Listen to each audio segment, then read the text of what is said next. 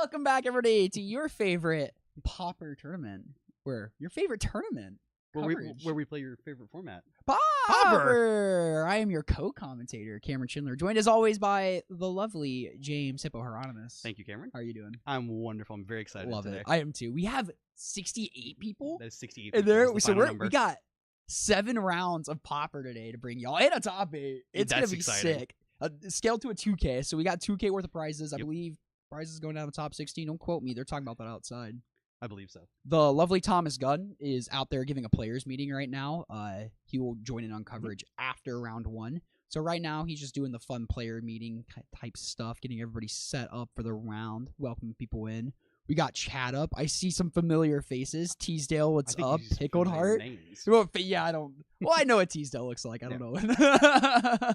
He's a staple of the community. Yeah. But I don't know. I can't express how excited I am. I'm also excited. But today's stream is being brought to you by our lovely partners for running today's tournament at Game Night here in Columbia, Tennessee.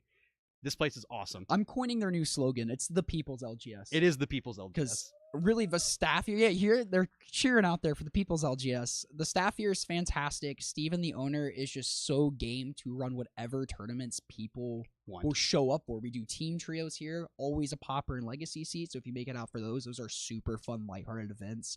They're so kind. Let us do these Common Ground tournaments here, which this one's at, again, 68 people. We literally doubled last time. It's so incredible. So we couldn't do it without y'all. Thank you so much for giving us the community to be able to get 68 people here in Columbia, Tennessee. That's awesome.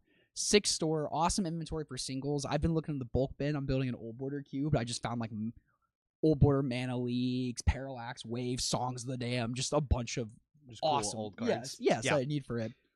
But since we were since last time, our first Common Ground Cup, we've had some shakeups. Big time. We saw a lot of Brood Scale last time. I think Brood Scale, Mono Red, Kadoltha were the most popular decks last time. Those are no more. You will not see that along with Deadly Dispute.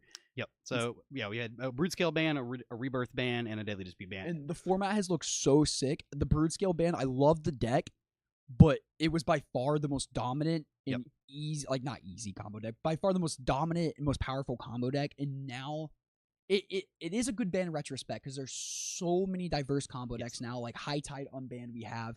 There's Cycle Storm now has been popular. Like Alter Tron. We've seen these weird Eggstrom lists. There's just so many different combo decks now. Yeah, we all the Spy lists. Yeah, we also got Prophetic Prism, which helps a ton of these Tron decks be able to navigate through the field and stuff as well. I can say I'm a big fan of Prophetic Prism before it got banned. That's a card we've been talking about for a while. Yeah, we're like, this is the safest card to unban off this list easily. Yeah, big time. And you're sick of Prophetic Prism? What's that? The new Cryogenic. We do have the Cryogen Relic, as you can see on our Edge of Eternities. I'm expecting to see a lot of Cryogenic Relics today. I would be inclined to agree with you. Mm-hmm. There's a ton of sick cards in this set for us. I think most importantly is going to be this Cryogen Relic. I heard a lot of. I think Thomas told me he heard somebody call this set almost like a Pauper Horizon set. I saw on Twitter on somewhere that somebody said this was this is basically a Horizon set for Pauper. And just really, I think Cryogenic Relic's the most impactful card. A card not featured on here is the Warp put a stun counter on something. I'm excited to see if that card ever shows up again. Yep. I can see that being a cool Flickertron. Yeah, there's style card. There's so many cool cards. Cool cards and tons of space for building stuff as well. So it's exciting. This relic has breathed new life in so many decks where I thought were not to throw shade, but I thought Familiars. Yep. And Flickertron. And Grixis. And Jeskai Wildfires. Those 3 decks especially. I'm like, man, these decks are just mediocre at best, I feel like. Yep. And this Cryogenic Relic it's so weird because you could just play the Ichor Wellspring instead, but this is just it's with leaves. Ichor's leaf too, right? Ichor is a leaf. Yeah, it's just crazy how a color shifted version, making it more restrictive, has just breathes so much life into the format. Or go to this graveyard, but that one, yeah. Oh, specifically, so you can't Ghostly Flicker Ichor Wellspring draw a card. No, it'll insert draw a card. Yes, but the leaves trigger. It's saying leaves is very important. Yep, but who are we? We are the Common Ground podcast, your favorite podcast where we talk about your favorite format, Pauper. Every week we will do anything from metagame updates, tournament reports, and we also get questions that we tend to use as episode topics. Reading old articles. This past week we decided to delve deep into an old Magic article from 1999 called "Who's the Beatdown." Then we started complaining about the new Spider-Man set shortly after. We did. A little off topic there. But yeah.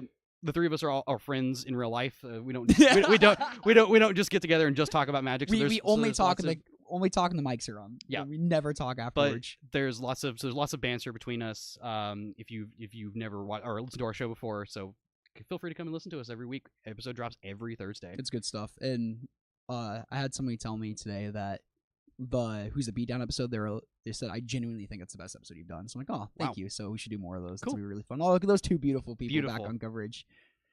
The Tash is here for D-Style. The Stash. It's here. Oh, Cat Morgan, good to see you. Beautiful. Lots of love from London. Awesome. Oh, love it. Love our friends across the pond. I know.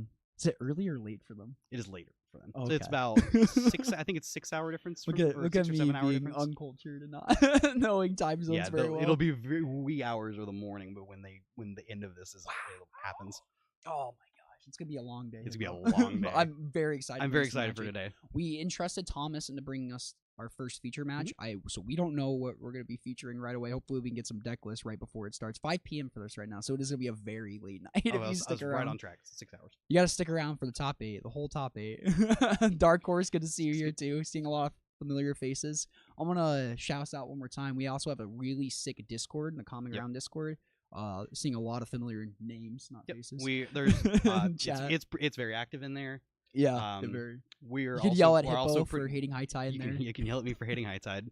I know it was unbanned, and I know there are people in the room that have brought it today. Do you think Thomas is going to feature High Tide round 1? Just for a classic? I would imagine that is not the case, as Thomas has now just walked in the room.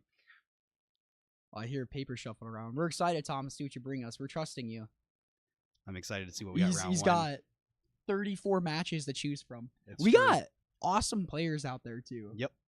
I can say we have people traveling from all over. Yeah, I've heard people from Michigan, Chicago. We have Mason Clark here. The Mason Esports Clark. From Twitter. Yes, he is here. He is here. Awesome. Known from, I told him I saw him. He was covering the Pro Tour. He was doing the handwriting. I'm like, yo, it's Mason. So it was really cool. So excited to see a lot of friends out there. Very good local players I know of. Like the Pauper community is super passionate. Yeah, we have. Just even in our local area, just our people that we're around a lot. And it's been really fun to hear people coming to like Hippo and Thomas and I and being like, this is what I'm playing, what do you think, do you have these cards? And so kind of getting a sneak preview of the meta, really combo heavy. It is very combo heavy. So sorry for the really fair decks. If you want to play Naya Gates today, it might be a rough field out there for you, but you do have those Thraben Charms. Those are going to come really handy, and because I've seen some like Cycling Storm, some one land Spy. There's lots of Spy. There's Cycling Storm. I need to take one land Spy out of my vocab. There's High Tide. That's good against High Tide too. So yeah. No, there's lots of combo. There's also lots of mid range decks too. I've lent out a fair amount of mid range cards as well. So good day to have Standard Bearers because we have the return of Coggates coming in. Like ever since that one Pauper again, people have been decided that's a deck again. It's so weird how that happens in our format. I say this a lot where a deck will be dead. Like I've said this about Gardens before, Coggates, we were seeing it now, and all of a sudden someone will do really well in a tournament, and it's like, oh, the deck's unbanned, you know? Yeah, just play what you want. This is a format where you can play what you want. I feel people do get caught up in the weeds of like, whoa, this hasn't top 8 of the challenge in a month, so I can't play it. No, you can play whatever you want. This format is very wide open right now. You can, if there is something you like to enjoy doing in Magic, please do it. Like this is the, odds this is on the time High for Tide of Hippo and coverage 0. I'm like, if it's in the finals, 100%. Well, I don't have a whole lot to say in that matter. It depends how well they do. I guess it might be unavoidable. Yep. We'll avoid it till the finals if we can, unless people really, really want it. I was gonna ask how good would a Tide pilot have to do really well to do. Yeah. And I wonder if you had to have High Tide on coverage, what matchup would you want to see it against? Like one land Spy, just so it's over quick, or I keep saying one land Spy, just Spy. I don't know. I don't guess it really terribly matters too much as long as it's over quickly. Has anyone actually registered Naya Gates? Me. Yeah, Cameron, not you registered like anything big. Like our locals, and what was the other tournament I played it in? You played it, the team trios event. Oh, our team trios here at game night. Yeah, didn't get to make it the coverage, but oh wait, yeah, I did get on coverage. You did get on coverage, so you can find the old VODs on game nights. So because you got to do your little Limbus bit. I did. So like this card shovels in. If you find Game Night on YouTube. So if you type in Game Night Tennessee or Game Night TN and you go to the old VODs, you can find the team trios and hear me scream about Limbus because it's such a powerful card.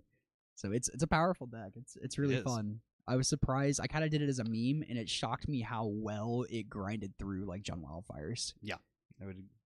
Even as a Tide pilot, I get that. They don't want to watch High Tide on camera. It's kind of... I don't want to commentate High Tide on camera. I love to talk, but I don't know if I could talk that long about... I mean, you're just kind of explaining what they're doing, I guess, and then we can just kind of let it go. They showed a card. Oh, I meant today. No. Yeah, no. Naya Gates. I'm familiar Where's always. my old man Cameron emote? From the trios the event. little stare emote. I'm staring right up into the camera. I don't know if I could commentate High Tide that long. I don't know that I could either. It's kind of hard. They just show the card. They're just like, all right, I'm gonna attempt to win the game. Cali Kai's had a good point. Strap in. It's hard. Cali Kai's had a really good point. Like the best way to play it is like not even tapping the mana and just like having the mana go up on the dice or the life pad or whatever, how you're keeping track of it. I mean, again, that's extremely hard. We did also say I went over on the show whenever that was discussed. It's like you both agree that all of the things that are happening. If like your opponent has to be able to keep up with you as well. So yeah. That's why like tapping mana is kind of almost kind of a necessity, so that you can all kind of agree with what's going on. Look at us, Hippo. We're 8 minutes in the stream and we're already talking about High Tide. High Tide. Ooh, we got our round one feature match. Beautiful. We have the Derek Smith on Spy Elves. Let's go. This is very exciting. And we have August Burning on. Where's deck tape? This looks like Grixis Affinity. Crypto Rod Affinity. Is this Grixis Affinity? Cryo Rod Affinity. Cryo Rod Affinity. So we have Spy Elves on Grixis Affinity featuring Cryogenic Elf. What's this? Tell me about this Derek Smith list. Okay, so this is basically just elves. We like but elves. he is also playing the spy combo inside of his deck. So he just has a backdoor way of winning the game. Shout out to Teasdale. Let's go. I think this is actually a list I believe that he got from you, I would imagine. I know from Teasdale, not from Teasdale. Yeah. Because I know he's a big fan as well. Derek Smith is our bridge to the common ground to Casting Commons. He is the perfect bridge between our two podcasts. So shout out Casting Commons. They're a Pauper podcast across the pond. They're great. But yeah, basically you can say all the mana producing elves here, even going so far as to play elves of Deep Shadows. So we're going hard. This Grixis Affinity deck list is sick. Yeah, So the creatures, we have 3 Card Clan Shaman, 4 Refurbs, and 4 Mirror Enforcers. 2 Black Mage's Rod, if you want to count those as a creature. But you're playing 4 Cryo Relics, 4 Ichor Wellspring, so you are on 8 of those effects. We're drawing lots of cards. Yeah, but 6 Draw 2s, which, oh man, this deck is going to fly through cards. 4 Galvanic Blast, 2 Toxin Analysis. You're also playing Thoughtcast too, so this is just Grixis Affinity, basically. With the Black Mage's Rods, with all these, like, yeah, this is just Grixis. This is just Grixis Affinity. It's so sick.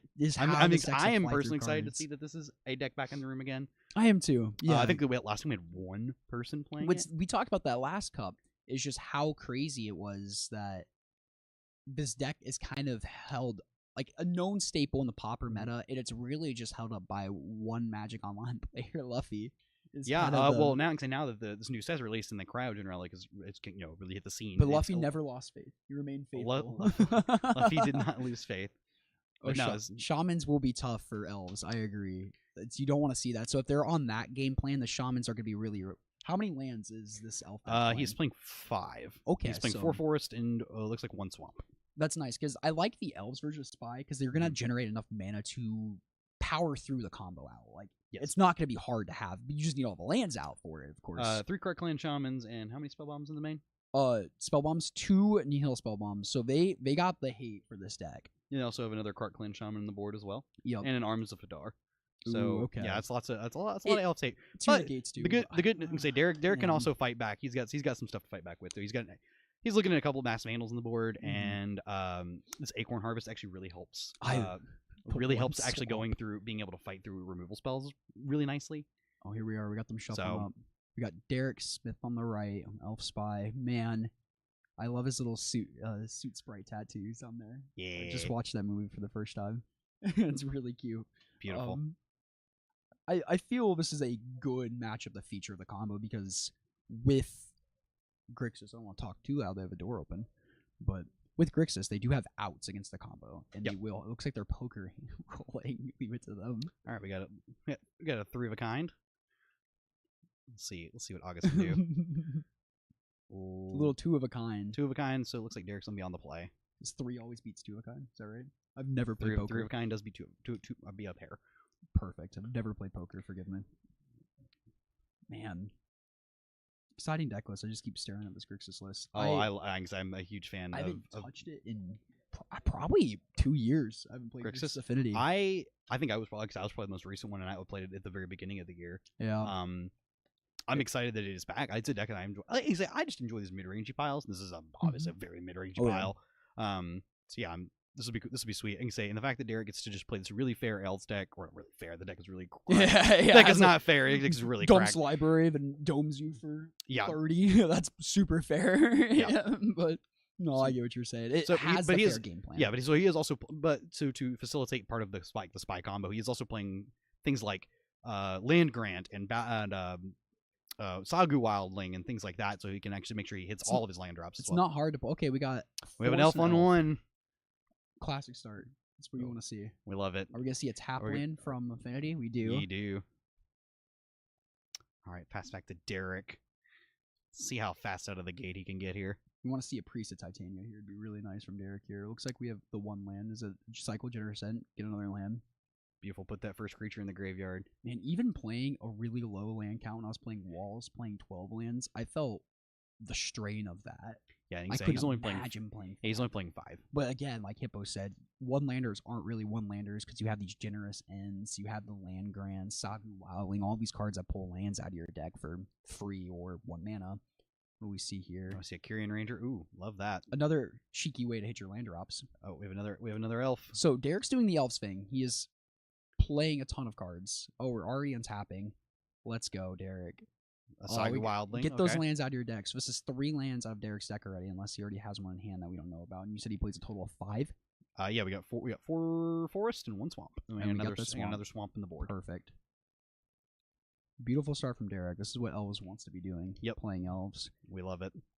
So now noted there is a Cart Clan Shamaning August Sand. I did see that. I didn't see a red source. I did see a Volta Whispers, but we don't have the free Deadly Dispute. Oh, there's the red source. Yeah, there is a red source. We did find the Spire Bluff or Silver Bluff Bridge. He is gonna go Volta Whispers. It looks like he's thinking about it. If he wants to get a Relic or Ichor in play already. Let's show off some new cardboard. Look at that. Let's show off some new cardboard. First time seeing an Edge of Eternity card cast already. Look at that. Cryogenic Relic. That will not be the last one today, I imagine. It will not. Oh, what a sick card. So that Cart Clan Shaman is going to be a turn late, so it's going to come down turn 4 at the earliest. But I'm sure he wants to play it and then have something to sack to it immediately and not... You don't want to be sacking your lands already. Like, if you need to, you need to. Timberwatch Elf. That's a fun one. So that actually survives. Which one does that do? Timberwatch, that's the +X equal to the number of elves in play, not just your elves. Is it target creature or is it target elf? Target creature. Okay, that's awesome to know about. And that is something that can present the clock every turn. It can. And say it also survives the on its own. It just survives Cart Clan Shaman, so it's really nice. We might see August here strained on red mana, because if you want to go Cart Clan Shaman, sack the artifacts, wipe everything else, and you still want a red mana to kill that Timberwatch Elf. Another relic. Let's go. Get the card draw flowing next turn, you know? Yep. There's that bridge. We're likely gonna see the Cart Clan come down next turn. If I had to take a guess. And if you're Derek, if he wants to play around this, you could leave the Timberwatch Elf untapped. The cool thing is there is a card in his hand that actually gets around this entirely. Is you just play a Saga Wildling. You just play it. Just cast it. It's a 3/3. It's a 3/3 flyer. And they have 5 artifacts in play. So if they want to sack 2 relics, it's a flyer, so it just gets around it. It's a flyer gets around it. I always forget that text. Yeah, it is a flyer. So he's just going to use it to get a land. Because I do believe he has the spy in his hand. Okay, so if he's just trying to get to 5, he has 5. Like he has a swamp, right? Oh, I can't remember if I said that he has a swamp in his hand. Does he have 1 more force in hand? No, I think he's got 1 left in the deck. Okay. Because he returned it with the Kyrian Ranger. Yep. Yeah, it has flying. It's gonna beat the Cart Clan Shaman beautifully. But let's see if Derek wants to just go for a combo here and see if he can just try to close this game before anything goes terribly wrong. He asked me, was the land drop return?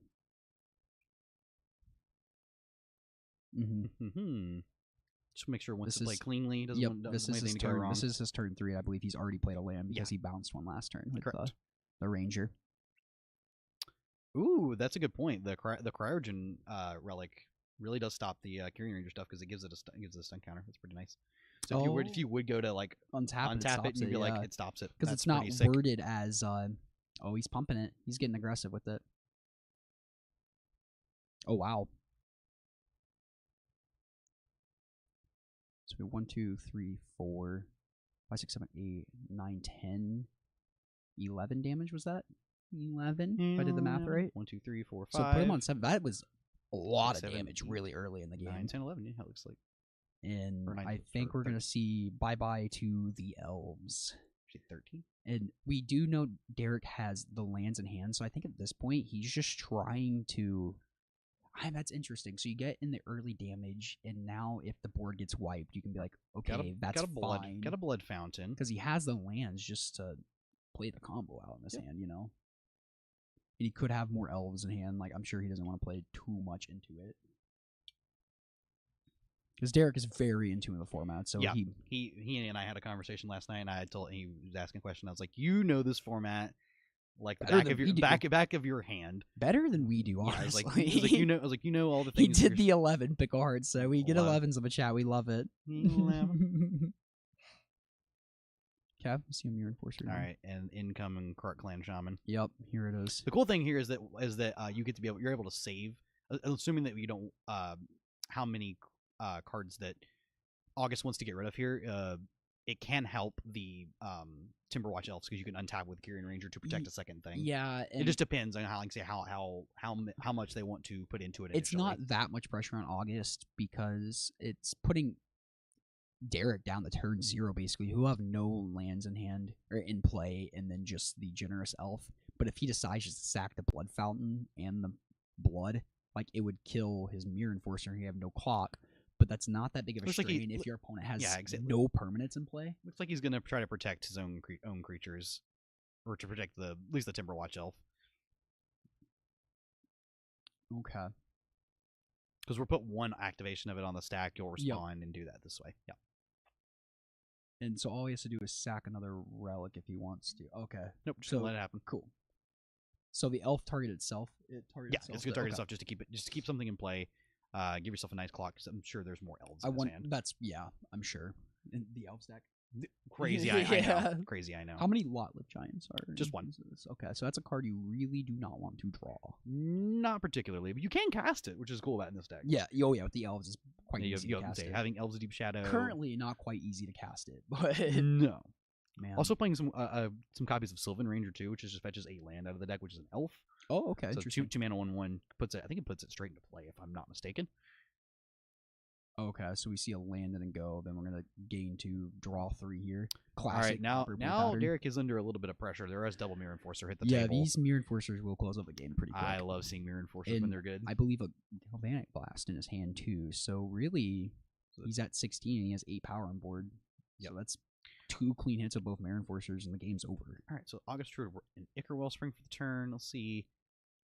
Something about this deck I forgot is its closing speed. Like the deck can once it turns the corner, it's really fast. Interesting. We're gonna go and see that hit the creature right away. Yep, just 8 straight out the way. Don't have to worry about it because now he can just attack every turn. Derek's probably not gonna be able to put enough pressure on the table before he can just attack these mana dorks you want to be playing. Oh, that's gonna be really bad. Yeah, he's just gonna the makeshift munitions is gonna ping down everything that ever hits the table. I mean, we saw it in fruition play out. Like the Kark Clan Shaman just carried so much weight there, and Derek couldn't just make the mana enough to combo out. Yeah. But we got a game 2. What do we think Derek will be bringing in? So Derek's going to bring in these Mass Vandals. That's not close. He's already got 2 in the main. He's going to bring in 2 from the board as well. When those target the entire land base of Priest Affinity. Like if you can Stone Rain them a couple times, that's really good. Stone Raining is good. How many Mass Vandals was it? So it'll be 4 in total. Okay, and they are elves. Yes, they are elves. They are because they're shapeshifters. And from the perspective of August, we got some interesting cards here. So we got Arms of Fadar, which I imagine that's going to come in. I imagine the Kark Clans will come in. Another copy of Kark Clan Shaman, like you said. One more episode. You may consider the negates just to not die to the Dread Return, maybe. Yeah, it just plays so little on anything. You probably just don't worry about it. You probably just have the. Yeah, you probably just bring in the Arms of Adar and the Kark Clan, and that's probably just cover it up. Okaba Gang Shinobi's could be decent. There's a lot of blocker. They elves, just buy. Yeah, there's we no saw block. how easy it is to clear those blockers away, though. That is true. But these Pyroblast, Hydroblasts, those won't be doing much here, will they? No, I don't think so. Yeah, I feel like that sounds like good game, reasonable game plans for both. Yeah, and Derek probably just shuffles a couple elves, or Yeah, could even be something like a Nyxborn Hydra out of the main. For That's this. a really hard deck to. Wow, Derek has a lot of cards. Looks like he's bringing in. This seems like a really. I'm curious as to what he is doing. He is very smart. Yeah, that's just a whole sideboard. Oh, okay. I thought those were all the cards he was taking out. I see. He could consider Fairy Macabre. I don't think he would do that though. No, I don't think you want to try to play the long game with them. I think you just want to play the I'm going to kill you game. The longer this game goes against Grixis Affinity, I think the more it favors it. Do we have any counter magic from Grixis Affinity? I don't know. Do we? So you could always just. We have Metallic Rebuke as a card that you could play, but I don't think that's being played. No. So Derek could always push through the combat combo if there is no Nihil spell. Yeah, there's no bomb in play, or there's just no bomb in play that you can just force through the combo, and a combo should be good enough. Cart Clan Shaman is Pickled Heart's biggest enemy. Yeah, a wall spell. I'm sure that card just kills them all. Yep. I know it's a lot of people. It's gonna be rough for a lot of people today. There's a lot of Cart Clan Shaman in this room. Diesel always says 1 Harvest, 2 Vandals, 1 Swamp in the board. Oh, I imagine then if that is the case, then that is exactly what Derek will be doing. I wonder if they had some chats Possibly. before. That is funny. The Mezfiend's pretty nice too here. I don't know if that's gonna be something you're bringing in, but yeah. The Acorn Harvest being able to do the Dread Return thing without any any window of opportunity is really cool. If your opponent, there's just too much removal, I guess, for the Mezfiend. It's hard. Oh yeah, the Mezfiends. I don't think it also just loses itself to the card clan itself. So it's like more of a combo card. You want to bring it against combo. Yeah, you want to bring it into its combo decks. Disrupt their combo. If it's just combo decks that are usually faster than you. Yeah, exactly. So High Tide or something. You want to get a High Tide with that. Oh, we see a little heart from Derek. We're gonna get a little shout out. Oh. Alum of the pod, Derek Smith. Oh, okay. Swamp to have 6 lands to play Spy and Harvest on an empty board. Beautiful. That makes sense. the minds of these Spy decks are great. you know, we see a little heart from Derek thank for you, Derek. Common Ground, and we can't see that. Yeah, it's okay. It's there in spirit. It is there in spirit. We know he loves us. MES in the blue deck is big. What does MES stand Into for? blue decks, Mezfiend. Oh yeah. Get the counter spells out of the way. Yeah, just make sure you can resolve your combo. Get them pesky High Tides out of the way. You can also do that. So they're not getting rid of those. But no, looks like probably exactly what Derek decided to do. I know he was writing out his guide last night. We love to see it. Yep. So how do you think things favor whoever posts board? I mean, Cart Clan Shaman just carries such weight. Yeah, yeah, it matchup. really does. Just being able to wipe your mana acceleration, because we saw how fast Derek exploded in August. Just took his time, set up the Cryogenic Relics first, and then turn 4 play the Cart Clan Shaman, and Derek already bounced 3 lands, bounced another land, and was just down to a 1/2 while August had 8 power on board. That's exactly how August wants to play that game. Yep, I would agree. You want to wipe the board here, 2 Mirror Enforcers. And if you're able to just keep them up that, like, if you open up like a hand with like Spellbomb in it, you're just like, okay, and then like a Core Clan, like you're just like, that's cool, the 2 perfect cards I need. Yeah, like it stops both halves of the things that are happening to me. I think you're just mulliganing to Cart Clan Shaman right away. Try to deal with that aspect, and hopefully, the longer the game goes, you can draw off your 8 Acre Wellspring effects to go to find your Spellbombs exactly, or whatever. Exactly. So if you can cover both bases, like you said, Hippo, you are looking golden. Yes, if you see a hand with both of those, you're probably just almost inclined to keep it regardless. Sideboarding lands are my fave. I always think it's really cool when a deck sideboards and I've done that before. The LSV Pro Tour you won, where you had like, was it the plains or the one mountain on the sideboard? Or mountains. I think it was mountain sideboard. Yeah, because you would just get the deck would get a little bit bigger. Is it a mulligan from Derek? It's a straight up a mulligan. This is the kind of deck where you kind of like, you're very aggressively mulliganing, and you need to make sure you have a way to get your first mana on the table at least. I mean, playing 5 lands, like, you're really looking. If you don't, I guess you could say 9 lands with your land grants. Yeah, which is still like a very, very little amount. A card I've never casted. I need to change that. I saw the Mister I was going through looking for cards for people and everything, and I saw my set of land grants that actually I have handed Derek to play before. Derek and I played in a team event long time ago. Yeah, you and Derek go way back. We do go way back. And I had him play a version of Elves that played land grant. It was super sick. We've always said Derek is really like the predecessor of like the podcast. Like without Derek, we probably would have never like started. The podcast I probably wouldn't have played Pauper nearly as much without Derek. He really got the ball rolling for Nashville.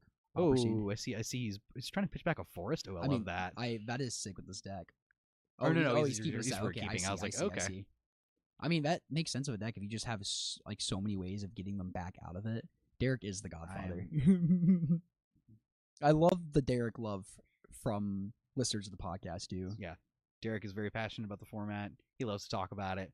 Yeah, he loves to talk about it. Constantly texts us about the format. It's sick. Like again, he's more in tune than we are, honestly. So we're gonna grab a forest or a swamp here. I think he's looking for a swamp because he's thumb passive. Look at him go. I like that he's playing these forests and then like a very different looking swamp because you could probably find that. Like you see him thumbing through his deck super fast because that just catches the eye. What podcast are we talking about? We're talking about our podcast, the Common Ground podcast. The Common Ground podcast. Every Thursday, we release a new episode where we talk about Pauper, Lum of the Pod. Lum of the Pod. Derek is Lum of the Pod. He is. He is the number one Lum of the Pod. He is. Co-host. He's practically co-host. Oh, Priest of Titania. Now, this is a big one. Now August is going to want to get rid of this because this card is going to produce a ton of mana. Oh, when Derek handed me Elves the first time I played, that card shocked me, especially in combination with Ranger. Okay, we see the just immediately bolt the bird. Yep, or the elf. Very smart. That card will make a lot of mana. The good news is I think Derek should take this opportunity. Derek should take this opportunity here to get rid of either one of the lands, honestly, because there's a Mass Vandal. Yeah, I think we're going to see that exactly. Yep. And we're seeing the power of this is a really interesting choice here. I actually think I would hit the Misvault Bridge because that's what's going to allow him to dig further in the game. I like the Great Furnace to keep him off Card Clan Shaman the longest. I think there's an argument for both sides. I know, because the blue black, like you said, though, keeps him off relics. He's going to agree with you here. Yeah. I do like keeping him off red. It is exiled. That is a really hard decision here because you could think about the card draw here. That's what I would consider the card draw. Here. It's like card draw or the answers, and I think I would play around one or the other. Well, it looks like August has also got the second Great Furnace in the hand. And it looks like a refurbished familiar, so we might just we see unexpected things brought in. So interesting. Unexpected things does make sense because you can just gain enough life where the combo does not matter anymore. That's also true. Yeah. What do we see, Derek? Discard a Finhorn Elves. Get it out of here. That card could be really annoying. Yep. That is very true. I mean, not Furby. Furby is not can be is just really annoying. That card is really annoying. Unexpected things just. I mean, increasing your clock, making it a 3/2 is really good. And then if it's gaining you 3 life, Derek's not doing any damage currently. Not attacking with the Shaman. You got to keep that up. Or the Ranger. Excuse me. Oh, a second one? Oh, actually, he hit the blue source here. There's no blue. You can't cast any blue cards currently. Oh, man. Stone Rain's a really good card. Stone Rain exiles the land. It's huge. Who knew? Yeah. That's huge. It's a huge game. We're going to untap it, give it Vigilance, play it again. That Quirion Ranger, it just gives you a land drop every turn, even if you don't have the land. Derek is controlling this board really nicely. I love it. So we're seeing the Elves game plan right now. Like, this doesn't even look like a spy I love Ponza. It looks like Elves, and why is he playing a swamp? Yeah, I love Ponza for sure. This is a classic play pattern we see with Grixis Affinity where game 1 you play this really, really good mid-range deck, and then just games 2 and 3 your opponent just gets to bring in all this hate. Yeah, four or more. I can say strip mines. I have said in the past. This is my favorite Eldrazi. That's awesome. I've said in the past that once people don't pack their affinity hate is when people will start to lose to it, and as soon as you start to lose to it, then it all comes back in. I mean, everybody learns their lesson. About Spy too. Yeah, that's an affinity trope. Like that's forever has been a trope of affinity. It's like as soon as you don't pack your hate for it, you will lose to it, and it doesn't matter what format it's in. As well. We got a cheeky block here with the unexpected. My favorite things. spider here. I hate that. Oh my god, my favorite spider hero, dude. No. Oh, so we get to take a nice little. Oh, would you? Oh, this is nice. Okay. Yeah, block there. He's gonna get a free take 1, gain 3. So gain 2, go back to 21. Yeah, and Gabe will start actually attacking now and adding some pressure. Yeah, because you're gonna gain as much as Derek is currently able to attack for. So, and then what do we see from Derek? Winding Way. I think we're naming creature here. What do you? I'm gonna go with creature. I'm gonna go with creature too. Let's see what Derek went with. We're revealing. I think I see a lead the Stampede. Wow, that was a whiff. Wow, that is sad. That is really sad to hit 2 lead the Stampedes and a land. Oh man, that might be that hurt me. Yeah. Who's gonna go with the go with that Elvish Mystic here. Get that green mana going. One card in hand, we know it's that Elves of Deep Shadow. So Derek is really hoping to hit some gas. I mean, you want that. You needed that Winding Way to bring you back in the game. Yeah, like pick up a minimum 2 things off of it would have been the ideal thing, which is crazy how like few misses it has in the deck. Like there's like 40 something creatures. That was like 40 or 50 creatures here, and this is like, yeah, that's kind of wild. That was unfortunate. We see a Black Mage's Rod from August, a new Final Fantasy card. It comes in, makes a 1/1, I believe. I don't know if it gives any stat. Does it give +1/+0? It does give it +1/+0. Whenever you cast a non-creature has the ability, grants the creature the ability whenever you cast a non-creature spell, you get to drain. Yeah, which is super sick because then it's an equipment, so it slides over too. Yeah, does it drain or does it just deal 1? I can't remember. I think it just deals 1. Okay, yeah, I didn't think it was a drain. That is a tragic. just a ping there. Very tragic. It is not Pact Altair. No, not Pact Altair. Very good in combination with Pact Altair. That's something I did have to play against this a couple weeks ago, and it was pretty brutal. I'll be real. This deck does live by the Winding Way, die by the Winding Way. Yeah. The worst part about this is you have 2 less Lead the Stampedes to draw in your deck now. There's it's kind of brutal. Dead air in Derek's deck currently. He would love to just draw a Spy, I think, at this point. Oh yeah, you just Spy. He doesn't have all of his lands out. You think you almost want to take the shot at like being able to mill over enough to like you don't need to mill your hold, but you do need to hit. The good thing is that the Dread Return will also put extra creatures in the yard as well. You do need to hit exactly Dread Return and Wantlift Giant. Yes, you do. And if he brought in another swamp. Yes. So he has 4 lands left in his deck. Those are not good odds to hit both of those at all. Sometimes Winding Way is 2 mana mill 4. That is bad thought it is bad. I have done it before. It is not good. Can't even target your opponent. No, you cannot. You indeed cannot. And we seeing Winding Way miss gives me so much joy. Oh no. No. I love when my Winding Way is 2 mana draw 4. I have also done that, and it feels amazing. Pickleheart got me on the walls, got me playing walls when we talked about it with him on the podcast, or Thomas did an interview with him on the podcast, and that was a really fun listen. I enjoyed that a lot, and that got me to build walls, actually. Yeah, actually, I have lent out a copy of Walls today as well. Oh, okay. Awesome. We got another. Oh, that's brutal. The clock there is insane. It's just so funny because if you added that to the Black Mage Rod creature, you get to gain a life for it. Oh, that is really cool. Yeah.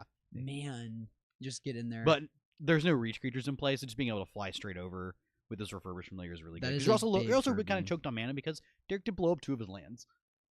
Yeah, which everybody gets 1. We heard something about it takes you backsies. I'm not quite sure we missed. Everybody gets 1. That's funny. Derek's a pretty chill guy. Man, even if he's able to pull off a Spy combo, I don't know how many creatures are in his deck. He doesn't have. It's like 40 something. Yeah, it's a lot. Eventually, this Refurby can get past that. Yeah, I'm currently cracking him for 4 a turn. You don't got 4 damage. And what's his payout he really wants to hit? What gets him back in this game? Do we want to see the pump elf? We're just casting a generous in. That's gonna block this Refurbished Familiar. Oh yeah, really well here. Yeah, that's a really good draw. That's speed about getting back in this game. The one thing is that actually August has gotten a copy of Toxin Analysis in the hand, so a little tradesy doodle. Could do a little trading action. So also, what's Derek's life total? What's that number? 11. Nyxborn Hydra from Derek would be really nice too. Get another reach creature out and a really big clock depending on how much mana he has. He has 2 Career Rangers, so that can be a lot of untappy tappies. And Timber Watch Elf, that's the pump elf I was looking for. So he has good cards to draw. Tons of them. Like that Genericent, we'll throw him back. Also, if he just draws one of his another like Winding Way effect or Lead the Stampede, that can get him back. They can still get him very back in the game. You could draw 3 Mana Dorks. You're back in the game. Yeah. Very vulnerable to a Karkland Shaman toxin analysis, but it looks like there's no Karkland Shaman in August's hand. I can't tell if there's a toxin analysis, but this deck is really good for digging about it. And this Black Mage's Rod is going to be a problem. There's that blue source finally. Also, like now, now August is really having to fight with this, fight with their mana. It's like you have one black source, you have like one blue source, you have like double red is like not really relevant. I think we missed a ping trigger off the Black Mage's Rod. It's entirely possible. Yep. It is one you can the miss. giant food token. Thank you, Derek. Appreciate that. Cannot miss that food token. Yeah, I think that was a missed Black Mage's Rod trigger, unless they just forgot to tap it on the life pad there. Hard to tell which one it could be. Yeah, this is gonna be a pretty close game, I think. Yeah, we do got one, but we have a blue source online for August, which is nice. So yeah, so we start casting these cryogen relics. Yes, exactly. Start digging us towards those copies of Karkland Shaman. Just more draw twos, you know. Never stop drawing cards. Yeah, Derek is very vulnerable right now to a KCS toxin analysis. That is very true. Yeah. So he's thinking about if he wants to get in for beats or not. If he's just going to be playing this draw-go game, which August wants to see. Very much so. Like if Derek's not swinging, but he doesn't have he doesn't even have an opportunity to is the problem. Because you attack him and he cracks back in for 4, your clock is really just 1 damage if you're just swinging for generous, and that's not good enough. There's another blue-black land on August side, so we've unlocked second blue and black source. Yeah, hitting your land drops turns out pretty good in a mid-range deck. It is. I've been told. And see, stone raining your opponent over and over, it's not enough if you do not have the clock to back it up. Yeah. And that winding way, I think, is really brutal. Yeah, that was pretty brutal. Oh, that's really cool. Thank you. Well, thank you, Wishcast enthusiast. That was really nice. Thank you. Happy to be some entertainment. Can untap int too. That is a good point. Yeah, you can attack and block with it every turn if you really want to. Yeah, that int does have vigilance technically. Especially if you're not hitting your land drops, yeah. And that's a mirror force. That's another nice little clock card too. Yeah, we can start moving, say, if you really want to, you can start moving around the Black Mage's Rod. I heard a finally out there. I think we realized the trigger there. Yeah, yep. We have a nice little draw 3 action here. Love a good Ancestral Recall. Yeah, 2 mana, not quite. That's close. It's pretty close. Yeah, the closest thing we had 2 mana draw 3 was Expressive Iteration, but that's not a common. We don't care about that card. Nah. This is better, arguably. Oh yeah. In our dirtily little format, man. Oh, there it is. Kaboom! Come blow up everything drops up. A little bit. Yeah. Because if you even blow up everything with a tox analysis next turn, you have this refurbished feeling. Gonna crack in response, game 3. Mm-hmm. Now Derek is just like, okay. Well, the cool thing is the int is still around, and then there's the Mass Vandal still around, so we can do something. You got to get Judge Austin Walker to do something. Shout out to Austin; he will be our head judge today. Yep, our buddy Austin. He was the undefeated player in our last one, going into top 8 after Swiss. Yeah, he did very well at the last one, but he's judging this one. He normally judges the events here at game night, but we couldn't find a stand-in judge for him because he really likes Pauper too. Alum of the pod, Austin Walker. He is alum of the pod. So Pickleheart, you'll have to find Austin to step in here. Oh, Derek sees it. He's like, I'm gonna start beating down if I can. I heard a little rumor too that in between rounds that there's some Tiny Leaders fans. Yeah, we could get that on coverage for fun. Apparently, there's a what's up with this resurgence? A clamoring for Tiny Leaders. The resurgence of this dead format. Interesting. That's cool. It made me want to build a deck, but if I had not sold all of my really good commander cards, we're seeing I a might consider it.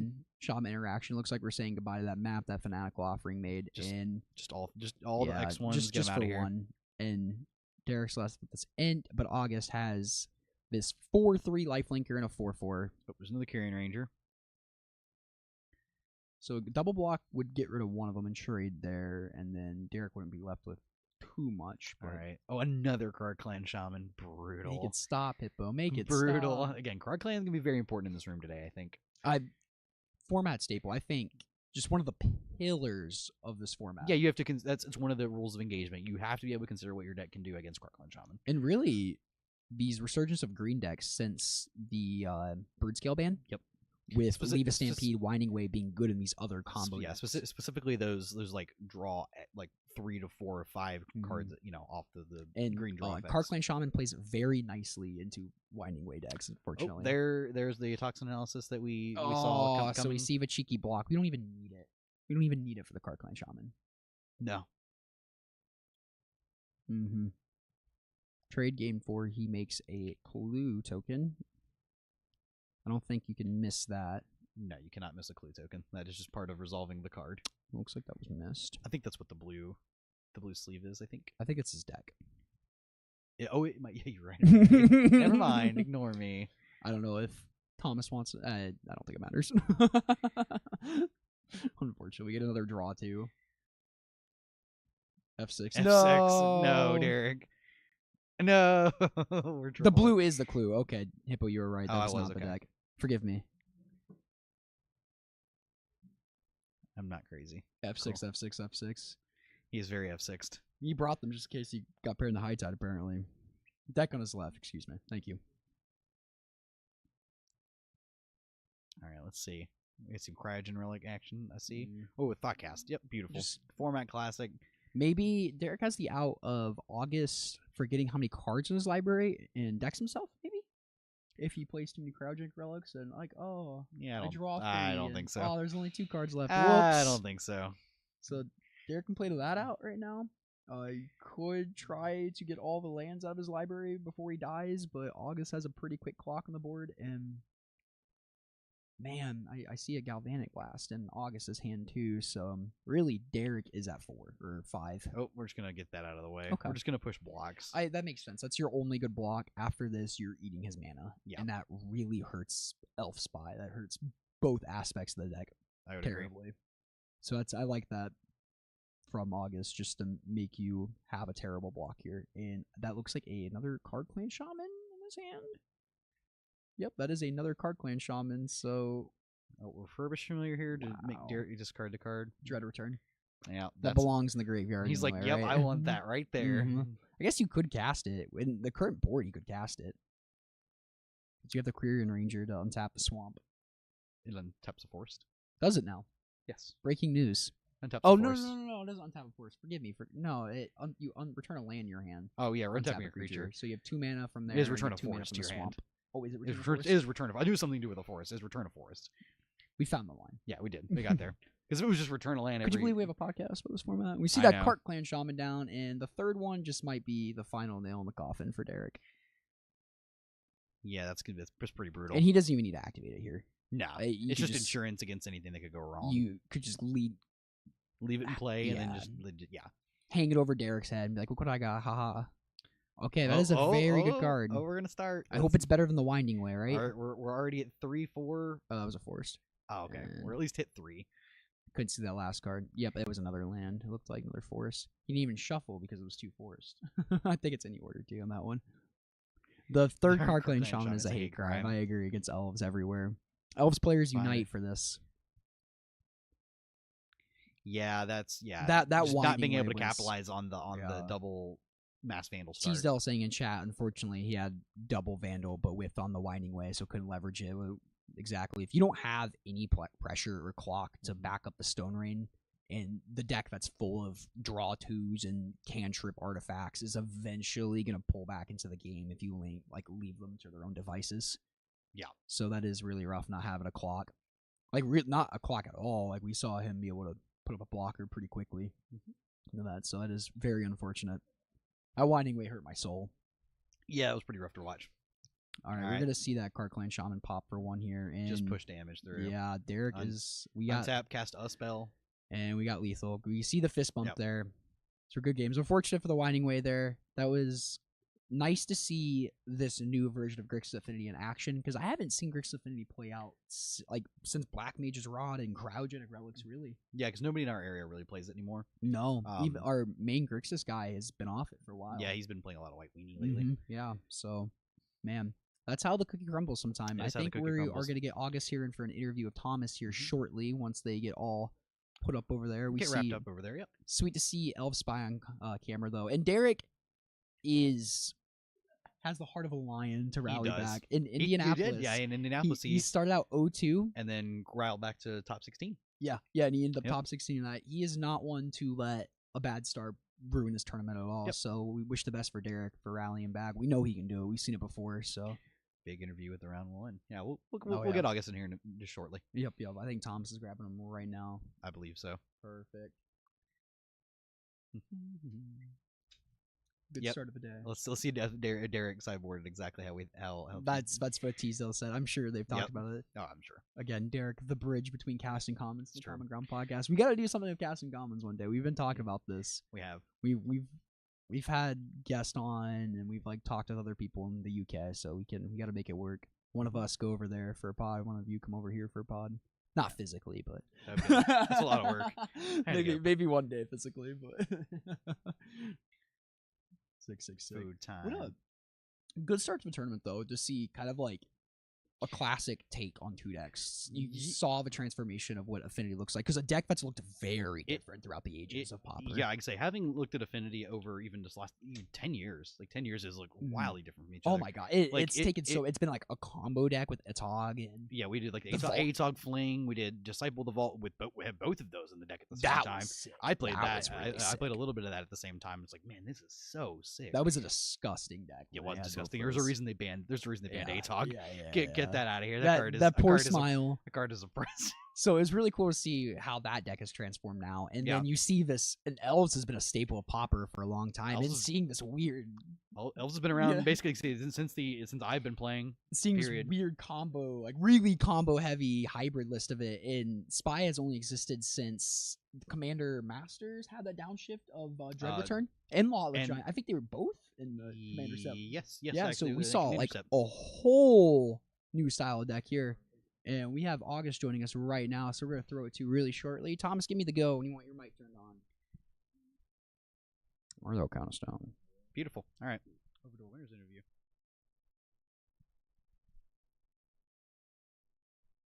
Hey everyone, Thomas Gunn here. I am here with August, winner of the first round. August, how are you doing?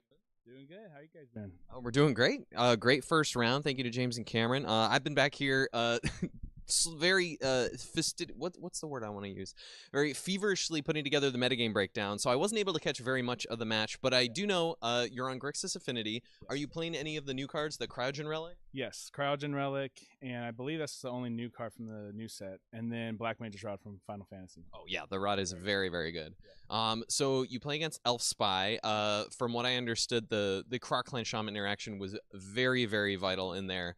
Can you kind of walk me through your plan in terms of approaching the matchup in that way? When you saw what was going on Derek's side of the battlefield, did that set off alarm bells? Are you familiar with the Spy deck, or did you expect it was Elves at first? I did expect it was Elves. So when I saw the Shaman in hand, I mean, I kept a really solid game one hand. And I was like, well, I'll just go as this is Elves. And then when he started doing the Sagu Wildling, I was like, oh man, this is something different. And then luckily I had enough board presence that I was able to kind of maintain it, but I didn't. Then when I saw the Dread Return second game, and I was like, okay. So if he would have won that, I would have sideboarded differently. But no, yeah, it was. I just approached it as Elves as first. Yeah, no, that makes sense. Just based on what you can see, that's really all you can do. What made you decide to bring Grixis to the tournament? I'll give you a little preview, everyone at home, and for you, Grixis is actually one of the most represented decks in the room, which is a little bit of a surprise, but not to Mr. James Hippopotamus, but maybe a little bit of a surprise to me. What inspired you to bring Grixis to the tournament today? Yeah, so I originally was going to bring either Altertron or Ephemeratron because I've been running those lists, and Cryogen, I saw a list that won an event, and I was like, I think I'll do this. But I feel like those decks really need more time to learn the metagame.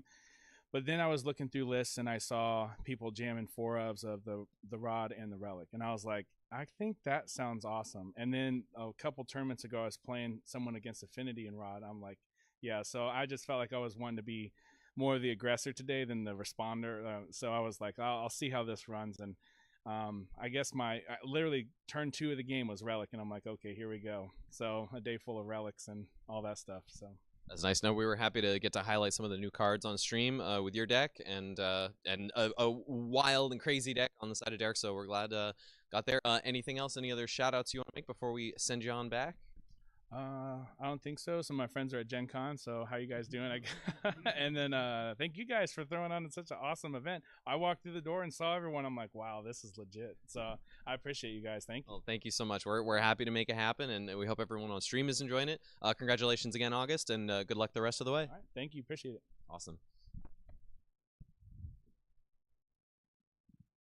Congrats to August there. I like the switch from the he's playing Metron decks and switched to Grixis the cryogenic relics. Yeah, actually, was just playing it at the same tournament as August was a couple weeks ago. Oh, was that at Is it Frontline? Yep. Yep. Yeah, So it's Frontline. that makes sense there. I like that. Both decks can play the cryogenic relics, but I think Grixis Affinity is I think Grixis is poised to make a very good run.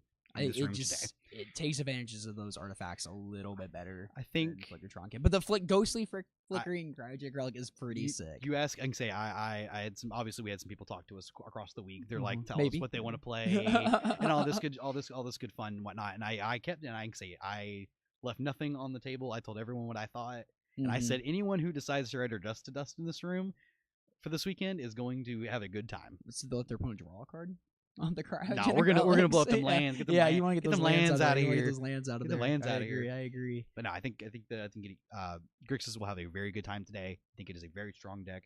It's a deck that's going to reward for anyone who's just playing good Magic. Like it is going to take advantage of that. Like it has so much going for it. It has ways to close the game quickly. It has ways to control the game. It has all the things. It is so good. It's a very good choice for today. We see Thomas looking really spiffy. He does look really spiffy today. We love that. Oh, we got a prize. We have a prize straight breakdown. Awesome. First place, we got $500 cash, $100 store credit. Thank you to friend of the pod Derek for donating on. Not Derek Smith. Like blanking on his last name. This is our friend Derek from Kentucky. Yes. He donated $100 store credit for the first place winner, which is awesome. Yep. Our buddy Austin donated a set of artist signed refurbished familiars. Yep. And they have like a CG Cup winner on it, so like Common Ground Cup winner on them, and then the artist signature, which is so cool. Yep. And then somebody, I think Derek also donated this like custom Pauper fan expansion him and his buddies made. We thumbed through the cards, looks really sick. Yep. I want to draft with them. I love doing that kind of stuff. So awesome first place prize. Second place, we have $300 cash, custom Pauper fan expansion again. Third and fourth, we have $200 cash, custom Pauper fan expansion, and then fifth through eighth, $140 cash, and those same expansion cards there. In 9th, 16th, we got $30 entry back. So with that 2K, we were able to bump it down. 9th, 16, you at least get your money back, which is pretty nice to see in these events. We got a metagame breakdown already, too. Let's go. Thomas and Kyle, shout out to them. We could not do this without them. Thomas getting those metagames down. Kyle really making these, I don't know, what do you call these? These slides, graphics for us so quickly. He is a wizard. He is, in fact, a wizard. We have so many different decks in the room. That's Hippo, so sick. You are not lying about these Dust to Dust. I told you all. Damn, that is a large percentage of people playing tap bridges between Jund Wildfires and Grixis. You even have so far as down here. You have like blue-black artifact control. And see if anything in the.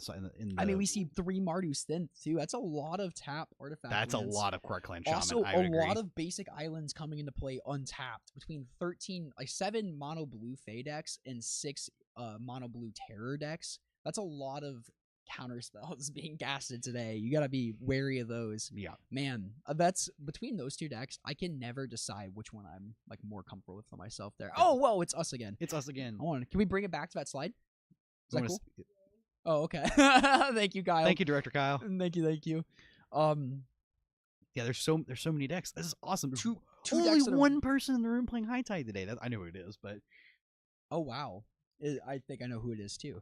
Yeah. But I don't want to put it out. We see 1 black green fog 2, 1 familiars deck. I know who both of those are too. Yep. Lots of cool one of decks. I know. Like I think I know each of the almost all of these one ofs. I love the 1 blue black the terror. blue black whale affinity. Let's go. Oh, I know who is on that. Oh, that's so sick. awesome. So we are seeing some mono red hot dogs. I bet I can tell you who's on that too. Yep. We're just having so much fun looking at these one ofs. That's what I'm saying. Like Pauper is just sick. Look at like other being the biggest. So anyone who registered like mono white Coggates or like the familiars list, you all packed your what's the card? Dust to Dust. And I'm sure you will be rewarded for doing a thing. And kind of funny to see mono red madness at 4. Do we see any of the Why can't I think of the colors? I want to say Grixis. I know it's not Grixis. Blue black red black madness. Okay, 3 red black madness. Yeah, we have 3 red black. So I'm surprised to see mono red having like one more pilot to that. I would expect the numbers to be. Yeah, there's only one high tide deck for my sanity. I agree. Not a very aggressive room, really, because no, this is. I mean, that's kind of what Pauper is. I mean, this is a lot of mid range cards. But to be fair, we see mono blue terror. You say it's not an aggressive deck until they play 3 terrors on turn 3 or whatever. Yeah, and you're like, oh, I'm just like gonna turn have 3, a really bad time. 2 terrors. Good luck, have fun. Yeah, 2 terrors load up in a spell pierce. It's just like, all right, good luck, idiot. I want to give another big shout out to Game Night here for hosting the tournament today. We have an awesome turnout. Again, 68 players. Thank you all so much for being able to let us host this here. Thanks to the community for getting 68 players here. We got this awesome coverage set up here. Big shout out to Kyle at Game Night for this sick stream setup. I wish you could see it behind the scenes. We have this awesome monitor to watch the game on. We can see our lovely selves. Yeah. But no, this is an awesome time. We had a crazy turn. This is double what we had last time. More than double. That's actually insanity. We have more. I think that we had 30. Insane. I think we had 33 players last time. So we more than doubled. Shout out to y'all for making coming this possible. Out. Really, let's go. That's so sick. Yeah, Steven's doing a little happy dance. The owner of Game Night, he's doing a little happy dance in the background for us. All right. Oh, I think we're going to take a break and we will be back with round 2. All right, thank you everybody. Peace out.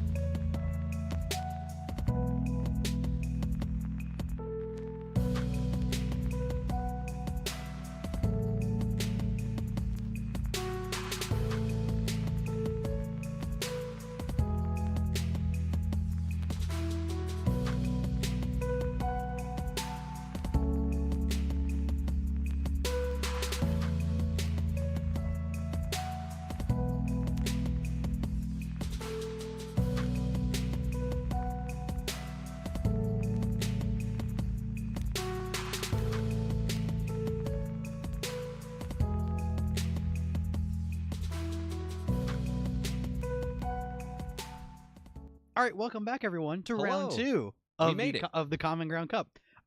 Cameron has stepped out of the booth for this round, and I am joined by our one and only Thomas Gunn. Hello, everybody. I'm so happy to be back in the booth with y'all. I'm happy to have you back. Yeah, it's a great vibe out there. I got to tell you, It is. It's been really, really nice to check in with folks. Mm-hmm. New faces, old faces. Yep. It's a great time. I hope everyone in chat is enjoying it so far because we are going to be here for a while. We're going to be here all day long. Awesome. So, what do we got here for round 2, James? All right. It looks like our friend of the pod, Derek Glenn, has come Mhm. prepared with some Mardu synth, which I am a big Yes. fan of. You mentioned with the metagame breakdown that we threw up towards the end of the first round there are 3 copies of Mardu Synth, which is more than I would have expected for a fringe deck list like I this. agree, which is exciting for me. I am hope to see this deck do well this weekend. Really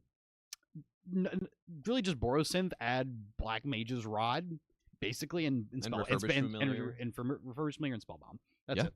Great. No frills here. It's a bunch of 4s and 2s. Love it. Hell yeah. Really clean. Awesome. On the other side, we've got Davis Toomey rocking Jund Wildfires.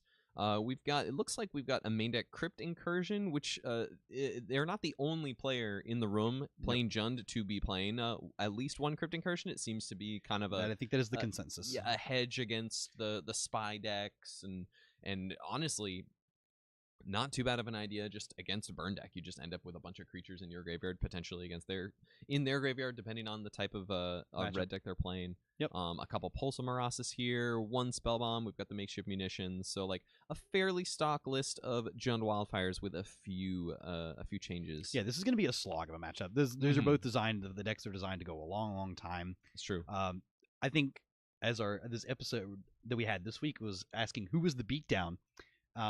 Thomas, who do you think the beatdown is in this matchup? And I'm gonna go with the Quartz Skyfisher deck. I would agree with you. I think that it is far more likely that the early flyers are able to get to a head start against something like Jund. But it will be interesting to see how this sort of lines up against a Writhing Chrysalis. Yeah, I think that's typically the one card that's really gonna matter. There's a couple copies of Journey to Nowhere in Derek's list to be able to deal with those pretty cleanly, and there's really no way in the main deck for Jund to really deal with a Journey to Nowhere. Right. So they're gonna stick.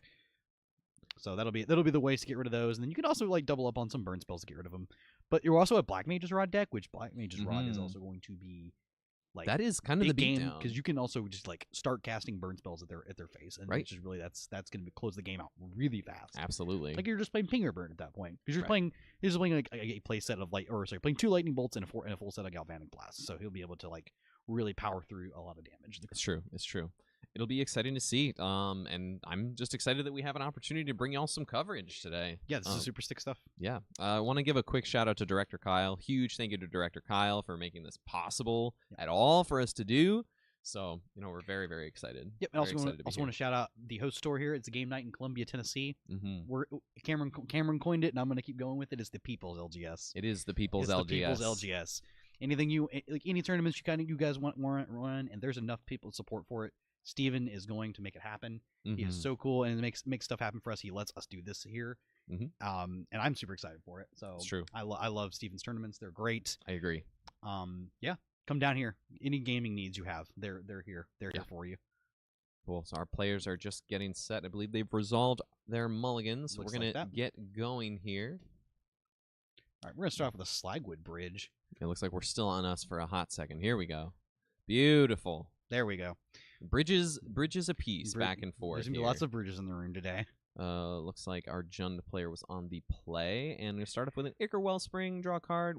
First couple of turns, I think, are going to be a decent amount of setup on both sides. But if, like you said, if Derek is able to stick a quick threat, that might be to his advantage. Ooh, are we gonna get it turned? Oh, it's Black Mage's Rod. Black Mage's Rod. That's a good start. That is a good start. So Derek's going to want to probably take the slightly aggressive line in both these games, and getting a turn 2 Rod down is really important there. Yeah, wonderful. So we're gonna head back over to Davis. We got a Bajuka Bog. We've got a Colony Garden. Is that a Colony? No, it's a Pulsar Marasa. Excuse me. Pulsar Marasa there.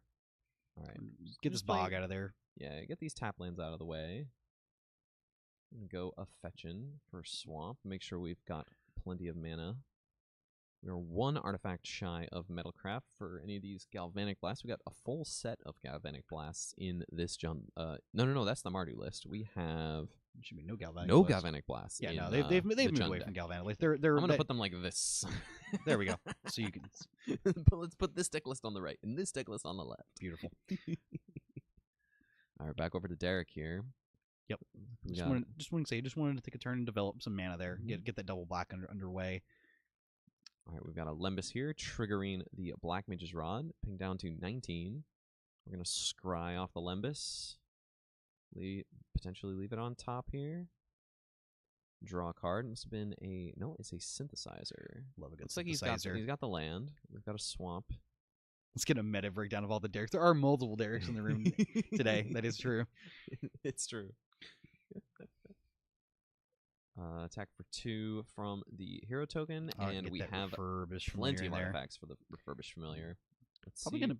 We're pitched a The Pulse Pulse of Marasa here. Okay. Find another bridge on the Jund side. Lots of looks like a bunch of kill spells, a bunch of cast downs, and some draw spells. Let's see where we start here. Looks like we're gonna fire off a cast down on the token that was made by the Black Mage's Rod. Okay. And pass back to Derek. I think if you're on Derek's side, I think you're very okay with that. That's totally fine. That's, You can still move the rod around if you need to. Mhm. He's just probably gonna take the opportunity to get in Kraken for a couple points here, Mhm. and then develop some other further stuff so he can really kind of press his advantage he's got currently going on. And then down the line, you can even just sacrifice the artifact or bounce it with your core Skyfishers and the like, and then get the token again a little bit more efficiently that way. Yeah. A Prophetic Prism here, gonna draw a card. We're able to Mhm. filter some mana in this very color-intensive Mardu deck here. Yes, the bridge and passing back. Jund player is going to untap. We got a spell bomb, not super relevant in the matchup. I don't see any blood fountains there's or no- anything. No way on to the get anything Mardu back from the side. graveyard here. They are both wildfire lists. Derek is also the Mardu deck is also running 4 cleansing wildfires, so it's a battle of the wildfires in a way. Let's see here. Looks like we sacrificed the Acre Wellspring to Fanatical Offering. We've got the map in play and a refurbished familiar of our own for the Jund player. So Derek's going to decide what to discard. We got a spare That bridge. Rushville bridge. Get it out of here. Another tap land for Jund and passing back. So just a bunch of Dueling setup, refurbished a bunch familiars. of flyers, and we'll see what's next. I Ooh, wonder if this he's is going a good turn for. This is a very synthesizer. very good turn for the synthesizer. Let's see what it's going to hit. Beautiful. What do we hit? Is that What is- is that a cleansing wildfire? I think that's a cleansing wildfire. It says its controller. I would imagine. Yep. I am correct. Yep, I saw the word its controller. I was like, I think that's what that is. Wonderful. So we have a cleansing wildfire firing off here for Derek. Just can develop some mana more, get into the card and to the grip. I don't know why I'm looking at this screen. This we've got this nice big screen. We have two. We're so spoiled. We have 2 screens in the booth to look at. I know. It's beautiful. Oh my goodness, So much magicking. it's true. All right, we're gonna draw a card off of the wildfire. Beautiful. Stick that in the grave. We've drawn another copy. It looks like. For single back, we've got another refurbished familiar. Let's shred some more cards. There goes Oh, the put that Eviscerator's Eviscerator's Insight. That's yeah. a card that's wanted in the graveyard. A good value discard. It's true. We've got some cantrip artifacts like the Limbus here. Probably gonna fire that off. Yep. Love to see it. We're gonna scry. We're gonna leave it on top and draw We're this gonna one. draw that refurbished familiar. That Yeah. seems pretty good here. Do just refurbished familiars Abound. back and forth. Abound. Pitching an extra cleansing wildfire. Davis will play another tapped land, run out the spell bomb. Likely to just sack it and draw a card at the end step, but who knows? Who knows what Derek might have up their sleeve here? Oh, there all we right, go. Here's the core Skyfisher. So for those who do not triggering the know, synthesizer. that is my favorite card in all of Pauper. We've got a Glint Hawk off the top. I love a core Skyfisher. We're gonna cast the Glint Hawk. What are we gonna pick up here? We're gonna pick up a Picking Limbus. up the Lembas. Interesting. I agree. I think there's some argument to picking up the Black Mage's Rod to get that going again, because you just picked up the synthesizer, so you have he's probably ways to looking trigger for it. specific cards here. Okay. If I had to take a guess. Also, Core Skyfisher runs really well into like refurbishing layer. It does. The It two blocks the two very 3 well. on it is great. All right, we're tapping 2. We're going to run the Limbus back out. Scry. Thinking. We're going to put that one on the bottom. We're going to draw a fresh card here. Looks like just another copy of an artifact land. And pass it on back. No attacks with the Refurbished Familiars. Well, I think the thing there is not wanting to give Make a value blood fountain give good. value to the blood fountain. Yeah, because it would pick it up immediately this turn. It's true. There are 2 blood fountains in our Jund players list today. Pretty standard on the Jund side now. We're looking at a Fanatical Offering. Trying to decide what we're going to sacrifice. We're just going to put the Limbus back into the deck. It's part of its little trigger. You get to put it back in the deck, and then you draw your 2 cards. It's true. It's a nice little cheat code, I guess. Yeah, it's a nice little card little advantage feature. Little feature. Little feature of it. We love to see it. We do.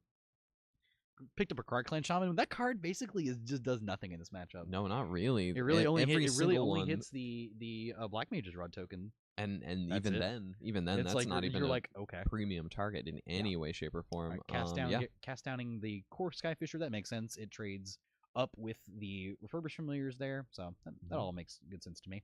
And just a passing of the turn, I believe. Yep, Derek's gonna untap here. Neither player wanting to get Let's into see the what red zone we've there. Got. No, playing it very safe. Derek does have the life total advantage, but either player could play some break. Like an unanswered Chrysalis here would still be the biggest thing on the board by quite a bit. We've got a Synthesizer, another Glint Hawk. Well, the double this is double Pulse Marasa and like the couple Limbus on the Jund side. It's true. For life gain. Another Glint Hawk. This is the advantage of the Synth Glint Hawk engine. So you're gonna pick up the Refurbished Familiar, get that last what was it, the cast down? Did he I think he just discarded that last cast down instead of to the Refurbished Familiar. Yeah, instead of cashing it in. Just doesn't want Derek to be up a card there. Yeah, no, that's totally fine. Oh, that's right, because then they'll draw a card. Shove a lightning bolt into this. He wants to start getting aggressive this turn. I believe you. That seems to be the case. I like it. It's a Journey to Nowhere. Journey to Nowhere. Oh, get the other one out of here. Here we go. It's a miracle that I actually knew what that was. Thank you, OTJ Draft. So we'll tuck that over there. We'll put that over here on the side. That's like totally you're never fine. getting it back. Don't All worry. right. Take 6 here. 6 in the air. That's a 3-turn We can just clock. like draw a double Galv Blast and just win the game. It's a 2-turn clock if you equip the Black Mage's Rod and cast 1 spell. If Davis is not able to follow up with much here, there is an Eviscerator's Insight in the bin. Ichor Wellsprings here. I think we'll start with one of those. Yep, I like this. We drew a Card Clan Shaman, which does Still basically doesn't which really has do basically no anything. text in the matchup. Let's see. What else? Yep, run out this other Ichor Wellspring. We drew Hydra Mixborn there. Hydra. That does matter, but we're not gonna be able to cast it for enough mana. Is the problem? Yeah, you could cash it in. Cast it for it's a 3. So for it's a 3/4 with reach. So we have 1 blocker. Yeah. That's So true. Now Derek has has potential for a ton of looks at cardboard this turn. it's true. We have the Synthesizer sitting on the table already, and who knows what the draw stuff will be for the turn. And we start cracking these start cracking Limbuses and start cracking Synthesizers and all sorts of good stuff. Derek's gonna start with another Refurbished Familiar. Get the Clan Shaman out of here. What's that last card in hand for Derek? I know there's a Great Furnace. I don't know what the other card is. Cracking the synth. The synth Okay. here, probably a pretty good idea. Make a token and flip the top card here. Get that 2/2. Oh, it's a Black Mage's Rod. We get that 2/2 with Vigilance on the table. Again, we're just putting so much more power into play than the Jund deck can really deal with at this rate. Yeah, just get aggressive. You lose one of your creatures, it doesn't terribly matter. They're gonna. No, the Refurbished Familiar could swing. The Glint Hawk was the creature that came into play that turn.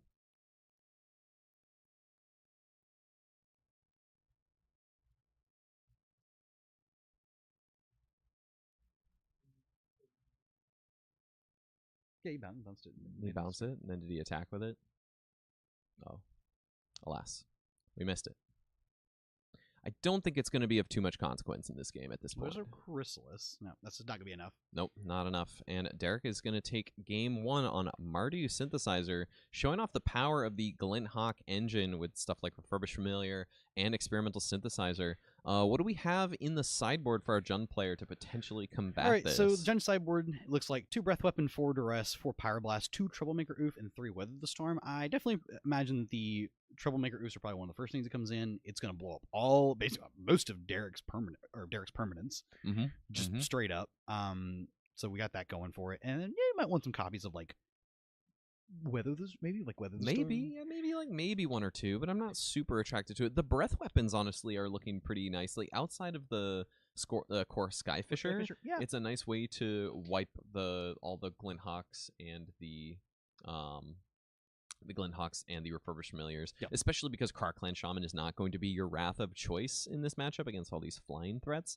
So I don't mind a couple of breath weapons. Looks like Davis is potentially thinking about coming these with the breath Duresses weapons too. as well. Yeah, they're the breath weapons. The Duresses have a lot of hits out of the. It's true. On the Mardu side, what's Mardu side looking like? So sideboard for Derek's Mardu list, we have 4 Red Elemental Blasts, 3 Navigator's Compass, 2 Cast Down, 2 Tithing Blade, 2 Thraben Charm, a copy of Duress, and a copy of Campfire. So I think I like at least the 2 cast downs specifically for Writhing Chrysalis, and then I think that the Thraben Charms could potentially be in play. They eat the graveyard. They also Exactly. trade up into Chrysalises too, which is kind of nice. So yeah, I like that.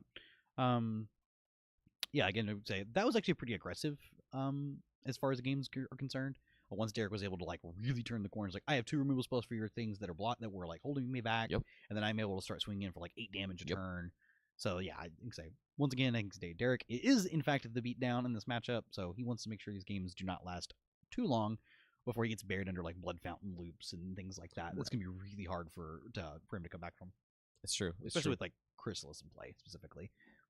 When Chrysalis is a card on the like in the mixture of things that are going on, that seems pretty reasonable. Right. It's like I see some copies of looks like copies of Cast Downs are coming out, or no, copies of Pulsamoras's the Krark Clans, and some number of copies. Cast Down looks like what's coming back in. Oh, coming back in. Sure. Yeah, we've got looks like the pulse. Or cutting the pulses, which is interesting to me. I think maybe Blood Fountain is totally fine. It probably is. Yeah.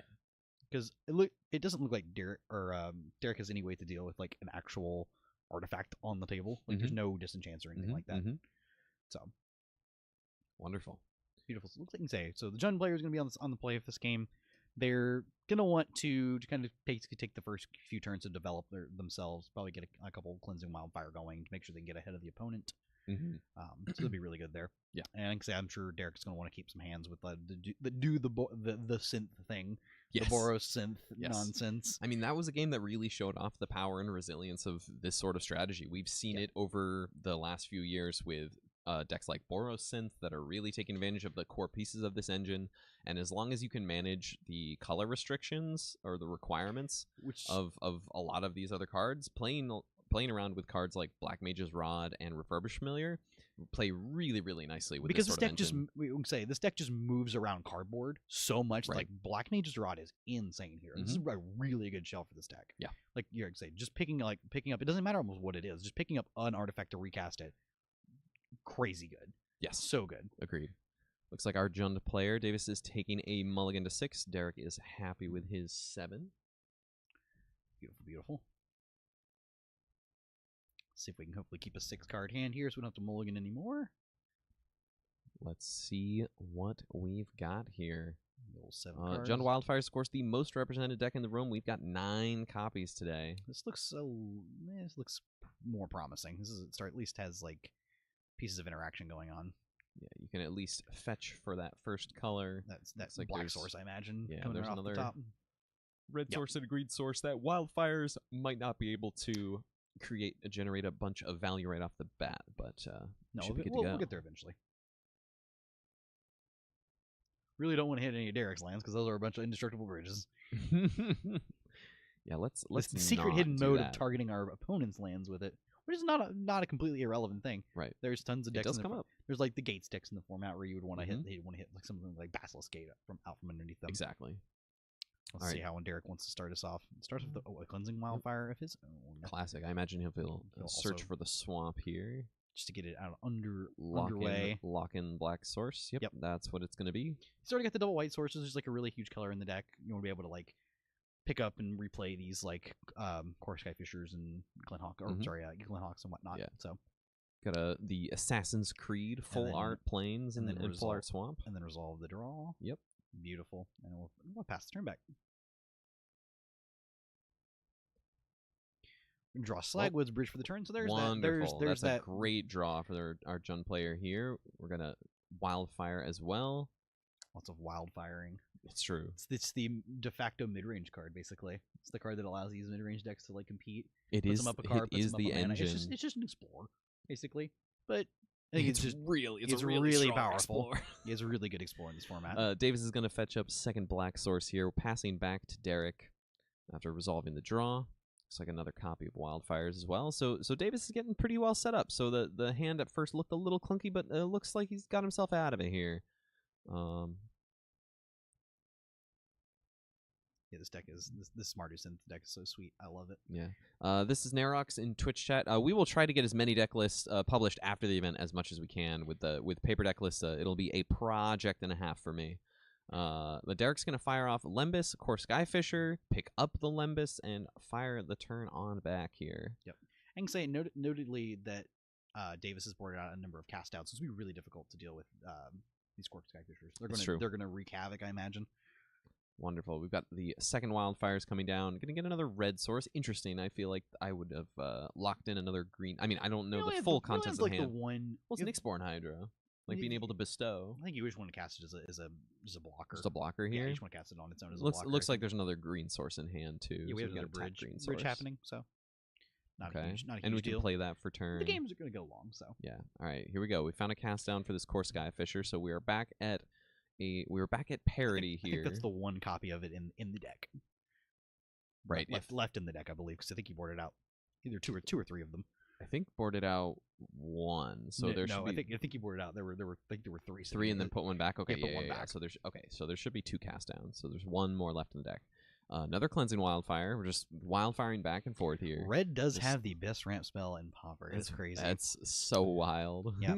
No Utopia Sprawls or Wild Growths here. We're all on the. Well, those are very strong. They're very strong, especially in the decks that utilize them. Yeah. The Arbor Elves or Enchantment Count. Being able to turn to a Chrysalis is pretty impressive. It's very honest. Powerful. Yeah. I got to do that a couple weeks ago, and boy, howdy did that feel good. I got to just slam giant green creatures and play. Gross. It was so fun. All right, Derek is looking at quite a full grip. We're going to redeploy that Lembas that we picked up off the core Skyfisher last turn. I'm going to scry to the bottom here. Draw a fresh one. Oh, we forgot to draw. That is not something you can miss if you scryed already. Thomas is going to go fix the board state real quick.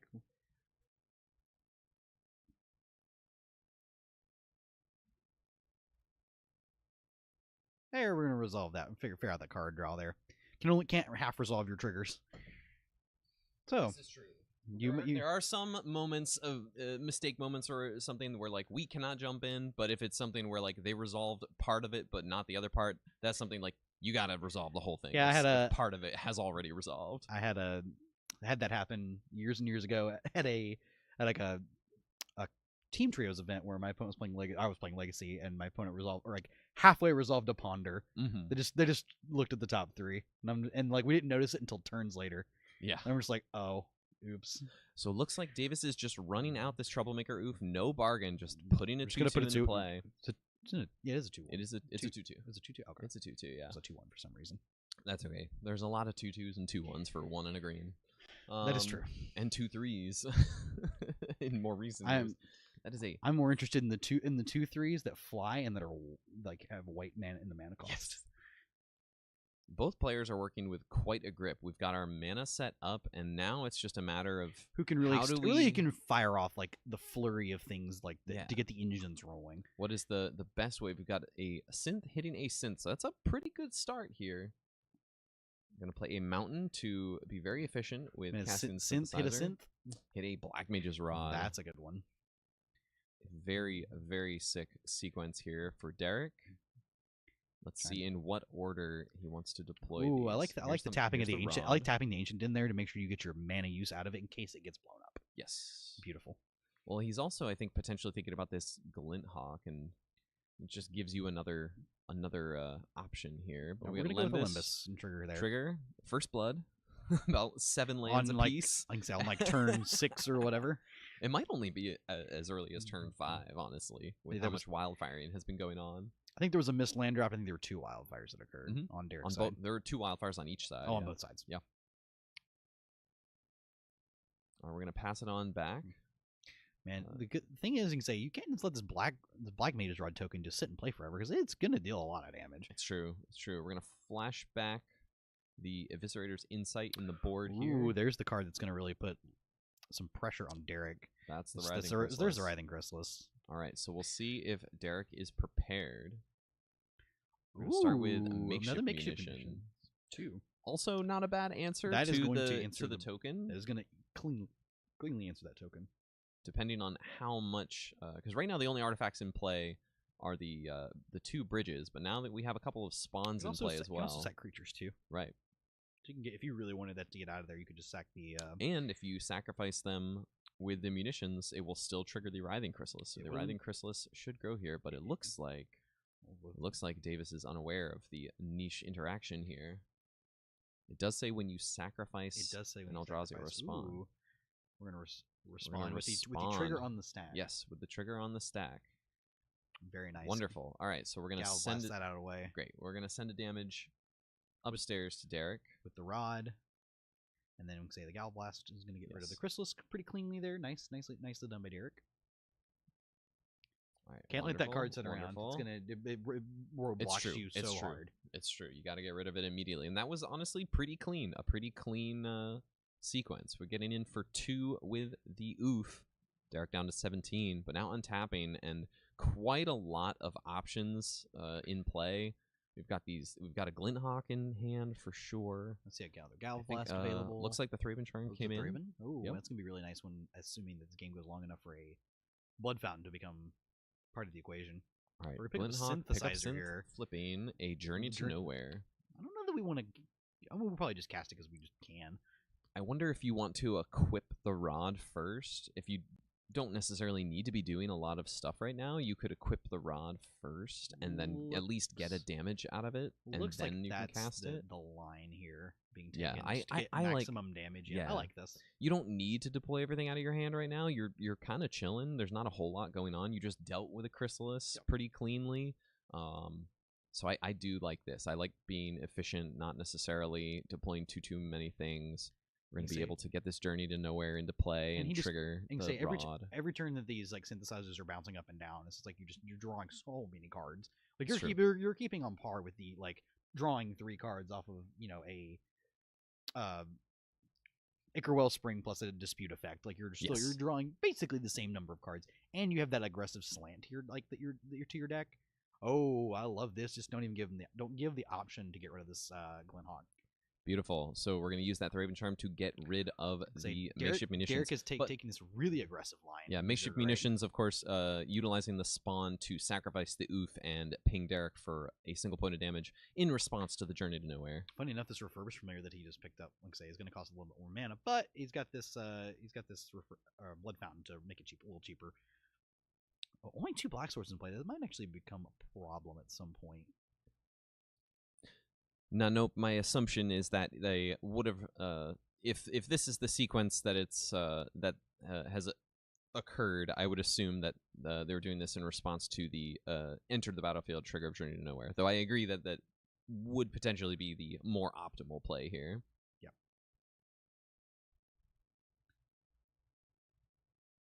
We've got another oof to play. We're gonna bargain to get rid of the rod. That's a good. Exile the rod here. Get that out of here. Used up a lot of resources to do so. Looks like he picked up another Writhing Chrysalis, so we have a Chrysalis coming down next turn. I think the thing is that Derek has the answer for it as well. He still has another Galvanic Blast in his hand. Well, we'll have to see if he gets an opportunity to get a little cheeky. We've got just a land. Looks like a Vault of Whispers. Vault of Whispers coming into play.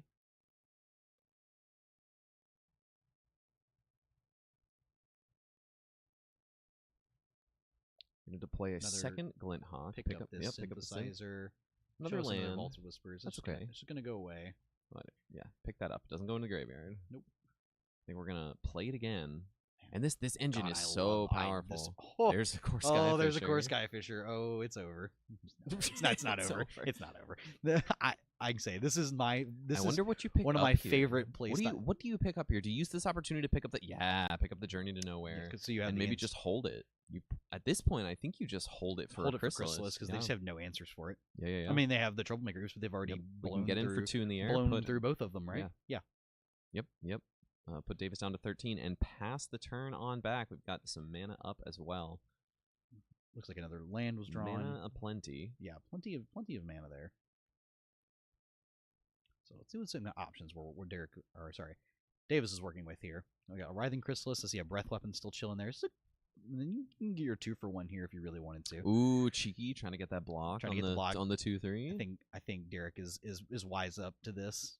Yeah, there's no no reason you're the aggressor here. There's no reason to block here. Yeah, I love no blocks here. I also love no blocks here. Run out the bridge. Run out of Chrysalis here. I would have to imagine. There's another refurbished familiar too. Okay, so we got plenty of stuff here. Right, play third artifact. Run out the familiar. What are we going to discard here? thinking? We're going to get rid of a bridge. That seems reasonable. Yeah, that's totally fine. Yeah, I think still not running out the Chrysalis. Interesting. The that Eviscerator's Insight, I believe, is live. Okay. I It's think live. it's okay. So then he must have cast it from his hand earlier. Then No, he discarded it. It's the one card in the graveyard that matters currently. Just keeping it out for himself so he can see it. Okay. I thought it was flashback earlier. No, I think in the game. I don't think he ever did. Okay. You got Journey to Nowhere. Get Nowhere. rid of that. Get rid of the blocker. We're gonna Eviscerator's Insight here. Yep. Okay. There we go.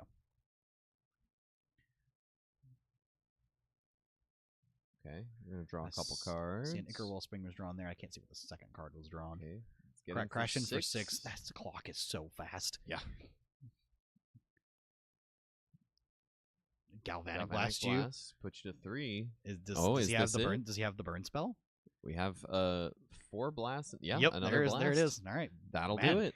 Derek Derek Glenn on a Mardu synthesizer. Who's the beatdown though? No that kidding. That is a very, very good instance of who's the beatdown for sure. I can say Really, the dueling mid-range decks, but one definitely is going to lean into the aggressor here. Yeah, that was a very impressive showing. What? Yeah. Okay, that was a very impressive showing from Derek with Agreed. Mardu synth. Really, like I said, really showcasing the power of these just 1 mana. Just play the Glenhawk, play the synth, pick up the synth. It's just being able to give so much value for a single while back. mana. A while back, we referred to this as the package. Yes. It's the 2 flyers and the 2 big pickup things flyers, the Glenhawk and the Core Skyfisher. Really showing off there. This is basically my favorite thing at this point to do in Pauper is just move around a ton of cardboard. This stuff is so sick. I love all the things you get to do. You're given a wealth of options every single turn of the game. And giving yourself that many options with all of this mana by playing the Wildfire package just means you could just do so much inside of a turn. You get to keep up too. You get to keep up with wildfires. Yeah, you're doing your own wildfire because you're also a wildfire deck. Yeah, exactly. So you get to keep up with their mana development and their card advantage, and your card advantage beyond that is honestly much cheaper. Yes, because yes, they're also playing like Ichor Wellspring type thing. Like you have your Lembas. The Jun player here had a couple copies of Lembas, so it's a lot of 2 mana interaction and stuff like that. But yeah, the synth and Glenhawk especially just being so cheap, and Black Mage's Rod being a really cool newer addition to the deck. Yeah, I really love that. I love the addition of the rod here. It turns all of your cantripping nonsense into actual points of damage. Exactly. That you can just keep doing that, and you're still like dealing them damage while you're doing all this like moving around of cardboard. I love this because a lot of the time you can just be doing a lot of that and not actually accomplishing anything. Yeah. But this time though, you're able to actually like present a clock as well as doing your very cool Borosy synth stuff. It's true. Yeah. So congrats to Derek on the win there. And we have Derek in the studio with Cameron. We got 2 X's to stay. Oh, look at that. Beautiful. So we got Cameron in the studio. We're gonna send it on over to a little winners interview. What's up? I'm joined by Derek Glenn. Congrats on the win. That looked like a really fun match. What put you onto the deck? It has a good matchup versus Jund, actually. I wasn't sure if Jund would still be as popular with us So that's a good choice. I was looking at both deck lists, and I had that thought, and I'm like, I can't tell who's gonna win this matchup because they have their Writhing Chrysalis, but you have the answers. You have the journeys. You have cast downs on the sideboard. You can sometimes get them with Raven Charms, or if you can catch them off guard with a Galvanic Blast, you can kill them. We did see that. He had a little, with the on a stack. He had the Gal Blast to kill. Wow, it was really cool. Looking at a deck, how do you feel about combo matchups today?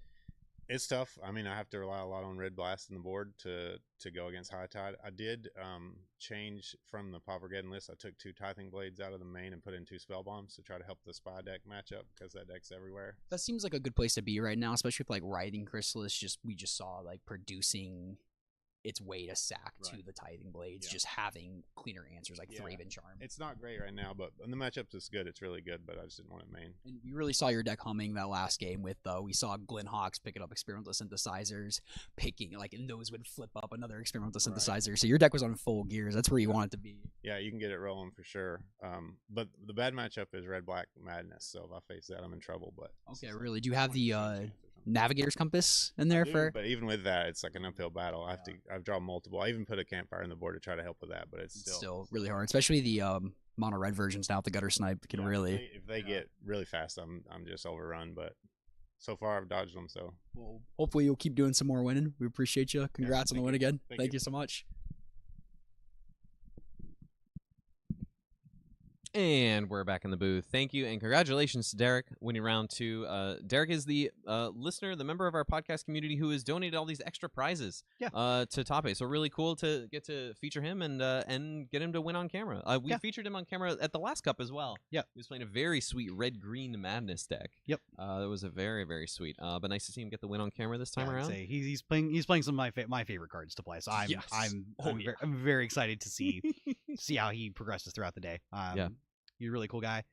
Happy guy got the win there. And we can say with a cool deck. Also, just playing some newer cards like the Black Mage's Rod. That's really a big one for this deck. It's really a really big pickup for this deck. Also, it does take advantage of an unbanned card. It was playing Prophetic Prism as well. Yeah. So that was really nice. So that deck is really one of the bigger underlying winners of the recent set releases and ban announcements. Yeah, I agree. I like that a lot.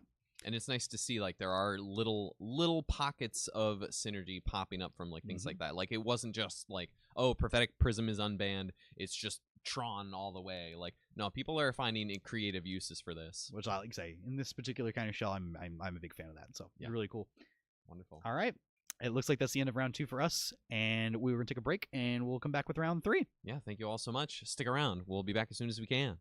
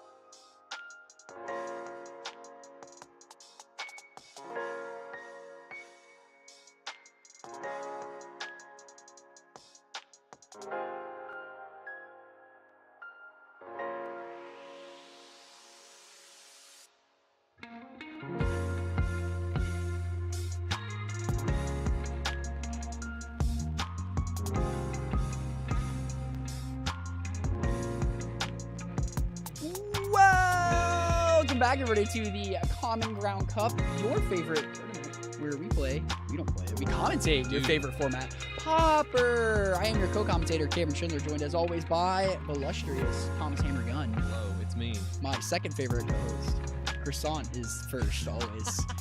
You and Hippo are tied for second. I'm sure you can understand. Oh, right. Of course. Yeah, We are of course we're back, bringing you some sick We coverage. We got a Round nice three. matchup.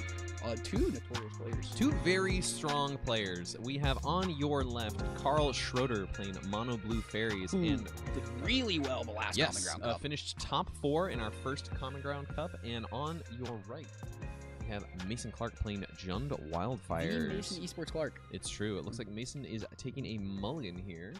And we'll see. It looks like Carl's happy with his 7. But yeah, nothing too crazy out of these lists. Carl is playing with a couple of Harrier Strixes and a couple Bind the Monsters in the main. Kind Nice of for those a la- chrysalises. Yeah, kind of similar to where Skura has been kind of championing the list just before Edge of Eternities. But big in the sideboard, I want to point out no steel sabotages, which could be pretty tricky. You can't really bounce the bridges with it. That's true. With That's the true. annuls. The annuls are nice with like countering enchantments, but you can't bounce bridges with annuls. It's true. Unfortunately. Also, according to chat, it looks like it is Carl's birthday weekend, so happy birthday to Carl.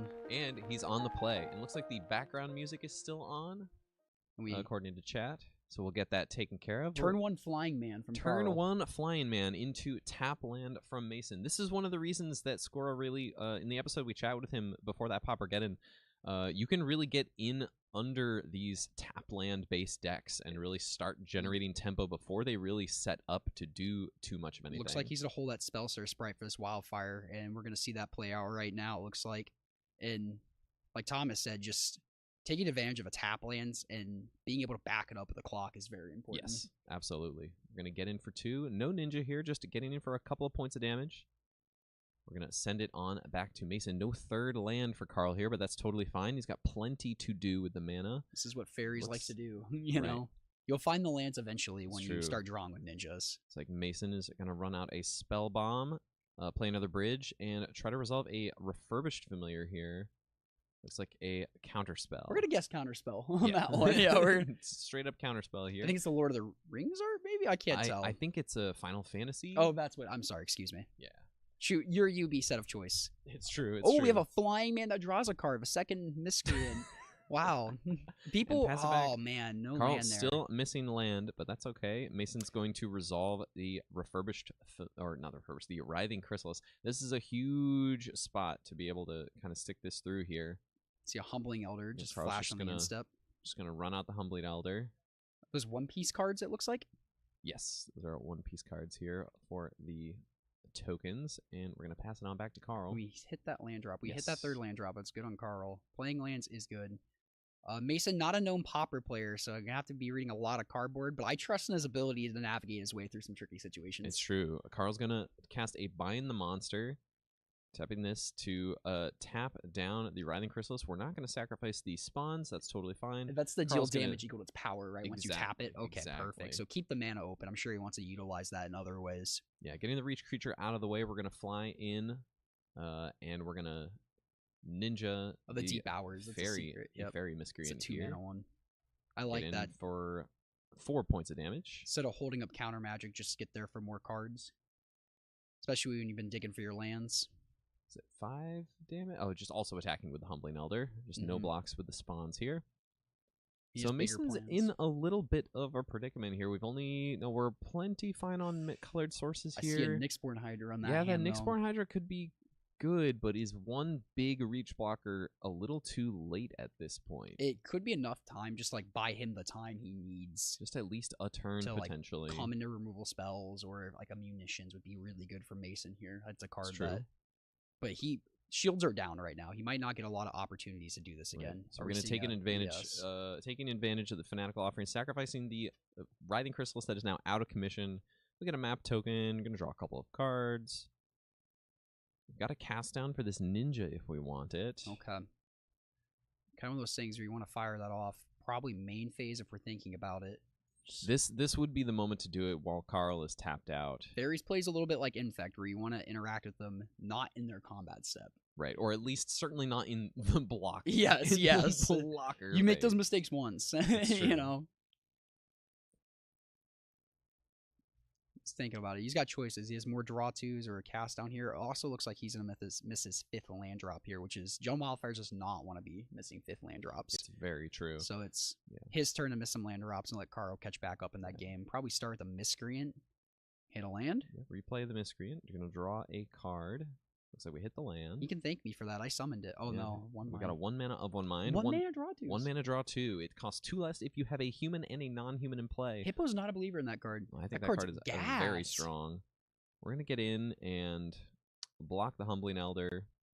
Flyers will come across. The Moon Circuit Hacker will be ninjutsu'd in exchange for 1 of them. Hit for 4. I really appreciate Carl's just foresight of pushing through of card advantage and playing the Miscreants. And passing back, holding up some Dispels here. I like that. Because what do you lose to here? What if he has like a main deck Breath Weapon or something?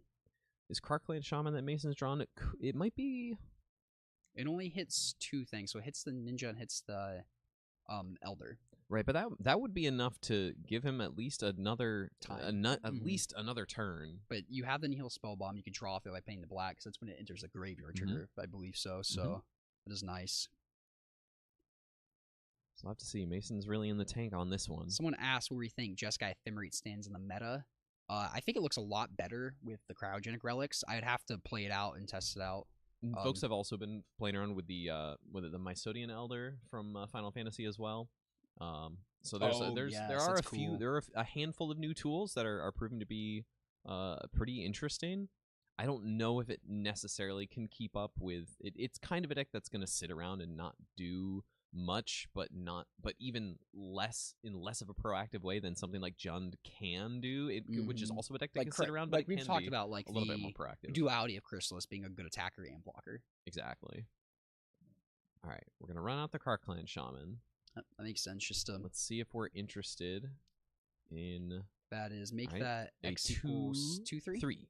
Yep, that makes X sense. Equals 3. But just holding that Karkland Shaman over Carl's head there. Is there a world? Maybe not, because the X2s are pretty important fairies. I would say mapping on the Karkland Shaman to make it a 2/2, but you really want to get rid of the 2/2s, especially like the Ninja, the Deep Hours of the Worlds. I agree here. So let's see here. Snare Master Sprite. Yeah, it looks like we got a Snare Master Sprite to get the Hydra out of the way here. This is how Carl wants this game plan to go. You can see fairies kind of, sometimes it misses its land drop, sometimes your card advantage just doesn't line up and they kill your ninjas. So here we're going to pay 2. We've got a nice little stun counter to use.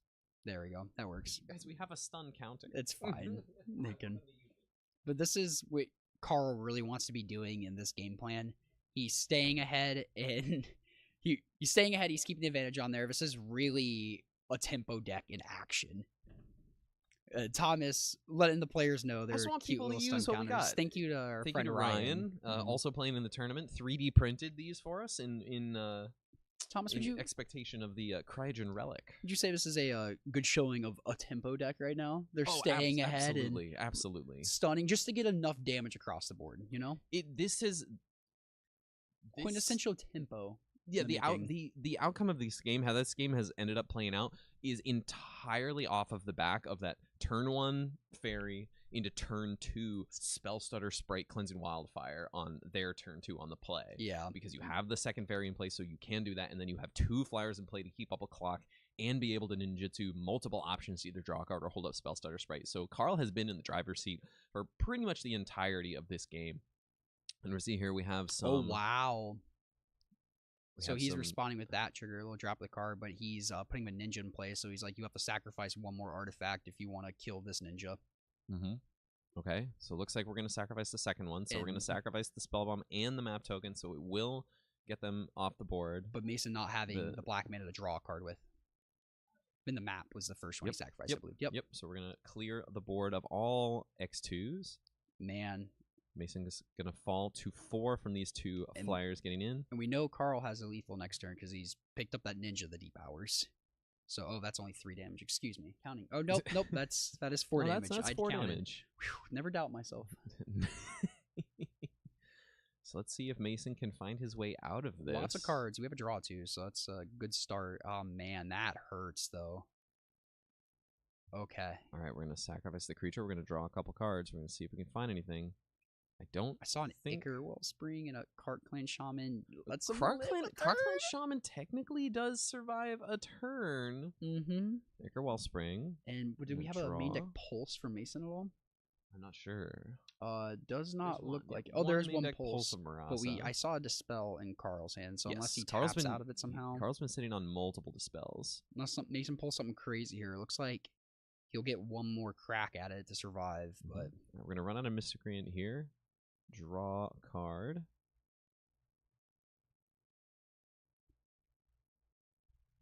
Man, we just see gas in Carl's hand too. It's true. Cannot block. I like picking up that Snare Master Sprite. Yes. It's like if you somehow weasel out of this and you get a Chrysalis or something, I'm just gonna tap it down again. So we're gonna ninjutsu and then sweep up the X1 with the Cart Clan Shaman. Draw a card off the Ichor Wellspring. I believe we're going to go to damage, and Mason is at 2, facing lethal in multiple ways next turn. Let's see, even if Mason's able to get something like a Chrysalis down, the Snare Master Sprite is going to just be able to tap it right down again. Going to be able to keep it out of the way here. Munitions would be a good help, but again, when you're sacrificing your land drops, you really don't want to be there either. That's true.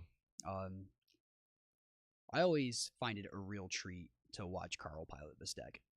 Just the decisions he makes are different than my own. I would like with these ninjutsuing, but in hindsight, I'm like, oh, that makes way more sense what I've done. He plays it very thoughtful and very aggressive. He's very good at knowing when to push. Yes, and I respect that so much. You might say he knows who is the beat. Good call out. He's definitely the beat down in this matchup. You can't let this go too long because it's true. It's hard to beat 3 Writhing Chrysalises. Yeah, and Mason's going to pack it up. He's been spinning his wheels with a couple of draw spells. So, and what's Mason going to want in the sideboard, postboard? What is Mason going to want in the sideboard? If you can decipher that beautiful handwriting from Mason's handwriting. I absolutely can. Well, thankfully, we look at Pauper deck lists every week, and so I kind of have an idea of what these might be. So Mason is rocking with 4 red elemental blasts, 2 breath weapons, 2 extract a confession, 3 duress, and 4 weather the storm. So I imagine these red blasts are going to be very, very strong. Single mana, deal with any blue, anything. And we also have a couple of breath weapons. So I imagine that's what would be coming in. Duress is always tempting in these blue tempo decks. Fairies is much more creature based. Yeah. I'd say that also from the Terra perspective, my experience with Terra is like people think that Duress is good, and it can have some spots, but for the Fairies most part, is leveraging like of one mind and bind the monster. So I could see yourself talking into it, but it's just not a card you want to be top decking late. Right. Or what if you're winning against fairies? More than likely, they don't have a ton of cards in hand, and so like that duress ain't gonna do good. It's true. Very good English. Ain't gonna do good. It ain't gonna do too good. Ain't gonna do there too good. From the sideboard of Carl, we have Thor Knolls. Those do hit Refurbished Millers and Blood Fountains. That's about in the Ichors, I guess, but I don't think he's bringing those in. Maybe he is for tempo. He's not going to bring in the Hydro Blast, I believe. Just the only hit would be Mason's Red Elemental Blast, but I do like this extra copy of Dispel. I like the Dispel. I would draw too. It hits the red blast. Exactly. I wouldn't mind 1 or 2 blue blasts. Again, speaking from a Terra perspective, I generally bring in at up to 4 blue blasts against Jund Wildfire simply because they're generally bringing in a stack of red blasts. Carl taking out the snaps, and I bet he's bringing in the Dispel. Yeah, snap not so good against Writhing Chrysalis. No, the Dispel to bind the monsters. Maybe there's a world where he does bring in a couple relics. No, because you're not really. Because if you counter the Writhing Chrysalis or the Hydroid Crisis, excuse me. Hydroid Crisis. Nyxborn Hydra. We don't want that in Pauper. The Nyxborn Hydra, you don't want Mason buying those back with Blood Fountains. It's true. But I do like the Hydro Blast, maybe 1 or 2 copies to counter his counter spells. And if Carl has the hindsight, he's bringing Breath Weapon. That's another key card that Blue Elemental Blast or Hydro Blast could hit as well. It's true. And it's also an instant, so the Dispel also looks good there too. Also hits Cleansing Wildfire, so guess it's not though. I'm getting convinced on these. Yeah, I really like the blast blue effects. blast in this Mhm. matchup. I don't think you want all 6 of them here, All but 8? I no, there are 6 of them. Oh, I can't count. That's okay. News. I'll always say something of confidence, right or wrong, because when you sound right, you look really cool. It's true. When it's the confidence of when you the matter. are right, it looks really cool. There It's you go. true. It's true. Carl sleeve matches play mats perfectly. They do. I like the lilac those sleeves. those are the orchids. Oh, orchids. Yeah, Oh, they're dual mat. The dual ones. mat orchids. The- Those are the ones mhm. I almost exclusively use. I like Okay. the way they match my Gandalf playmat. It's like The a One Piece pinkish, is real. pinkish It is purple. real. Wonderful. Fire Shoes in chat. Good to see you, Fire Shoes. Thanks for stopping by. Oh, We cool. appreciate it. Robert's very good people. Mason is keeping, looks like both players are keeping 7. Mason just running out the blood fountain and getting it in underneath any spell pierce or annul shenanigans. It looks like there is an annul in Carl's hand here. Oh wow. I mean, that's good. If Mason's set up for a A refurbished familiar. turn 2 refurbished familiar. Yeah, so which running is, out the Fairy Seer here, scry a couple things, but can't hold up the annul if it is Mhm. a and you fast have to refurbished play familiar. a fairy turn 1. You just Yes, it just- generally speaking. playing around the Furbies here. Yeah, Man, so here's that's the a good turn start. turn to refurbished familiar. And this is what you want for Mason. You want to get these Furbies underneath because now these block like attacking into a Furby and trading into a fairy could be brutal. It is exactly the game plan that Another- Jund wants to Yeah. execute here. Another reason you don't want Snap. Is Carl running the new Flash Octopus from EOE? He is not. The newer cards that he's running are a couple copies of Harrier Strix from OTJ, which is the 1-mana owl that can tap a permanent. Just another way to just like get a big Writhing Chrysalis out of the way. And then the versions of fairies that are being played right now are also playing some number of Bind the Monster in the main and the side. We just saw This one of is- those right now on that refurbishment to crack. Oh wow, look at that. Yeah. So that is good. I know there are some people who are quite high on the Flash 1/1, and I think that it also definitely has a spot here. Maybe it was an instance of Carl In the Humbling Elder, not is, necessarily interested. The Humbling Elder is a new version of the old it's the human, Kaldheim which one. is nice. So it turns on your of 1 lines really Right. easy. Well, so- the one from Kaldheim did it as well. Oh yeah, it wasn't Yeah. human Brian Yeah, Bar Intruder. it was also oh, human, okay. So Brian it's just Bar pick Intruder. your Yeah, flavor. I pick the one guess. you want. Yeah, exactly, Dark Horse. I do think that Skura is high on the Octopus. All right, so we've got the refurbished familiar out of the way. Mason sacrificed with the Eviscerator's Insight. We've got the fairy coming in, being ninjutsu'd, and then Mason Galv blasting the ninja. And so we're going to just replay the Fairy Seer here. Quietly the best creature in the deck, Fairy Oh, Seer. It's tricked me into keeping some real bad hands with that deck. Same. So Carl's looking at 2 ninja Yeah. of a deep hours in hand. He probably just wants to sneak this Fairy Seer in Yeah, and hope so let's Mason doesn't see. have an answer for it. Let's see. Mason is continuing to set up his board here. We got an Ichor Wellspring, Keep drawing playing into the some trinket lands. artifacts. Yep. Yep. We see he's hitting his land drops this match, but got to blood sort through him if he Looks gets like a too lot many. of lands in hand for That's Mason. what he's going to do right now is hopefully Sacrifice- draw sack the blood. some action here, cast down. It's a good start, Cast but down's totally fine. Carl will get a draw off the ninja. And I can tell by Mason's mannerisms, having played against him a bunch of times, I can tell that that's what he's thinking about. Like, I'm gonna get hit by a ninja here, and Yeah. but it's gonna be what it's gotta be. We just gotta let it happen. And So talk about someone who take like 2. really leveled me up as a player. yeah, Playing him at yeah. our LGS, oh. it's true. All right, so we've got ninja coming in here. We're gonna Carl's see, got a grip of action. it's just again tight on 3 lands, or is that a 4th land down there? I can't quite tell. It looks like he's tight on 3 lands. You want to keep some interaction there. Looks like a null. Looks like we got Cleansing Wildfire. Looks like Cleansing Wildfire is going to resolve. Cannot annul a sorcery. Yeah, you really don't want to see another refurbished familiar here to trade profitably if you're ninja. We've got another green source. Locking it down. I wonder if Mason's thinking about this cast down right now, or if he wants to play around a spell, but there's lots of things that Carl could have. That's what's tricky about fairies. You It's- could gotta suss pick your out- spot, what interaction you want to play again. You could around. potentially be sussing, kind of sniffing for a red We're gonna blast fire or a out that blue cast blast down here. right now. So here's the cast down, and that's going to work. So a good timing moment for Mason, potentially reading that it was not something like a blue elemental blast or something like that. All right, we're gonna play Fairy Seer out again. Again, just continuing to replay it, ninja it back to your hand, scry 2, set up your next couple of draws. It's such a powerful engine in the deck. Miscreant and a null to the bottom there. All right. We're gonna untap. Oh Ooh, wow, we've but got a wow, Nyxborn Mason's Hydra. got gas. Now we've got some gas to play with. We got a Nyxborn Hydra. We've got a Writhing Chrysalis to And play do with. you just play this Hydra? Like you play? I mean, you play the Nyx or the Writhing Chrysalis, and you just slam the Hydra right after it as a Maybe 2/3. That blocks everything in the deck. Let's see what's going to resolve. We've got a cast trigger from the Chrysalis here. Got a couple of spawns. We've got counterspell for the Chrysalis itself. And we could still play. Oh, We can. Oh yes, but the annul. Thomas. Oh, I it's know. enchantment. No, It you is. don't know. No, I do. No, you no, don't. I have done this. Oh, Oh, here we go. Oh, Mason's gonna go almost all in. He's gonna save one creature. We're gonna Nyxborn Hydra here, and it's going to get annulled. Man, Wow. this situation was looking really sticky for Carl too a couple turns ago. It was. Played the ninja, it got cast down, and And here we go. it We've didn't got look another good, ninja and coming we're gonna in. keep them. We're gonna keep the ninjas coming. Yeah. They came as 3, you know.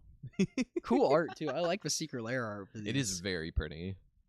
And we're gonna replay it. Dig for Replay some this here. interaction. Keep on digging. This is we're starting to start. I wonder if you want one of these. No, Carl wants a ninth. Well, or I can't. I don't know what he these. drew for turns. He So might have maybe if one. he has a land. Yeah. I All right. don't- No, JK. just up one mind. Oh, I thought that was a bind the monsters. I was really confused. for Yep. a second. Oh, Like, hang what? on. It's like you have 2. Okay. That's fine. Just all gas. We're gonna send it on back to Mason. Mason's gonna draw a card for turn. Mason's really got to pull himself out of this one. He does have a blood fountain, so he's at 15. He's not under a ton of pressure. Mm-hmm. So if he just wants to take the turn off, blood fountain, buy back that Nyxborn I Hydra don't hate that and at Writhing all. Chrysalis, Like, that's what I was talking about. These yeah. relics don't look terrible from Caro because you dealt with them. Congratulations, here they are again. You could sacrifice the blood fountain right now, pick up the Nyxborn Hydra or Writhing Chrysalis, or the familiar, and play the familiar. if you have an untapped land, I believe you can do. He's got 3 you artifact lands. Right. If you have untapped land, you can crack Blood Fountain, cast Chrysalis, cast Familiar. Yep. Okay, we're just all right. We're gonna pick up nice. that in the Nyxborn Hydra. Get the big boys out.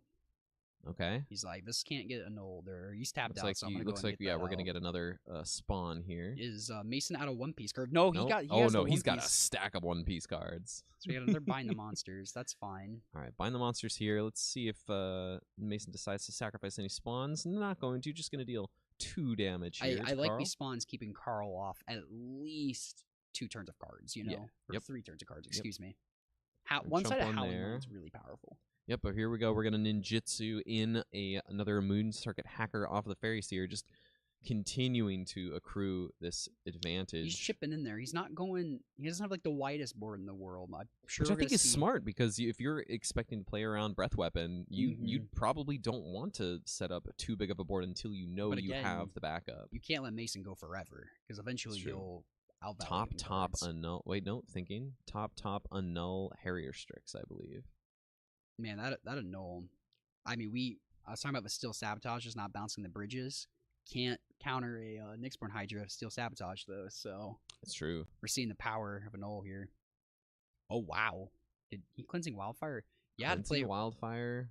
play around Counterspell. Carl's Island to play around to Counterspell. shuffle. Yeah, to play around Counterspell and shuffle the 2 scryed cards to the top away. I'm telling you, that's all I'm talking about. Playing against Mason, you learn stuff. I watched him. He had a Leyline Binding in a Liliana underneath it. Yeah. His opponent played a Liliana. It goes to Mason's turn. He plays to Fairy 3, bounces Leyline Binding, Legend Rule. His opponent has to sacrifice one of the Lilianas, and when he replays the Binding, hit the last Liliana. And I'm like, my mind was just blown. I'm like, I would not have saw that. Just bounce your own Leyline Because look, Binding. now he's playing around Counterspell, but does Carl have an annul for this Nyxborn Hydra? Let's see here. I didn't quite get a chance to look at all of Carl's cards. I know he had one on top. No, well, it's shuffled. It's gone. That's what I'm saying. It's Ooh, gone. had. Yeah. He definitely had one on top.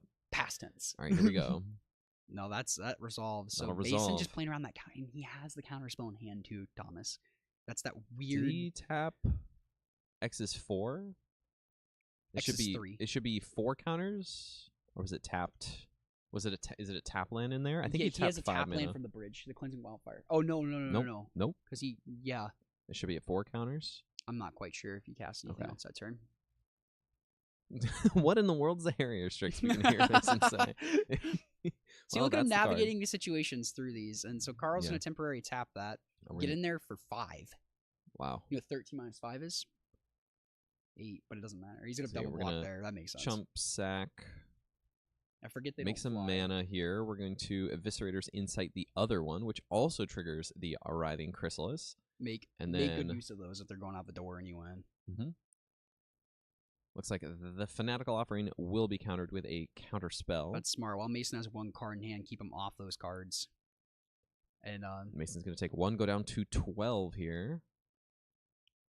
you said that was a Fanatical Offering? Not Fanatical okay, Offering. So no flashback on that Yep. one.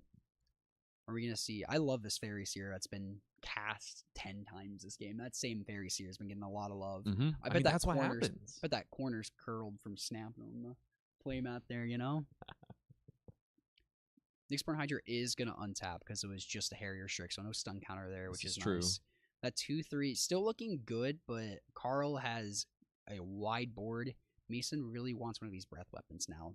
That would be pretty backbreaking for Carl unless he has a Dispel in hand. Does Mason have any way to get this Bind the Monster off of his creature? I don't think that he does. Eviscerator's Insight. Or a second Writhing Chrysalis. Or a second Writhing Chrysalis. Did you like my answer of Eviscerator's Insight, though? I'm not wrong. It gets off the creature. It's true, yeah. Carl is an excellent Okay, Fairies Dark Horse, pilot. he makes me think I should play Right. Fairies too, and I play the deck, and I'm like, wow. All right, It's here's just... the Fanatical Offering. Sacrifice an Ichor Wellspring to draw 3 cards. All of a sudden, Mason very much back in it. Yeah, We're this gonna game's pass looking it really on good for back. him right now. Okay. Like, we got a game on our hands. Now Thomas. we got a game. We've got a board. Let's see if Carl can navigate this kind of board style. Look, we have another Bind the Monster Island here. or Bind the Monster. Are we? What are we? He's going to hitting? activate the Harrier Strix to draw and discard a card. Mason reading it one more time. He's like, It's "There's just- more text on it. There's more text. It does what?" We're going to get rid of an island So here. with this Bind the Monsters, what are you looking at? Bind the Thomas? Monster, Humbling Elder. I mean, The Writhing Chrysalis is the You- opportunity to grow. you could. I mean, just tapping down either one, I think, is totally Mhm. fine. You just kind of got to pick one. A match made and in heaven. Smush. Yeah, Bind the Monsters and Writhing it's Chrysalis. true. Mason's gonna crack it, so he is gonna take. Crack it. Make it a little bit bigger. He's gonna take 4, go to 12. And we're gonna cast down something. Let's Harrier cast down the Harrier Strix. Strix. It's a source of card filtering at Yeah, this point. when Mason is up on cards in his hand, he's like, "I'm not gonna let you try to keep up with Right, me here." exactly. So That- we've got I like that. so both of these monsters are bound. Carl's gonna take 4 damage down to 12, and we're gonna swing in with the team. We're gonna put a block. It looks like a block on the ninja potentially. The Deep Hours one. Ninja the Deep Hours. We're gonna nice. Humbling Elder to shrink the Hydra so that the 2/2 survives. Mason will take a Man. couple points of damage. See, Faye is so tricky. It's like you thought that was a profitable block. Carl's Nah, going you're at to- 8. Oh, we missed a trigger on the Moon Circuit Hacker that should have been a draw discard. And there's the Breath Weapon. I don't think the milk card matters too much right here. No. And a third, Oh! the third Writhing Can we see a third Chrysalis. Bind the Can we see a Monster? third- there are 3. And a Lembus Oh, up. A Lembus no. coming in. We're going to scry a card It to the shuffles bottom. in, Thomas. And draw. It shuffles in. How do you beat this card? Ah, man. How do you beat this card, Cameron? I'm telling you, like, again. Okay, we got Divination. Here we go. Divination, going to draw 2 cards. Spell an island. Not And we're giving going up. to scoop it up. Carl reading the room, and he's going to scoop We them got on a up. good game 3 on We've our got hands, a though. great game 3 Those- coming. Bows and Knolls impressed me. It being able to hit the refurbishmenters on the play will be really nice too. It shuffles in. It shuffles in Pickled Heart. I don't know how you beat that card. It shuffles in. I don't think Carl may have intentionally No. not triggered that ninja. I I hate think- to break it to you, he did not. You're right. He had no cards in hand. It's true. No, Carl is a judge. He's one of the backup judges here at game night. I'm sure it was just an innocent mistake. We'll let him know about it afterwards. The Knolls impressed me there. I think we're gonna keep Yeah, on no, those, especially being on the absolutely. play, Right. able to hit a refurbished familiar on turn Like 2. that's the trade-off, I think, and being able to counter that Nyxborn Hydra a Oh, little it's bit a later on. May. It We're is a May. stupid. Oh, is it a May? Apologies. Oh, okay. Deep, I think Deep is not a May. Is it really a May? It's not a mystery. No, it's a decision. Got you. It's a, okay. I think it's a May. I thought that one so was mandatory, so that's Our why I bad. thought it was missed. Never mind. We shouldn't talk about this. We format. maybe we shouldn't talk about Pauper. Yeah, ever.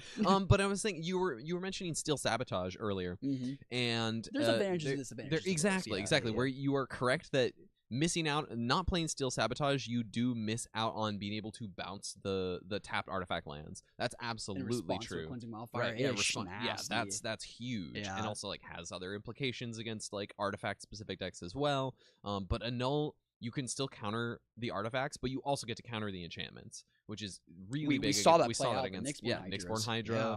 It has other applications in other matchups like Hexproof, Walls, Ponza, or I mean, maybe not Walls so much, but I was thinking of the other like Wild Growth decks and things of that nature.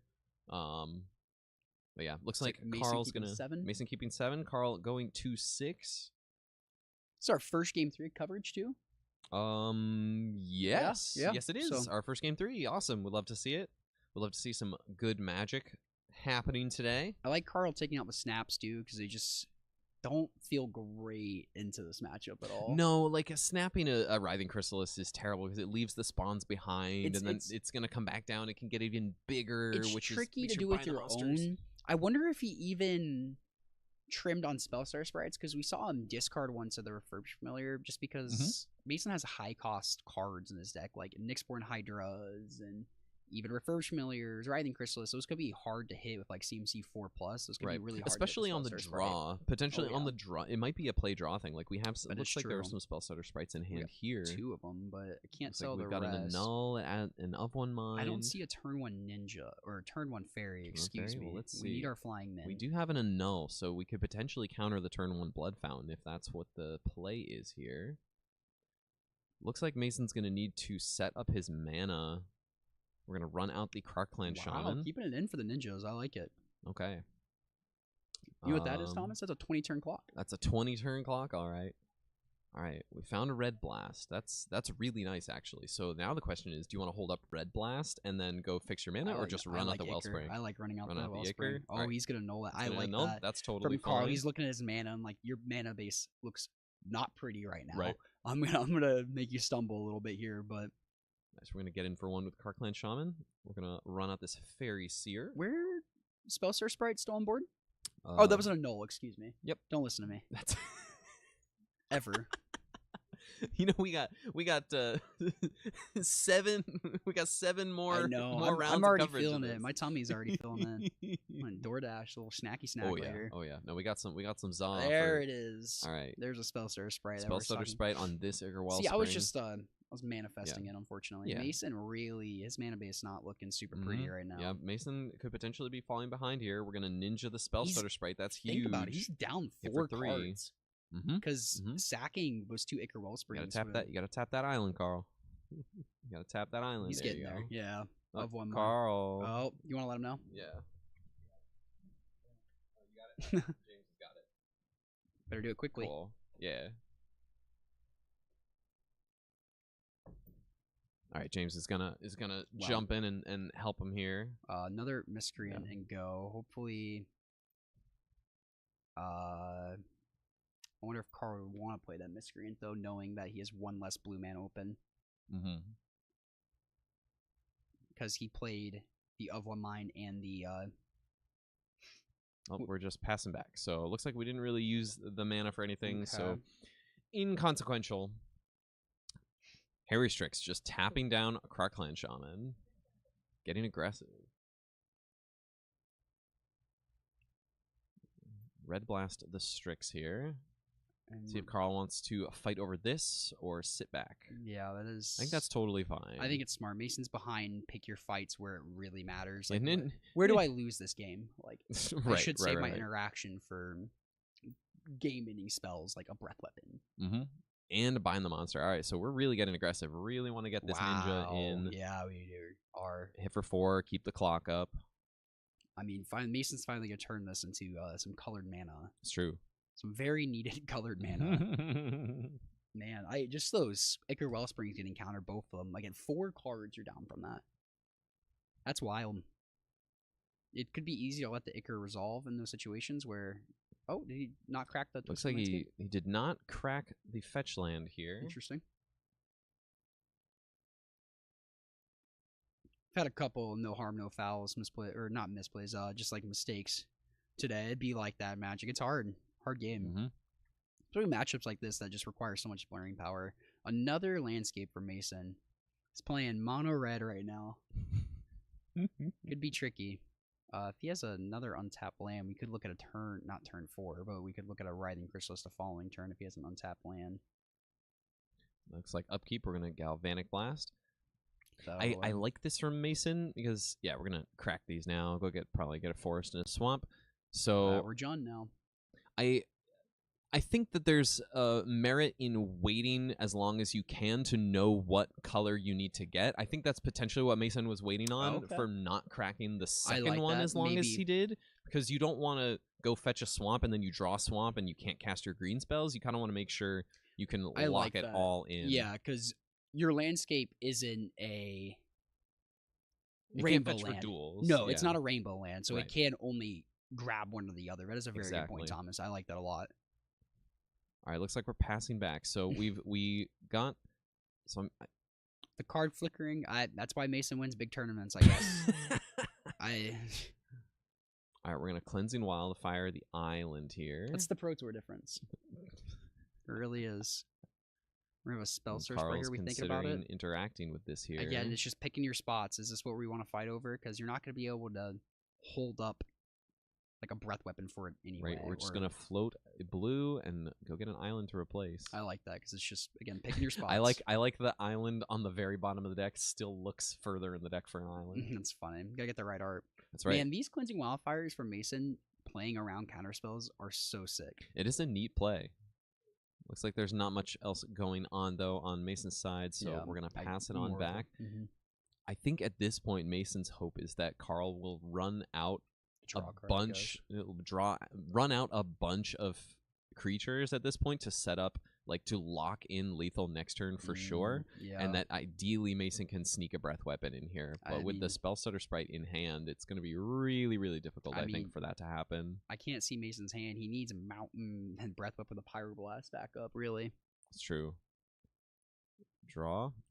That's not it. 4-mana Refurbishment. And that's going to be game for Carl, our Fairies player on the left, taking down Mason Clark and Jund Wildfires. I'm sure Mason was thinking, like, keeping a hand off the back of those Ichors because, like, hey, these are 4 cards. Yeah. But Carl just aggressively countering them. Look at that. Yeah. He's showing the annuls out. He's showing them off to us. He's like, look at these things. These things are nuts. I mean, it's like you were saying about the tempo game plan, being able to get ahead of your opponent, even by small edges, because Fairies is a deck, and I'm sure we'll come back to the booth here in a minute here, but I think that Fairies is a deck where the incremental advantages are gained so quickly over time, but you have to get your foot in the door. And even though it's not ideal, like maybe you want to save your annuls for like Refurbished Familiar, or the they're late behind, Blood Fountain, you keep them behind. a big Nyxborn Hydra. You're kicking them while they're down. Exactly. But if you can, like just sneaking in, just getting the Ichor Wellspring, like you said, it denied Mason up to 4 cards. I mean, Carl read that Mason started off at a mountain in play, and then played the Twisted Landscape. It's like, okay, well, if he had the bridges, he would have led with the bridges. So he has to be starving for lands in his hand. Right, so exactly. Let's get these out now. That was a very smart read on Carl. A masterful Fairy player. Yes, really. an excellent Fairies player. He's 3-0 in the tournament now on his birthday weekend. We will probably see more from Matape. Oh, I would love to see more of Carl. I won't be surprised if we see more Mason and Matape. We saw a little rough draw game 3. Mason not unfamiliar with competitive Magic at all. He can rally back in this lock-in. He has a podcast, Constructed Criticism. Yeah, you can go check it out. They do a lot of talk about like improving Magic, a lot of like good mental talk, which is very helpful. So he's not unfamiliar at all with staying in a long tournament. He knows what long days are like. Exactly. You know, so. As do we. We've played a handful of larger tournaments ourselves. I wouldn't say we, but Mr. Pro Tour. You played in some like GP level events now. Yeah, that's true. That's true. I want to show y'all our trophy that we have today for our, you can kind of see our monitor reflected in it right now, but this is the Common Ground Cup 2 Champion Trophy, and also included a little $100 gift card of store credit. Thank you, Derek Glynn. Yeah, thank you, Derek, who won our feature last round. But yeah, we got this nice little trophy for first place. We're excited to hand it off to our champion later tonight. But we're going to get Carl in the booth here in the winner's interview section with James in just a second. Perfect. That was a really masterful showing of the deck, and like we said, just a really good showing of how the tempo deck can get in underneath these big mana decks. Wonderful. So yeah, so we're gonna head on over to James and Carl now. All right, welcome back, everyone. As you guys just saw, Carl just took down this match over Mason Clark on John Wildfires. How do you think the Fae matchup or the Fae deck is today in this room?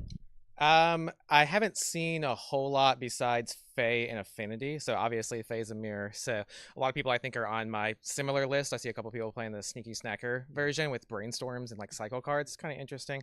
I think against the Sneaky Snacker version, it's probably a little bit weaker.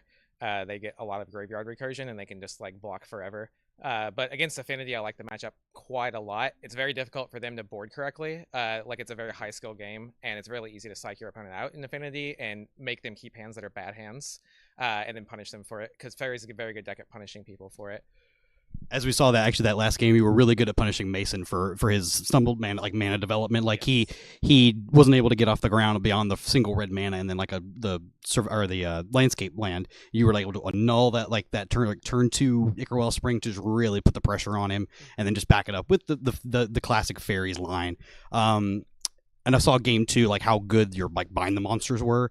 Yes. Like Bind the Monster was huge against all these gigantic idiots that he's trying to play and to stop you from winning with. It was even good in game 3 just to tap down his one blocker to get tempo in very quickly. As soon as you see the colorless land be played, you know that like best case scenario they're going to be down a turn to use that fetch land.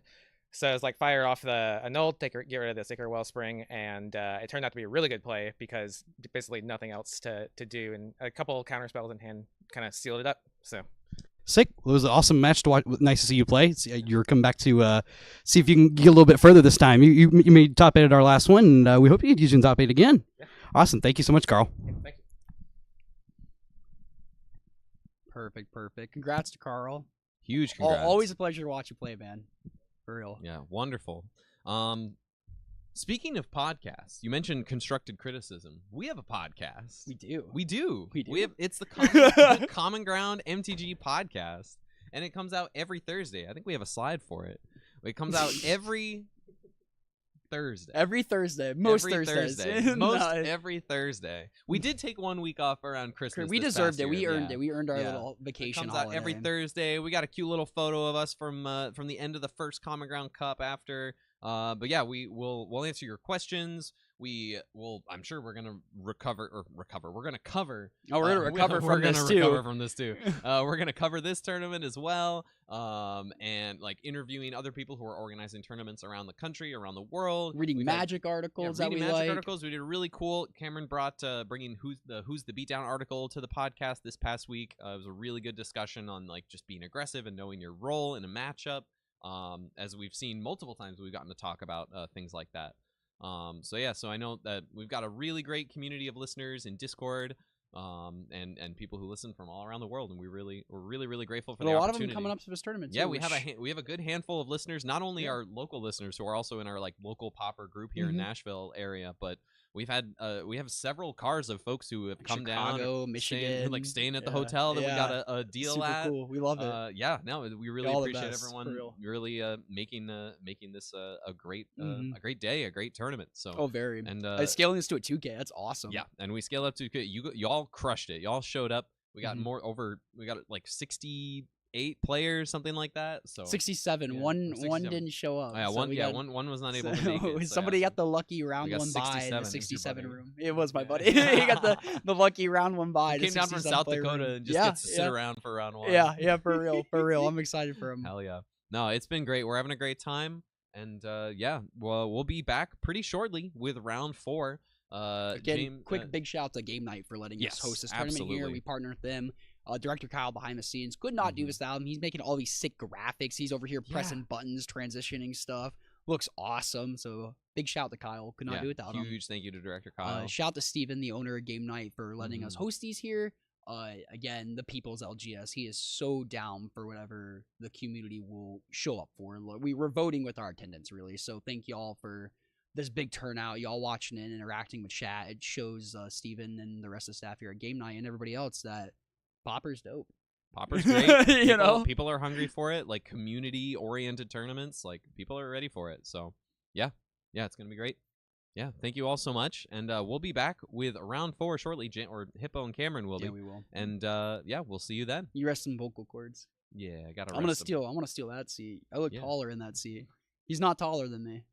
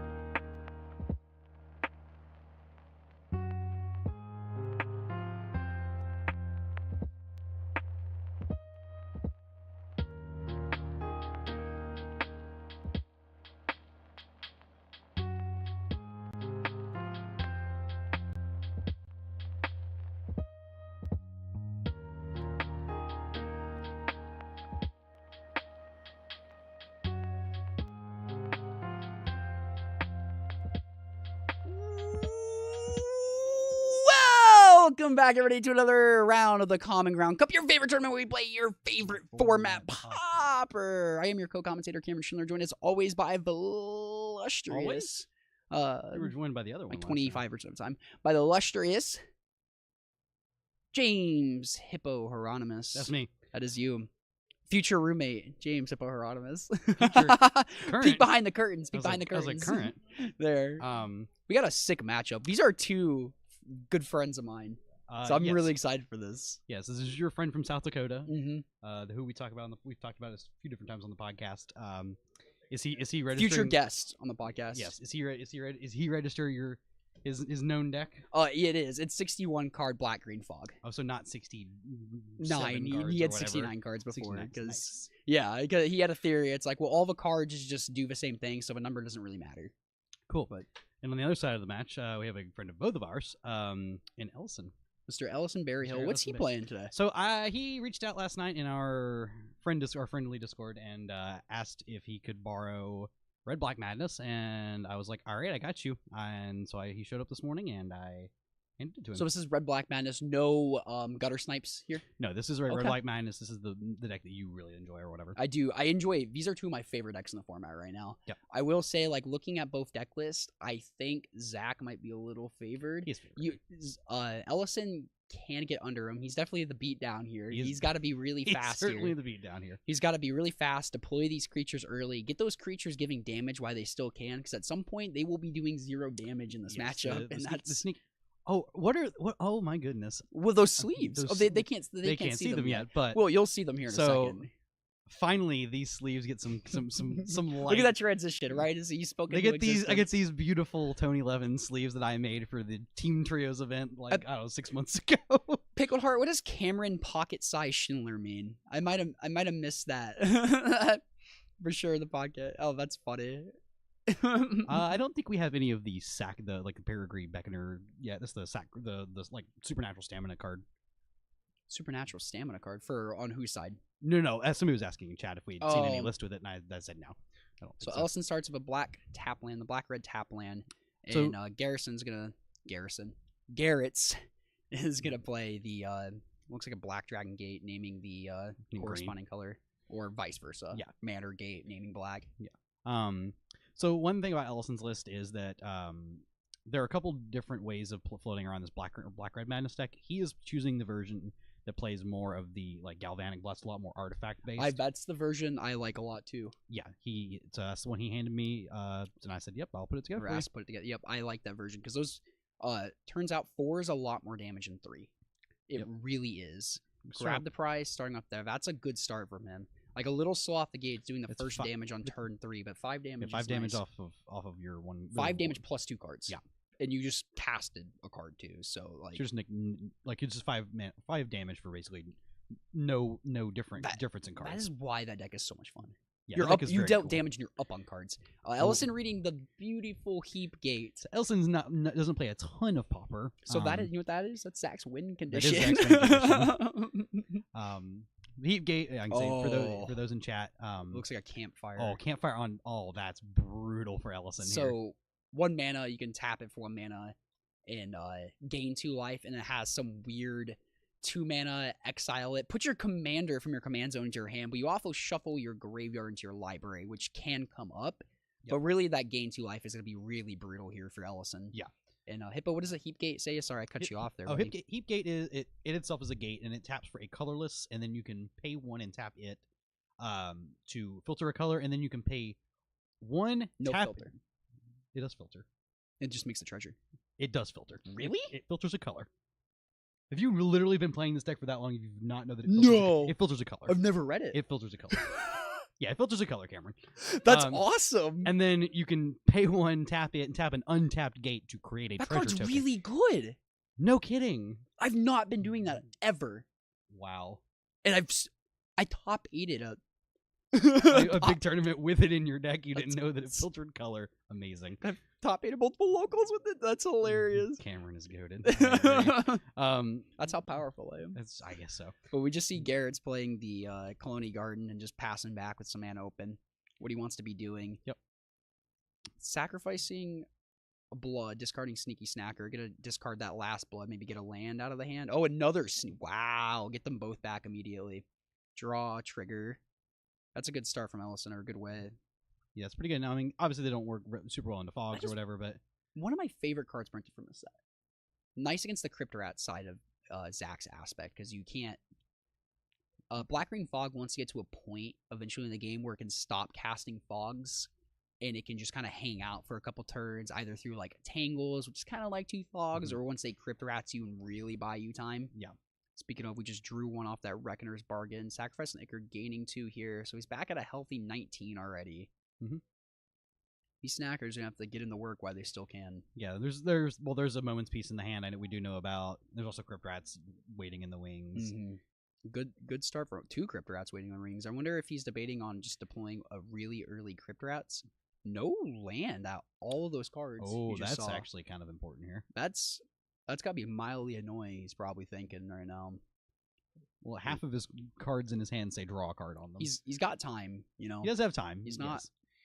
Ellison does have some good pressure, but Ellison's not super familiar with the format, so he's not gonna. I assume that Ellison's probably not gonna be playing around cards like Weather the Storm and things like that. I think Ellison's familiar with those at the very least. We're gonna see a swamp, so he can gain the 2 life and hold up a fog or a Deadly Dispute effect here. But it's only talk. It's only talk. It's only talk. It's only talk. Zach's thinking about what he wants to discard. He's got a big grip of cards in his hand.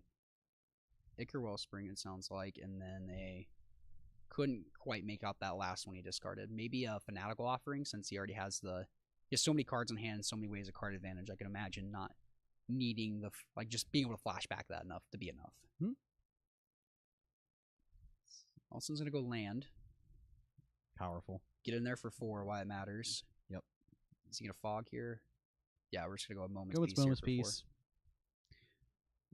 I wonder how many copies, and I'm very curious, how many copies of Flaring Pain are in this room today? My guess is probably about 0. I mean, I did have one person tell me they packed Flaring Pains. Okay, so they're more than 0. Okay, powerful. So we do have those. At least so there are some in the room. But Ellison unfortunately doesn't have any of that. And honestly, good against fog, but sometimes not enough. Because it's not going to be one combat step that wins you the game. It's just the persistent gaining life with these campfires. Like Zach's at 23, and we saw Ellison burn him for 5. And he's Vampire's Kissed and hit with or had multiple combat steps with. Well, Snackers. This is the first time he went to combat, I think. Sure. Yeah, but no, I get you. He's staring at these cards. Cryptorat's looking pretty He's going to have enticing multiple here. combat steps with these, and they're just going to do nothing. I don't think Zach wants to deploy these Cryptorats quite yet, just because it only gets the Sneaky Snackers back, and he's probably thinking, well, they're just going to come back anyway next turn. So this is the matchup where I would, I think I mentioned earlier today, if I had registered this tournament today, I think I would have played Mono Red Madness with the Gutter Snipe.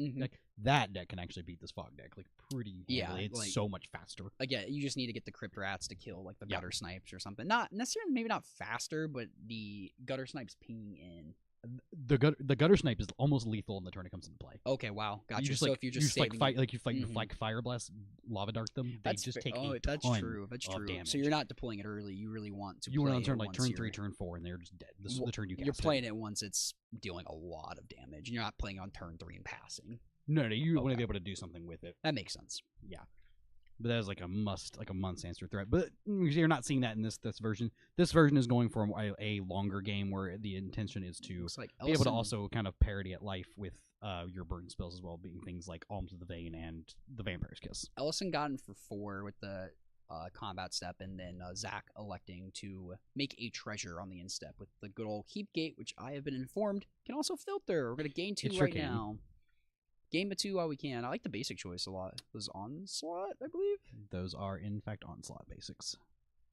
Meanwhile, we got these Arena DCI mountains over here. Look at that. This I think the one swamp in his deck. Looks like we're going to make a portal swamp. We're going to take another 4. Oh, what do we... I missed something here. The game of my life. That's okay. Might have been a Weather Storm. No, that wouldn't make sense. Ellison playing with Spart, not playing in the Weather Storm, it looks like. Beautiful. I think Ellison may have heard me talk about this deck to him enough, like waxing poetic about it, how much I like this in the Weather of the Storms. That's fair. So yeah, you might have an idea of how it works. I have to read some card. Icar to draw. Zach's just okay. We see a Weather of a Storm in hand right now, so if he just wants to have a nice little storm turn and have some cushion for that pushing, that wouldn't be a terrible idea. Nope, passing back. I wonder if he expects Ellison to kind of spew at any point, or I wonder if Ellison also is considering the idea of being able to just fire off them all if Zach ever taps out. So we're at 12, and Zach does not have a fog in hand. He has, I believe, a Moment's Peace still in the graveyard. I can't remember if he flashed that back already. I think he should did. track. Okay, but Zach's just doing the making treasures. He probably feels safe with this Weather Storm. Ellison's really only getting there for 2 Eternal. Limbus gains 3 life and it shuffles in. Hippo. Isn't that card Time Walk? It was what we've been led to believe. I have been told that card is better than Time Walk. That's true. It By shuffles Hippo. in. It It's does true. shuffle It in. does shuffle in. Ellison pointing at the campfire. How do you beat that card? That's what I had this same exact experience. I actually handed this very same Madness deck to someone for the Team Tros event that we played in, and I played a campfire against him, and he's like, "How do you beat this card?" We're really seeing the different aspects of Pauper with these feature matches too. Yeah. We saw This the is fairies, like the very protect the queen. I played my threads. I'm interacting with you and putting the pressure on you. Yep. We saw like the Mardu send for the Joan Wildfire. These two mid-rangey Wildfires decks. decks, but we've seen a combo deck today too with a mid-rangey backup Mhm. plan, the Elves Spy deck. We've Second seen a Heat good Gate. swath of stuff today. Second Well- Heap Gate, really important in this deck to make for treasures because Hey, you do you do know- convert those into a stream of thought. Do you know what the second Heat Gate can do? It can also filter. they can also filter? It can also filter. I thought I could only filter through the treasures, but it is a filter queen. Filtering. Have director Kyle checking out the stream. He's sure all is well there.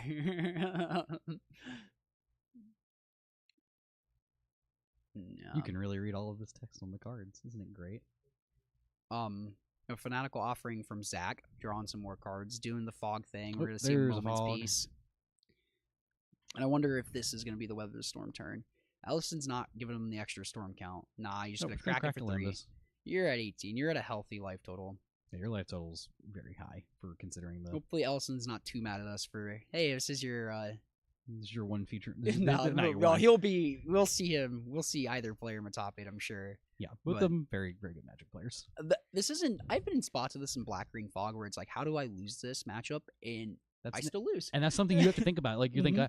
what can go wrong? You feel so ahead, but like You draw these ha- cards. You also have to Mhm. consider what can my opponent do that prevents me from winning. We're gonna see a Crypt Rats from Zach, exactly. Like, Zach could just, he doesn't have fogs in hand. He could just not draw into any fogs. Nope, we're gonna map onto the Script Rats and get it where we can keep it in play.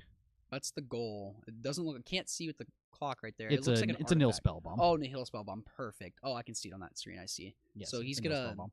keep that on top there, and this is, or he's thinking about keeping it on top of Graveyard. This is a really good play from Zach, because now he can ping that for 1. Crypt Rat stays alive, like you said, Hippo. Do a And he little- could constantly kill these sneaky snackers. And it's a clock. It's a way to win the game.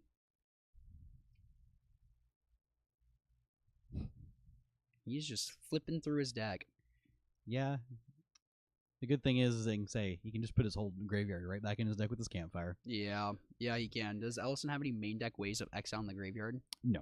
Oh, there's one Bajuka Bog. Sorry, I lied. Okay, There's there one you go. Bajuka Bog. Does he have a Carnarium, Rakdos Carnarium? He has one Arachnos Carnarium. Okay, looks like it's already in play. So 1 Bajuka Bog here to exile the graveyard if it comes up. Zach has 2 more Crypt Rats in hand, so I'm sure he felt pretty comfortable playing this first one out. And try to crack the map on it. And hey, if he kills it, I have another one. Doesn't really matter. And getting the Sneaky Snackers out the following turn will be practically another fog for him. Yep, that's gonna put those both in the yard. Reminds me of Pestilence a little bit here right now. It has a counter on it. This is Pestilence, baby. This is Pestilence behavior. Oh yeah. So he's gonna Lightning Bolt it with the trigger on the stack. Oh, he's here in response. Is he gonna go ahead and turn it into 2 more cards? Fire off a weather, maybe. Oh, maybe. Yeah. Just gain a ton of life. Maybe he wants to draw 2 and weather, because then just add 3 yeah, more life yeah, to we're that. gonna draw. Yeah. So what's that storm count? We have the Crypt Rats. We have the Lightning Bolt. We have the Eviscerators. The Weather of a Storm. He casts the Nihil Spell It's like Bomb 15 5. for like 15 life. So yep. We might have missed another is spell. there a in second? between there. There's a second Weather the Storm in hand, I think too. I think this is 15 here, putting him the 32. which is If- kind of a rough place for Ellison to be. I was trying to eavesdrop and hear what they said. Oh, we mapped we correctly. mapped Look at that. correctly. Look at Go us. us, Hippo. Being so cognitive. Cognizant. Thank you. Cognizant. I love pronouncing names wrong or names. Oh boy. So this is where Zach wants the game. He's at 32 So against. I think Zach is explaining what he's going to do. And Ellison has probably asked, "How are you going to win the game?" Okay, and Ellison that- has now decided that is enough, and he I- would like to not proceed further. I would bet my entire bank account that is just what happened. I Hippo. guarantee you it is because I know Ellison well enough. Ellison is a pretty straightforward. The first time I played against him, he terrified me because he's He's a- very stern, very serious. Yep. And then a couple times, like I finally beat him one time. Yeah. And he asked me, he's like, "How do you think I sideboarded? Like, would you have done anything different?" And I'm like, "Oh, he's just really chill and cares about Magic He a does. lot." And then like bantering with him more, and I'm like, he's the funniest person I've ever met in my life. He's just very. Subdued. Yes, there we go. Very Yeah. quiet about it. Very good person. We love Ellison. We here. do love Ellison. Ellison's great. So looking at the sideboard here, we have got on Ellison's side, we got 2 copies of Fairy Macabre, 1 copy of Red Elemental Blast, 1 Tithing Blade, 1 Arms of Adar, 2 Extract a Confession, 2 Neil Spellbomb, 4 Pyroblast, and 2 Cast into the Fire. Maybe the castinifiers hit those campfires. The Cast into the Fires are pretty decent. The Fairy the I would say I wouldn't bring them cobs. I think the spell bombs. the spell bombs are probably yeah that's Yeah. fair. So The macabres are more for the spy decks Yes, really more than anything. from Zach's side, he has 2 fairy macabres as well, Mhm. 2 heritage reclamations, 3 hydroblasts, Something tells me those will be coming in. 3 hydroblasts. Those? Yeah. The Hydros? Yeah. Yeah. 1 Lasterites, 3 pyroblast, 1 Raven's Crime, Raven's Crime? and 3 elemental Do you know what blasts. Raven's Crime is? I do. It's the retrace target player discards a card. That is so sick. He is a master of the spice. I love a Raven's Crime. I do like these hydroblast coming in here just to agree. keep Ellison off the draw twos. Yeah, If you can just if you run can away hit, with if you, cards, yeah, if you can hit the like grab the prizes, those are just huge game. lootings are even Yeah, good. yeah. Just to make sure he doesn't stay at card parity with you. We saw that game. Ellison did stay at card parity of Zach, but he just had He was just basically playing around Weather the Storm the entire time, and then at some point, like the treasures became too much, and he can never really Fog do is anything. very good at saying you're playing this fair access of this game, and I'm gonna do something so out of left field that I don't care what you're doing anymore. Yep. I'm playing a different game entirely. I'd be Not inclined to quite agree. super solitary, because you see how Zach's taking reasonable game actions, playing a land, saying Yeah, no. this is. I would not consider Ellison this has a the solitaire illusion deck. of choice. This is. It is I would. Yeah, I mean, the fog deck is just a control deck. That's all it is.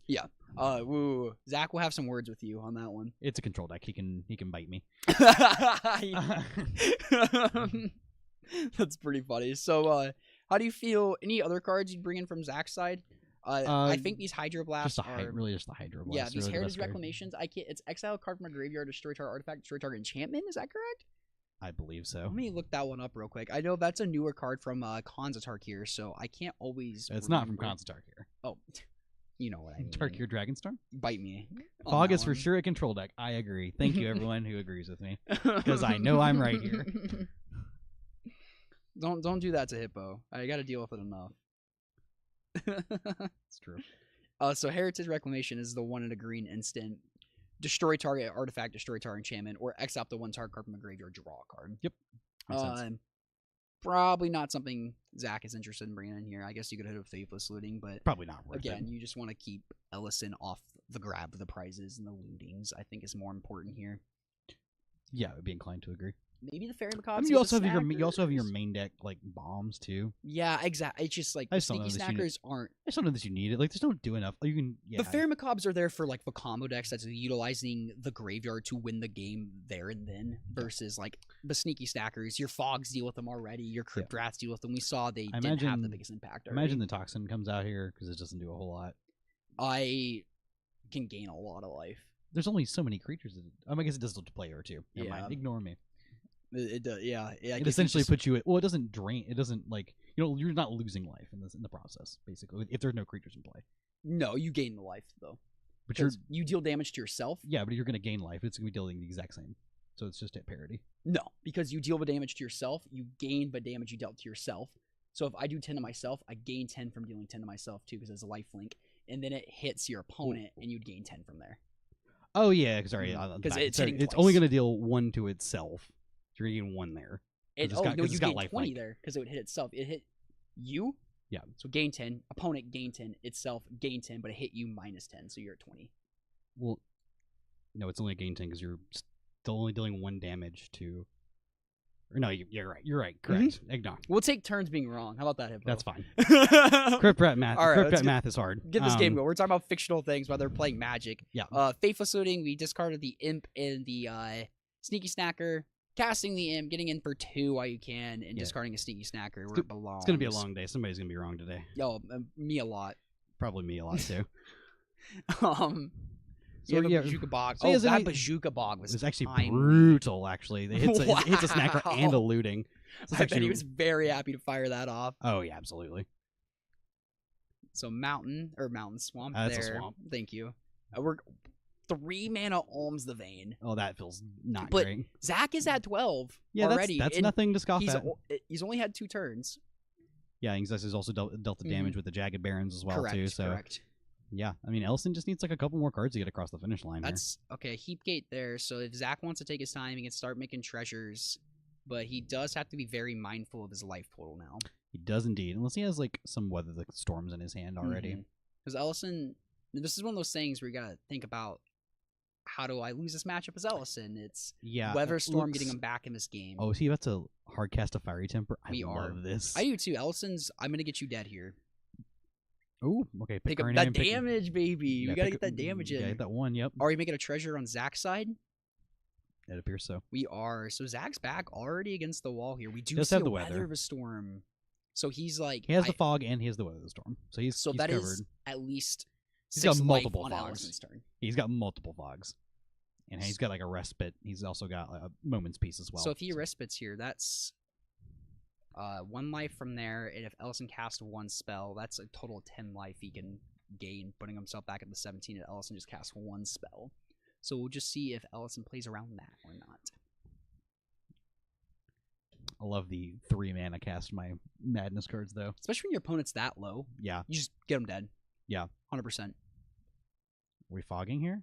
Oh, Oh, we are 100%. fogging. I think he just wants to bolster at storm count. Respite. He said get So- the 8. Respite. Yeah, Oh, but he does have a treasure too. he does indeed. And I learned Heapgate filters. It does filter Cameron. It does. The more y'all know, chat. The more we know in the booth.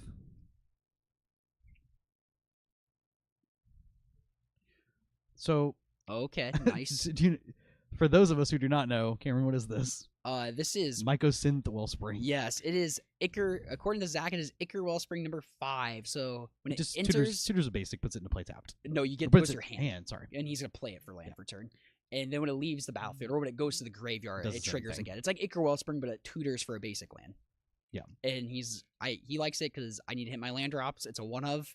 I'm one of those people. If that was in my deck, I think I'd cut it every single. I think that's game. the heap. Basically, where people play Heaped Harvest. This is where this card is. That makes sense. Yeah. Yeah. Yeah. I like that. I know, here. like Kerblinski's a big fan of the And- one of Heaped Harvest. And now he's at a spot where I'm not gonna miss my land drops. We're gonna have a lightning Correct. bolt to Zach's face. Is this on I his imagine instep? this is on the instep. Zach's probably gonna fire off a. It is this. It's probably the Weather 61st Weather card. Storm to gain 9 here could be what he's thinking about, which it But would put him to it- 16 and back down to 13. He takes it. He's gonna Just go lets it happen. 4. Just being very Wow. patient here. Just being very patient. That is so. You got to be careful not to die to a cheeky galvanic blast, but Well, zero well, artifacts, zero in artifacts in play. play. So it's only a shock. It is in fact only a And this shock. format has better shocks. We do. We actually got a new one in this new set. But The Plasma Bolt. oh, we did. What are we seeing here? Oh, 4 mana. Cast the Kitchen Imp. Wow. Crunch. He's gonna fire this fog off real quick. Yeah. He's like, nah, let's moment's peace here. Yeah, nah, dog. I don't think so. We're gonna put him to 3. Zach, I think he needs to fire off this weather. Look at that, But because he's playing around Yeah. the lightning Oh, I know. bolt. Yeah. Oh man. So he's only gaining 6 here. So he's gonna go to 10. Oh, did I miss one spell? Oh, casted the fog, so he played that. Yes. The Weather Storm itself, so the real copy of it. Yeah. Well, And then- we've at least gotten through the Weather the Storm. Yeah, we got. Oh, but there's a second one to follow. The storm. There's more storm after the storm, Hippo. It's a big thunderstorm out there, man. Let me tell you. Zach is the fog rolling in. Yeah, we see Zach starting with his Crypt Rats here, which also it kind of puts Ellis in a spot where, oh wow, he can get rid of. That's a good fogger right now. He puts himself to 10, but how many cards are in Ellison's hand here? Is it 5? 3 cards, man. Oh, okay.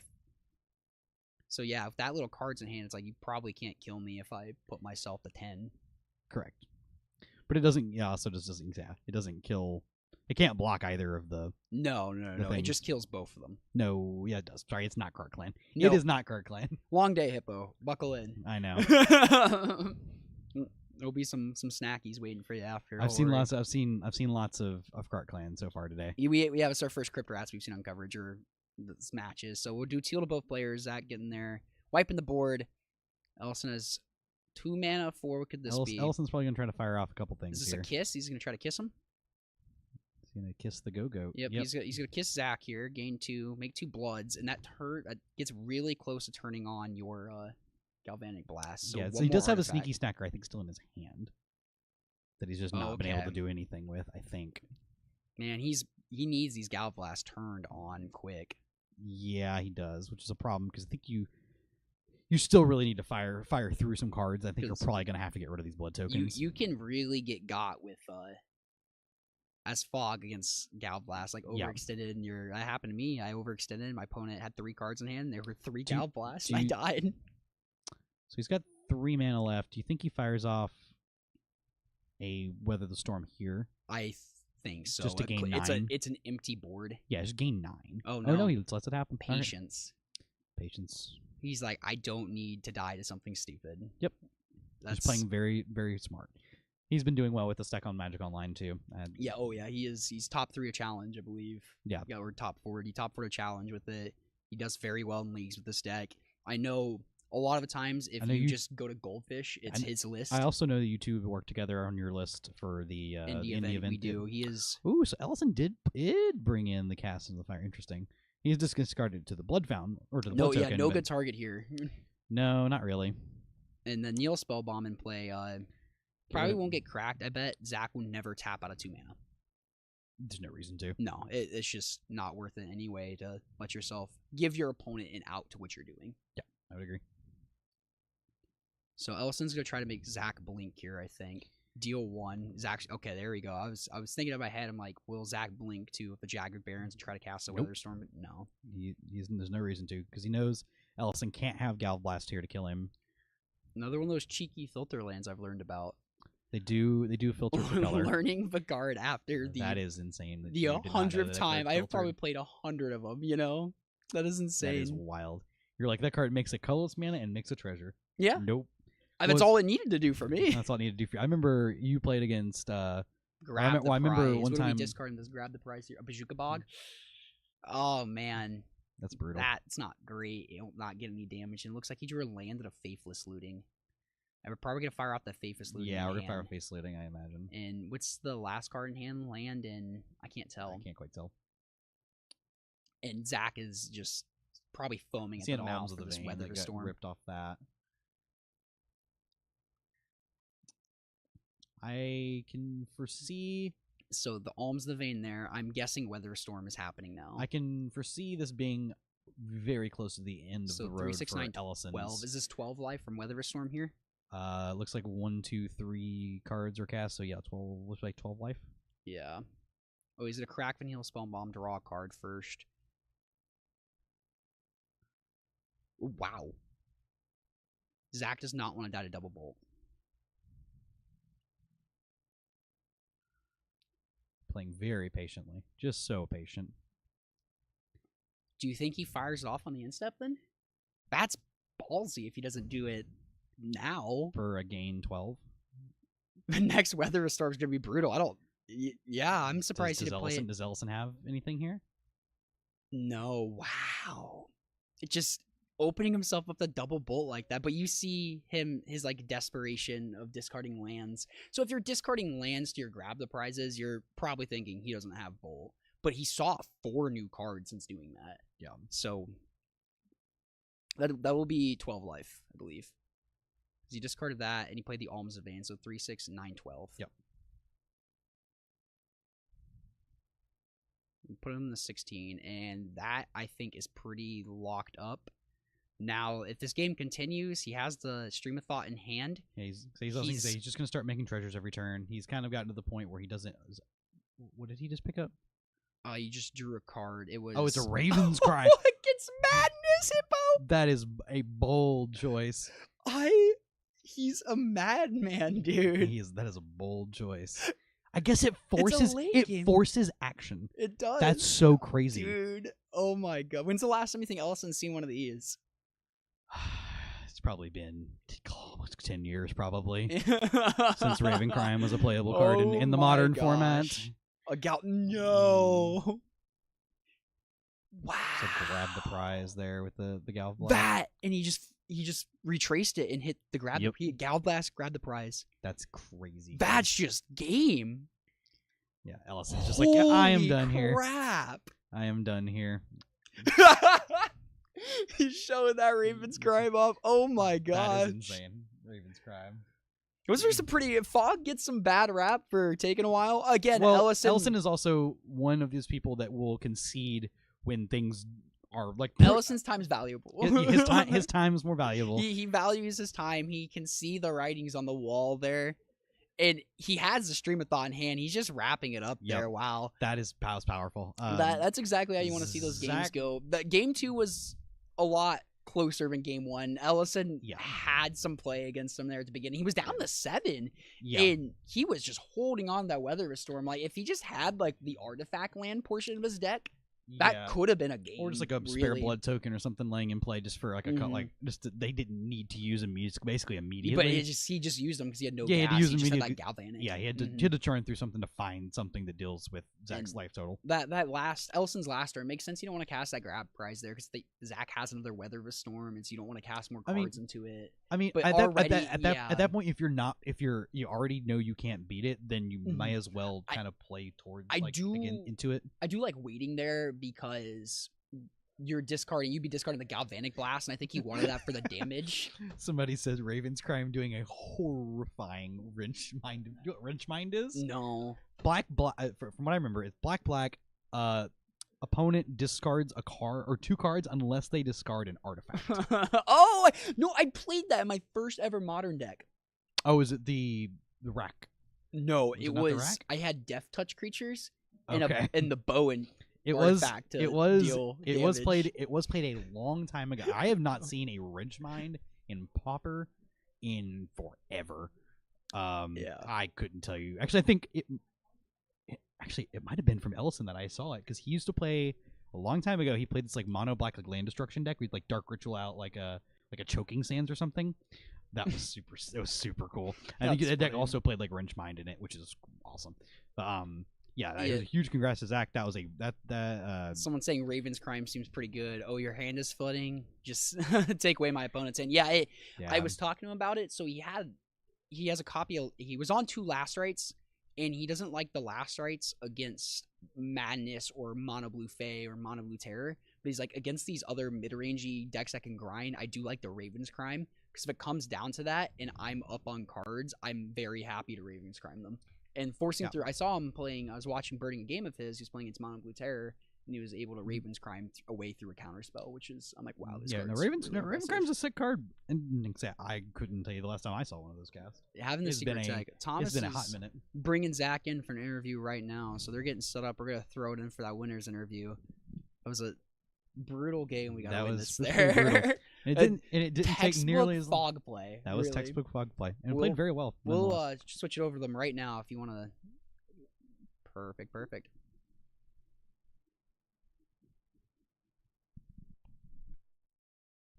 Awesome. Hello, everyone. I am here for that. Joke that this feels like You flew in, you're staying with him tonight, and you came in to help us. You actually helped us get set up a little bit this morning. You stood here in this exact spot to check this exact spot, and now here you are again. You brought Black Green Fog with you. You've had some success with it online. You top 4 to challenge within the last couple weeks. How do you feel with it? Seems like you're very comfortable with the deck. What brought you to play the deck today? I just think the Ichor Wells plus Deadly Dispute effects, the 2-mana draw 2s by sacking artifacts and black. I just think that's one of the best engines that you can play in the Pauper format. And fogs are busted. You just eliminate combat, something to worry about, and then just hope to dodge any combo decks, and you can have a good day, I guess. It's something that I heard Cameron talking about during the coverage of this round, and that he's talked about on the podcast before in chatting with you about at the deck, and he's played the deck and enjoyed it a lot. Against a deck red.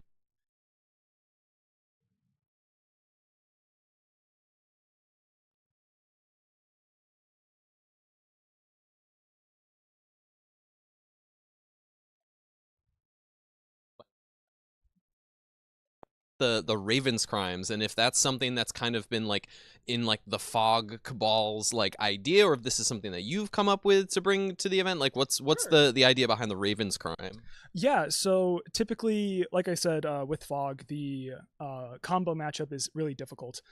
So most Fog lists will run a couple copies of Last Rites, which is the 2 and a black for a sorcery. Choose target player, discard a number of cards from your hand, look at their hand, discard non-lands equal to the number you discard. And I frankly don't like that card. I think it's necessary to have at least one, but I switched out my second copy for a Raven's Crime because I just think it does some work in the mid-range matchups in these games that actually do go longer. It can be a resource. I'm also playing a copy of I'm going to forget the name of it. It's the other Wellspring. Yes, and it's you search your library for a basic, put it into your hand, and then if you sack it, you do it again. So it's kind of like the 5th copy of Ichor Wellspring, but it finds those basics. So that helps to power the Raven's Crimes and the post-board games, and you just draw enough cards that you find enough things to fuel it and just lower the resources your opponents have access to, and then you can just clean up from there. No, that's really, really creative. So you're 4-0 now, 4-0 in the tournament, flew all the way out here, absolutely crushing it. Do you have any hopes of, do you want to just play against some more aggro decks? Have anything that you want to dodge in the room? High Tide and Mono Red Madness. Miss me, please. Please. Don't. Please. Well, thankfully, there's only one High Tide player. Sure. There are a handful of Mono Red Madness players, so we'll see how that turns out for you. But you're crushing it. You're that Cameron likes. We got some fun in action. So and of course, shout out to Allison, friend of the pod as well. Yeah, so thank you so much, Zach, and we'll get you back to the tournament, and we'll get back to the booth with Cameron and James. Thanks so much. Yeah, thanks a lot, guys. Appreciate it.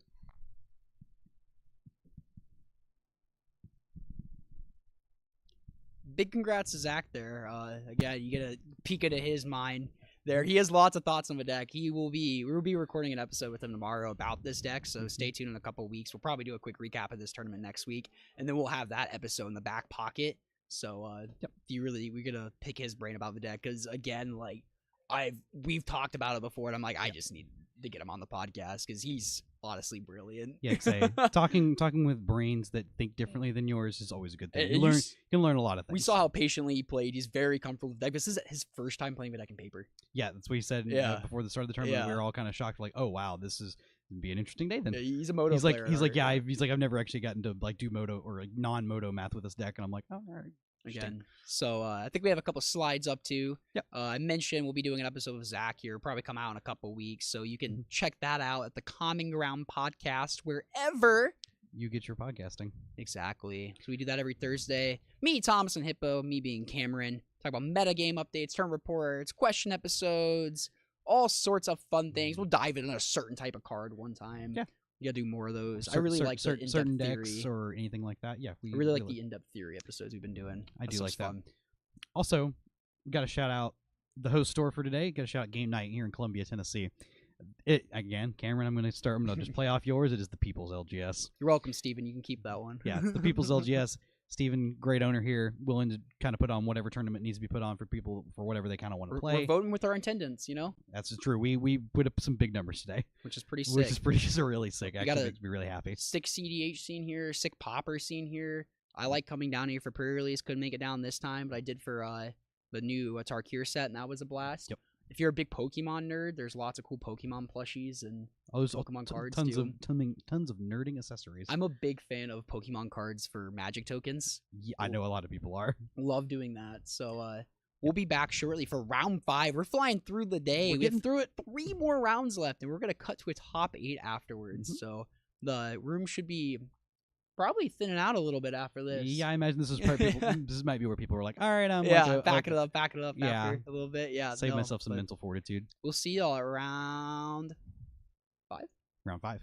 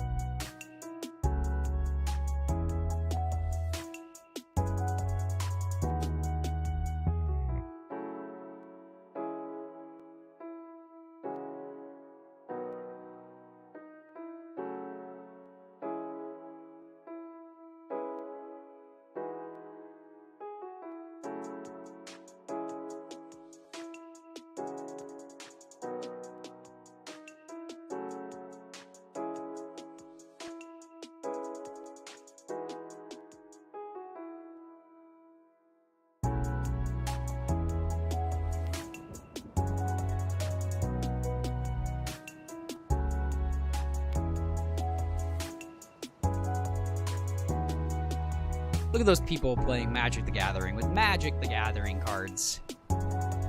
We're testing a new mic, so if you're still in chat wondering why I'm talking, that is why. Because the winner's interview sounded a little bit junky. Okay, I can stop talking. This mic sounds good.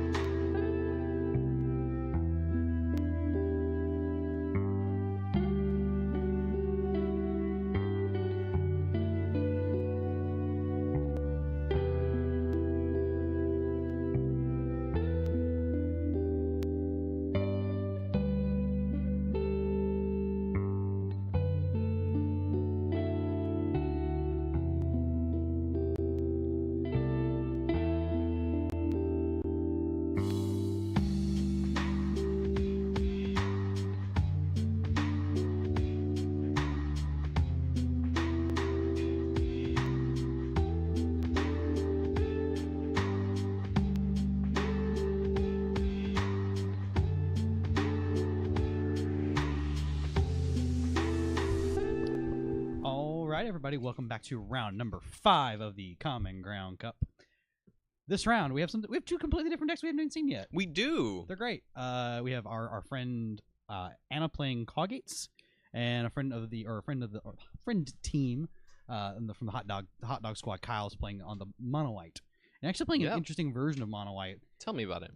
We are playing in Ancient Den. I'm wondering why that's. Oh, it's for the infantry card. Oh, for the magic It's infantry. for the little 1 mana. Yeah, so single mana. Grows.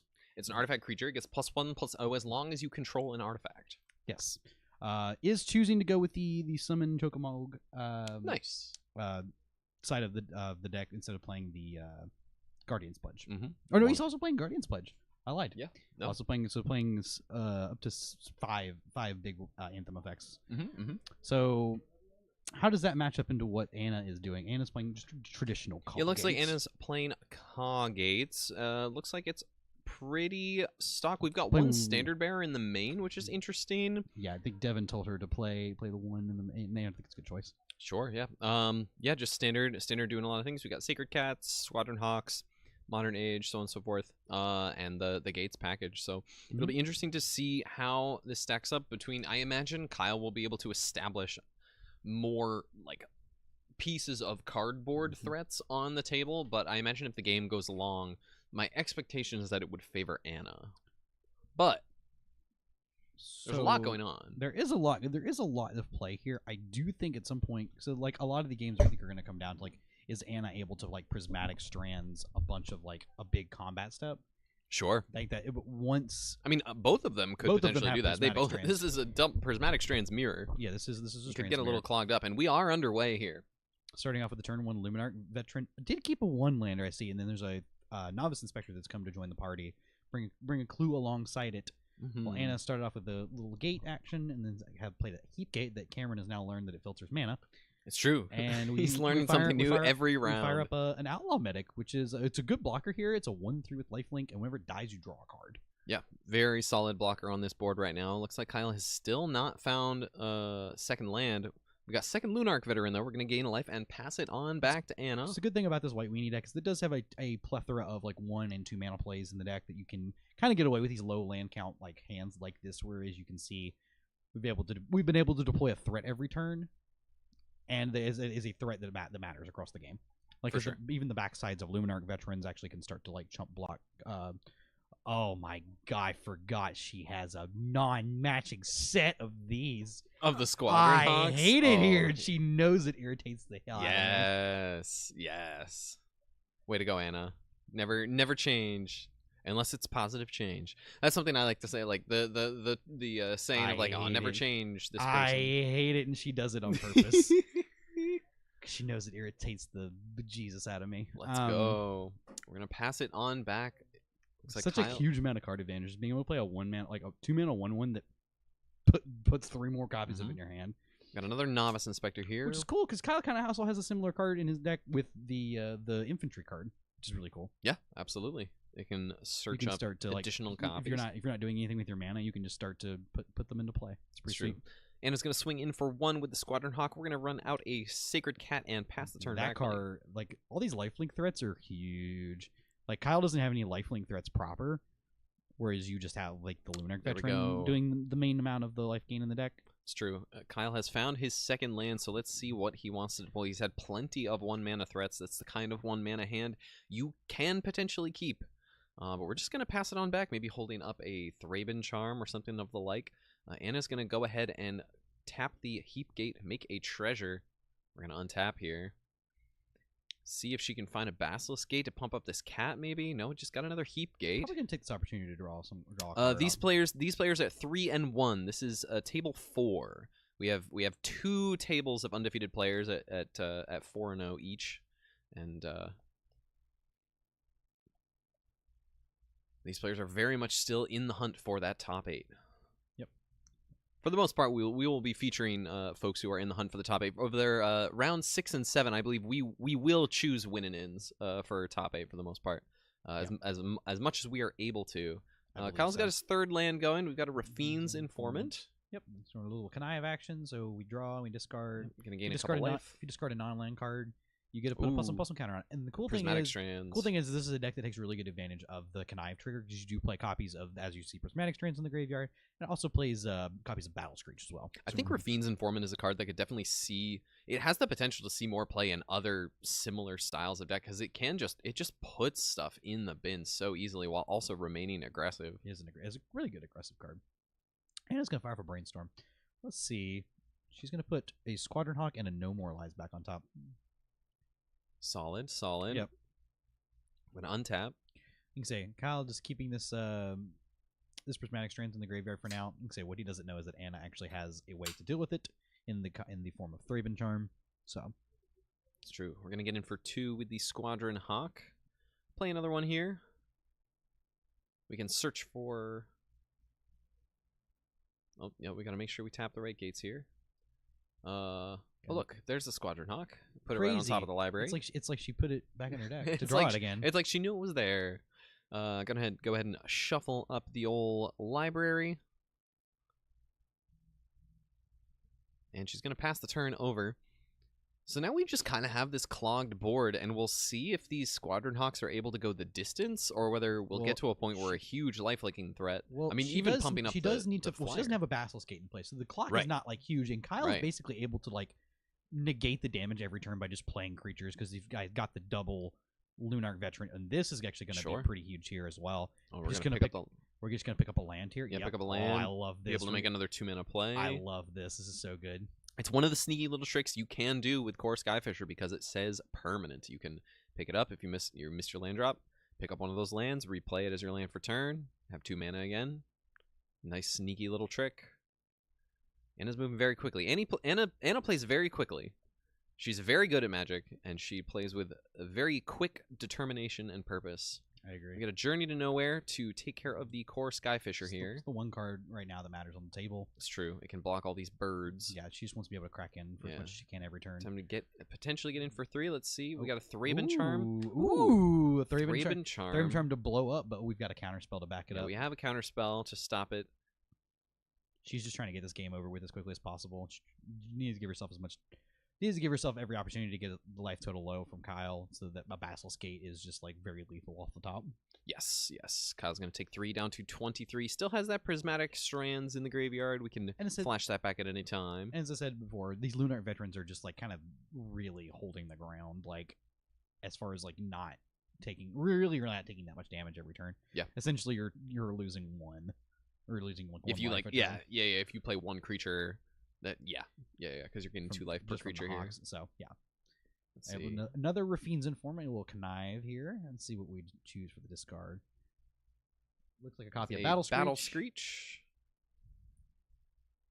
Gain a couple life points. I imagine we'll be tapping some white creatures now to be able to flash back the Battle Screech. I would imagine so. Here we go. Tap 3. Gotta tap some white creatures to put those into play. Flash back the Battle Screech, and we're gonna get 2 birds, which will trigger the Lunarch Veteran. We're gonna gain 4 life here. So now we have some blockers for these Squadron Hawks.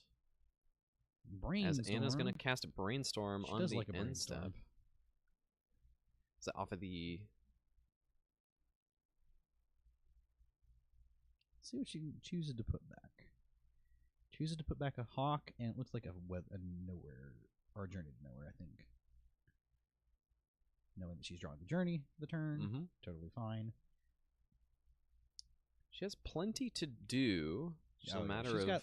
she's got plenty of action in the bin. She might actually she might actually want to fire off this Lorien Reveal to see it'll land.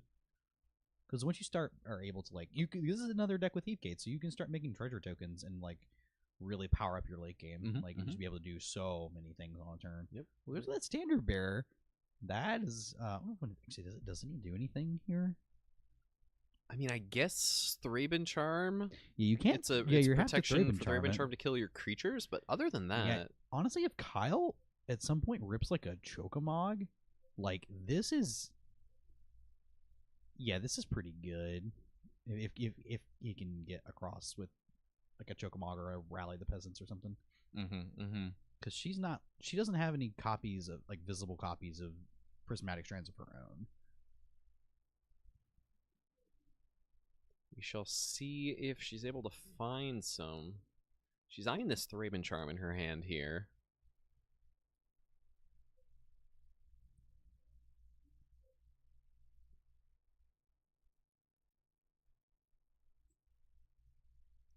She's really in the tank about this There's one. lots of decisions to be made here, honestly. That's one of the nice things about the Coggates deck is it can play a lot of different angles. And right now, when the board is pretty clogged up, it could be tough to decide exactly what's going down. So here's the Modern Age. This is going to draw a card and discard a card for a couple turns, and then it's going to flip into a 2/3 flyer. Just going to discard the Standard Bearer. Yeah, I get think rid of I the Standard agree with Bearer. that. Get another Outlaw Medic down. And if she can find a Basilisk Gate, because I think the Modern Age is going to help her dig faster towards something like Basilisk Gate. If she can find one, that could be a way for her to start accruing an actual advantage on the board and potentially against Kyle's life total, maybe force him to use the Prismatic Strands at a spot where maybe he's not super excited to. His life total just growing so much that she is going to have a really hard time getting around it currently. And I would say props to Kyle for knowing that this was a one-land hand that he could keep, that could develop into enough stuff, like having a couple Lunarch veterans and at least 1 or 2 Novice Inspector to, if nothing else. Now it's a healing salve every time a creature enters the battlefield. Where are the breath weapons? No Where are the breath weapons? No breath weapons here. And that wouldn't even do anything because Prismatic Strands. Yeah, we're Right, we got firing on all cylinders Core here. Sky Fisher gonna pick up the land. I think. Yep. Gain 3 life. Yeah, the Soul Sisters are still good. I actually found my copies of actual Soul Warden. Soul's Attendant. One of my first Pauper decks I ever bought was like the Soul Sisters deck back in the day with like triplicate spirits. Oh, what a banger! Yeah, I found triplicate spirits. I found that the other day. I was like, we were just talking about M15. We were. I liked that draft set. I thought it was fine. It was okay. Triplicate Spirits was like legitimately good. That was a good card in that draft format. I agree. But there's no Triplicate Spirits in the format anymore. No, not so much. Not so much here. And it has a lot of decisions here. A lot of options. Yeah, I kind of like this. We're just gonna pay 5 mana, Lorien Revealed. We're gonna draw 3 cards. Triplicate Spirits was sick. It was so good. Because so we get we have a land drop. 3 flying tokens on like turn 3. Like I mean, that's pretty good. You just go like Warden and then like Warden on 1. Yep. Warden on 2. Spirits on 3 is pretty good. So Anna's just gonna run out the Sacred Cat and pass, holding up there's single mana. The other Thraben Charm. Here's Thraben Charm on this journey to nowhere. And Thraben Get Charm. back the Sky Fisher. That card is so good. Trigger, gain 3 life, and then has to decide what permanent to bounce. Just gonna bounce a land. Yeah, I guess a land. That's fine. So you really want to bounce any of your permanents here? I mean, you're in your like creatures. I mean, I guess there's I would consider bouncing the Novice Inspector. I think. So you can at least repay, gain 3 life, make a clue. Your life total is like so high, I don't think it really matters at this point. I mean, the higher you can get it, the longer you can hold this out. Again, I think as soon as he finds a copy of any of his like Anthem effects, like this just cracks wide open. Because at some point we're gonna have to be like, oh, okay, I need to start making like trades like that are not profitable, or like start like blocking that are not profitable. So yeah, once Kyle's able to find if Anna finds a Basilisk Gate, same thing. Really, really good off in these like Sacred Cats and Outlaw Medics and stuff like that. And if Kyle finds any of his anthems as well. It's kind of the same story on both sides. They're both just looking for one piece of what really makes their deck tick. Yeah, Modern Age is gonna flip here. Both players digging. There's another Modern Age. Anna is digging to find something to get a little closer. Discards an island. Awesome. The Basilisk Gate. We have the Basilisk Gate now. We got five. Count them, 5 gates in play. 5.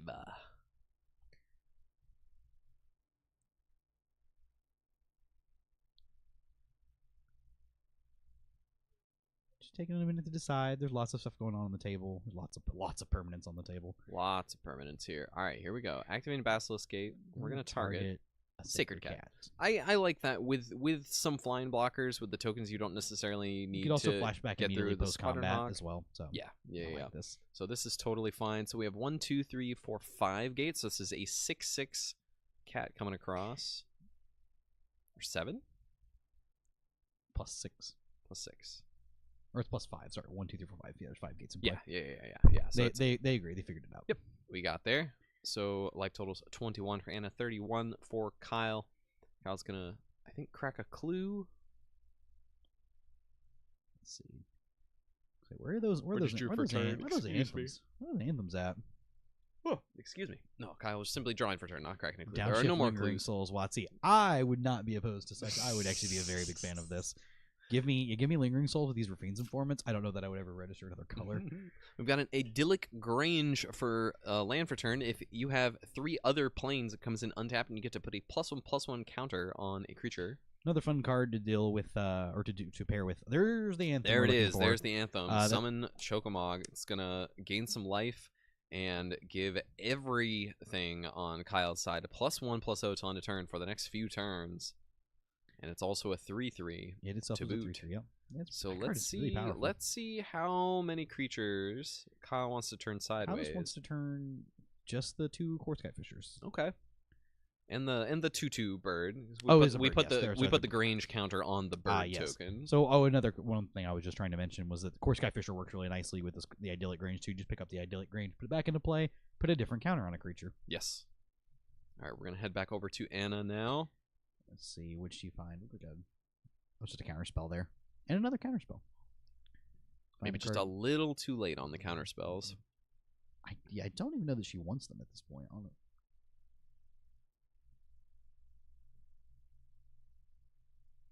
Having 5 mana, we're just gonna Just draw gonna 3 more Lorien reveal? cards. Lorien revealed, sure. If there's one thing Anna loves to do, is draw a card. All right, we've got a tapped gate to play. We drew into a prismatic strand, so we could potentially blank some of this next attack here. And it's gonna be a big turn too. I mean, if Kyle finds like the actual copies of like Guardian's Pledge, like that's a ton of damage. You could potentially bait your opponent here into making a big attack. It's true. Let's see. Anna's got a grip of cards.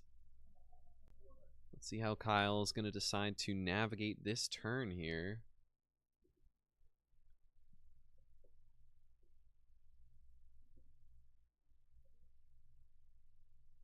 All right, Kyle just asking to look through the graveyard. I think Really the only only card of relevance is Relevance that to the deep analysis. And she's just playing it as a 1-of, right? Yep, just playing it as a 1-of. No It's funny 'cause prismatic a couple strands copies now. of Dispel she has in her deck. It's actually got some live. This is pretty live here because like the one of the cards I think that does a ton of damage. Or going to do a ton of damage is like say we said the Guardian's Pledge.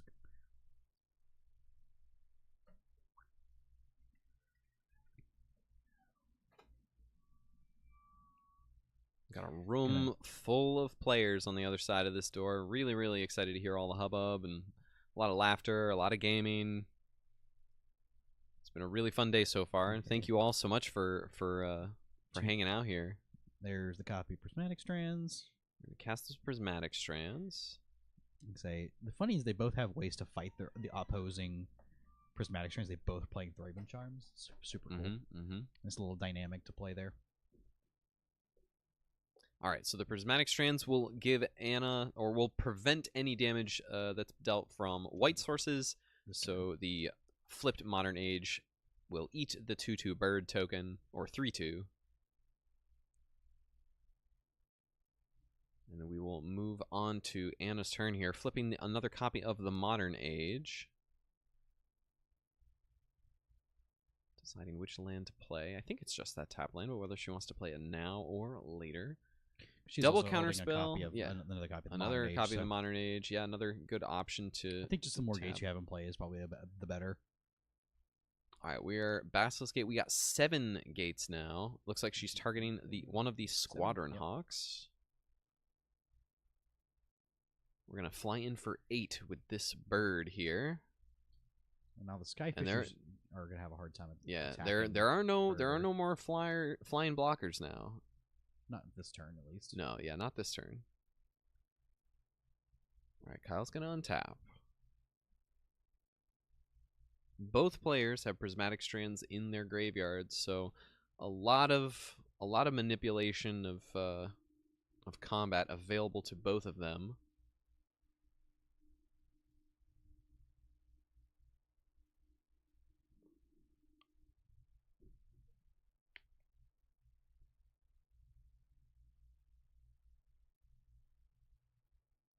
gonna swing in with the Sky Fishers here. We got six coming across in the air.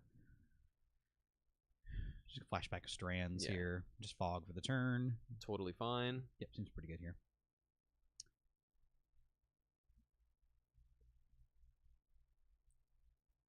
So just still kind of, so she's double blocking one of the Skyfishers with the two flipped Modern Ages, kind of baiting Kyle to flash back this Prismatic Strands if he doesn't want them to die, but Kyle recognizing that the strands will potentially have a lot more value later on, and also seems like he has a backup core Skyfisher to play. Well, that's we're gonna nice here. Anna's got the Thraben Charm to kill the what is an enchantment, the Chocomogue. Yep. Potentially a good option to pick up with the Skyfisher and reset those lore counters on the Saga there. Now Kyle's probably looking to just pick up or he's picking up another Skyfisher. Pick up another Skyfisher, replay a sure. Skyfisher. Could pick up a Rafine's Inform here would actually not be too bad. Mm-hmm. Getting another copy of, or potentially getting another copy of Strands in the yard is pretty good.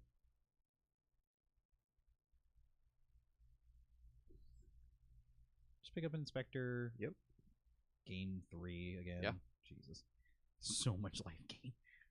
These Lunarch veterans, man. Man, Lunarch Veteran is a house. All right, we're gonna replay the Inspector, make a clue, gain 3 more points of life, and pass it on back. And it's gonna no, she's gonna make a treasure first. We're gonna untap.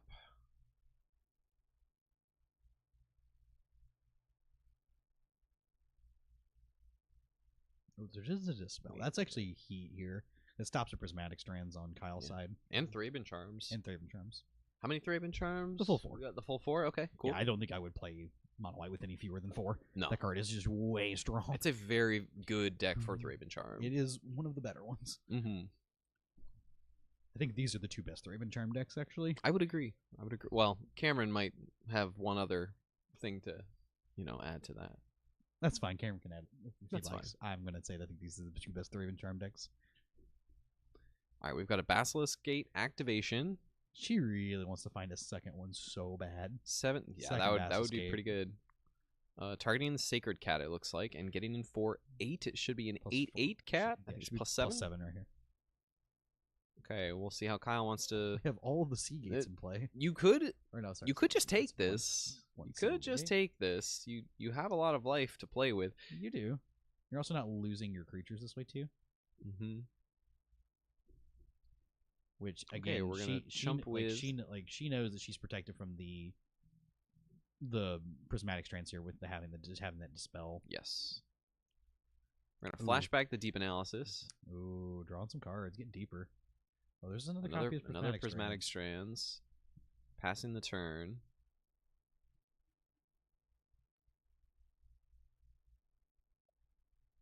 Honestly, there's a world where this game gets decided by decking. And in that case, I think Kyle wins. That is fair. Potentially. We flashbacked one of the Lunarch veterans. This one is on the backside is whenever a creature leaves the battlefield. Not put in the graveyard, not exiled, whenever it leaves the battlefield. Gain a life. Is it gain a life? It does gain a life. Okay, cool. I was like, I played a lot of that card. Yeah. Kyle's also going to deploy another Novice Inspector. Creature Gain a couple life points. Make a clue, maybe. Maybe, potentially. There's so much that's going on the table. There is a lot going on. The thing is Anna's got a grip full of cards. Like, nothing is really ever going to resolve again that ever really matters. Right. She's got the counterspell ready to go. She's got the dispel ready to go. Because she's got that treasure token. She got 3. She had 3 treasures down there. Oh, it's 3 treasures. Oh, there are 3 treasures. Yeah, she's got tons of treasure tokens down just there. behind the. No card is resolving. Well, now there's 4 treasures. Yeah, so he's gonna make another treasure end of turn. We're gonna untap here. Got another. That's a brainstorm. Yep. And then pick draw up and discard from the Modern Age. Play Azorius Guild Gate up to 8 gates. I think you're right. She would really like to find another copy of Basilisk Gate here. That really pushes a lot of damage. Yeah, through. so we're gonna pump up and target the Squadron Hawk. Squadron Hawk is now flying in as an 8/8 here. Anna moving quickly, recognizing that we're about halfway through the clock, and she's going to need to You basically need to win, win somebody pretty win- quickly here. Somebody needs to win a game here Mhm. because I don't know that this one may actually go to time. It may.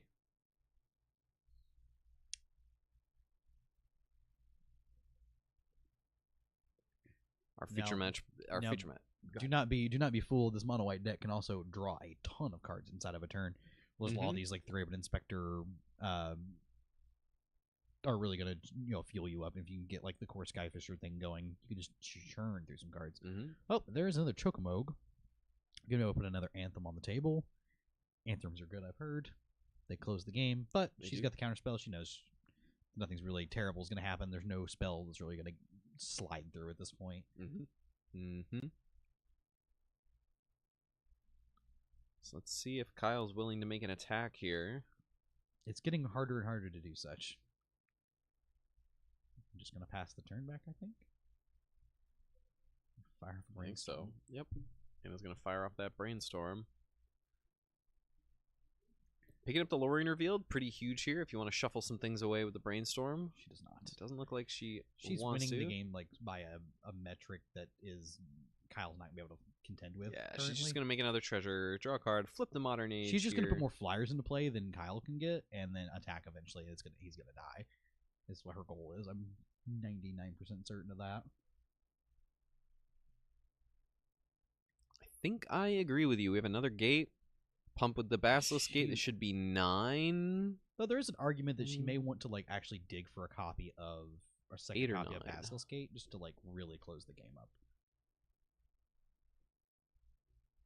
All right. She also might be playing to the clock too. There's something to be said about that. It's true. We're gonna chump with the backside of the Lunark Veteran. It does have flying.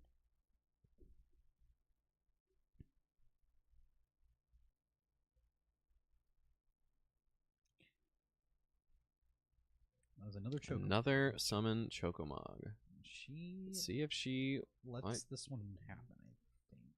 this one's gonna Yep. resolve. She does have the Thraben Charm to blow it up if she chooses. That is true. Could potentially bait your because you can bait your opponent. Excuse me. Oh, yeah, Kyle's gonna try and get in with the core Skyfishers. They are 3/3s here. Just like start double blocking them with your modern age, your vector gliders. Sorry. Right? Yeah. Vector Gliders, the backside of Modern Age. So she is gonna cast this Prismatic Strands, likely naming white. He's also gonna. We're fire gonna off his own prismatic strands. strands. She's just All gonna right, let that so happen. Because it's a defensive one, she's gonna let it happen. Yep. Yeah. So that Prismatic Strands has been in the bin for a long time in this game. Since, She's like, gonna turn, end step. Yeah. Like 3. So Anna has finally been able to get Kyle to cast that, and so now Now she's gonna have a little bit more freedom in terms of She's not needing to think about Kyle. I mean, Kyle could potentially have one in hand. yeah. You can draw 3 cards Yeah, we're here. just gonna draw 3 cards first. Man, this deck can cook. There's the There's Basilisk second Gate Basilisk and Gate. another Prismatic Strands. Just fine. She's starting to move And a a little cat, quicker. too. She knows. She knows the end is near. Here's Basilisk Gate number 1. She's also got a ton of treasure tokens just chilling over. She has 6 treasure tokens. So it's not like she's like tapping out here either. Right. She's not at all. 1, 2, 3, 4, Two 5, Basilisk 6, Gates. 7, 8, 9, 10 gates in play. Yes, we have 10 gates in place. Some of them are just slightly off screen for you all 1, at 2, home. 3, 4, 5, 6, 7, 8, 9, 10. Yeah, 10 Yeah, gates so in we play. have 2 11 Squadron Hawks. And all of the rest of the flyers are also coming in here. Wow. Kyle is a going. big Kyle is life total taking the swing. whole hit all the way down to 5.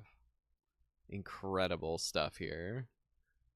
This is kind of what needs to happen. This is what happens in these board stalls in Magic. Is eventually things build up, and then eventually one player just decides, all right, the coast is clear. Time to just send half my team sideways. Well, he just provided himself a ton of blockers. Again, he found a copy of Battle Screecher.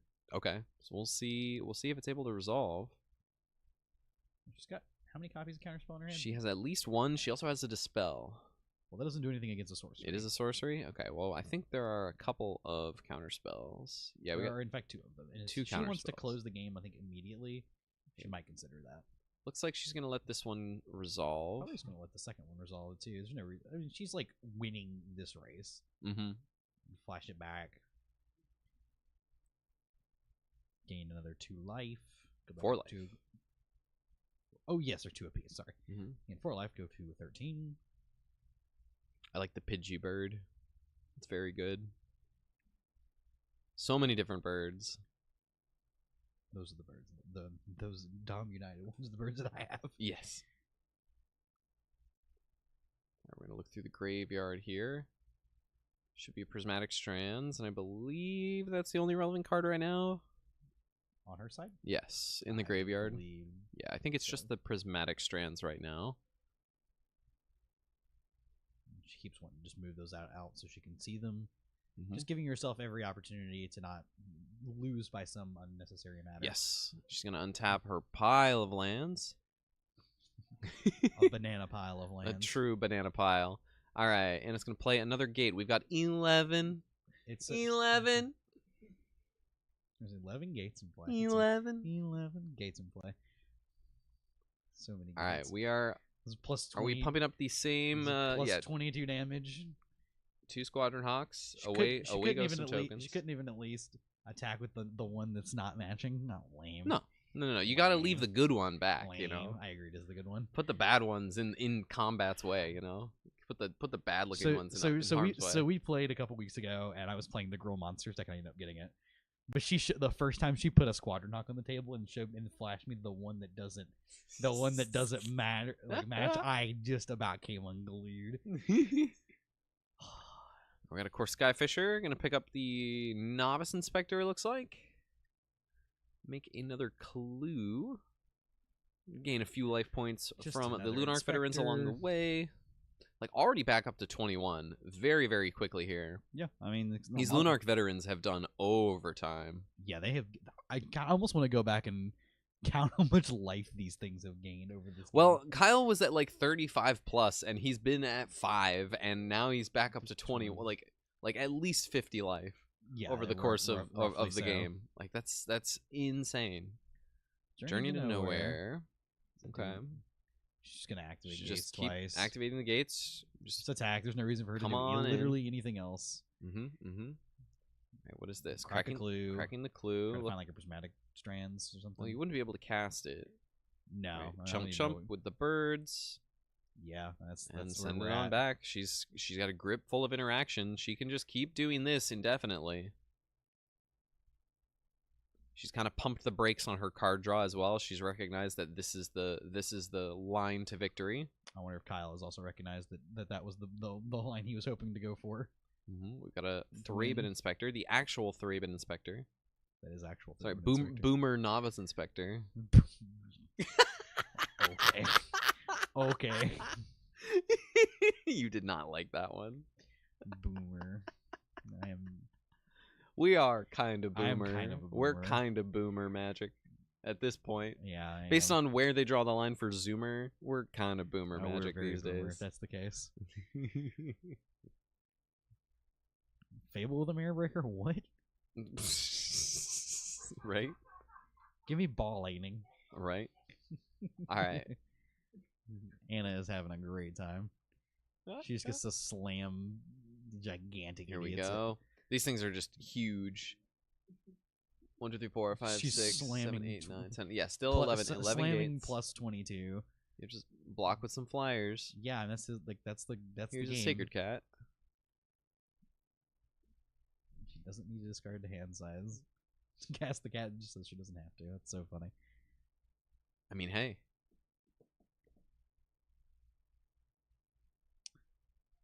There's the first one of the There's of the Magitech Inventory. Yep, there New it card is. from Final Fantasy here. I agree, Allium. I absolutely agree that there are some times where maybe it would behoove a player to kind of maybe scoop them up. Though I mean there's still some world where Kyle can get out of this. The problem is, as I say, there's 2 more prismatic strands that he did, like he's not even seen yet. Right. That are brutal at any point in the game. Like any point in the game, this is like he gets to like resolve. Well, in theory, it would resolve like a Guardian's Pledge or something. Like, oh, I know who you are. like I just can't imagine. Thanks for tuning in, buddy. our champion from Our the champion first who couldn't be first here. common ground cup, the Michael Foal. It's true.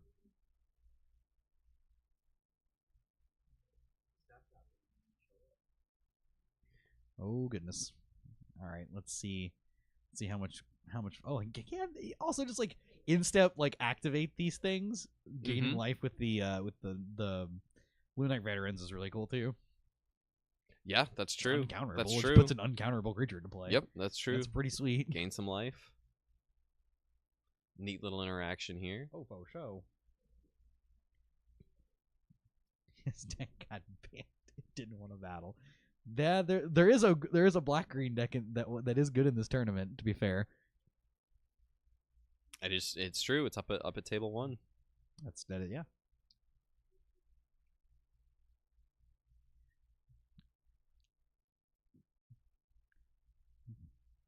Kyle's taking a big swing back down to 5 here.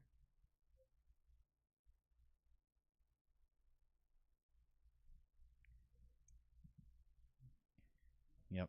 I don't think Anna's ever going to cast a spell that she doesn't ever have to for the rest of this Oh game. no, not It is at just all. going to be untap, immediately tap my gates again, and attack. It's triple Basilisk Gate now. Just going to town. And Kyle has seen the writing on the wall. Yep. He cannot get through a stacked hand of interaction. And Anna is going to take game 1 here. Alrighty. Cawgates versus Mono White Aggro in a marathon of a game 1 That was here. a 35-minute game one. Yes, it was. That was a long game. All right, Incredible. What's Kyle working with on in his Kyle's board side of sideboarding? He has got 2 copies of Conclave Phalanx. That's a card I actually had to read. I didn't know what it did. here? It's it like is 5 mana. 5 mana comes into play. You gain 1 life for each creature you control. Okay. It has Convoke. Oh, and oh. So 2 Destroy Evil, 3 Dust to Dust, 2 Hallow, 2 Journey to Nowhere, 2 Lumithread Field, 1 Palace Sentinels, and 1 Prismatic Strands. Okay. So cards he would be interested in. I think Destroy Evil is a good one. It just kills a really large copy of some creature in play. It's a Sure. really nice, Sure. really nice instant speed answer for something like that. Journey to Nowhere, something you can also consider here for the same purposes. Mm-hmm. You might want the Palace Sentinels. It does draw you a card every turn, but the problem is you were both also doing like a bunch of flyer nonsense. You're both like the flyer decks of the format aside from Fae. So Yep. like being able to fight over the Monarch might be a really huge game. So I would probably bring in the Palace Sentinels. I think it's pretty good here. Cool. What does Anna got working? In Anna's sideboard, we've got probably like a pretty good spread of what you would expect to play in Pauper. This is like a hallmark of Pauper sideboard cards here. We've got 3 blue Elemental Blast, 4 red Elemental Blast, 3 Dust to Dust, 3 Relic of Progenitus, and 2 Standard Bearer. I don't know if you want too much of this. Maybe you want a couple of relics to have additional things to fight the Prismatic Strands and potentially Battle Screeches on the other side. But other than that, I don't know if you really need the Standard Bearer. She can probably cut the Standard Bearer and the Deep Analysis and board in like 2 relics. 2 relics. Yeah, that's call kind it of good. what I'm feeling. And she may board in, or she's only playing the 3 copies of Mhm. Strands. Okay, Mhm. yeah, I think I just like getting the Standard Bearer out of here and the Deep Analysis out of here, and Because she's only copies of on relics is good. only on 2 Thraben Charms, so it would be kind of nice to have a little bit more graveyard management against those cards in particular. So, all right, let's see what we're working with here. there are a fair amount of red decks in the room. Well, there's a lot of madness in the room.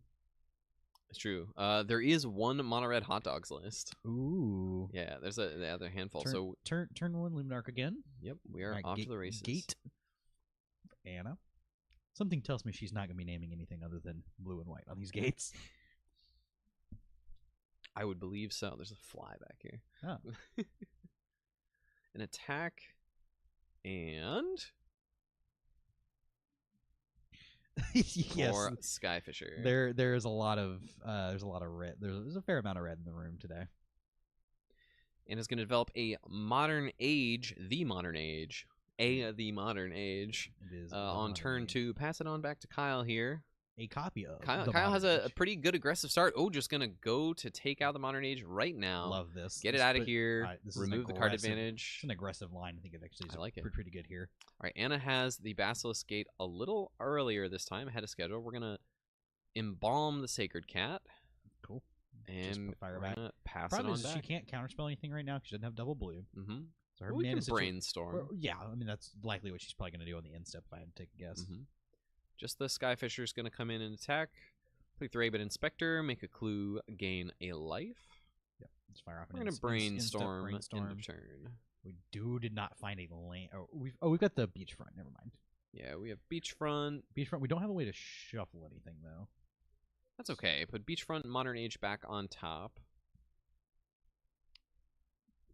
I wonder if she. Is she I just wonder going if to she's gonna attack? with this Sacred Cat here? Maybe. Interesting. You could. No, I'm just gonna play the 1/3 Just blocker. run out the medic.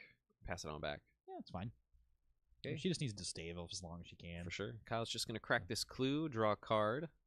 This White Weenie deck can like really push some damage though. Like It can. if there's ever a point where she can't like prismatic strands or something, this deck can like really shove some damage across the table. Kyle's going to run out another Thraben Inspector, get another clue, gain a life off of that Lunarch Veteran. We've got 2 mana here. Journey to Nowhere on Again, the Outlaw medic. He's playing like really aggressively, and I love this. Yeah, and I think you have to. I think you just have to try and get her dead here. You just don't give her any time Right. to do stuff. All right, Anna's going to untap and draw that Modern Age that she knew was there.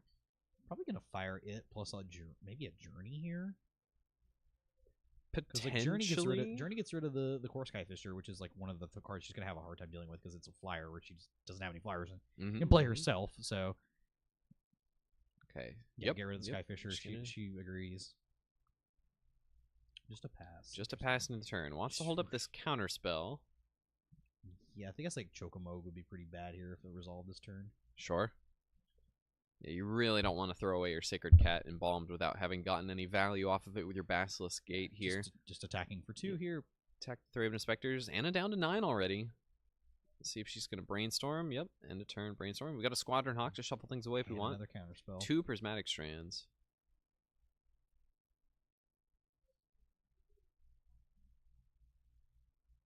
So here comes a Squadron Hawk. Yep, we're gonna get some shuffling action here. Pick Trying to up- decide how many copies of it she Yeah. wants. I think she just probably wants 2. How many birds do Just we 5 want? birds in hand, so just 2. Yeah. Sure. And of course, it would be the one to start off the chain would be the one that. Mm-hmm. Ooh, Destroy Evil is really good here. Yeah. Yeah. call Also it. coming to play to destroy these Journey to Nowhere Nowheres, is really yeah. huge. Killing a gigantic thing Mhm. or being able to kill a Journey to Nowhere is pretty good. But Yeah, Anna and- had the counter spell for it. Yep. Anna's going to fire She's- off the counter spell here. She just doesn't want to deal with the flyers. I don't blame Which her. at the end of the day also might be a win if Kyle wants to slam a Chocomog or even a Guardian's an attack into a Guardian's Pledge or something here. It's kind of a nice way to get the counterspell out of the way. But Anna's going to double block one of these Thraben Inspectors, looks I like. think I would get rid of the flyer here. Yeah. I think. Looks like Kyle's going to choose to get rid of the Sacred Cat. Get rid of the Life Linker. Interesting. Yeah, I think you just don't want to. Life total will stay the same. Now we're going to go Now for we're gonna another Thraben Thraben Charm Charm. here. Pick Get up the- pick up a Thraben Inspector, or I imagine, yeah, pick up a Thraben Inspector, replay the Inspector, get another Yep. clue. So you gain 2 life total. Yep.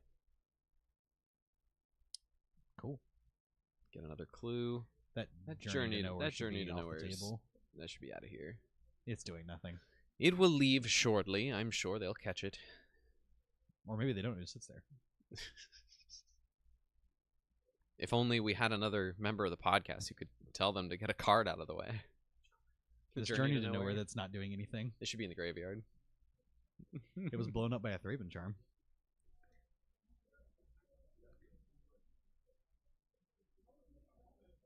Boom. Got it fixed. Cool. Beautiful. Thank you, Cameron. Our beautiful Cameron. This fly is loving me. Oh my goodness. Anna's down to 7 here. The Yeah, attack from the life core total gets a little Skyfisher. precarious. I mean, she's got 2 life linkers they can block and play. She's got a grip of cards. Well, that's kind of what the deck does. I mean, I know.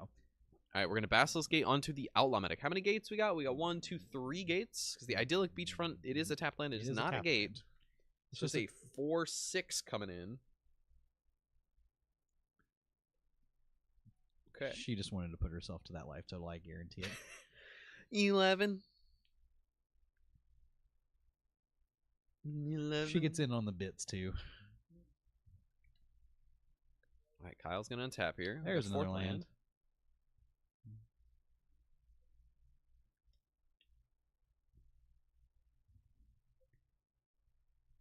All right, Another gain Lunar 2. Veteran. Second verse, same as the first. I But you think do need to close out the game quickly Something tells here. me this game is going to end in it. This match is going to end with a 1-0. Well, we'll see here. Something tells me. Kyle is remaining aggressive here. Yeah, I mean, that's what you have to do. Like, you're not winning otherwise. There's a Guardian's And the Pledge. Guardian's Pledge. That's an extra plus 8 damage there. That's pretty good. Flashback of Strands. Flashback the Strands. I think he I forgot think about the Kyle forgot Strands. about the Strands. He's just going to pack it up. Oh, he's just going to pack it in and call it there. Yeah, it's going to be really hard because you can say now Anna can like really press the advantage and just start getting in there and gain a ton of life. It's true. It's true. All right, Anna's going to take it down with Coggates here. Yep. We can take it back to the booth in a second here, but yeah, really, really great stuff from both players, honestly. It's really, really tough to navigate these clogged up boards, especially when both players have access to prismatic strands. Yeah, the game one was really long, a lot to keep track of, and a lot going on the table. It's true. So it was navigated nicely by both players. Like both players like had moments where like it was a balance back and forth of like, oh, I'm the one being the aggressor now, so on and so forth. Yeah, really nicely played by both, and it just taking it down there with the old little classic Coggates. Yeah. Really cool stuff. I mean, Coggates is a deck that has been kind of coming back up in the scene. It won Paupergeddon. Won Paupergeddon, and then got second place in a couple big challenges online shortly after that. Yeah, I'd say it's a deck that like really is kind of hard to get rid of. It's just like it's the other like bit. Well, I guess the third now because I would consider Grixis Affinity back on the table. Sure, basically from the introduction of the Cryogen Relic. Yeah. And Black Mage's Rod. And Black Mage's Rod. Black Mage's Rod has been a huge boon. Both of them having made its way into Grixis Affinity, but then these are the big three like mid-range decks of the format, like it and those two, or those and Jund Wildfires. Yeah, I agree. So, yeah, really, really cool stuff. Yeah, how are you feeling about the day in general? It's been a good day. I've heard lots of good things going on out there. I've obviously went out there and talked to people. Everybody seems to be having a good amount of fun out there. We are having a good time.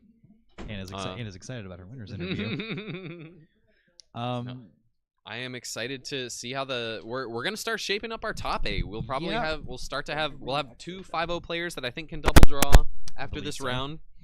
So we're probably not gonna feature table 1 for the rest of the tournament. But that's totally fine, and we'll get to probably have a winning in next round of round 6, and then another winning in for round 7. Yep. We got 7 rounds. We have 67 players here today, folks. Crazy. So we are firing on all cylinders. We are cooking. Yeah, is what they say. All right. Well, it looks like we're gonna take it over to our winners interview. Yeah. Go ahead. You can do the unmute thing. Thank you, guys. I am joined by Anna Patterson. How are you doing? I'm doing all right. So you're one of our Pauper locals too. You chose to play Coggates. What brought you to play Coggates today? I like the birds, and my boyfriend get out of here. Just taught me how to play Magic recently in Bloombro, and I really thought that is not a trope. She's riffing because she's a woman and a good Magic player, and dudes try to mansplain her stuff, and she's better than them, so it doesn't go well. What actually brought you to play it, though? So my boyfriend showed me that. No, but really, he suggested, hey, you should look at Coggates. I think it would make you better at combat because you play Dirtly decks that don't sit there and don't do anything. So he got you to play the Dirtly deck that sits there and then finally attacks after. Hey, I've been good. I haven't been using that much of my clock. It's not that bad. All I gotta do is go, I pump for 5. I have a 6/6. That's a 12-point life swing. And you just have to calculate, hey, it's a little bit more complicated than that, I'm sure, but yeah, a deck's cool. I like the cats. I like the birds. I like that you get to draw a bunch of cards. Yeah, we saw that game. That was a grindy game 1, but I think you played that really well. It was like you saw the matchup. What was your game plan going into it? It's the same deck, but I got blue. So you counter only the things that matter because their power toughness does not line up very well with your 2/3s. No, and the Basilisk is ginormous. Like, you don't care what their life total is. Like, we saw Kyle is at 40, You were at like 16 or something. He's at 40. At no point I'm like, I don't think she's losing this, even though the life differential's so big. Just the basilisk gate closes it out so quick once you're ahead. Yeah, plus like he did ask a few times like how many cards I had in hand, and I mean every time it was like I have a full grip. You know, he just again like there's only so many cards that again in mono white that really matter, because again their power toughness doesn't line up great with the bodies that you put into play. I mean, how do they beat a 1/3 even? Like it just sits there. So for the rest of the tournament, what do you want to see? What do you want to avoid for the rest of the tournament? I want to face some red decks because I got lifelink. I don't want to face Jund. I did beat Jund once, but my opponent got mana screwed in game 2, which is very, very sad. So it's not impossible, but not favored. Not impossible, not favored, but. Yeah. Well, congratulations, your win, and best of luck for the rest of the rounds. Thank you.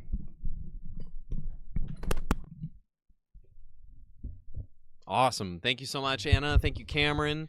Awesome to see. Anna's, of course, a homie. We've mentioned her several times on the podcast.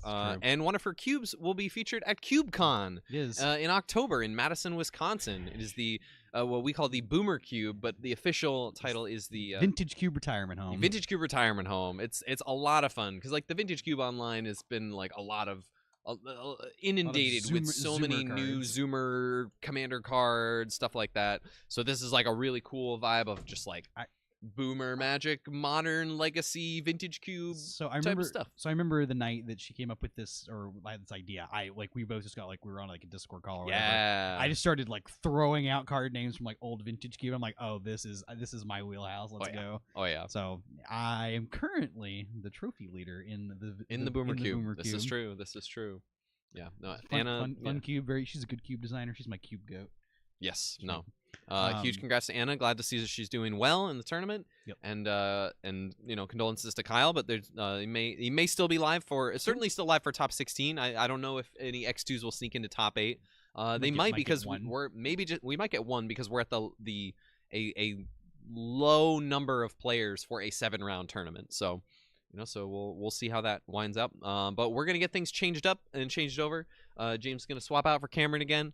And Cameron and I will be back to bring you round 6, which is the second to last round of Swiss, before we get into our top 8. So stay tuned, and if you're ever in the area in Middle Tennessee, stop by Game Night.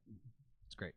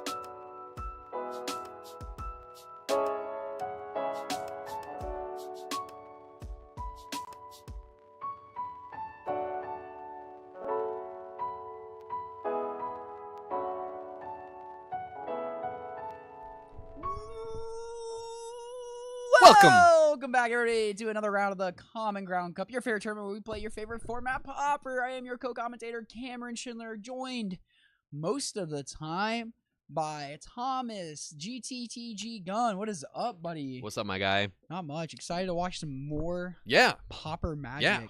Some more homies, some more people absolutely crushing it, and turns out our friends are good at magic. Some sweet lists to talk about. We have Wub Cunningham, who actually was the feature in round 5 at the first Common Ground Cup, also, which is very funny. Good memory on you. Yeah. And that one there. they played blue red terror. This time they were playing mono blue terror. They're dropping the red. They're like, we don't need the shreds here. No. Just be on the aggressive side. Play 8 serpents. Yeah, in here, playing against another homie, Joseph Brazina. Joseph is playing a very sweet list. This is the blue-black Whale Affinity list. So this is using the card Steelfin Whale, which is 5 and a blue for a 3/4. It has affinity for artifacts, so it can be as cheap as, you know, as cheap as a single blue potentially. But it also has whenever it untaps itself whenever an artifact comes into play. So this is there's other effects that give the whale the ability to tap it to return a permanent from the battlefield to your hand. So you pick an artifact that is essentially free. You can Mirror Enforcer? You give Mirror Enforcer, Frogmite, but in this list, it is Tooth of Kisgoria, which is a 3-mana artifact with affinity for artifacts. So if you have 3 artifacts, it's free, and you can tap it to give a creature +1/+0 until end of turn. So there's multiple ways to go infinite here. So the Tooth is free, so you play it. The whale you give the whale the ability to tap and return a permanent, and you tap it to return a free artifact. Play the free artifact, the whale untaps, and you can keep doing that back and forth a bunch of times. Right. It also has flash, which is kind of interesting. So on its own, the Tooth can just keep pumping up the whale by a +1 power every turn. And then eventually, if on an empty board, the whale is big enough to get in the hit. But this deck is also playing 3 copies of Packdoll Terror, which is another, and 3 copies of Black Mage's Rod. So we have other ways to drain our opponent out. End the game instantly. Yeah, just end the game instantly. What's the combo piece that lets it bounce an artifact? In this list, I believe it is Banishing Knack. I'm going to look that up right now just because I'm unfamiliar with it. Yep, you are correct there. Just get instant until end of turn, target creature gains return target non-land permanent to its owner's hand. Tap and return it. So. Yeah, perfect. Yep. So yeah, like basically a retraction helix of sorts, the same sort of deal. But we are underway here. So we've got 3 lands for Joseph, and I believe Joseph is operating on a mulligan to 6 here, and I believe this is a winning in.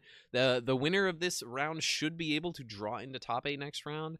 Not entirely sure, but these folks are both very, very live for top 8. Wub is developing their graveyard. We've got 2 spells in the bin. The Thought Scour, Milled Over, the Cryptic Serpent, and Lorien Revealed. Yep. We got a couple spells in the bin. The Ponder will be spell number 3. Looking over what? A Dispel, a Terror, and another Dispel? 2 Dispels? Looks like 2 Dispels and a Terror. Interesting. Interesting. Yeah, I don't know if Wub knows what Joseph's playing. Right, that's the thing. It's one of those moments where you're not entirely sure. Dispel can interrupt the combo, and I think Joseph has quite a few draw 2s in his deck as well. Does get those effects as well. Yep. Yeah, we got some Eviscerator's Insight, some Metallic Fanatical Rebuke, Offering. So Yep. I don't know if I like the shuffle here, especially like since your terrors aren't online right away. Exactly. Not necessarily looking for a snake quite yet, and the dispels are very specific. So let's just see what we can find. Yeah, just hitting your land drops. Plenty really of permission in Wub's hand here. Yep, not having a land too, so you digging for the land is very nice there. It's like Joseph is going to flash in the Tooth at end of turn. Wub doesn't need to read it either. I love that.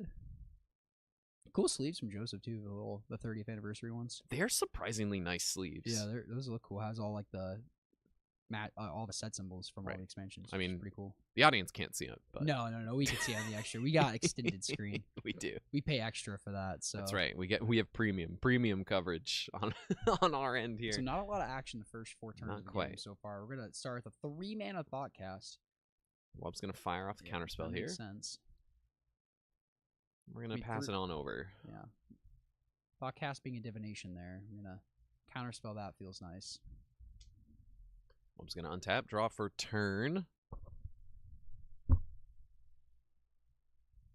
This affinity list does take some setup, as it is also a combo list at its core, so it's going to take a little bit more setup. And to be fair, you have to untap the Mirror Enforcer or Frog. Like, whatever creature you give that ability to. Well, you're going to give the whale that ability. Yes, excuse me. The whale Yeah. has to...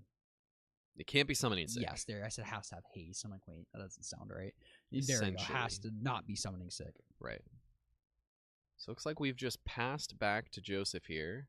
Joseph's determining how he wants to Down 4 proceed islands. here. Wub Sea of Islands. All right, we're going to Eviscerator's Insight, sacrificing Vault of Whispers. Let's see if Wub wants to interact. We got a counterspell here. If you're on Joseph's side, it's not the worst thing in the world to have run your opponent through 2 counterspells. Yeah, like I mean, 2 clear ways to interact with the whale. Sacking your land there, and that's just a yummy counterspell to get that going, you know. It's true. But Wub doesn't really have the clock right now to be backing it up. How many? We have 1, 2, 3, 4, 5 instant sorcerers in the graveyard right now, and that's for so snakes. Snakes are 2 mana. Serpent number 1 coming out here. And it looks like some interaction, too, to back it up. So this is what Wub wants to do. Like, all right, I landed my threat. Thomas, you love this deck, so you know how it goes. You land the threat, and you have the interaction to back it up. Your opponent's on the back foot. All right, here's the rod. We've got a Spell Pierce. Brutal Spell Pierce after needing to sacrifice the vault to cast the Draw 2. Keep that board clear. Send it on back. Because if Joseph wants to be playing Draw 2s, he's going to have to think about sacking his combo piece now. Right, we're going to get in for 6. Yep. Great minds, Thomas. We think alike. I mean, they write the numbers on the cards, to be fair. Brainstorm, but thank gosh. Imagine if they didn't. Right? I already read them wrong anyway. It turns out I don't know what the cards do when they have words on them. What am I saying? What am I saying? Guess it doesn't matter if my cards aren't in English or full text. I don't read them anyway. Right. Oh, here we go. Terror coming down. Oh, Thought Scour. Right, clear that brainstorm first. Clear the brainstorm. Get a Sleep at the Dead into the yard. Sleep at the Dead. Dead. That's pretty good. Actually. Well, no, because it'll untap. It'll untap when an artifact comes into play. So it's actually not super relevant here. Very bad against the whale is what I said. Here's 1 mana. Yeah, clearly. 1 mana terror, still holding up some mana. Potentially could be a counterspell. Could be positioning to bluff a counterspell. So Joseph's looking at 2 more turns after this one. Got another artifact. So we got 6 5. Yep. So 2 more turns after this one, and Thought Cast. Here's the Thought Cast. Looks like this one's gonna resolve his divination here. And I imagine that's it. All right, we're gonna pass on back.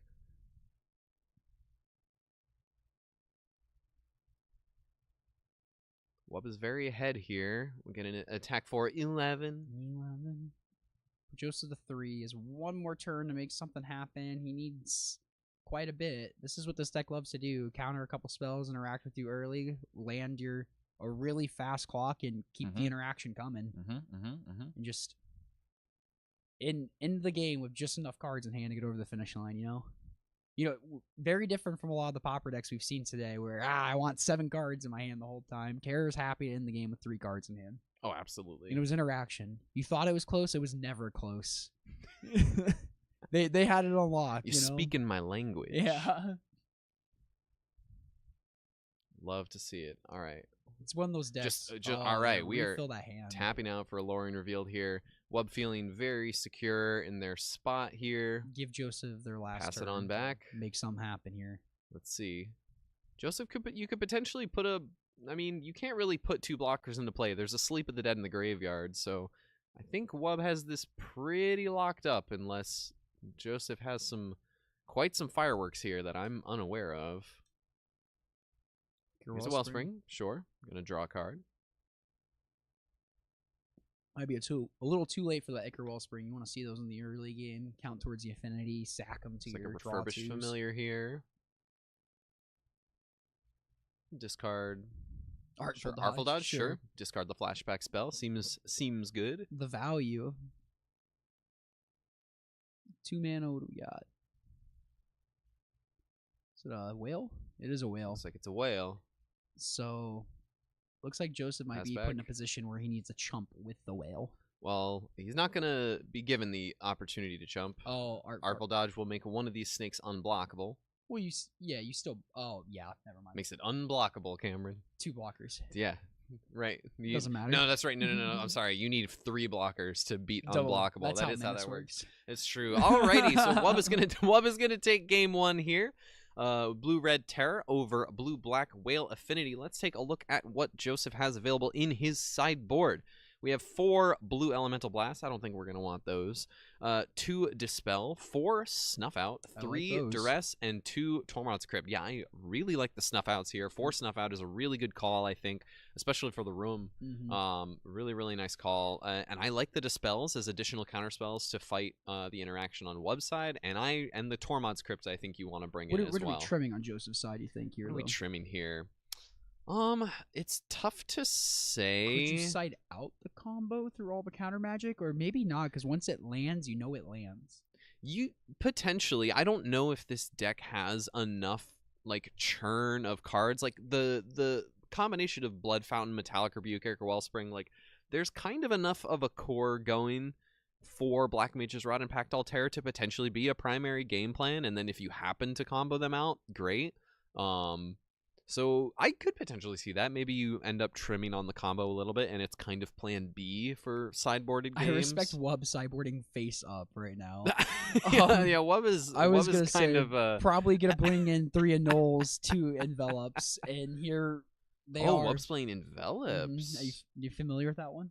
I am. It counters a sorcery. It does. And taking out the Dispels for the Envelops. I mean, the Banishing Knack is also an instant. Interesting. I guess it hits the Thoughtcast.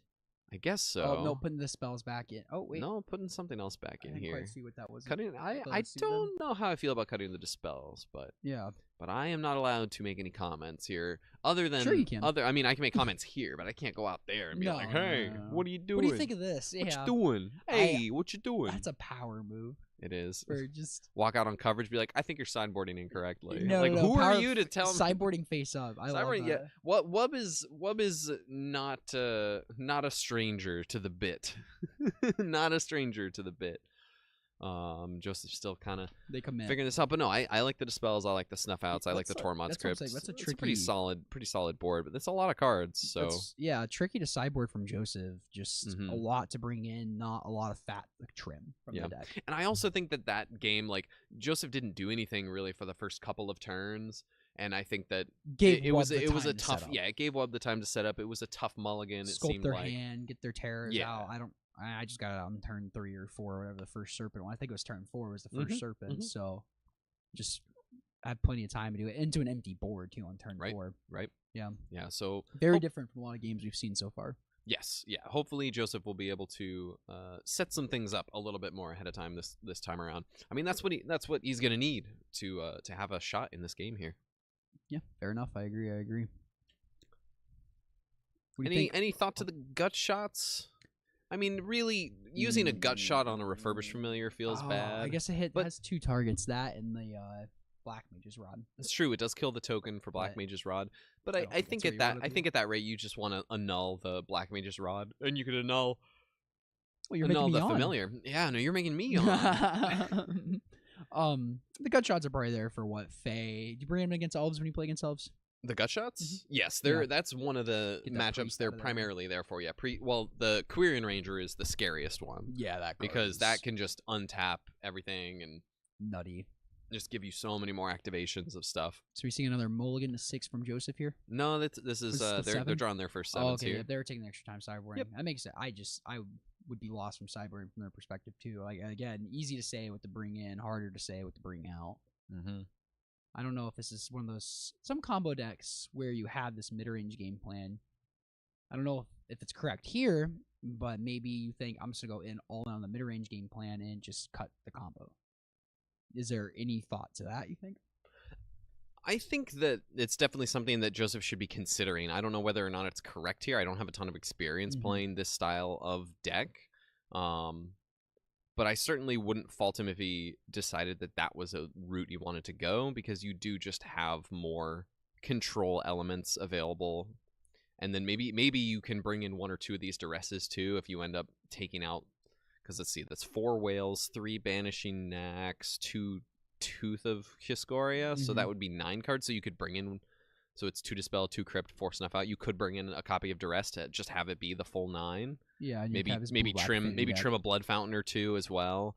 You can just bring in all the Duresses and just like kind of totally change up your game plan. Yeah. That's interesting, but I don't know We if it's didn't- worth the power of being able to just win out of nowhere, but it's just whether or not you're actually going to be able to assemble that against this kind of deck. We didn't see the strong affinity aspect in game 1 with Joseph. Like we right. didn't see any of the first familiars, Blood Fountains. We saw Acre Wellspring super late. Right, we didn't So- see the Metallic Rebuke, because Blood Fountain plus Metallic Rebuke I think is a really cool combination in blue-black affinity decks plus specifically. Well, ideally you're, That's a combo. Wub keeping, does that look like a 1-lander? I hope maybe there's a Loringer rebuild in there. Couldn't quite All right, make we it out. are off a Black Artifact land for Joseph. Passing it over to Wub. We've got an island and a passing of the turn. We're going to play a Swamp and run out a Tormod's Crypt. Let's see if Wub wants to interact with this. That's That is- okay.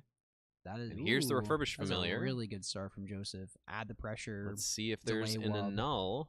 Doesn't look like there is. I wonder if there will be a Brainstorm in response, or if we're just going to straight up discard something now. Trigger on the stack. We're hearing Trigger on the stack. mental note. Yep. Man, All right, so this will help inform Wub of if there's a need to get another spell in the yard now in the face of this Tormod's Crypt. All right, yeah, we're gonna discard the Cryptic Serpent. We're pretty far away from that happening Yeah, with the that Tormod's was- Crypt looming. That was a rough mental note Yeah. hitting All right. Delver land. So a much better start here for Joseph. Yep. Yeah, this is what you want to see from Affinity. Turn 2 Refurbished Familiar, powerful magic card. Turns All out. right, looks like Wub's gonna run out Delver Secrets, and it has a Spell Pierce to hold up as well as an Envelop. So we have a couple of interaction points, and I believe a Brainstorm too. We'll So probably see an Wub has a upkeep lot brain- to do here. Probably see an upkeep Brainstorm or instead Brainstorm, depending on what Joseph does here. Yeah. Taking 2 Get him here. for 2. I will say I always have enjoyed how when Joseph turns his creature Nice. sideways to attack, it's just Yeah, it's such a smooth. Yeah, I've noticed that. Same if he taps his land, he does like a quick little motion with Yeah. it. I've noticed that. Very Play smooth a lot of with cube it. against Joseph. Yeah, very smooth with it. I think that was a naked flip. That was no Brainstorm. Just No. Yeah. Maybe it's not a naked brainstorm Delver. then. Maybe it's not a brainstorm. In No, here. it's a Brainstorm in hand. Okay. It's the Ice Age art. All right. Interesting. I mean, I can see if you don't have your third land, I can definitely see wanting to not tap out of counterspell, but potentially you could have done it on the end of Joseph's turn. But I will say I can see leaving up Spell Pierce to not want to just get blown out by a draw 2 effect out of nowhere here. So here's the Ichor Wellspring. Looks like this is going to get Spell Pierced. I will say Terror can put the pressure on with enough instants and sorceries in the graveyard, and if you're threatening a 3-mana Terror, sometimes that's enough where you just need to crack the Tormod's Crypt and not let your Yeah. opponent play Absolutely. a Terror at all. Absolutely. Here is that Brainstorm. And this is exactly what we're going to see. We're going to see 3 instant sorceries in the graveyard and 3 lands from Wub, but Terrors are 7. Am I correct? Mhm. Okay, so Yep. a little bit off, but we do know Both about of the the Thought Scour. snakes. So this puts Joseph in an awkward situation if Wub sets up this Brainstorm, the Thought Scour, and has a Terror in hand that he could Thought Scour. And if Joseph lets that resolve, he won't have priority to Tormod's Crypt before Wub can play a Serpent. Yep, that's true. So It is tricky with these one-off graveyard effects. Sometimes you get into a spot with a Relic of Progenitus where you can just keep tapping it over a couple of turns and keep whittling away the graveyard in such a way that the Terror player is kind of forced. You can force them to try and get it all at once, and then you sack the Relic and get it. Looks like we're trading flyers here. Refurbished Familiar is going to block the Flip Delver, and Wub is going to replace it with a Delver. 2 counterspell backup too, so we have the Mhm. Wub's not in a bad spot at all, especially if that Delver can flip. And Yeah. we did see a Brainstorm. He's indicating a Joseph- sideways card. That he knows Joseph what it is, unfortunately, it looks like we knew the top card here for this Delver flip off the Brainstorm. This A couple Brainstorm turns card might back. be pretty good. It turns out. Even in a format without fetch lands. But Joseph, having some unfortunate luck here and missing out on not only third land, but also blue source of mana, Yeah. unfortunately, here. Doesn't look like a great one. Like, good keep. You had the Ichor, turn to Refurbished Familiar. Looks like a good start. Yeah, it was a great start, but Mhm. unfortunately unable to draw out of it at this How point. many draw twos is he playing? You know? Joseph is on. We've got 2 Eviscerators in sight. in that. And it looks like and 4 Fanatical Offering. Okay, Because that one so is the 6. one that makes an offering. So we got six cracks, and I know that he drew 1 for turn. It's just whether or not it will be worth interacting here. And this is tough because now with the Thought Scour, it's Island Terror. Not So how many great spells we mills. got? We got 4. 1, 2, 3, we got 4. So you could still potentially untap and play a Terror here. So yeah, So make him do it. But this is also at the cost of an artifact that you would be willing to sacrifice to your Fanatical Offering. Yeah, now you have a board of Swamp and Vault of Whispers. Not looking good, and we saw Wub has 2 counter spells in hand. So, and he hit their 4th land drop, excuse me. So they'll be able to hold a double counter spell, and this Joseph will probably just run away with the game. Put Joseph to 11. 11. Oh, we found that draw too. There's another one of these draw 2 effects. Not having a trinket on board really hurts here. Ouch. Just passing back. Oh, I feel for Joseph here. Yeah. Right, here's an attack for 3. Yep. Joseph goes to 8. Wub really doesn't have to do anything here. Yeah. Just this is kind of the all right, there's a swamp. Off top. We got a trinkety thing to play at all? Or does 3 mana lock us? Let's say go there. Not so much. Delver. Not so much here, unfortunately. We got 5 after this hit, and again, that terror is gonna rot in Wub's hand, but it just does not matter. How many cards are in Wub's hand? 1, 2, 3, 4. Can't count. Ah, they moved it. I couldn't count. All right, we're gonna pass it on back. Yeah, Wub is basically locked this one up at this point. Gonna get in for 3 here. Put Joseph down to 2. Yep. Discard mental note. It's funny. Here you go. That should be a telltale There's sign vault. of I have 2 counter spells in hand. I'm not playing this mental note, you know? Yeah.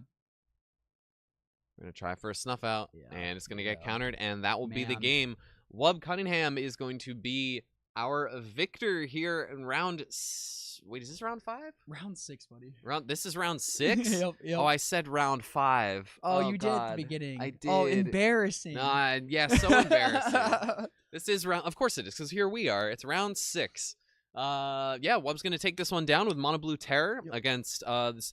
Y'all didn't really get to see too much of it, unfortunately, but this blue black deck is really sick. Yeah, just kind of really crunch for mana both games. Yeah, Like, unfortunately, we hate to see it. We had an episode with Morgan Fussell from the UK. He's one of the community organizers in London for their various Pauper scenes, and he was a big fan of this deck at the kind of the end of last year, beginning of this year. And we got to feature it a little bit when we chatted with him, and Joseph's been kind of really interested in it ever since. We have a couple friends who are into this like blue black affinity stuff, for sure. with Black Mage's Rod and Metallic Rebukes, Blood Fountains, and stuff like that.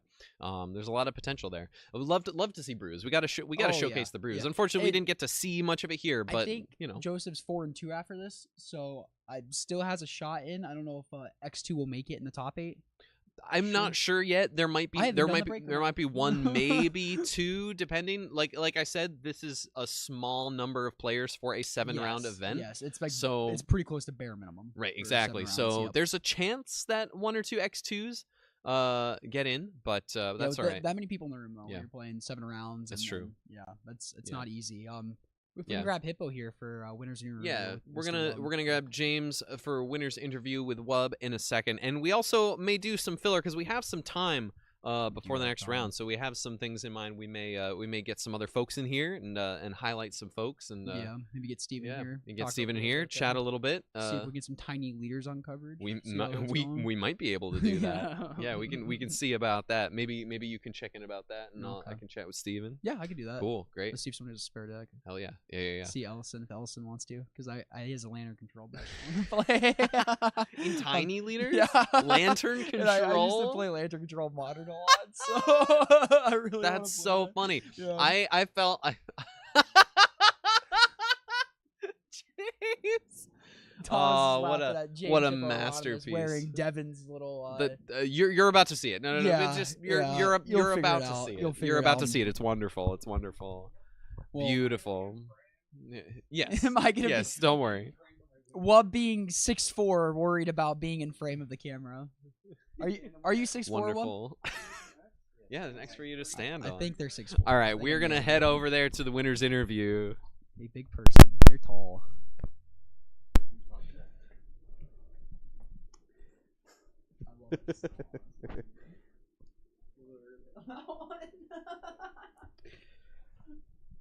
All right, everybody. Welcome to our round 5 winner. We have it's round 6 winner. Sorry, it's been a long day. We have Wub Cunningham, who has decided to bring Terror to the room today. So it's that round you played against the blue-black whale deck. How did you feel? How did you feel about the blue-black whale deck? It seemed my opponent didn't really have successful draws, so still have really no idea what they're playing. It is it's an affinity deck that just has like a backup combo with the whale. I don't think you saw it game 1. There was a whale in hand or whatever. But so you brought Terror today. How do you feel about your choice to play Terror today? Terror seems pretty good. Terror seems pretty good. It's a deck I'm very accustomed to. I've played a lot of Delver of Secrets. I've played a lot of Tellurian Terror, and it just Counterspell is really good. It is, in fact, Counterspell is very good. So they'll protect the queen strategy. I know you're a big fan of that. So looks like it has gone pretty well for you thus far. It looks like you got just one more round left to go in the Swiss. You feeling pretty good? I'm feeling great. Fantastic. We love to hear that. Well, congratulations and good luck in the last round of the Swiss. Beautiful, beautiful. Wonderful. Two Thank lovely you. people. They've known each other a long time. I think It's true. they might go like the furthest back. Out of anyone in the room? With Hippo? Wait, in the room with Hippo? Oh, that's right. okay, You went to high fair, school with Mason fair. J. You Yeah, and that's another true. It's Mason. true. Yep. Awesome. So close, well, congrats. Congrats. Awesome. Well, thank you all so much for hanging out. We have a couple messages we can give you. First of all, let's give another shout out to Game Night. Oh, for real. Game Night is the place to be. The what? Here, first actually, well, I started with Game Night, but then the slide for the podcast came up. So we'll talk about Game Night in a second. But first, we can talk about our podcast. We're Common Ground MTG. We have our podcast. It's the 3 of us who've been on coverage. We talk about all things Pauper, from major tournaments, either online or in paper. If you have questions, shoot us your questions. We'll answer them on the podcast. Comments, concerns. Yeah, it's a great time. Sometimes we just goof off and talk about Cube. Sometimes yeah, it's great. Thomas complains about Spider-Man for an hour instead of the bland topic idea. It was the last No, like I'm third messing to with a you. quarter of the For sure. episode. No, We got good plenty of who's natural to beat banter is down. good. But yeah, no. Thanks for all being here and supporting the podcast. You can also support Game Night. Just from being here on the stream, subscribing or following the Game Night stream. They offer a lot of streams. Shout out to Director Kyle, absolutely crushing it back here. Shout out to Steven, probably the best owner in the area of all the LGSs, just like really cares about giving back to the community. The people's LGS.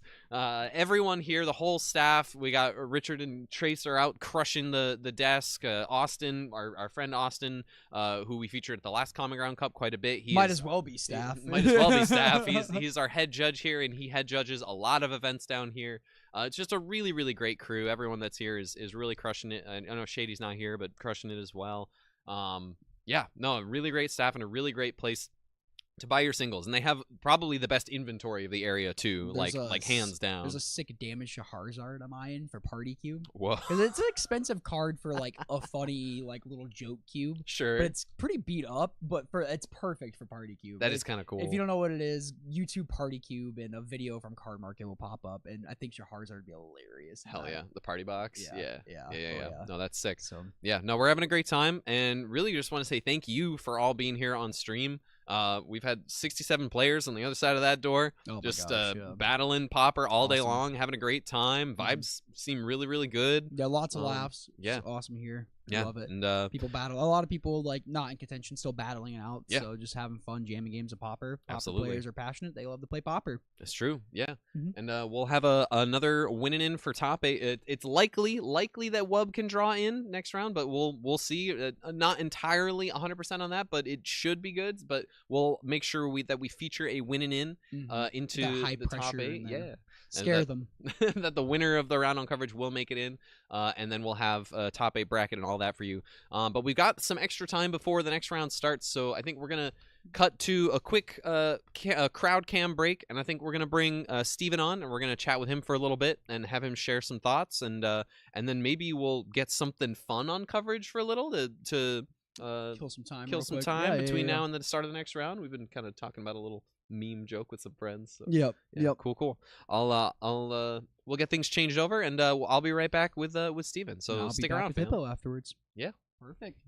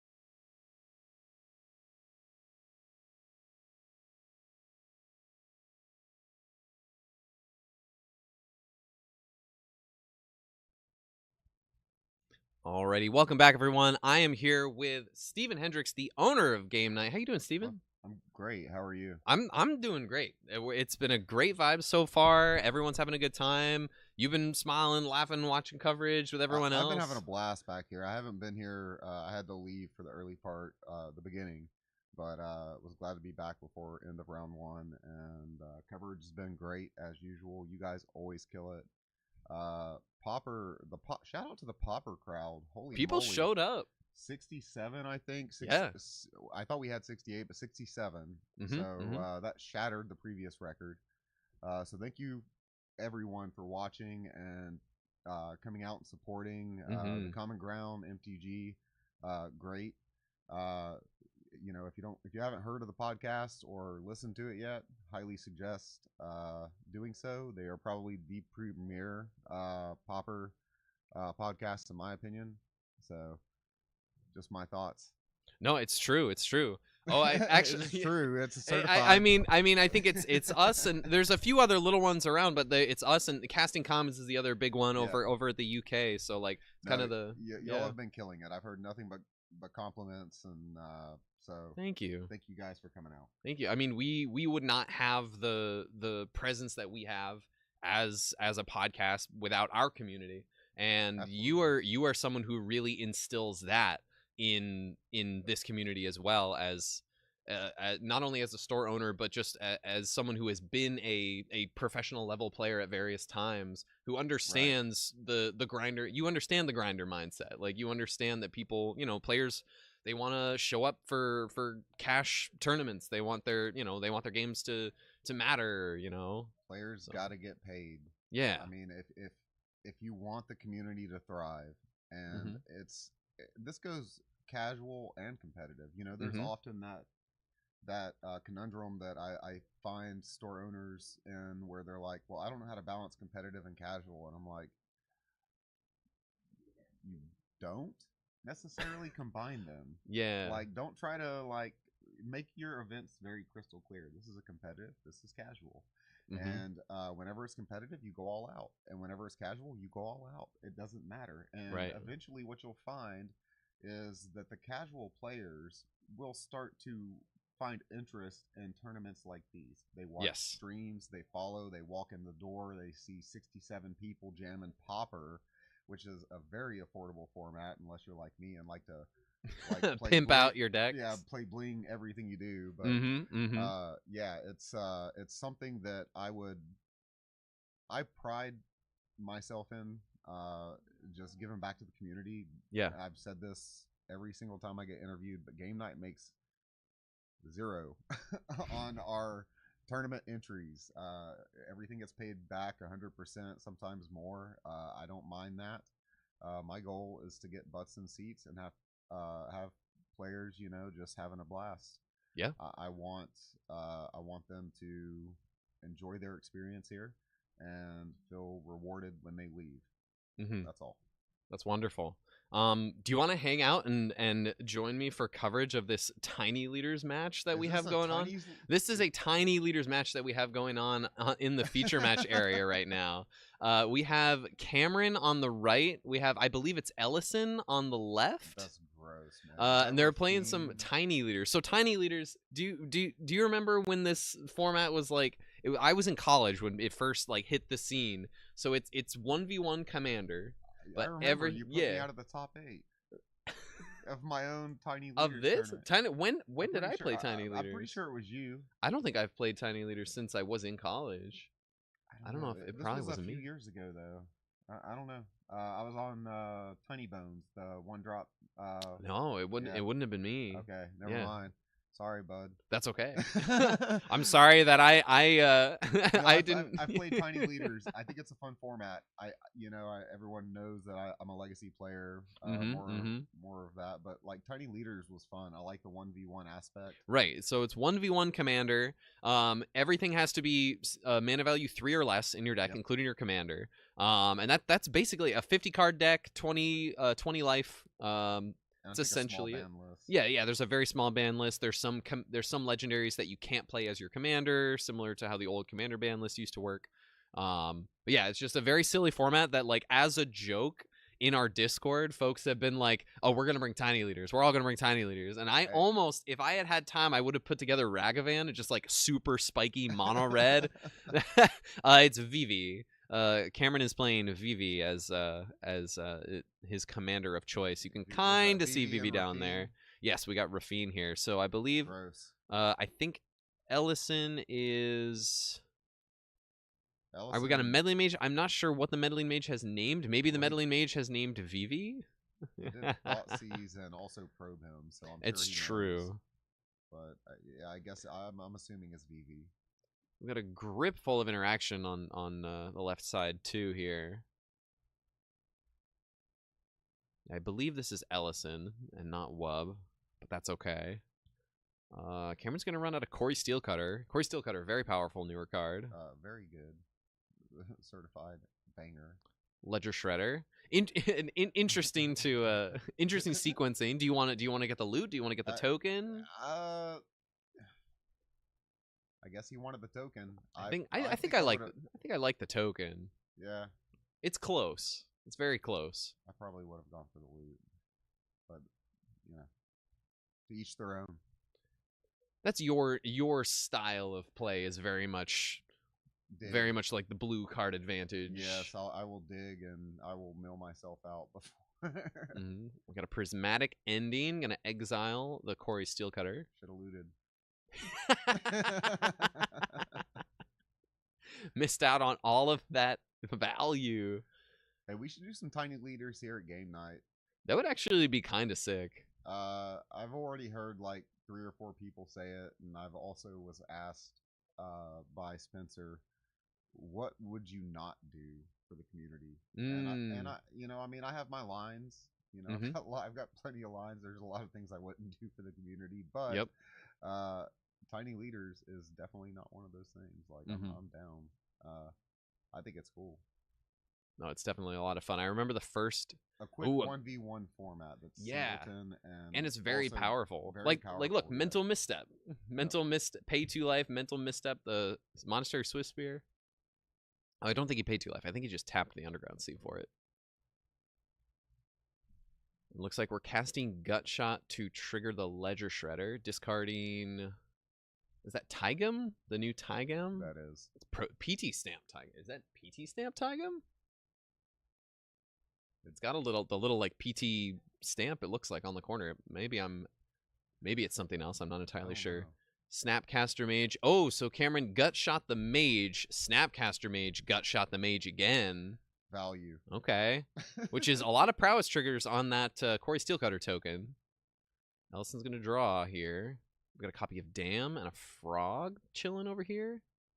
Here's a Psychic Frog. All right, this game's over. Frog's been played. Frog is kind of busted. Swords to Plowshare, trigger the Ledger Shredder. Although I could make an argument for Frog being unbanned in Legacy, for sure. Really? I mean, look, I played it in Grixis, Delver, and yes, it was Delverless Delver because I played Frog in Delver's place. But had a great time with it.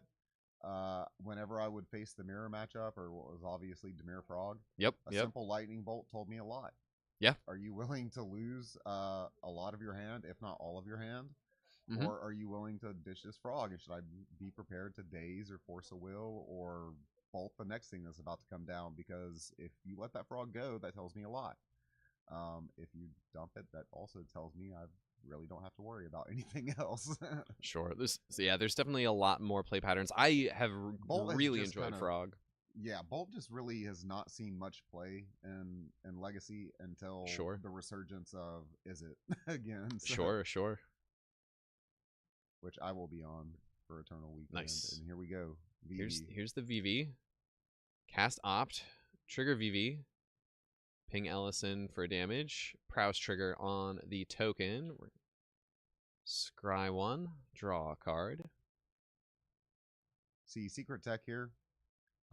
If Ellison had a blue open and that last card in hand was a Stern Scolding, VV would not have resolved. That would have been great.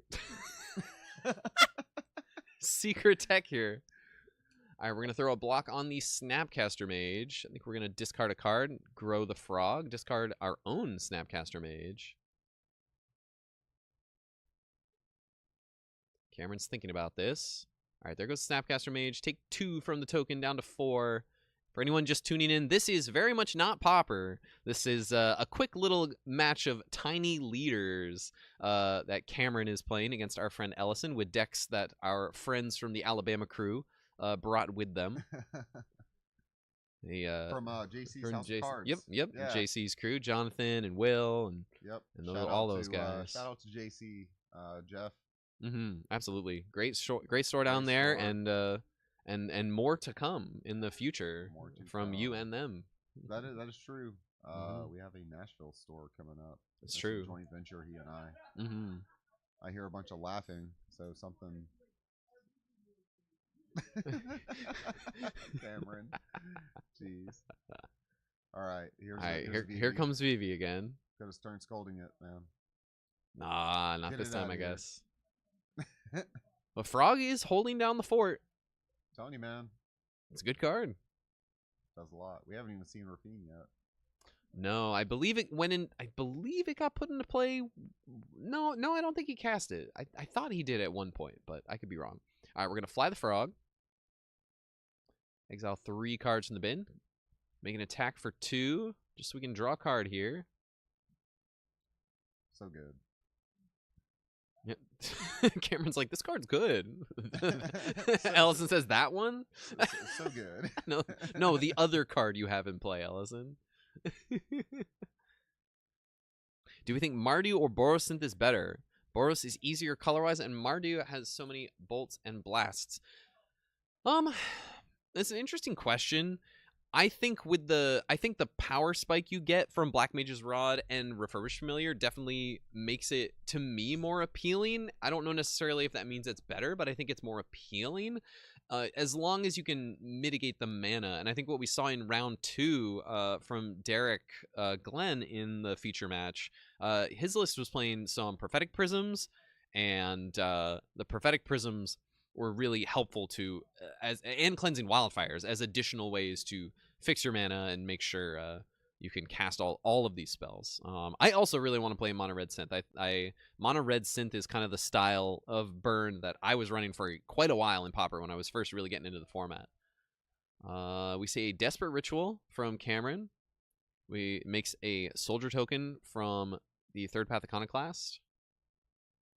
Ellison's going to block with Rafine. Oh, Thud. Look at that. Thud. I will take you to okay. 1.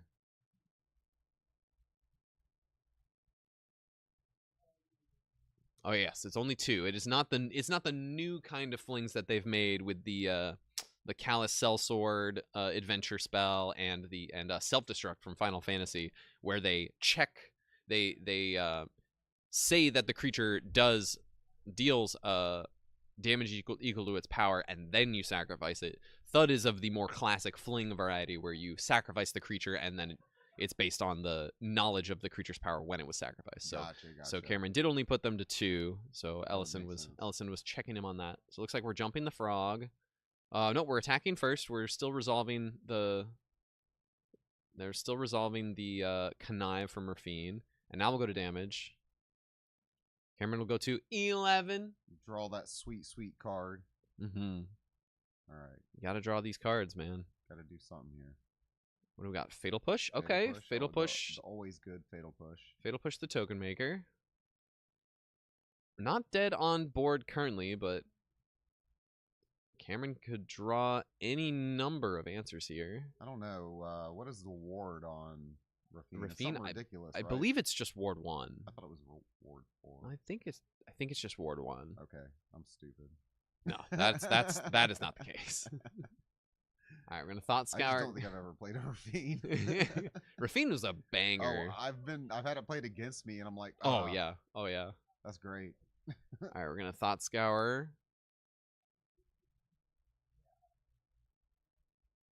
All he has to do is like play Vivi and and any Vivi spell. Been killed 4 times. Is that what I'm seeing? It looks like I think they're using that to denote the exact mana. So I think it will be the 3rd time. Yeah. Okay. All right. Total blowout here. So we got a Path to Exile on one of the tokens. Rafine's gonna block the other token. They're having a great time out there. Yeah, let's go. Peak leaders. Peak leaders. Peak stream views while Tiny Leaders is happening. Did he just bolt him? Before we go to round 7, What? actually. Yeah, and all of that in the game. I was about to say the frog.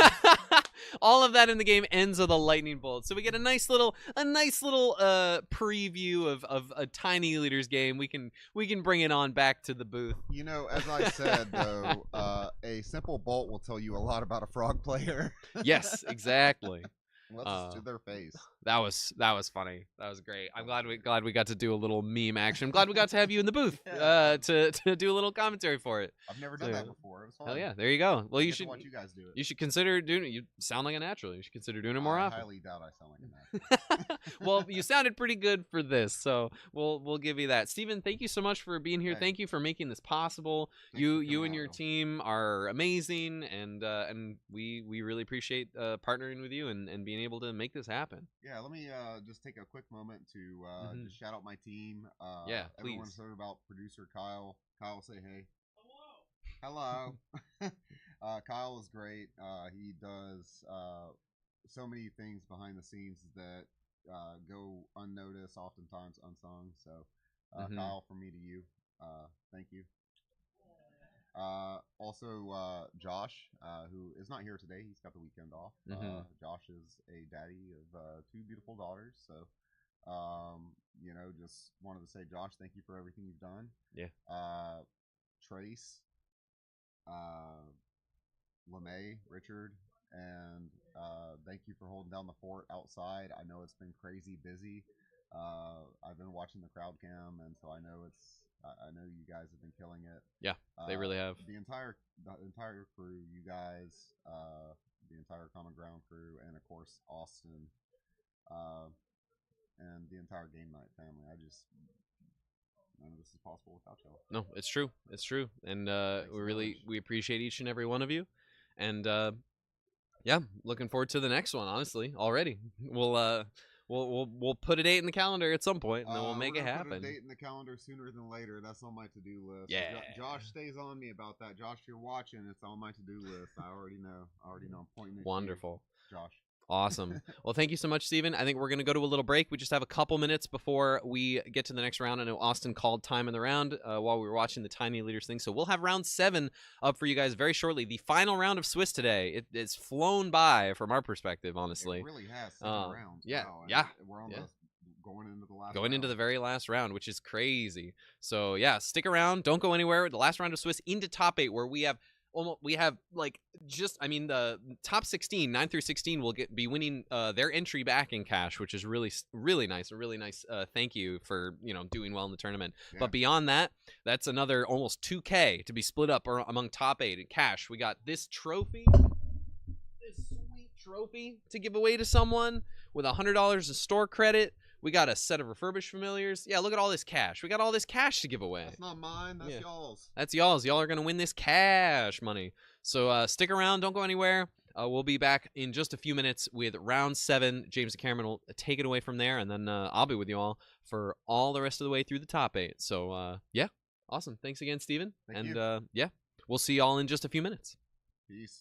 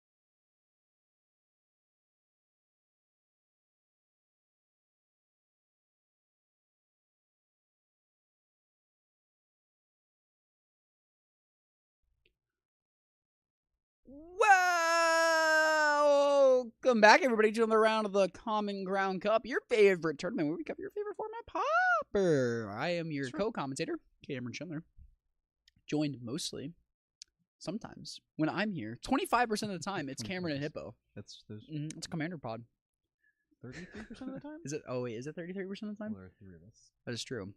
But I don't know. I didn't do the math, obviously. James at Hieronymus, how are you doing, buddy? I'm doing wonderful. We are leading into the last round. Penultimate round. Of, what is this, round 7? So Round number 7. Number 7. So we have 7 rounds, and this will be the last round before we're going in the top 8. Thomas is out there right now seeing who's drawing. We got some funky math going on. It looks like some of the X1s have to play. Yeah, because some of the X1s can't even draw. There's like a 13-pointer or something out there, I think, that really throws off the math a little bit. Yep. Math is for blockers. I wonder. 1,000% agree. I think that's our silly scintilla. Just play. Play it all. I like it. If Kyle, if you want to throw it over to the meta share slide, or we can do that real quick. In case, I think it's been a minute since we've had this up, so if some people have missed it. I'd be inclined to agree. Cool. If we could pull up that. Oh, okay. We're hearing the options live. Come.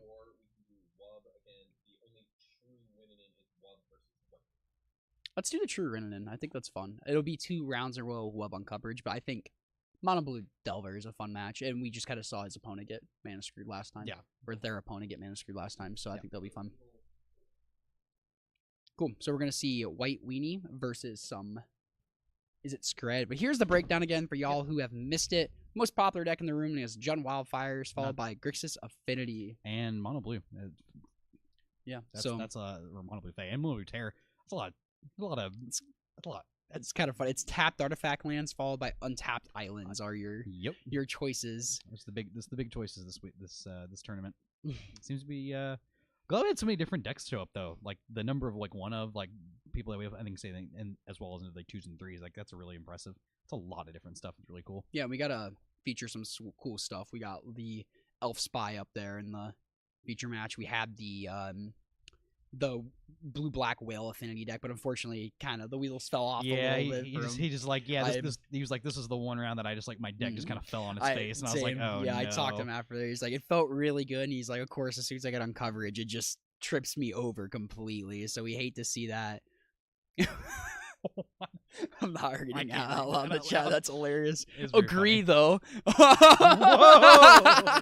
Okay, but again, so nice little healthy meta. Seen aggro on the DL a little bit. Yeah, this is the tournament for the mid-range decks, I think. There's lots of, like I say, the madness decks. It's the format for the mid-range deck. I was talking to Mason out there, Mason Clark, and he's like, I feel like I've only lost to missing my land drops. Why do you guys play 20 lands in your 4-drop decks? He asked me the same question. My response is that this format is slower, and you draw so many more cards. I told him we got all these draw twos. He's like, yeah, you curves into them really well, hitting your land drops. And I'm like, but I don't want to draw lands. I want to draw more draw twos. He's like, and it's funny. He's like, you Pauper players are insane. And we were playing tiny leaders, Ellison and I, and Mason said something to him like, nah, man, I'm like, we're playing like a fake format or something. He's like, you have a Pauper podcast. I'm like, okay, fair. So it was pretty funny. Okay. Good banter. We love it. Looks like the players are getting set up, resolving some mulligans. Looks like we already have some mulligans, so we should be getting out of here shortly. Somebody opening Twitch on their phone. Yep. Oh, sorry. I was just curious what's going on. I don't know why. I assume so. That looks like it. It's Wub versus who's on White Weenie? Is it Kyle? I think it's Kyle. Okay, so we've seen both these players already. Both very strong players. This is a true winning in. Winner also, of this will get into top 8. Shout out to the Common Ground MTG podcast. That's our podcast. Yeah, we do Pauper. We cover Pauper. Sometimes we talk about Q. We've been called a Trojan Horse podcast where we talk about Q. We're talking about Pauper all the time, but we're secretly cube enthusiasts. Whoa, the stream sniping. That's funny on there. Also, big shout out to Game Night for letting us host this here. We appreciate y'all so much. The people's LGS. Really, we coming out here showing we get these big turn-ups for Pauper. Man, this is like the biggest Pauper event around our area. I've of course we've seen like the This Northern is- Pauper Opens do really well, but This is big for us. This is a lot of people. no Pauper again. But hey, we can have dreams, you know. We can have dreams. Um, I've actually been in connection with some people out there today that are talking about from different areas that they're interested in having. We're trying to get more people into their format and like from Memphis, and so we've got some Kentucky talked folks. to somebody from Memphis, so that's really cool. So it's nice. Nice seeing people getting grassrooted up and getting stuff started. Big shout out to again Game Night, sick inventory here. Absolutely. Awesome stuff to browse. I found some burning inquiries here in the back that I did Beautiful. not own before, so I got a set of those now. Sick. So that'll be dope. Looks like we're good to start We're here. good. Let's Moving over. get these players fired up and Do not know who's on the play, but I bet we'll find out really I bet quick. you whoever puts their land down first. It is the mono white player. All right, that's good for them. It comes in tap. I have played this matchup as is Thomas. How's that work It for y'all? it favors the weenie side. The white weenie deck is. I mean, Terror can have the it busted can do the starts. busted thing. Mhm. I think the average games of the mono white deck versus the terror deck. I think It has so many chump blockers. it has so many chump blockers. It gains a ton of life. It has prismatic strands to like block wow. huge amounts of terror. Double attacks. Inspector turn 2. Double Inspector turn 2 is Gain pretty 2 good as well. Yeah, this can get Mental away. So let's see if Wub can turbo some terrors out. Wow, that's a good start to turbo some terrors out. That is a good start. Mill over two instants and sorceries. Mhm. We love that. Looks like we're gonna be paying 1 mana for our land drops here at this Learn Reveal, which kind of, unless he wants to do a little risky brainstorm, We can do a little risky because you could brainstorm. look for your land. Wub's gonna play it safe. I respect it. reasonable. That's just begging to Get blown out by something. It's just begging to lock yourself the brainstorm, and it's not worth it. Missing a land drop in this matchup would seem way too backbreaking. So we're probably just gonna see a land go, I imagine here. That is 4 instants and sorceries in the graveyard. Oh heck yeah, it's Adrian. Glad to see you in chat. Oh, okay, cool. It's the St. Louis folk. Nice. Yeah. Beautiful. So we got so Wub does deploy a Delver. Gotta have some kind of threat to close the game, otherwise then the white deck will surely just run away with it. Fams is slow. Doesn't change how strong it is. Yeah, especially the cryogen relic. Fams looks really sick right now. I bet Wub loses. Aw. Yeah, we do have a couple of mistriggers on the Lunarch Veterans, and hey, I guess take those for the terrors. They might be writing this, actually physically writing this down and just like. I was bad about that when having the life pad in front of me. Oh, Nick, we said Kyle. Oh, we I'm assumed so it was Kyle on White Weenie. We just saw Wild, so White Weenie up there. So apologize to Nick. It's Kyle. No. Apologize to Kyle. It's Nick. Apologize to Nick. It's Nick. We got there, folks. We will get there eventually. 3 clues. Cryogen Relic is a trap. You- I don't know. They about let that you one. play 8 and 3 inspectors now, and that's a nice curve. Dude, That's salt Pack Beast. yeah. That card is sick. If we could get Nick's deck list printed out, that'd be really cool. Because I'm curious if they're on the Chocobos or if they're on Guardian Pledges. Because I don't think Nick was always a Nick and never a Kyle. I agree. Nick was always a Nick and never a Kyle. I also agree. That's funny. All right, we're gonna be digging for our 3rd land. I would love one. Deck lists are great. Deck lists are great. Oh, I thought that was a brainstorm. Whoops. Okay, so is that one? How many instant sorceries? 1, 2, 3, 4, 5, 6 in the graveyard now. I think both players are X and 1 going into this last round, so both players are 5. Or no, sorry. Thank you, Dr. Kyle, for the deck list. What are we Beautiful. on for? Oh, we have a. Oh, this is what this is. Let's land in play. I couldn't tell what this was. This is a desert in play. Oh, that's that's actually dope. so sick. That's really good with the fake. Also playing a singleton copy of. So we're playing 2 copies of Guardian's Pledge. Also playing 1 copy of Remosian Rally. Okay, good. I like that card a lot. So we got a terror from Wub. That's a good thing to start making attacks from Nick look pretty bad here. Also not great attacks from Wub either, because a Pack Beast is a 4/3, if I'm correct, right? Pack Beast is a 4/3. So that and a Thraben Inspector you throw away, and that's a trade of a terror, and you're head on board. This Delver will be nice pressure in the air. Yep. Delver being in the air and having usually no opposing blockers on the White Weenie side. Yeah, no core Skyfisher here to blunt some of that, take a nice little trade there. So Nick's going to think about it a little bit. I think if he had a core Skyfisher, he'd be firing that off right away. Yep. Probably so. You just get to re-put that. Oh, this is. Oh, we're just getting in the red zone. I think we're just The screams. There's Guardian Pledge. there's a Guardian's Pledge in the hand. I guess it were prismatic strands if you just want to. No, this is a Guardian's Pledge. Yeah. This is plus an extra 2, 8 4, damage 6, 8. Yeah. So on the unblock, whatever 10, it's unblocked. 11, 15 damage. It looks like put it up to 1. It's big damage. That's quick math, Sippo. Yeah, just however many unblocked creatures multiply it by 2. Exactly. Wow, that was quick. That was yeah, turn, I think that's the end of the game. Was that turn 3? Was that or that was That's turn turn 4? four. That was turn 4. That's turn Okay. 4. Ouch. That was brutal. Explains why Nick is X and 1. Just doing that all day will end games pretty quickly. That's a very telegraphed pledge, but I think it's you just gotta like I said, you just gotta end the game. The game cannot sit there forever. Mono Blue's tapped out. Just do it. You know. Yeah, Wub's gotta find something. Wub's gonna pack it up over to game 2 here. So I can tell you on Wub side, there's not much here you want. You could potentially cite in Envelop. I think it's a good card against counter sorceries. Counters specifically counters Guardian's Pledge. Sorry, the Token Maker. I'm blanking. Oh, Battle Screech. Yes, counters Battle Screech, which is an important card. Yeah, there's just so much you want to counter that deck. You also want to counter.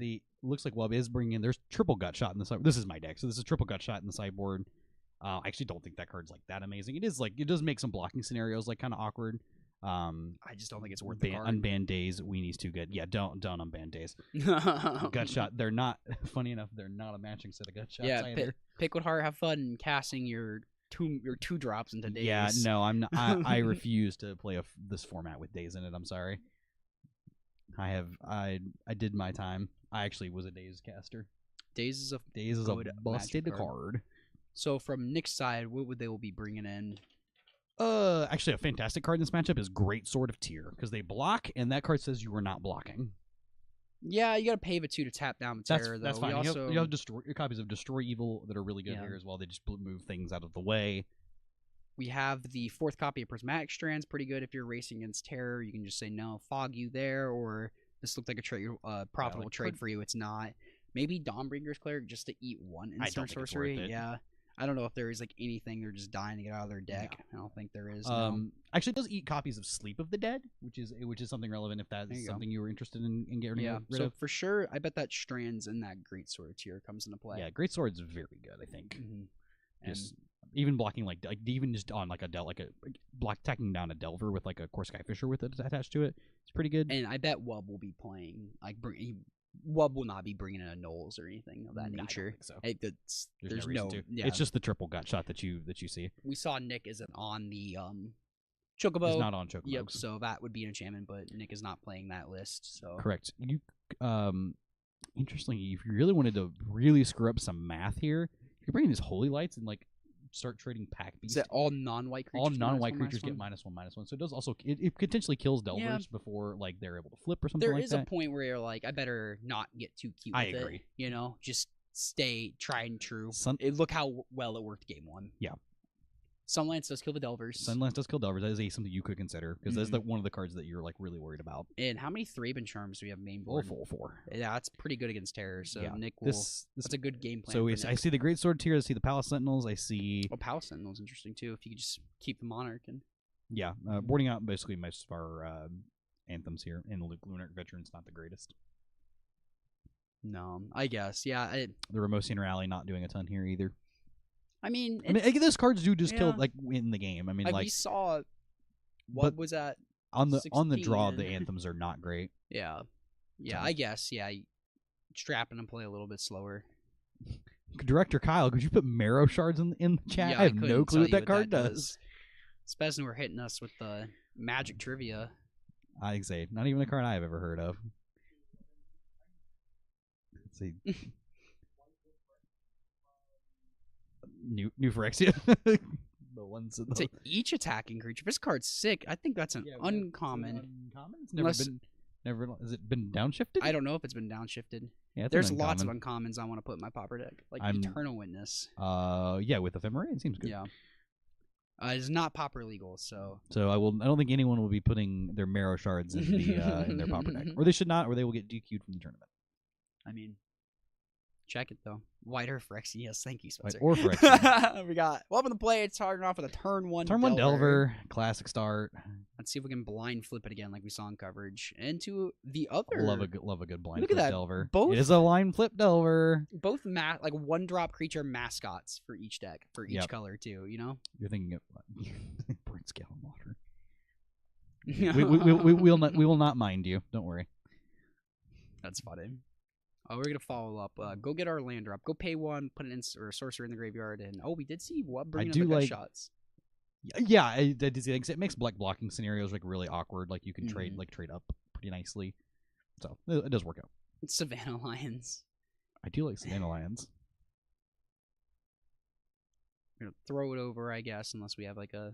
Probably just gonna pass. There's like a spell appears being held up here. There's also brainstorm, mental note, a couple of good things here. We can just pass. And lots of options for up here. We're gonna go ahead and pick that. Core Skyfisher, kind of a problem for the old Delver secrets here. I'll be real. Pick that Thraven Inspector back this up. would be a good opportunity to find a Demon Inferior because there's a brainstorm chilling in the hand that would be nice to pair with that.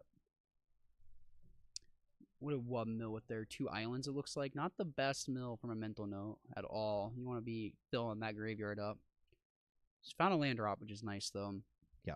I don't know if it is firing off his brainstorm, like you said, to find a Demon Inferior. I think that's probably good. You just gotta. You got to be able to close the game as quickly as possible. They have the Thought Scour too. Oh, just offer the trade. Okay.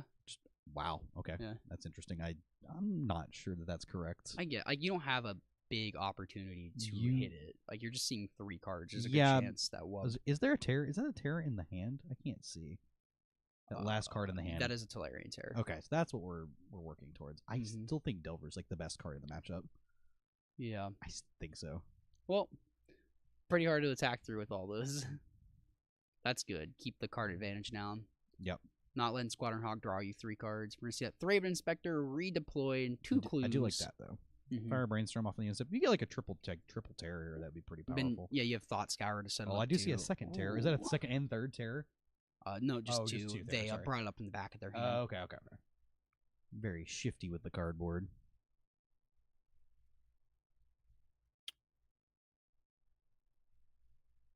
So Web's deciding on what to put back on top of their library. It is pretty tricky because the counter spells are nice. The spell pierces are a little more narrow, but still really good. Looks like they put back a brainstorm and a counter spell. Are they gonna? They are gonna draw the brainstorm back again. Yep. Oh, maybe I misread one of the cards. I thought they had a Thought Scour in hand. I could have been wrong about that. I've been wrong in the past. No doubt. Yeah, it was a spell pierce and a counter spell with the cards in hand. Gotcha. Previously. Well, now we have this ponder to clear if we need to. But 1, 2, 3, 4. This will be 5 instant sorceries after this brainstorm resolves. So you could do ponder. In Ponder Terror if you want to. Clear up the cards on the top of the library if you really want to, which you probably do. Was that a Terror? Ooh, that was a Delver Delver that you could have flipped the next turn, which would have been pretty good. What was the 3rd card? I didn't see what the 3rd card was. Either. We're gonna shuffle those away though. I mean, you probably just want to start playing 5/5s, you know?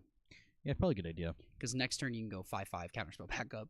Yeah. Play the naked 5/5 now, then have a little backup this turn. Again, kind of hard for White Wing to deal with if they're not. It's going into next turn 4 and only has a Thraben Inspector in play. Yeah, it is a little harder. Again, you can also start to deploy, you're able to deploy multiple threats in a turn. That's kind of nice. That is true. Your creatures are extremely cheap compared Nick to... has a full grip. Yeah. Pretty close to, at least. Looks like we were going to have a land for turn, though. I love the spicy 1 desert, man. That's a desert is a sick card. That's a good call. There's a lot of Fae here today. Yes, that's probably a good. Well, I think the matchup's also good into Fae too. Mm-hmm. So that's fair. Oh, I'll get a counter on that Thraben Inspector. Yeah, the desert is so. Have you liked that Common Eldraine White Land? Oh yeah, I love Idyllic Range. Oh, okay. I love that card. I feel like that would annoy me if it's in my opening hand. That is part of the trade off. I mean, it'd be the same if the card Mystic Sanctuary were still legal in the format. Same scenario. But I'm talking about just being in your opening hand. It's kind of awkward. Yeah. So. Oh, that's brutal. Eat the yard. Yeah, that's brutal. Oh, ouch. I mean, to be fair, we just had the double inspector behind it. We don't have a ton of. Man. I mean, funny enough, if you attack This isn't. This doesn't even. This only kills 2 of these. I mean, yeah. Well, there's no trade. No, it's not trading into at least. No. So you still have a profitable block to This make a isn't- Nick chump, but it's like not fantastic. No. Couple islands and a cryptic serpent. Looks like Yeah, island. good Cryptic choice of Serpent's brains. going on Good top. choice of brainstorms here. Yeah, I like the mask ones a little bit better. My mask ones look a little rougher. Oh, that's okay. These look better, like on camera. Fair enough. Those are my first brainstorms I bought. Fair enough. Fair I enough. also matched the counter spells in the deck. I just love the Ice Age counter spells. I have Ice Age counter Yeah, spells I'm just too. a fan of the Mercadian mask ones a little bit more. I have both. I'm just I have messing both. with you. This is Rush Brainstorm. Speznor knows. Rush Brainstorm. Brainstorm 2 top. Immediately don't want these. We're gonna crack glue on next turn, make our 5th land drop, hitting all those lands, flooding out It's important. It's actually teeny the bit. cool thing about the deck is the white weenie deck is it has a ton of things to do with its mana. Yeah, Nick has It's- 5 glues or 4 glues. Oh, hey, look at that. As another inspector. You're the coming. They Yeah. let you play 8 of these things, you know that? They do. In fact, I remember there was a time where Cameron Schindler said, "I don't think I'll play 8 of them." I've never played 8 of them. I have played 8 of them. So I think it's quite good. Yeah. I probably would play 8 if I played mono white. Yeah, But I've never registered the deck. But like Boros Synth, I'm like, 6 is fine. that's probably fair. Mhm. I like 8 here. That's fair. It's real good. It seems appropriate for the Also, style really of good decks. into your Salt Road Pack Beast deck. Yeah, blocks Kadoltha tokens that don't exist anymore. That is also true. Alright. Wub's kind of in a rock at a hard place. Has a couple of snakes stuck in their hand here. We're gonna go and push in for damage. Nick can make this trade. There's and Wub can kill the if big there- Thraben and another Thraben. I'm curious. Vermosian Rally? Or is it on tap up? Willing to trade there. Yeah, I think I like that trade for Nick. I agree. Wub's just gonna continue to make land drops. Interestingly, next turn can just cast a Cleric Terror. Could cast it. Oh yeah, next turn. Yeah, if they fire off a counter spell against one of Nick's spells, they could. Yep. Kraken for 2. No Guardian's Pledge. No Guardian's Pledge. Boarded them out. Not great here. Interesting. They get countered by Dispel really easily. So That is true. That is true. like spending your 3 mana to like attempt to kill them, but Oh, that's another. Yeah. You just such a big body that just trades in the terror so well. You can't have that. Oh man. yet another 3 mana. Oh, I'm thinking about it. Oh. At that ouch. point, you were supposed to counter the previous one. I don't know. Oh, I think so because it's the last turn. Wub's gonna have counterspell open mana, be able to have counterspell mana open and not just play a terror. So I kind of agree with them there. It hurts, but you just gotta bite the bullet. Oh, there's a serpent. That's a little. That feels a little bit better. Get the bigger clock in faster. If you're gonna tap out for the bigger one. You think, or we'll play the terror Nope, we're just gonna play. we the do have terror. Dispel Have in the hand, dispel in hand. Yep. just in case they have Cheeker Mosian Rally or the what's the other one? The Plains one. Is it? Ramosian Rally is the Plains one. Thank you. Guardian's Pledge. Guardian's Pledge is the big one. I'd mix them around. I use them interchangeably. It's up to y'all to decipher. with Palace me. Sentinels. That card is going to basically close the door in this game. Yeah. Introducing the Monarch to the game when you have no way to take or the opponent basically has no way to take. You have a few chump blocks to make. Yeah. I mean, Nick is hellbent, so Is hellbent if the Monarch. if though, Nick draws or- like a guard or Is that a Squadron. if it was a Squatter see. Hawk, that's big game. That is a big game. I didn't see what Wub drew though. I mean, you got a pressure. I like that. Is it- Thought Scour? or No. I'm just gonna play that and just pass. Can't quite see what that card I is can't either. see what that last card is. Man, yeah. I mean, Oh, Wub's it's a not. Thought Scour. There it is. Okay, Wub's not in a terrible position. I'm surprised the Thought Scour didn't come out because it's kind of free with the Serpent. What was I'm curious? What was the draw there? It's a Raven Charm. no, it's Rafine's Informants. Oh, excuse me. The bottom card or the top card of the hand. Yeah, fire that off. Yep. Here we are sculpting. Oh, there's a Battle Screech. that That's is that's really big good. game. That's big game. Yeah, man. Because that is a card that like really beats you.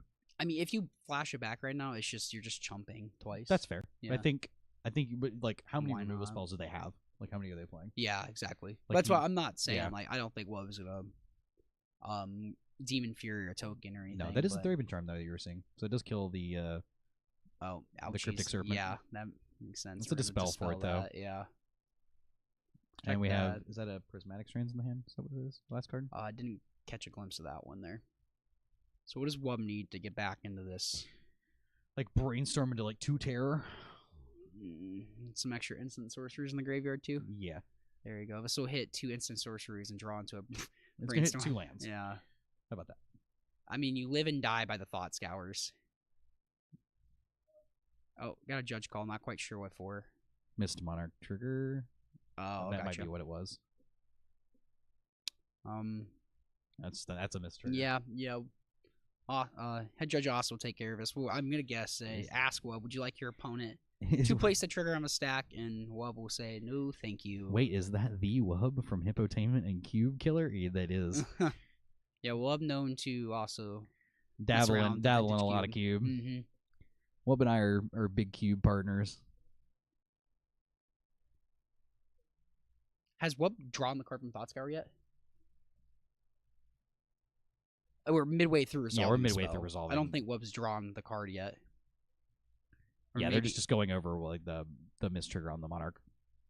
Yeah. Well, just make sure Wub draws their card through Thought Scour. I can't remember if they did or not. Oh, I forgot. the Mighty Squee is in Scotland. Oh, that's really cool. Awesome. Oh, or another Ireland. Thought Sorry, Scour. Ireland. Hey, there we go. Thought Scour hit somewhere in Europe. only 1 island that time. All right, so it looks like terrors are 1 mana now. Didn't quite get a count, but I'm just gonna guess. They're in combat. Get in there. That would have been an insane turn for it. Is Guardian's Pledge. Strands. That would have been an insane turn for a gut shot. That would have been a really cool gut shot turn. Nah, you get. Yeah, I guess. I mean, the Strands Fogs. The Strands Fogs, but like they're like it actually introduces some play into the turn. Just pass. If you can draw Lorien revealed off the top, it's not terrible. Yeah, that's kind of what you need here. Something be nice if Wub can get a flyer of their own. Nick Salt Road Pack Beast is gonna start chaining cards. Yep, like a score. Like if you just saw like a Core Skyfisher, just pick it back up and replay it again. Yeah, it's pretty good. It's really good. Skyfisher with the Sentinels is also insane too. If you lose the Monarch, oh, that's just brutal. This is not looking. We're getting good. the dice out, so we'll have 2 untapped, 2 tapped. Yep, and we'll probably flash that right back. I would imagine so. Yeah, tap the 2 birds and the Salt Road Pack Beast, or maybe probably do some attacking this turn too. Oh, 100%. Yeah, you get your flyers in there. Yep, I like this. Oh, I like keeping the 4/3 back to block. That trades pretty well in the terrors, doesn't it? Especially when you have a Strands in the graveyard. That 4 hurts. of them, 2 of them can attack and 2 of them cannot. Yeah, correct. Yep.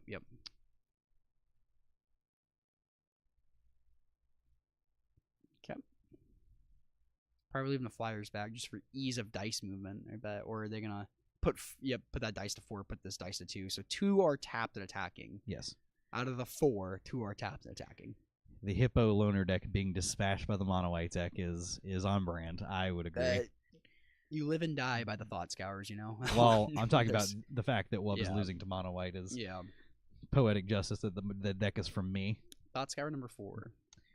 Thought Scour number 4. How many rounds? It was 7 rounds today with a cut to top 8. That's a lot of Pauper. Yeah, we've been out. They've been out there battling. I mean, you think we're exhausted? Think what the players thinking. Yep. You know. It's Pauper too. Some of these games are grindy. Yes. You got to get a game plan enacted early. Yeah, this is looking pretty rough for Wub over here.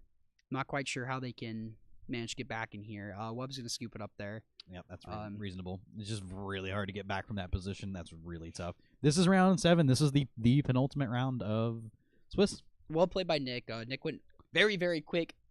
Game 1. Game 2 looked like Wub could pull it out there, but kind of the Thraven Charm really locked it out of being able to like double spell. Thraven Charm followed by the which Palace Sentinels was pretty lights out there. I would agree. Just ran away with card advantage there and Yep, making your terrors cost 7. As I said, that is like a pretty good matchup for Mono White. Like it's one of the reasons you want to play the Mono White deck. Honestly, most of the blue decks, like it's really good against the blue decks. I mean, but Desert's pretty sick against Desert Fae, is too, insane. You know? That's so good. Yeah. If you're worried about a lot of Fae players. Ooh, this makes me. I have some Arabian Nights Deserts. That means I might need to bust those guys out. Yeah, that's pretty nice. I haven't played those since I played Blue Green Fog. Like I haven't played those 2 years ago. Back in 9-4. I didn't play them 93. Deserts from Arabian Nights is 93.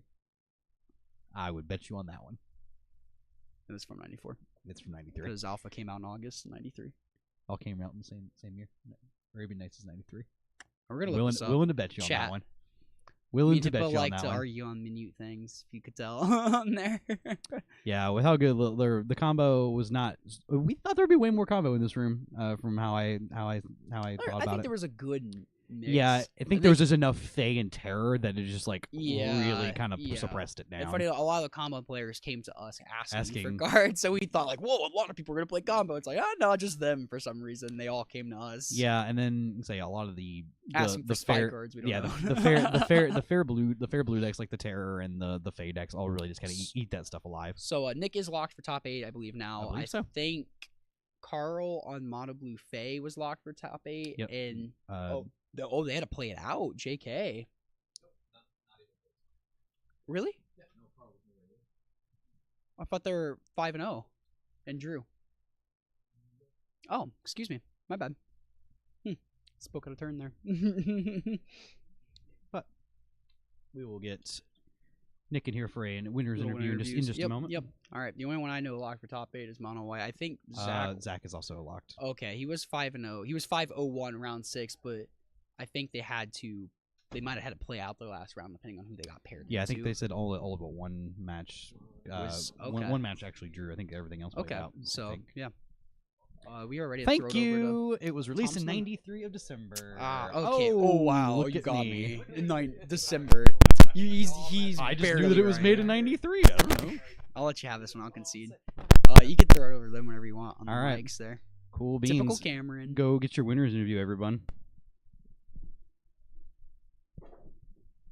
Alrighty, hello everyone. I'm Thomas back here with our winner from round 7 and now into top 8, Nick Newsom on Mono White. Nick, how you doing, man? Pretty good. How are you? I'm doing okay. So you brought White Weenie to the tournament. What inspired you to bring the deck to the tournament tonight? It is what I have.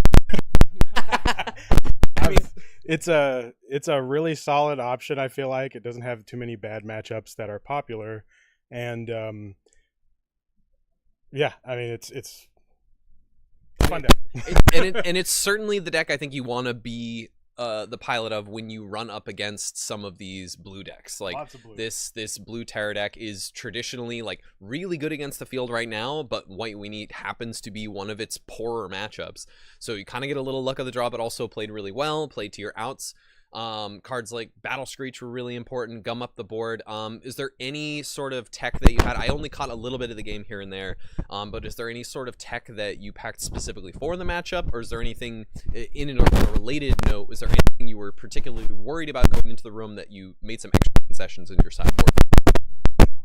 I was worried about High Tide, but I don't think there's anything I can do about it. So no, I didn't bring anything for that. For Mono Blue, that's popular in my hometown. I actually run a Desert in the main board because for Fae and for a couple other matchups, you can get away with free killing a couple creatures, just keep them locked out with a single land. And I play set of Squadron Hawks, Escapes, Krark Clan Shamans for Jund, which is a really annoying matchup otherwise. And it also helps block fairies. Yeah. No, that does that. That's a pretty sick tech. That's really sweet tech. I love that's one of the things I really like about Pauper is the innovation. Like cards can only be so bad when we're playing all commons. Any shout outs? Anyone back home who's rooting for you? Or any thoughts of decks you want to avoid going into top 8? I would like to avoid High Tide. I don't even know if it's here. I don't think it's in top 8. But shout out to Johnny and our store back home and my wife and baby. Awesome. Cool. Well, thank you so much, Nick. We're happy you're here. Congratulations on top 8, and we'll see you on the other side. Thank you. Good. Yeah, we're good to go. Turns back on too.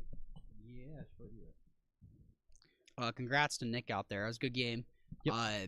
I appreciate the answer when I have here. It's what I have, yeah, and so and it's good. That's the story of Pauper. It's You just play what you want to it play. it is just a really good deck in the room today. Play what you want to play. Top 8 tournaments. I believe at the beginning of this, or throughout the week, I told people I thought that the Dust to Dust deck would be very good in the room today, and turns out the Dust to Dust deck is good in the room today. Who knew? That's funny. Good stuff. Good stuff. Again, real quick, big shout out to game night here in Columbia, Tennessee. The People's LGS. They got a sick inventory. So, they want more tiny leaders on there. More tiny. I think I could be convinced of that. Just chill out. Yeah, that'd be fun. But again, big shout out to Steven, the owner of Game Nights, for letting us do this here, and Kyle behind the scenes, and Common Ground MTG podcast. That is us, me, Hippo, and Thomas, me being Cameron. We do metagame updates, turn reports, answer your questions, deck dives, card dives, magic theory stuff, all that. Yelling good at stuff. clouds. Yeah, yelling about how good Magic used to be. That's true. So yeah, I think we're gonna cut it here to some tiny leaders. And then we will come back. We will have our top 8 announcement, and we will see who gets up for that. Okay, I'm familiar with the Nio one. Oh, it's Marith, and the one on the other I side. don't know what that is. It's one of the ones from. Cutting over here in a second. I don't know what any of this is. I'll be honest. Yeah. Oh, it's the vampire creature from the God, what does it do? I can't remember off the top of my head. It like passes stuff around, I think. Oh, like something goad that. something? I think no, it's like goad something. It might be what it is. I Sure. can't remember exactly. It's been so long. I don't play Commander anymore. Thomas, and that's ask the name of that tiny leader. Mathis. Oh, that's what they're doing. Sick. Good. And you can put the camera on them if you want to. Or we could tell you what's happening in the game. You have to watch us. That's tell me true. what's happening in the game. I have. I know what Marith does. I've played Commander enough to know what Marith is. I know it does something about removing counters and dealing damage. Removes counters, makes tokens, or deals damage. We I got think. Will and John on here. Oh, Mathis. Okay, I'm gonna look up that card then. Reasonable. Look it up for us. Thank you all for tuning into these in-between round shenanigans. Keep us entertained here too while we're at it. Mathis. I just typed in Mathis without typing in MTG. There we go. It is Mardu mana for legendary creature vampire 3/3 menace. At the beginning of your end step, put a bounty counter on target creature an opponent controls. For as long as that creature has a bounty counter on it, it has when this creature dies, each opponent draws a card and gains 2 life. It's up on the screen for us. Where? Right there. Cool. I see. Oh, Marith. Okay, cool. Look at that. Just save me some talking. Ah, yes. Okay. It's been a while since I played. I'd seen that card before. I wonder if it's gonna be like a control deck then, if they just want to keep the card advantage going. And I imagine it's like a Mardu value pile. Yeah. Mardu cards are good. We got Delighted Halfling. Oh my lord. I want to build one of these. I had a lot of fun playing Ellison. And I love aggro decks. If you didn't know. can't. When this format was like really popular around like 2015, 16, or really quote really popular. There's 2 6s in the hand. That's funny. What's banned in it?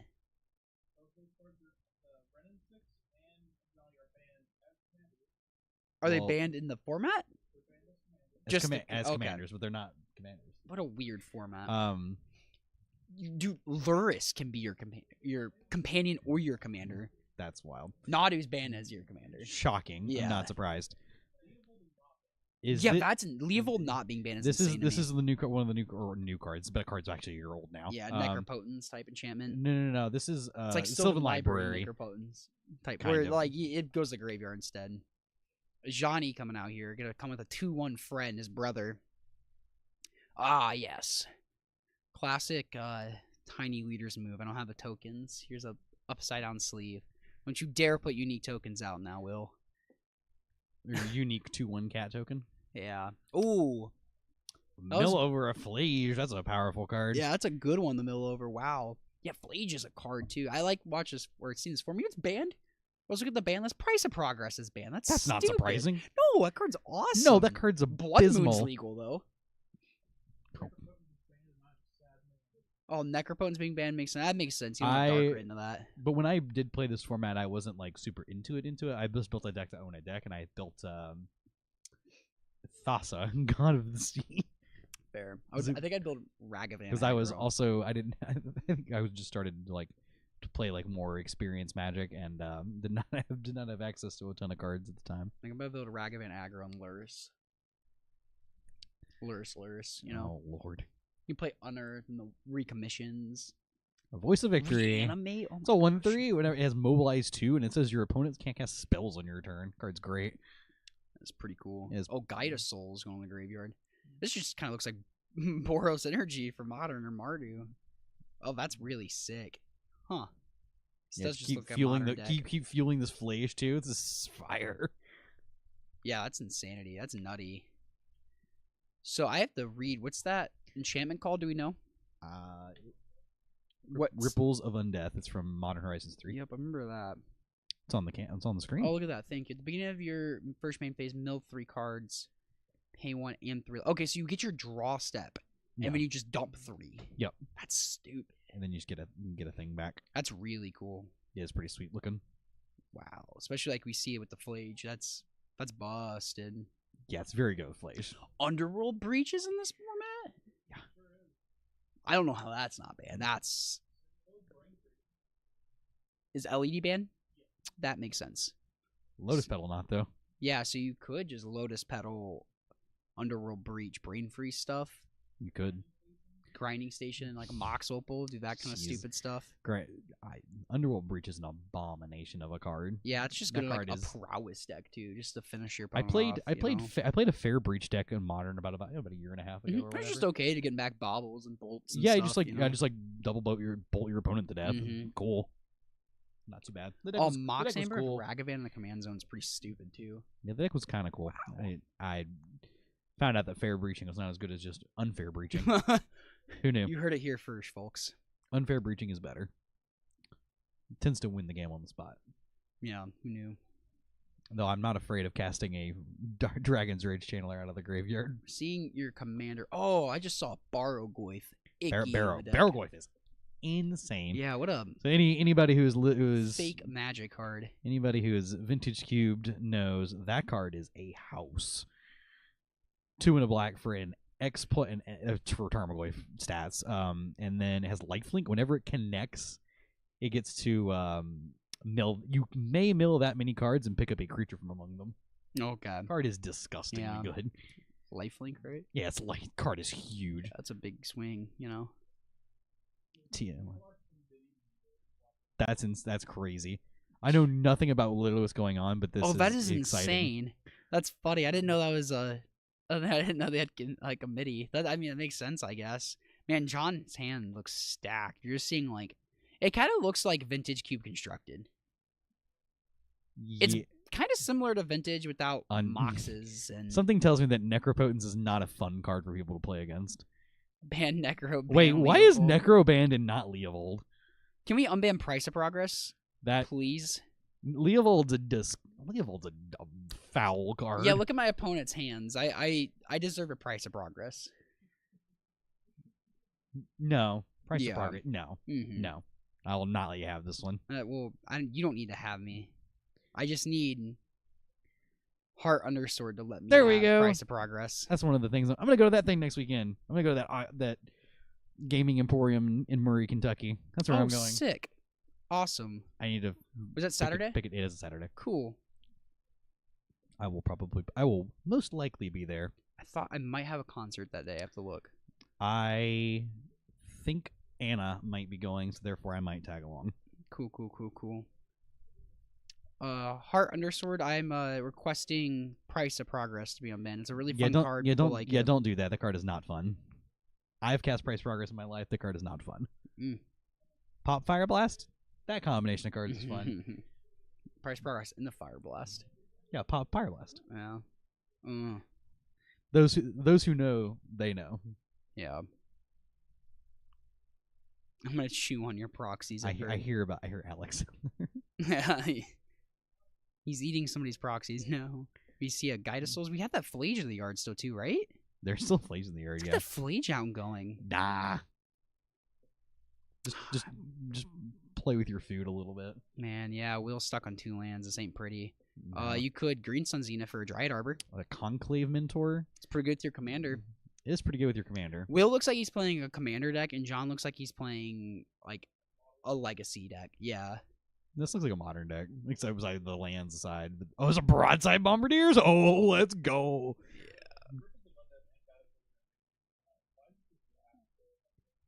Well, yeah, for real. Oh, are we just getting a Bombardiers now? No, we're getting Flage. Bombardiers already has haste. Yeah, well, we're getting a Dread or Arcanist now. With Okay. haste. With haste, Hippo. Do we have a mana floating, or did he tap 3? He tapped for in response to bomb. Oh my god. Let's suggest that my pre-community life. Yeah, I think he paid 3 for the Seriously, red one. especially with red. Yeah, I think red is like this is like it's a format where you're just getting to play like busted cards and you're only playing like 60 cards or whatever. Yeah, that makes sense. Like Because it's just kind of like Canlander. A little bit, it's yeah. really close to this.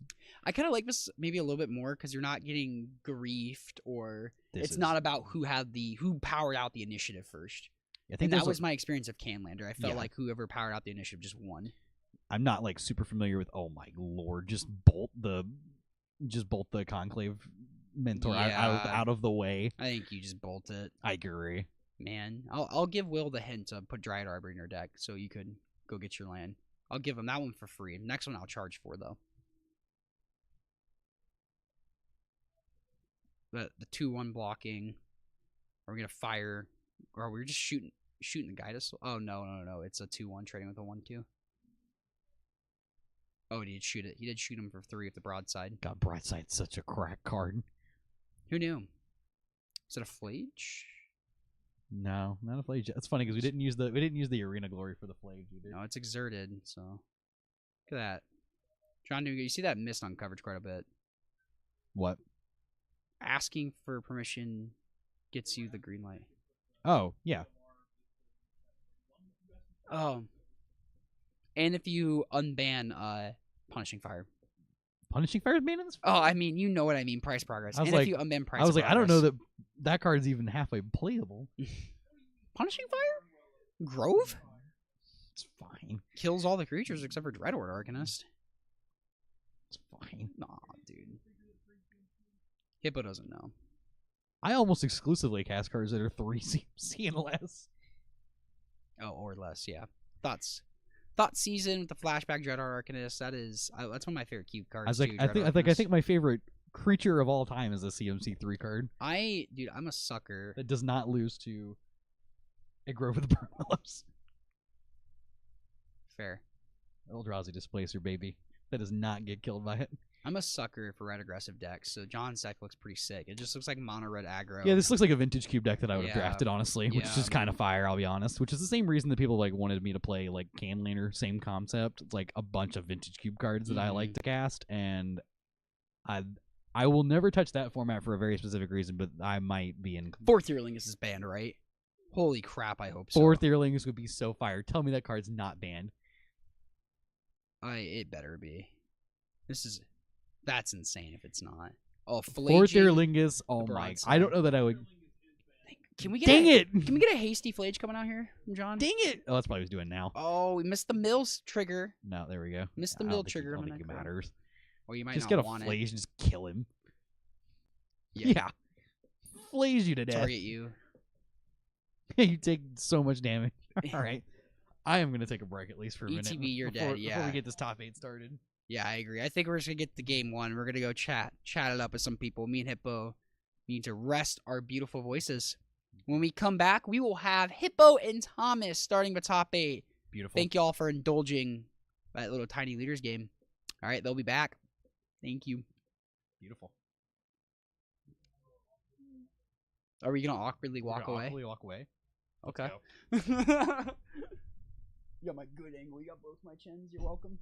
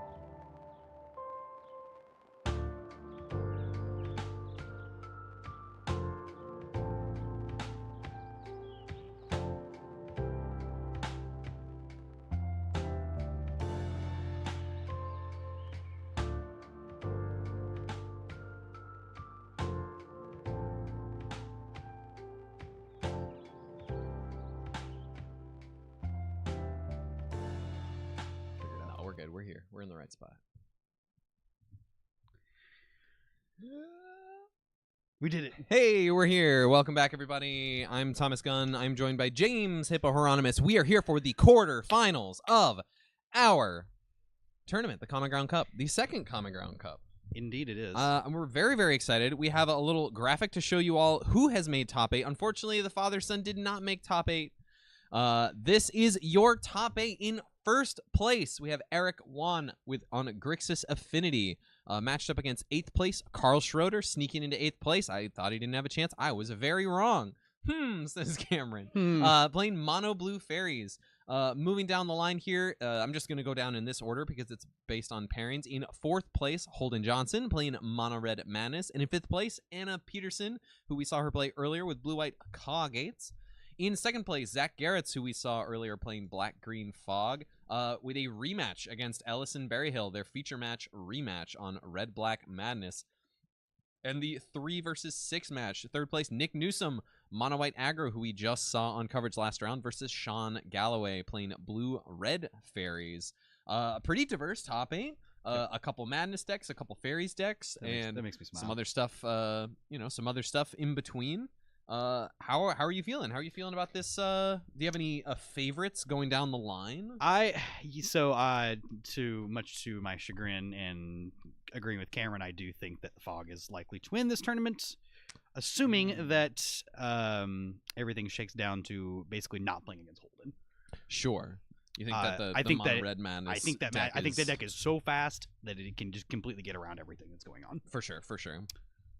So we are going to bring you folks the 4 versus 5 match, Girl Power. We have Anna Patterson versus Holden Johnson.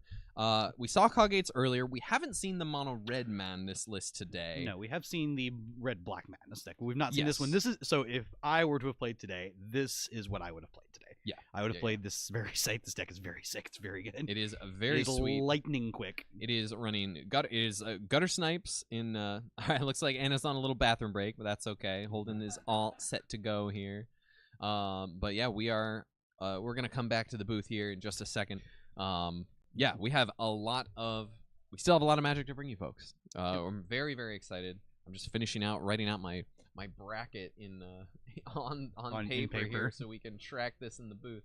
But yeah, no, I'm very excited to cover this Magic with you, with Cameron, and then the finals. All three of us will be back in the booth for the finals, just like we did last time. So yeah, how do you imagine this matchup will shake out, James? So actually, I think this is favored to Anna. Okay. The combination of the lifelink creatures plus Basilisk Gate plus counters, or not really counters, but the prismatic strands makes it for a very difficult time. Because if Gutter Snipe ever hits the table and then is able to just like cast 2 or 3 spells, the game is over. But assuming that Anna just keeps the hand the hand that basically plays into the strengths of how good Sacred Cat is in the matchup, that'll really favor Anna here. So I think it is favored to Anna. Yeah, I would agree in general. Like this sort of deck, a Basilisk Gate on a Sacred Cat can just get out of hand. Prismatic Strands, really difficult for a red deck to deal with in this format outside of like very specific, maybe even Graveyard Hate interactions to stop the flashback, but even then there's no way you're really countering the first copy out of the hand. A lot of really difficult things to try and get through, as well as cards like Standard Bearer. The main deck copy of Standard Bearer is really actually might come into play here. Yeah, it's really good. And almost maxing out on Outlaw Medics too. Outlaw Medic is another card, the 2-mana 1/3 with lifelink that dies into a card. Looks like Holden has mulliganed to 5 cards. 5 cards. Okay. Even the Outlaw Medic can be really impactful in this matchup too. Yeah, agreed. But yeah, it looks like we are underway with our quarterfinal match here. Holden is the higher seed, and therefore she is on the play. Going to start with a mountain, and Anna's going to follow up with a tapped land. Looks like I see that copy of Cat there in the hand for looks Anna. like we have the Sacred Cat. Grab the prize is going to pitch a Faithless Looting, put Anna down to 18. Holden's going to draw a couple of cards here.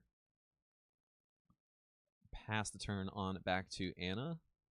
Anna's going to untap. We're going to play another tap land. And just play a Sacred Cat. Yeah, here comes the cat. Meow, meow. Meow. Meow. All right. Chat, can we clip that? Guessing Flame Breather. Okay, Flame so Breather and no land. Holden does not have the third land, and Anna does have. I see the Basilisk Gate chilling in the back of the hand over there.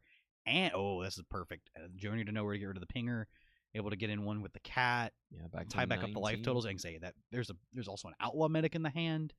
So this is looking pretty promising for Anna. Anna's set up pretty well here. Journey to Nowhere, another, like, enchantments are generally a card that are problematic for red decks Anna to deal is with. the people's champ. I can say, and then just another copy of Sacred Cat. Wow, this is Gutter Snipe into play, another Journey to Nowhere, and the Basilisk Gate as well. Huge, probably just gonna huge find a Sacred Cat. Yeah, probably just gonna follow up with an Outlaw Medic here, just to really close things up. And kind of aligning with what chat is making mention, I do kind of like just running the Gutter Snipe out. You have to, because they just got to get it in play. You have to. Like, the games can't go on forever. It's true. And the way Holden's hand is lined up, like, I think we're able to take care of an Outlaw Medic this turn, but we're just going to still fight down, like, the Sacred Cat on a following turn. It's going to be really rough. It's these spots that I sometimes dread playing red decks in Pauper, where if you fall behind just a little too much, as we see, Holden is going to cast the Madness cost of the Fiery Temper off the Grab the Prize just to get the Outlaw Medic out of the way, which feels bad, but you kind of have to. You kind of have to start clearing these lifelinkers. Otherwise, Anna's just going to absolutely run away with the game, thanks to the Basilisk Gate. That's about what's about to happen. Oh, and there's a copy of Prismatic Strands, too. It's really going to lock. Here we go. We've got 3 gates in play. This is a 4/4 cat. That is a Sneaky Snacker in hand. Was that 5? Oh, yeah, it's a Guild Gate. My bad. It's 5. Excuse me. Anna does have a copy of the Idyllic Beachfront in her deck as well. So my apologies. That was a +4 from the Basilisk Gate. Playing out another cat, passing back to Holden. We'll see what Holden can cobble together here. One of my favorite Pauper cards, Voldaren Epicure. Comes in, deals damage, makes a blood. The cutest drop of blood you ever saw.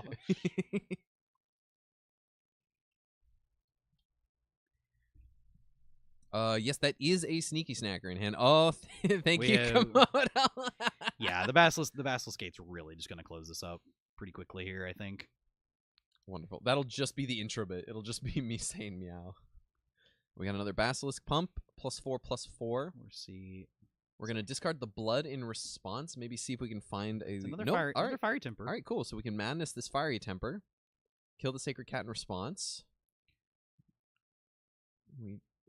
Draw from the blood. Proceed to combat. Sacred Cat coming in. Yeah, I kind of like this block here. Just get the Sacred Cat off the board. Yes, just gonna put it right back into play. She can embalm, but that's totally fine. Yep. We're gonna untap here. Things are looking rough.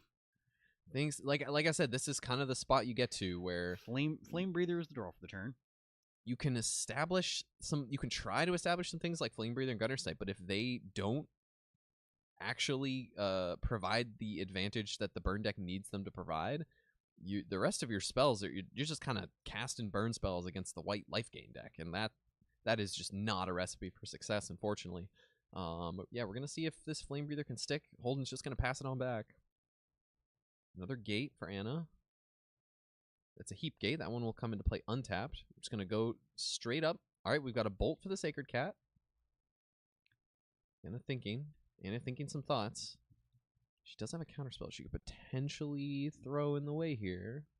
But would she rather develop something else is the question. There is another cat in the yard. It does really just, like, cement that you're so far ahead.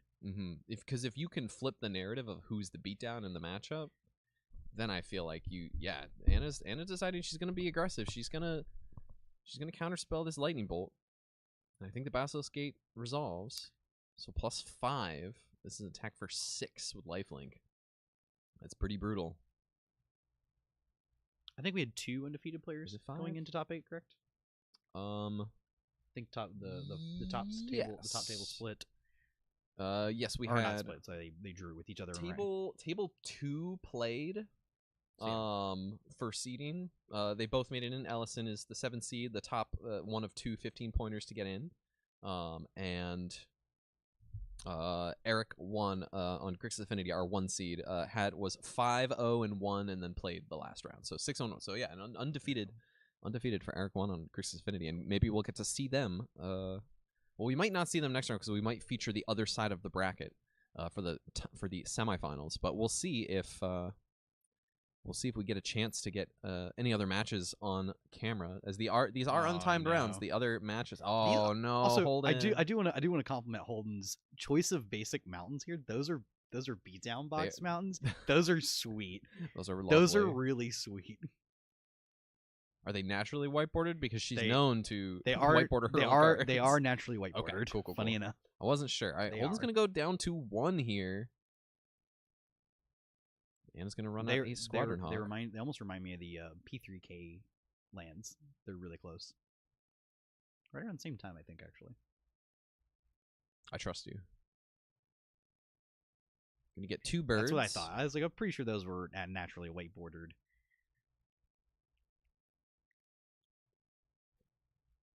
Looks like Holden has found a lava dart. That can make some stuff happen. Do we just fire? I guess we can just fire it off now. Get rid of the Sacred Cat now, and then you can hold up the flashback in response to the next Basilisk. And also has like a full grip of cards at 32.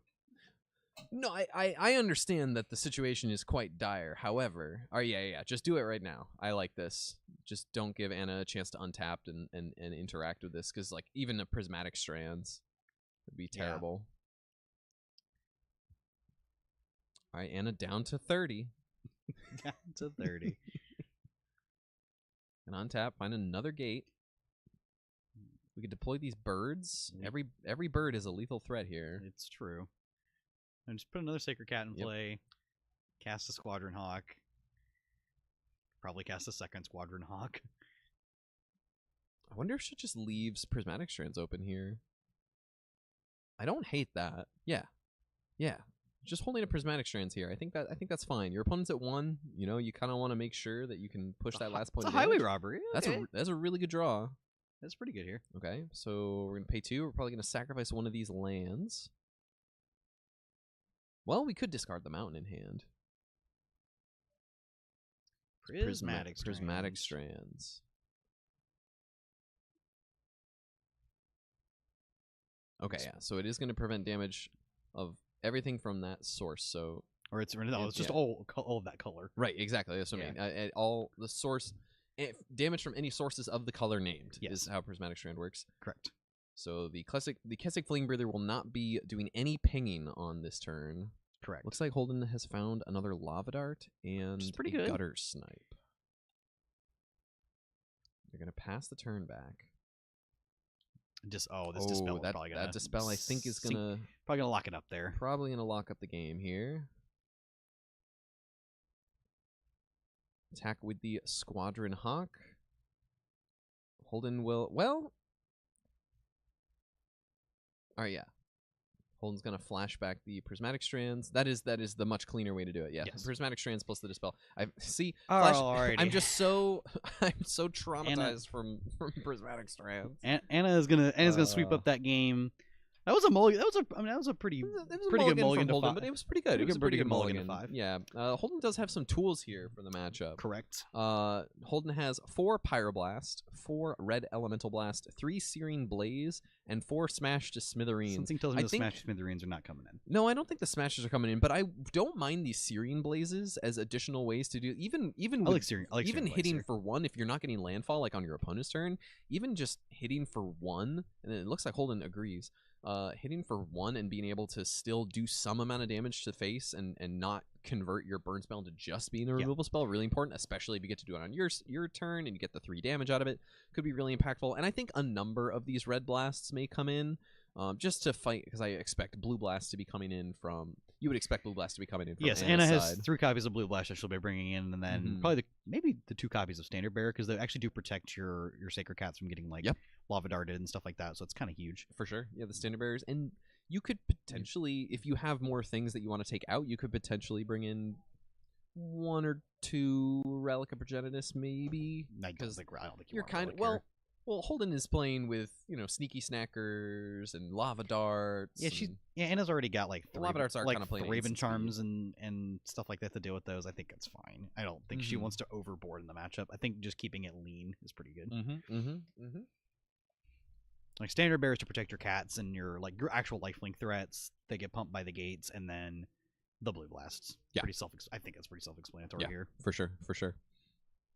So we'll have to see. Coggate's still putting up the numbers. Coggate's is very powerful these days. It's never really overrepresented in the meta share. Correct. But there's usually one Coggate's player who will make a very deep run at these tournaments. Like we said earlier in the broadcast, it won Pauper most recently. It put up a couple back-to-back finals appearances in two major Magic Online like Pauper Showcase Challenge or the Super Qualifier just a few weeks ago as well, right after Paupergeddon. It's a real deck, and it's a contender. Just another one of those decks that I think was just getting outclassed by the combination of the pressure from the Brood Scale combo decks alongside just how disgustingly efficient Deadly Dispute was. Yeah. And so now this kind of deck can kind of keep pace with everything else that is also happening in the format. Yeah, it's positioned nicely. Mm-hmm. So, but even post board, I still got 8 blast effects. We're not bringing those in. We're just bringing in the 3 Searing Blazes. I think I wouldn't mind a couple red blasts simply because it's something that I kind of intuited from Discovern's latest iteration of the Mono Blue Terror list, which is mostly what the Mono Blue Terror lists are shaping up to be, and certainly for the most part were the lists we saw today here.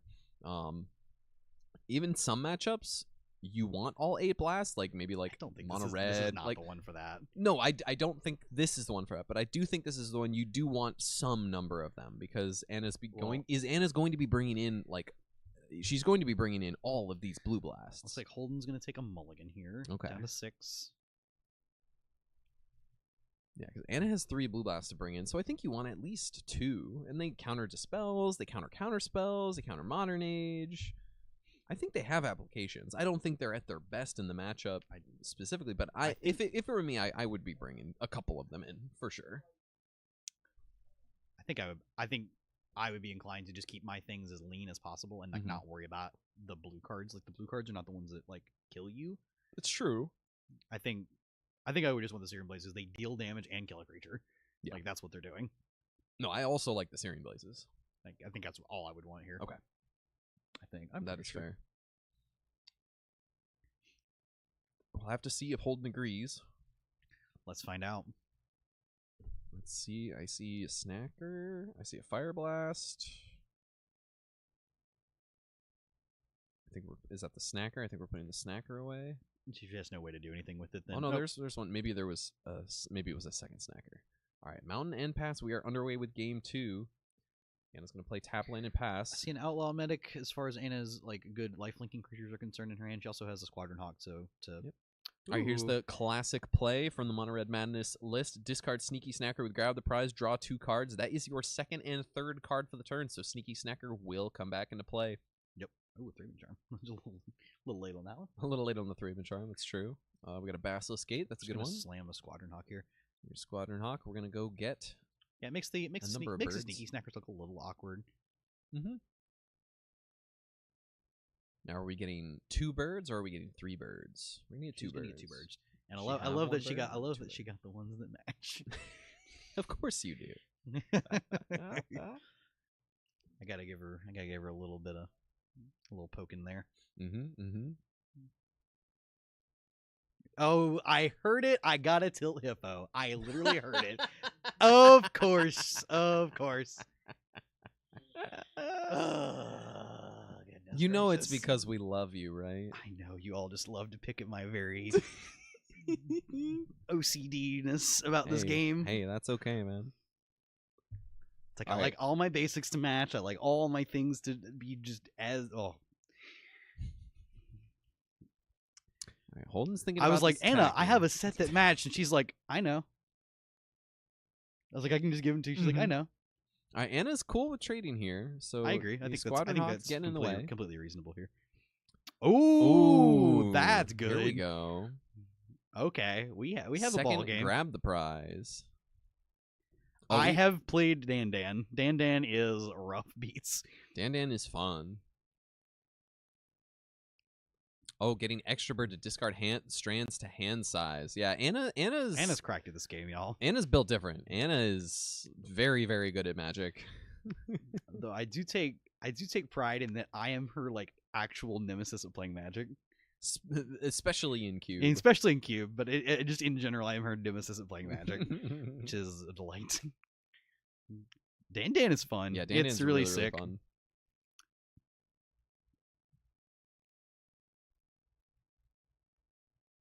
All right, so Squadron Hawk to get the last Squadron Hawk.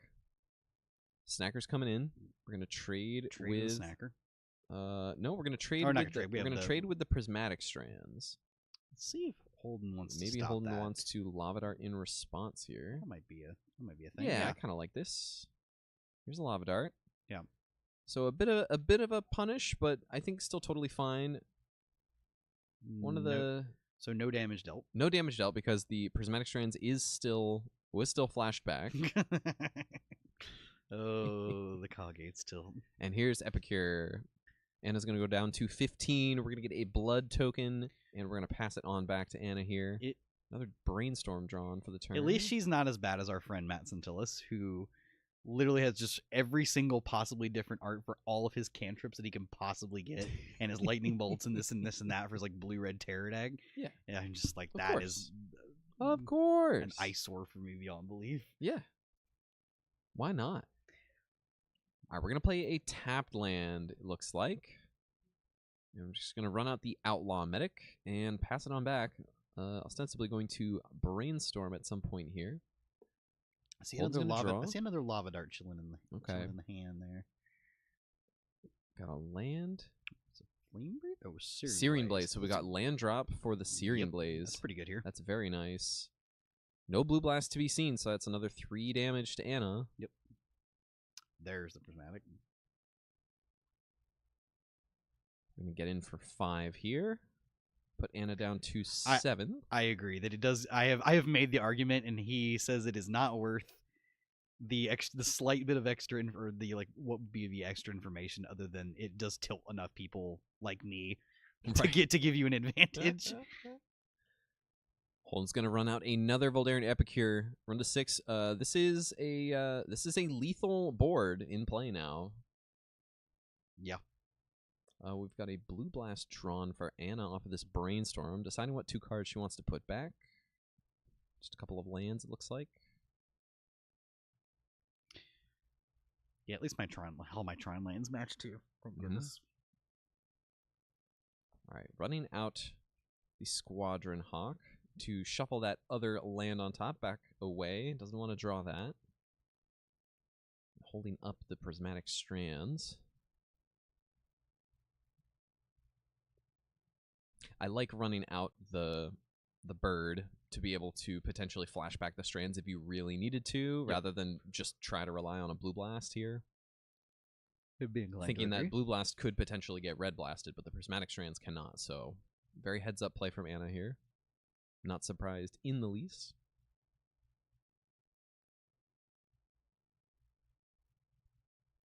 Holden's in the tank of how to approach this turn.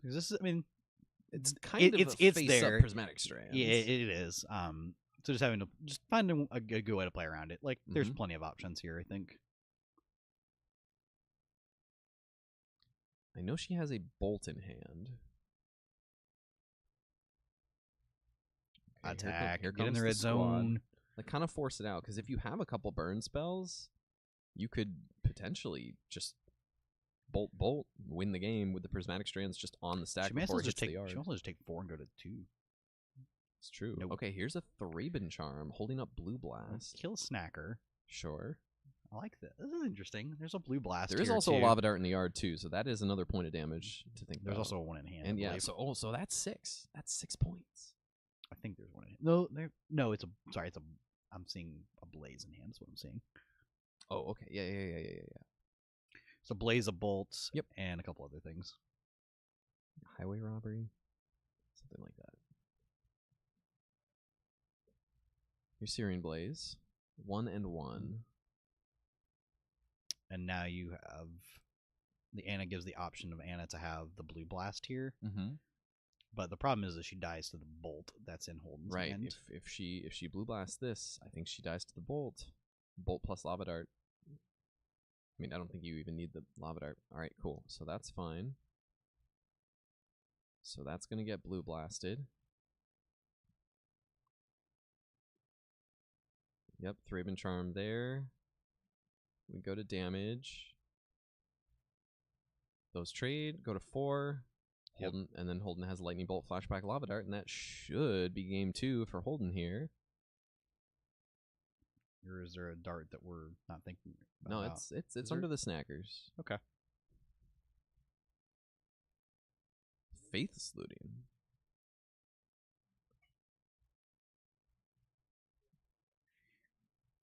Interesting. Interesting way to go about that.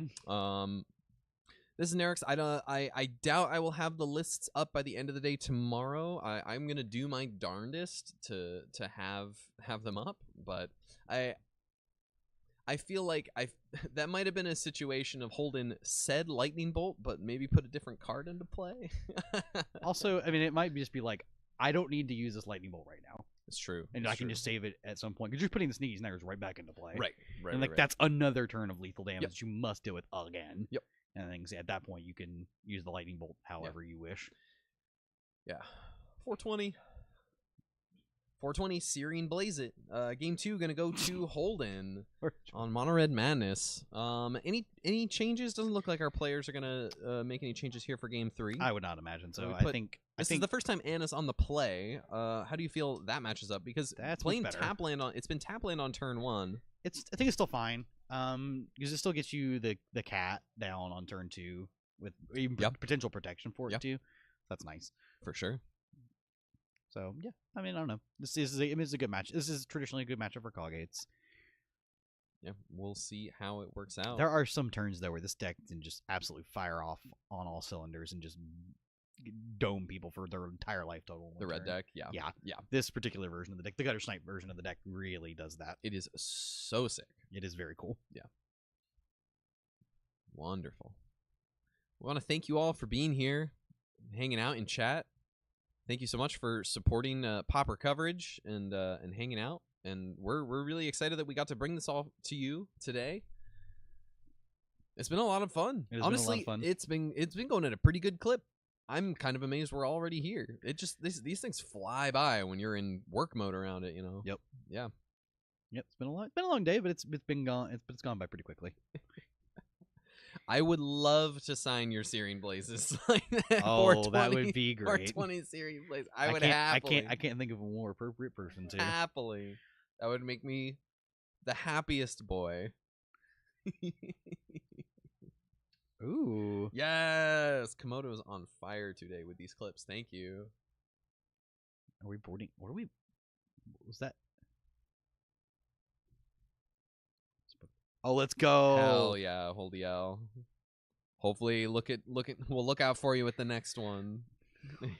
More fog, you savages. That's okay. We have a fog player. I know. We have a fog player in top but 8. that doesn't mean we need more. I mean, that's fair. I mean, you know, everybody's entitled to play what they want to play. It's true. It's true. Everybody's entitled to play what they want to play. How you enjoy and engage with the game. It's true. It's true. Oh, excuse me. And you get on to me for that. No, yeah, but you put your head. All right, now we're okay. Thanks, audience. Just cracking our necks on camera, just to get some weird ASMR going. I suppose so. See you in a week then. Oh, I won't be at locals. I have to work. Tilt. Oh, it means I. Because I'm gonna go to that. Because I'm. Oh no! Hold on. What is next weekend? The 9th. The 9th? Oh, maybe I will. Carson's show. Oh, that's what I'm. Actually, can I do? I can do both. Yeah. Yeah, I can get away with both. Actually, I think I will. Nice. Sure, I'll take 34 and go to 30. That's fantastic.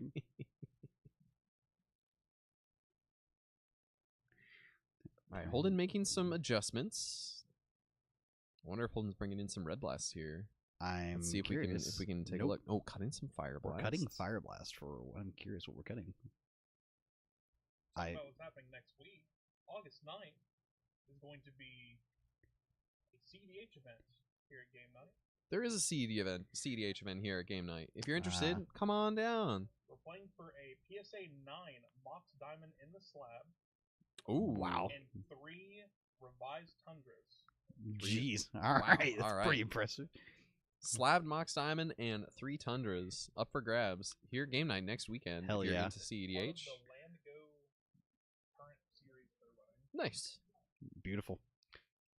Lots of high stakes. We love high tournaments stakes CDH. for good prize cards. There's another one up in Murray, Kentucky. In 2 weeks. 2 weeks from now, on the 16th. Where first place will win an Alpha Red Elemental Blast, which I think is really sick. I think I would like to walk away with an Alpha Red Elemental Blast. I think I might like to walk away with an Alpha Red Elemental Blast. Because I don't own a single Red Elemental Blast. Not a one.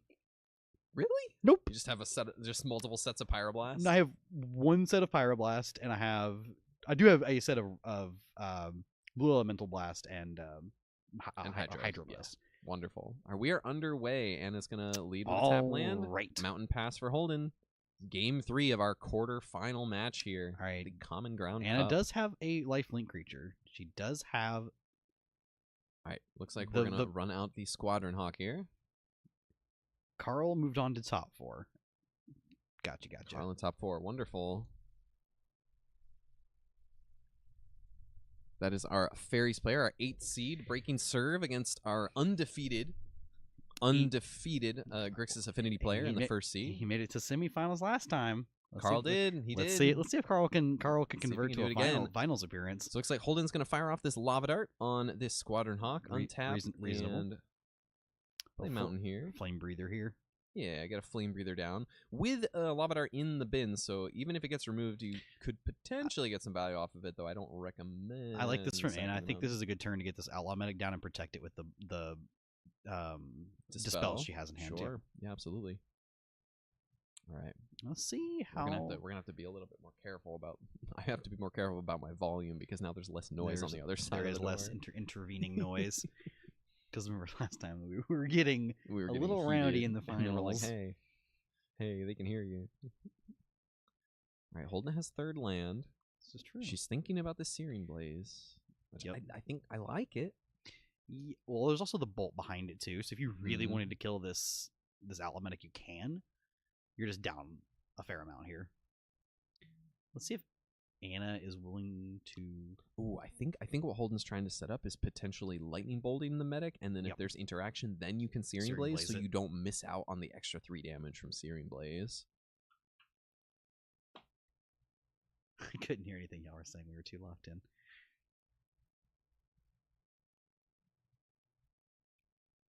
Our last time Common Ground Cup winner. No brute scale in the room today. No. None of that. No, I wonder why. I might have banned that card. It's okay, you're allowed to register sadistically, though. You are. You are allowed to register that card. It's still pretty sick on an Evolution Witness. That is pretty sick. Not gonna lie. That is really cool. All right, Holden in the tank here. This is kind of It's a big turn. A really crucial decision here.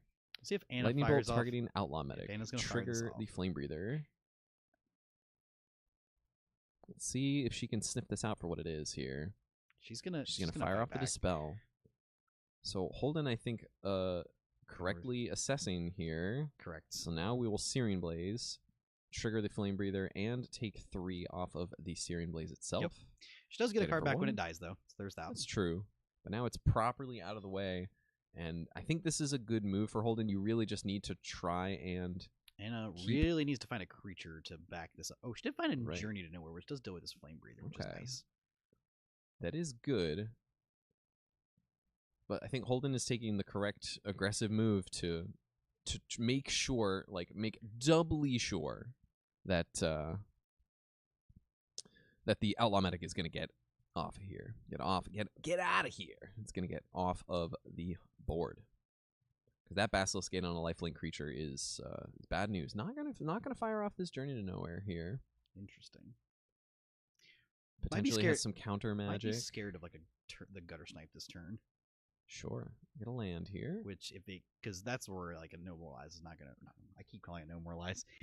You Journey to Nowhere. How many times have I done that? Oh Lord. Anna's got a Journey to Nowhere, I think it's a couple counter spells. And Yeah, we're gonna get She in for does have one. Magical the Gathering cards in her hand. Yeah. There's like a Brainstorm and a couple Lorien reveals, I think. Is this This is a highway highway robbery? Okay. Gonna trigger the Flame Breather. Anna's gonna fight over a draw 2 here. Yep. I like this. Yeah, I do like this from Anna. Holden does only have 2 cards in hand. Yeah, that's true. Then we're gonna cycle the Lorien Revealed. Just get the guaranteed land drop next turn. Get the dual land. Interesting. I think you want another white source here. That is fair. Yes. Mm-hmm.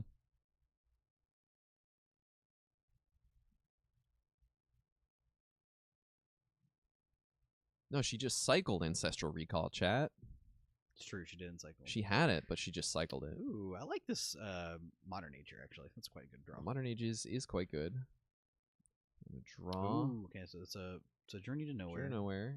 Discard a Squadron Hawk. Play tap Probably land. just gonna, it's like just gonna now fire this we'll off here. journey the Flame Breather. Depends The Flame what- I Breather's don't- it's done its job. So what's in So Holden's hand? The Sneaky Snacker plus a card. I don't know think what it's it is. an Epicure. I think it's an Epicure. Do you fire off the Lava Dart here is the question. It's just 2 damage. That's 2 damage towards lethal. Right.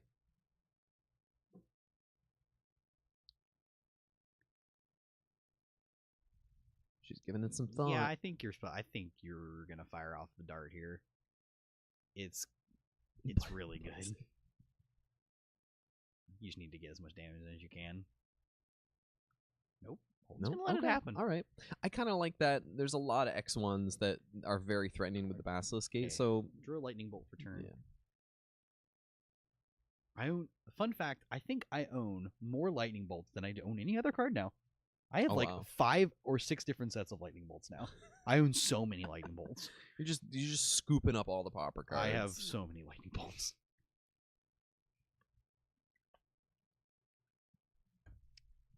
All right, Holden's just gonna pass here, and I will untap, trigger the Modern Age, draw and discard. Basilisk Gate on that one.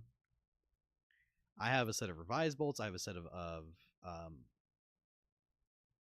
4th edition bolt, or not 4th edition. Revised is 4th edition. Whatever the next set is after that, then it's white border set.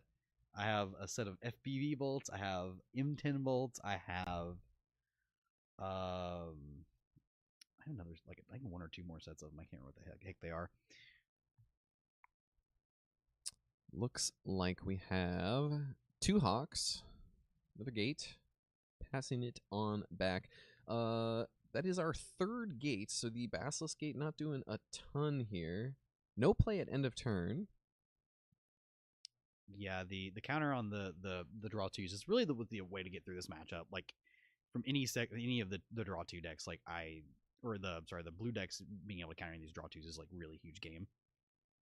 Holden, I think, has access to up to 9 points of burn between the Lava Dart and the bin. I think there's a Lava Dart in hand, Bolt, Fiery Temper, and I think that last card. Let's see. Anna's probably going to start to turn the corner. Yeah, I think she's going to start pushing here. So Basilisk Gate, we got 4 gates. Basilisk Gate on the Squadron Hawk. Lava Dart. Lava Dart. 1. Yep. We're going to do this one here. Do you flashback the dart or you use the bolt?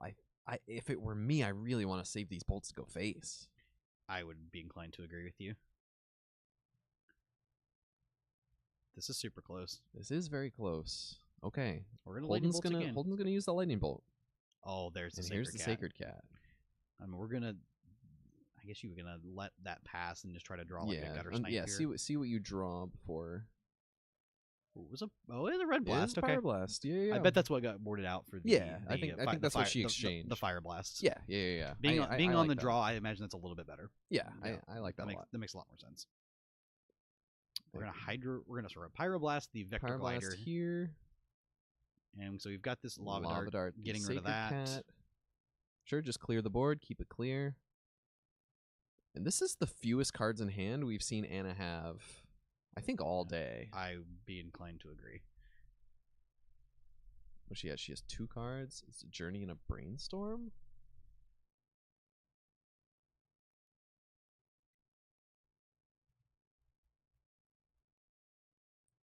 Holden checking the grave, just passing it on back. And it's got this embalmed cat. Looks like she's going to go for an embalm here.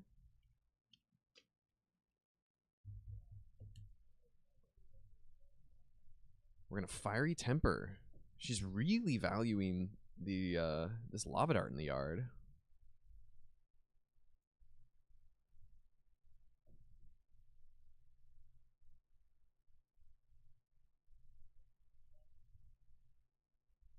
Oh, we have found the blue blast off of this brainstorm. That's huge.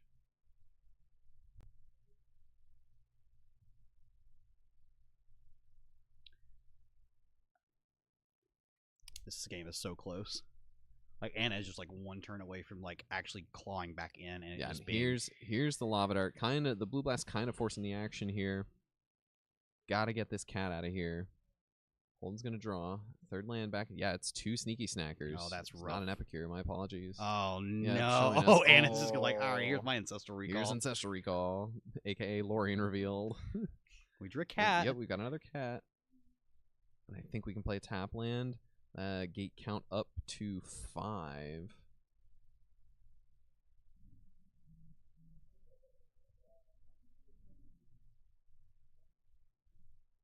Holden's gonna run an epicure. Discard to the blood.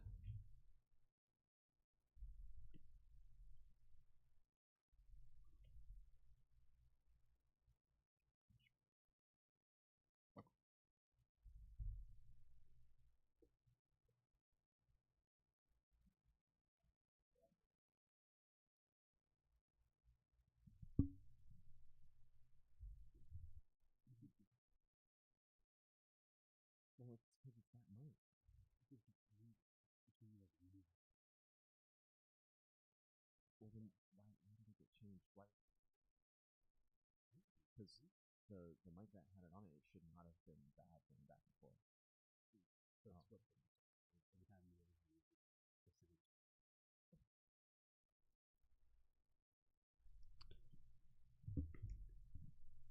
All right, let's see. What can Holden do to get out of this one? The Sacred Cat is going to run away with the game. Sorry, we had some technical things we had to discuss real quick. Yeah, the Sacred Cat has finally run away with the game. Holden is run out of answers for it at the moment. There's another modern age come into play. Let's see. We've got the double Basilisk Gate. That's just so beyond over. I think. Pump with the gate. 1, 2, 3, 4, 5 plus 5. Could have played the gate. Oh, that's okay. That's all right. This time it's plus 6. So this is a 12/12 cat coming in. That's a big cat. 12 total. Yep. 12 total. Holding down to 8 and up to 36. Passing with Blue Blast up. And that's a Kessig Flame Breather. It does block. It's not going to, but not against that blue blast, nah. sadly. She just lets it happen. She's got a Journey to Nowhere in hand as well, just to get rid of it. So there's nothing to remove. And I think that is going to. I think this is going to be game set match for Anna here. I believe so. She just has to. I mean, she might also just attack and force a chump because why not? Like why? Yeah. Like your life total's so high. What does it matter? No reason not to. This should be for 13, I believe. Yep. 49 damage to go, says Holden. I love Holden's attitude. She's wonderful. Agreed. All right. Amazing. We got a Modern Age. And there's a blue blast to hold up in case anything could possibly go wrong. Is that another snacker?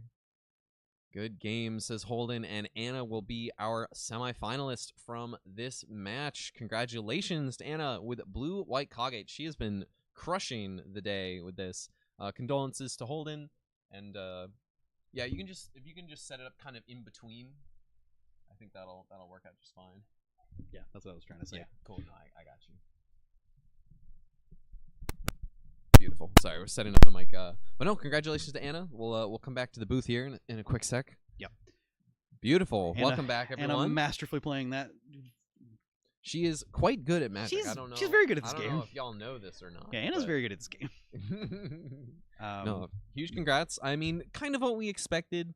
The Coggates being the deck that can utilize the white life gain as well as prismatic strands. Historically, very difficult card for the red decks to deal with in the format. The people's champ. The people's champion. Anna for president, they say. That's bold. Wonderful. Yeah, we're gonna get Anna in here for another little winners interview with Cameron in just a minute. Yeah, but otherwise, great match. Great. I'm glad it went to 3 games. Holden had a really aggressive stance in game 2. Sick game 2. Yeah, the game was really cool. Yeah, really cool stuff. Let's see. Yeah, I'm excited. So we've got her. So next, she's going to be playing against Carl, our Mono Blue Fairies player, in top 4. I think we're likely to feature the other top 4 match on coverage, just so we can feature the other side of the bracket. Yep. I'm not quite sure what the results are over there yet. Something tells me that this is going to be Zach over Ellison in this match. What I believe. They already played once on camera today. Yes, they did. It's White Weenie versus Blue Red Fae on the other side. That one's a little more rough. It's a little closer. You have the the results. Beautiful. Okay, we do have the results. Zach versus Ellison. Okay, so we do have Zach. And then what about Nick versus Sean? Nick took it down, so we have White Weenie. Okay, so I think that'll be a really cool match to feature because I think the White Weenie deck does have some amount of tools. It has some tools. It is not the best. No, Thraben Charm goes a long way. The number of copies that you have, be able to mow through some copies of Moment's Peace. This should be the best way to do that. That's true. But I think we're gonna hand it over to Cameron and and Anna. Beautiful. Here we go. I got these really cool tokens. It's trying. There we go. Well, big TV is what we're looking at. It'll be delayed a second. A long second. Now it's us. Okay, perfect. I am back in the winner's interview with Anna again. Yeah. You're looking at these sick proxy, like this custom set that Derek Glenn handed out to everybody in the top 8. Yeah, it's just like a custom set him and his friends made. Pirates. I want to queue with it really bad. Yeah, this is really sick. Or play like Pygow or something with it. Won your first round of the top 8 with Coggates. Yeah. So good deck choice. Like you said, you wanted to play against red aggressive decks, and here you are winning against red aggressive decks. Yeah. Game 1 was just... That was unfortunate. That's just how you want the games to go, though. You stay ahead, and you just keep getting in there with a Sacred Cat. Sure, if they're spinning their burn spells to kill your Sacred Cats and you're flashing it back and you have a second Sacred Cat after you already flash it back, that's just a recipe for Coggates to win. Yeah, even if I didn't know what Holden was playing beforehand, like my opener was like 2 removal spells, 2 lifelink creatures, and like a Basilisk Gate and some gates. I'm like, that's excellent. That's what we want to do. We want to get into the red zone with our lifelinkers and gain life. It's fun to like watch you like turn the corner and be like, all right, I have enough life, or like I have a Prismatic Strands, a counter spell, or a removal spell. I'm pumping my cat and getting him. We saw that happening really early in game 1 too. Yeah. Then game 2, what kind of happened there? How did Holden get there? Wow, you just died with a lot of cards in hand. I did, yeah. It was just like I didn't have like, I think it was partially mana. Like I think it was like I didn't have like double white, and like the 30 charms were like icky, but like the sneaky snackers were like hitting me really quickly, and like not having the journeys for the snackers, I think was a big thing. Strands is kind of awkward against the sneaky snackers. Yes, that was a big issue. 2 of those and 2 red creatures and burn spells. It's like, what do I name here? I think if she had like the red creature instead of the sneaky snackers, or even like a more burn focused hand, the Strands would have done a lot more work. Yeah, but like Strands was just not good in there, and having multiples of them too. Game 3 looked like a nail biter for a while.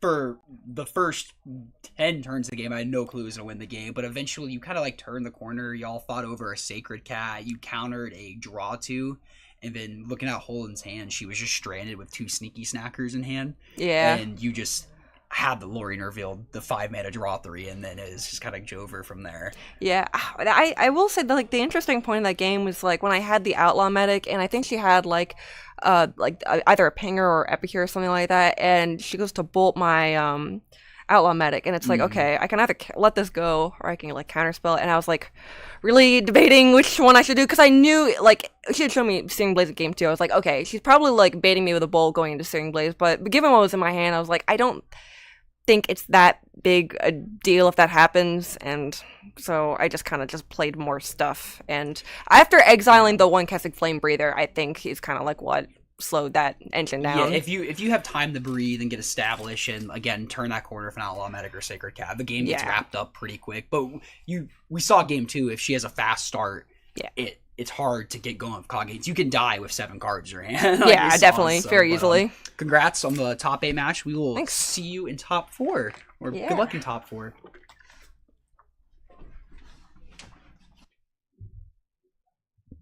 Awesome. Thank you, Cameron. Thank you, Anna. Congratulations. Congratulations, Really Anna. fun to see homies doing well. And yeah, really, really great stuff. Great to have good Magic play rewarded with a good result. Yeah, so we've got 4 players left. We have Carl Schroeder on Mono Blue Fairies, Anna Patterson, who we just saw win on Blue White Coggates. They will be playing off camera. And coming to you next round, we will have Zach Garrett's playing Black Green Fog against Nick Newsom playing White Weenie. We've seen every one of our top 4. We have seen win on coverage earlier today. Yep. So we now we're narrowing it down, folks. They have this trophy up for grabs. That's true. And yeah, they're going to be playing for it. We're going to take a quick break so I can use the restroom before casting with Cameron next. Yep. And yeah, we'll bring you the top 4 in just a few minutes. Everyone else's matches are done. So yeah, we'll be back really, really shortly. So stay tuned. Don't go anywhere. Semifinals coming up. Coming up.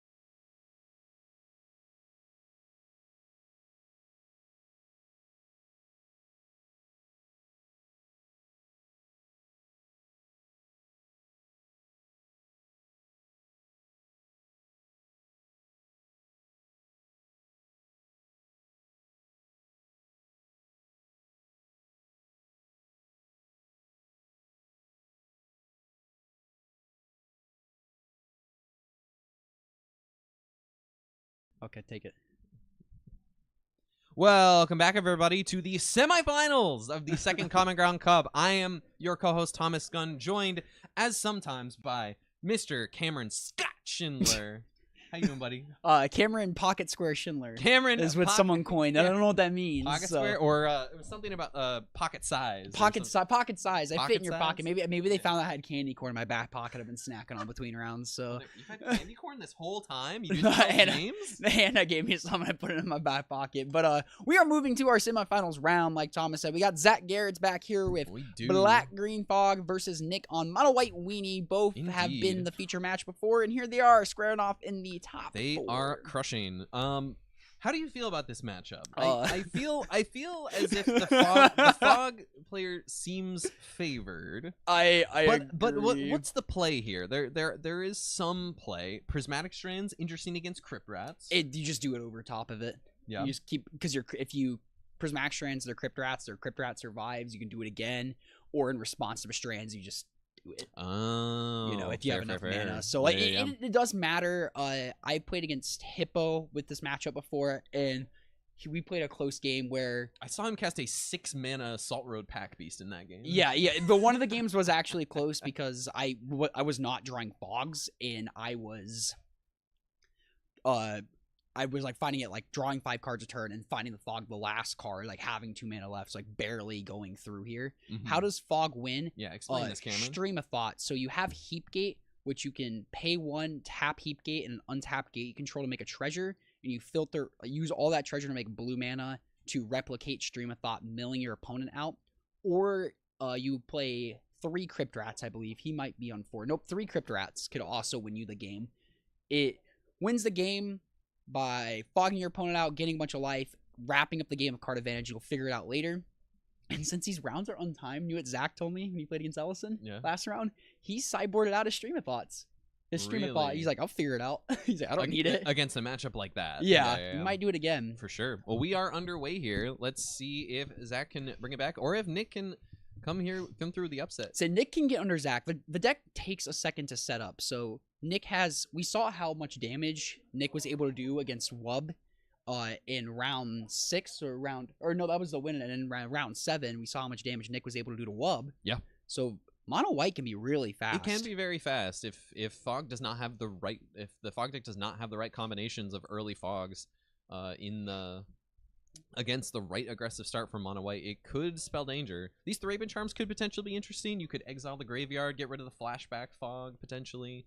You know, we'll see what we have going on here. What land was that just from? Triple Thraben Inspector. It's a Basilisk Gate. Oh, I've never seen that art before. Yeah, I've also never seen that art before. That tripped me up. Huh. Yeah. Interesting. Wonder what set that's from. It's a commander set. Call the Garden here, make a plant token, pass make a little it on. 0-1 plant. His very minimalistic infinity tokens that you can draw on. Just 0-1 plant. It looks like Zach fired off a Weather the Storm to gain 9 life, and now we're going to sack this plant token post blocks. Take a couple points of damage and make a map token, draw a couple cards. Hey, you're at 26 and you're staring down 3 creatures from your opponent. That's not the worst thing in the world, you know? It's true. It's true. I wonder, we see a Thraben Charm from Nick. Those are probably going to be used to get those, not Fanatical Offering, but the flashback draw too. I can mind blanking on that one. The Eviscerators Insight. Those would be good to hit Eviscerators Insights or Moment's Peace once those stack up if you just want to. It's almost like taking a fog out of your opponent's hand when you do that there. Yeah, doing a little bit of shortcutting to get another Inspector down before we shuffle up after some Squadron Hawks. Looks like we're going to get all 3 Hawks. Makes sense. And Zach is going to cast a Mycosynth Wellspring. I've seen a lot of people read this card today. This is an old school, it's kind of like Ichor Wellspring, except it just searches for a basic land to put in your hand when it enters and leaves. This is in combination, as he mentioned in the interview that I did with him earlier today. Probably gonna follow up the Limbus here too. This is in combination with Raven's Crime, which is single black mana sorcery. Target player discards a card and has Retrace. So if you discard a land from your hand, you can cast the spell out of your graveyard in addition to playing using its other followed up by Limbus. Painless the cast. There's a Limbus. He's really digging for a Crypt Rats here. I think if it's anything but a draw 2 or Crypt Rats, you're probably gonna ship it. All right. We're gonna pass it back. Nick has an opening here to do some damage. How much something is a like Guardian's Pledge here? Guardian's 2, Pledge 4, is 6, plus 8, 2, so that would be 10. 15. Yep, that is It'd be 15 damage. damage if he has it, which is I mean, a decent Remosian chunk. Rally plus that too would be Quite the another. beating, that'd be yeah. 20. That'd be 20 damage. because is a So- Remosian Rally's alternate cost is what though? Is it? You do have to tap a creature. So you would be short. So you'd be short. You'd 4 be short damage. one. I think yeah, it ended up short being one. 15. It would be 16. Oh, okay. So So not worth it. Not worth it for the one, probably. Well, that's technically more than Yeah, 15. that is, yeah. You're correct. 16 is more than 15. You've heard it here is. first. Yeah, you know. Looks like there is a Guardian's Pledge in hand for Nick. Okay, Just so deciding that's if good this damage. is if this is the turn to fire it off or not. So those are returns you really want to fog. You know, so after this hit, Zach is basically short 2 mana for the rest of the game because he needs these fogs to to work. stay alive. You know, It's true. It's and true. you got to be careful with the Crypt Rats too of yourself because that is a win condition. But again, the deck wants to yes, if lock there's- down the game first. If there's a 1-drop for sure. Yeah, that is true. That is true. Chat, what is Limbus? It's unbeatable. It's basically Time Walk. It exactly. It shuffles in. It shuffles in. Quite unbeatable. So you can never deck. No, I'm kidding. No, That's yeah, not how that no. works. But kind of annoying against fog if it's like bread really is the really best. tight. I have eaten a decent amount of bread today. Not gonna lie. Jealous. All right, here we go. We're swinging with the crew. No 1-drop ahead Only of time. 5. Yeah, attacking for 5 points of damage here. Let's see if Nick wants to fire off this Guardian's Pledge. He's thinking I mean, about he's it. tapped He's out. This is tanking. the time to do the damage. You're not going to get the opportunity to do it, but maybe Right, I Nick's not agree. familiar against fog and wants to get more creatures into play. Maybe.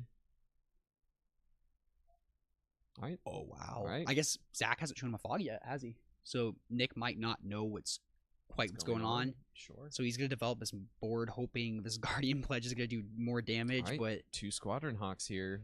If Zach has a Crypt Rats, I don't think he does. I get the thinking from Nick though, like because he Mhm, hasn't seen the mhm. fogs yet, so he's okay. I can just try to kill him next turn. Right. But just play a gate and pass. if Zach turn has the back. hindsight to roll the keep the fogs up. See, here. look how quick of a turn that was from Fog. Yeah, very different from high tech. Yeah, Quite opposite. Quite the opposite. I was talking to Hippo. Fog gives you the illusion of choice. Right. Where high tide, you just have to sit there and watch. But Mhm. you get to attack. It's not going to matter, but you do get to attack. Right.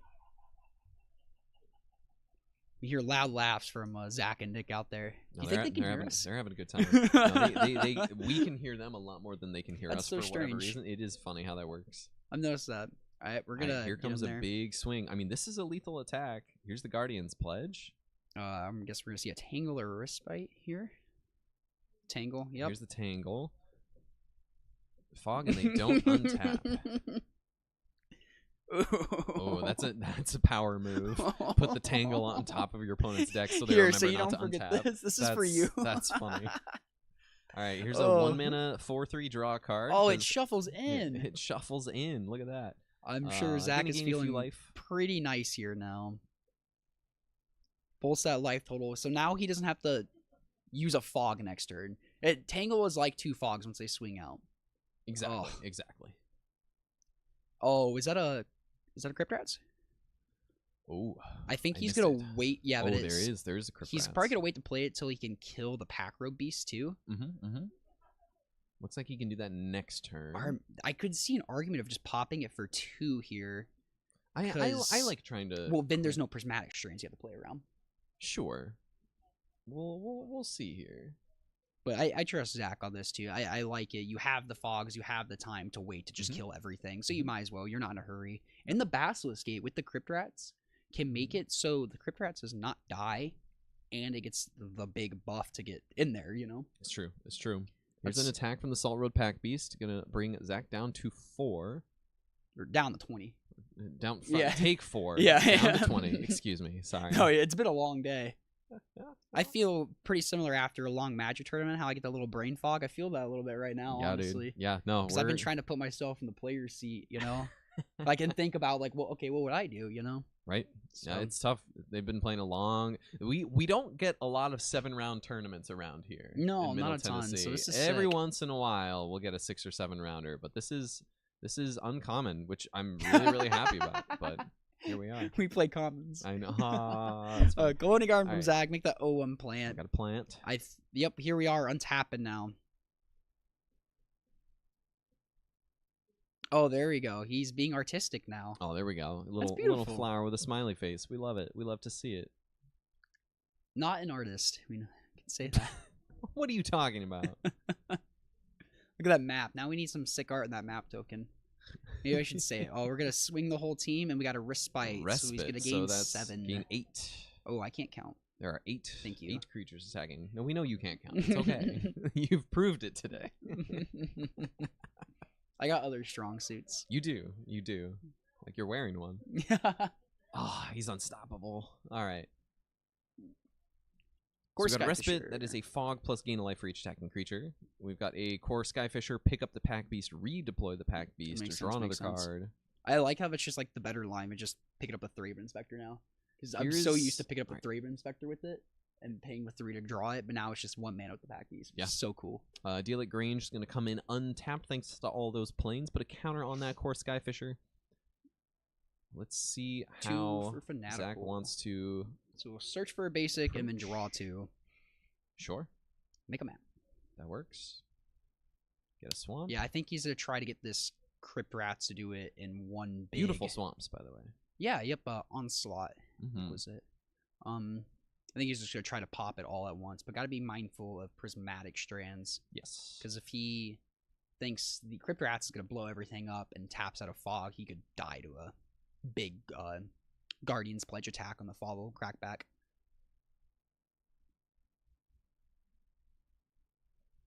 We're going to have 2 plants. Another plant here. 2 plants. I like how you put it next to it so we know that counters. But how do we know it's not a map token with 2 counters on it? I know. How would we know? Ichor Wellspring. We're going to draw a card. He's just taking his time. Thinking oh, that's nice with the strands. Nile Spellman. Yeah, really, really nice to get rid of an extra strand. Don't care about the battle screeches with the strands. Sack that really last nice. clue. That's been 4 clues. It's a lot of extra cards drawn here, so a lot of chances to find that Prismatic Strands to fight against the first Crypt Rats. All I see in Nick's hand is a Thraben. Looks like a Thraben charm. I see a Lunarch Veteran. Yeah, there's the planes. 2 Thraben charms. It looks like. All right, here comes everything. Gonna tangle. Yeah, 3. There is a Prismatic Strands in hand. Top of the library it goes. So here comes the tangle. Okay, so now you're untapping. So it's 3. So we got 3 Thraben charms, a Prismatic Strands, and a couple other cards. I think now you're really safe to tap out for that Crypt Rats and just X = 4. Okay, Chad is getting a little out of hand over here. Kyle's having some fun. What else is he supposed to do? I don't know. Produce the show. Hey. Oh, I'm sorry, Monster. And pull the plug. Tom, wow, why is my mic not working? Weird. Can we get art on the map to map? Oh, I wish we could get a judge for that. It's true. Maybe that's what Kyle's doing. Do we see a pass it back from Zach there? Okay. Yep. We are on Nick's turn. The tangle has been removed. Here's the Lunarch Veteran. We're gonna Battle Screech. Yep. He is very okay with that. Yeah, you can have all the creatures in the world. They all fall, die the same to Crypt Rats, you know? Alright, here come some more birds. 2 tapped birds, 2 untapped birds. Battle Screech is exiled from the flashback, of course. Probably gonna gain 2, draw 3 here. Yep. Gain a couple life. Draw 3 cards. Shukabog. Weather the Storm. You can just fire off this Weather the Storm here. So it's 1, 2, 3, 4, 5 so far. That should be 5 spells. So that should be 15. 3 spells from Nick and 2. Yeah, that should be 5. That should be 15. Yep. Nick's just like, how do I beat this? What is what? Yeah. Welcome to the. I like how welcome to the Thunderdome. Yeah, we featured Black Green Fog playing against 2 decks that want to attack and block, and we're showing that That's true. Not not working. It's one of the main draws to play something like Black Green Fog. Exactly. It can completely invalidate the plan. But there are ways, like Zach doesn't have infinite fogs in his deck, and he does need to give his Crypt Rats to do something at some point, and Nick could, like, if Zach gets too greedy and pays all of his black mana to this Crypt Rat, not leaving up fog mana, thinking it's gonna wipe it, and Nick has the strands, that could be game. Zach's gonna take a healthy... Take a casual 19. Yeah, okay, I'll take 19. I don't need to put my... That's insane. I make him use the Guardian's Pledge first if he has it, you know? Right. So, right. I like that. Oofda, you know? Here comes another Lunarch veteran. Kaka. Shuffle. We can elect a shuffle here. Let's see, a Reckoner's Bargain from Zach will probably... Yep. Bargain the map here. Gain 0, draw 0, draw a couple cards. It was a Forest and a Stream of Thought. All right, so we found the Stream of Thought. You know what Zach is missing right now? The Heap Gate. Heap Gate. The filter. Yeah. Oh, no, Black Dragon Gate. Nope. So close. Yeah, need to be finding some more ways to get that engine going. So we're in a little bit of actually kind of an awkward spot right here for the Fog. Yeah, I agree. For the Fog player, because it looks like he's out of draw twos. I don't think he has any of the flashback ones in his graveyard, so he's gonna play the Black Dragon Gate. And Nick has not given Zach an opportunity to get the Crypt Rats down and have enough to activate it multiple times. Yeah. Well, first Zach needs a little bit more black mana to play Crypt Rats, activate for at least 4 to get the core Skyfisher off the field. I mean, you could probably leave it if you need to. You could probably leave that and the Pack Beast if you really needed to. 3's not the biggest clock when you're at 26. He's just gonna show him a Fog. Here's Moment's Peace. Difference Tangle. We're not scared of Respite or Tangle or Spade all out. I love it. Novice Inspector, gain a couple life points, make a clue. Probably crack that clue here, I imagine. You got the strands again, which is nice. I think we're going to see this game play out with the Crypt Rats and that strand stance is going to be very impactful. Yeah, but Nick has been playing this very, very wise. He's always leaving at least one creature untapped, just like playing a creature post combat to be able to flash back the strands. Should that come up?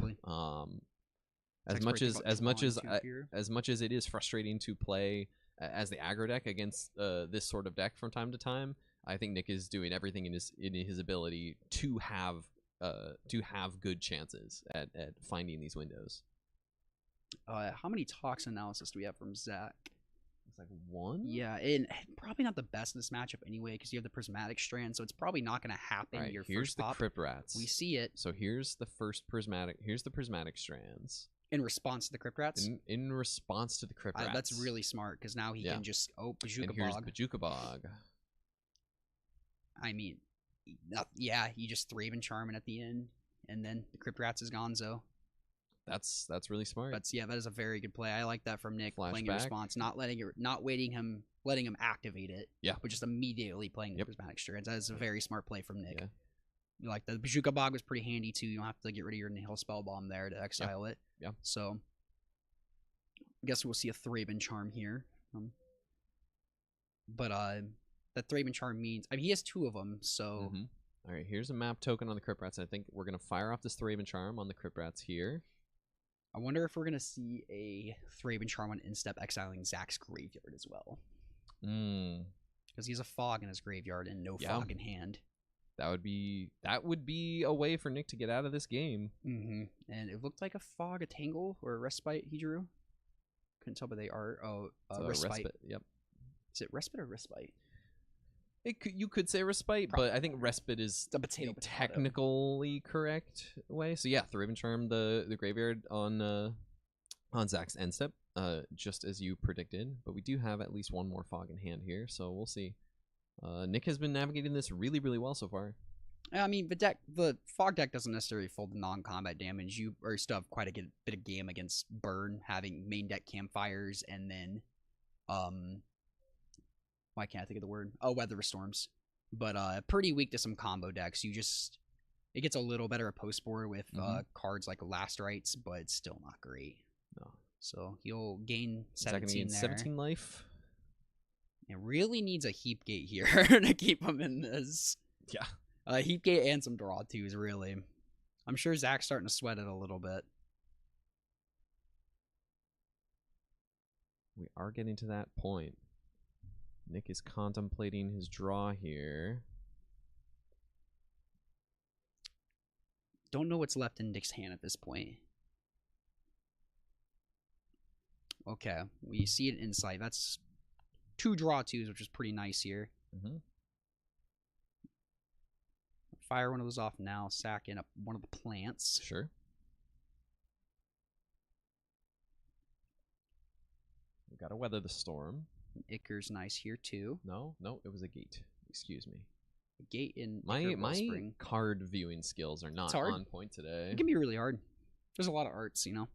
there are certainly a lot of arts these We're days. Gonna see this Icker Wellspring out, draw a card, and probably flashing back that insight if I had to imagine. There's a Cryptor out, so that's real nice. Okay. But I don't know. Zach's probably scared of another Prismatic Strands. We saw how well that worked the first time. I don't hate running this out, though, if that's what he's doing. Here we go. Here's the Crypt Rats. Or he Strands again in response? I don't think so. He doesn't have the Thraben Charm. But so Zach's got to think about Strands and Guardian's Pledge. Yep. Because if he just does it for X equals 3 or X equals 4, Nick has a Guardian's Pledge, I guess. Right, so do you do it for X equals 2? To get rid of all the inspectors and all the X ones first? I think you do it X equals 3 because you could in response to Guardian's Pledge, you could do it pay X for 2 and at least get everything but the pack road. Yeah, and then you're sitting so pretty after this. I think this Crypt Rats, if Nick doesn't have the Prismatic Strands, is going to be pretty lights out. And is Zach just going to say go with it? I mean, there is a world where you don't... Because he doesn't have a ton of mana, so he's probably a little scared of it, because if he has the Strands here, Zach's like, I lose.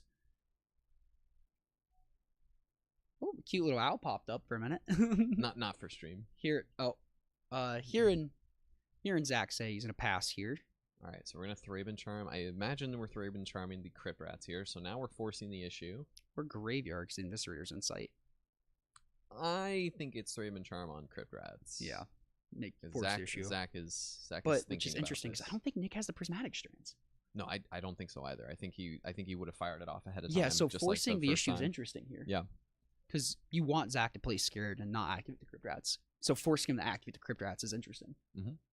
Because you want to give yourself the draw step to draw the Prismatic Strands, I think. We're going to see him pop it for 3. X for 3. Crypt Rats X equals 3. That will be 3 damage to each creature and each player. And the biggest thing is an X3 currently. X4. X4. The Core Sky Fisher Core has Sky a counter Fisher, on thank it. you. So the Core Sky Fisher would live here. And a healthy 43, I think you're okay with. All right, Nick is thinking about this. We got 2 cards left for Nick. Thraben Charm your rats for 80? That's hilarious. All right, the 3 damage is going to resolve everything except I am for sure the Skyfisher. Zach just breathed a big sigh of relief here. That is huge. Because Zach's hand is he's out of gas. Yeah. You know? They're each going to take 3 damage. They need to. Yep. Thank you, Thomas. He's going to exile his graveyard.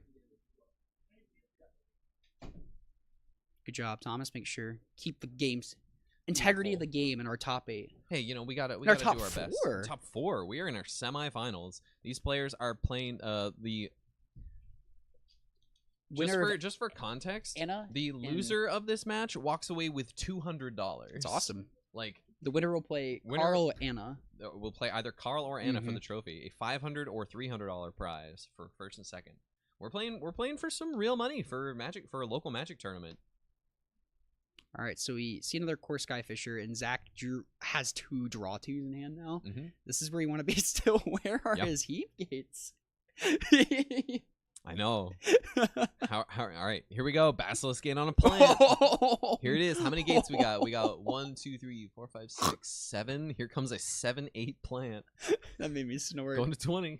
So Fog versus Cog gates could be interesting. I have never played that matchup, so.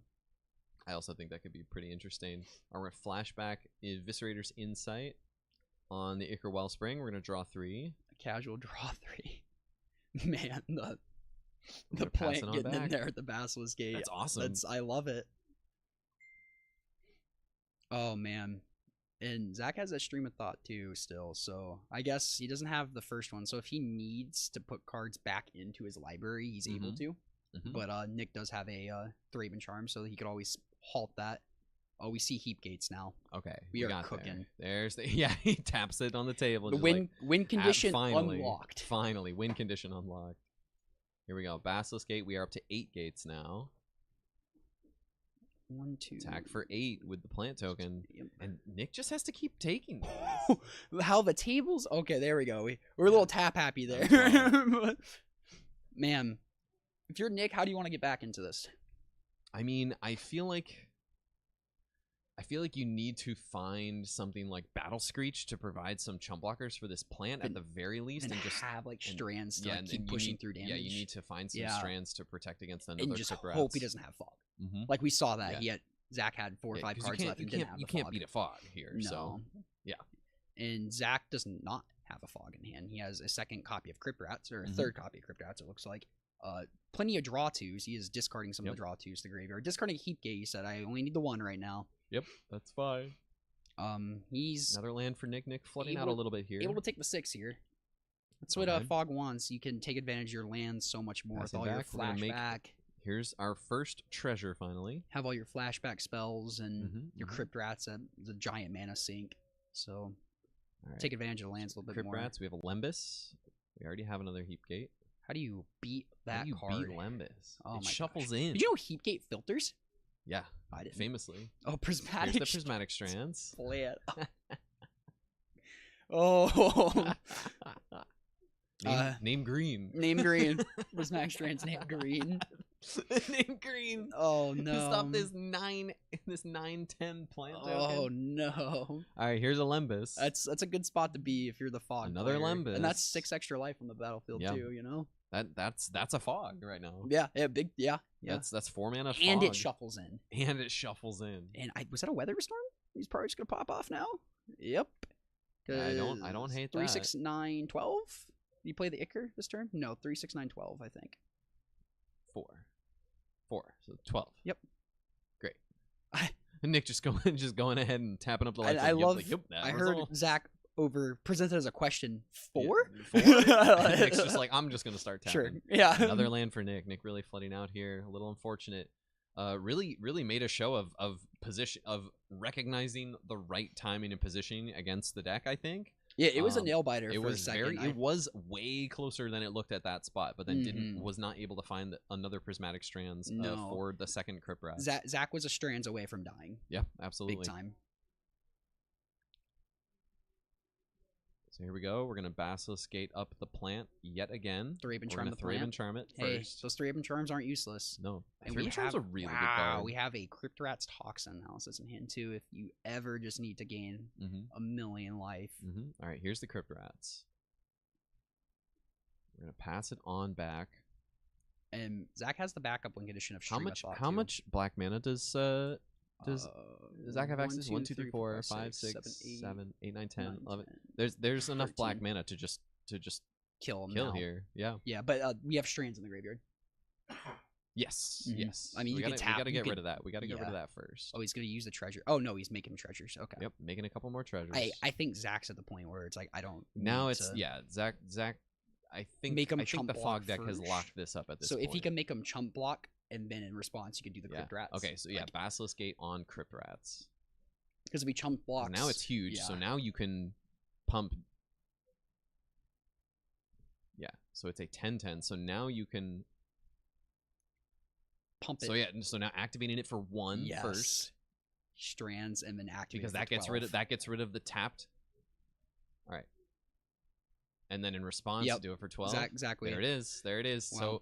So what happened there is activating the Crypt Rats for 1 to get the Lunarch Veteran off the board, because that was the only untapped white creature to flashback the strands, force the flashback of the strands, and then you can dump 12 black mana into the Crypt Rats to deal 12 to everything and everyone. Crypt Rats is a card. Crypt Rats is a nutty card. All right, let's look at some sideboards here. Congratulations to Zach for winning game 1 here in our semifinals. Dear Nick, what do you want to bring in? So let's see here. Nick is working with 2 Dawnbringer Clerics, 2 Destroy Evil, 4 Dust to Dust, 1 Great Sword of Tyr, I like that card, 2 Holy Light, 1 Palace Sentinels, 1 Prismatic Strands, and 2 Sunlance. I think you want the 4th copy of Prismatic Strands. I think that will prove to be pretty good.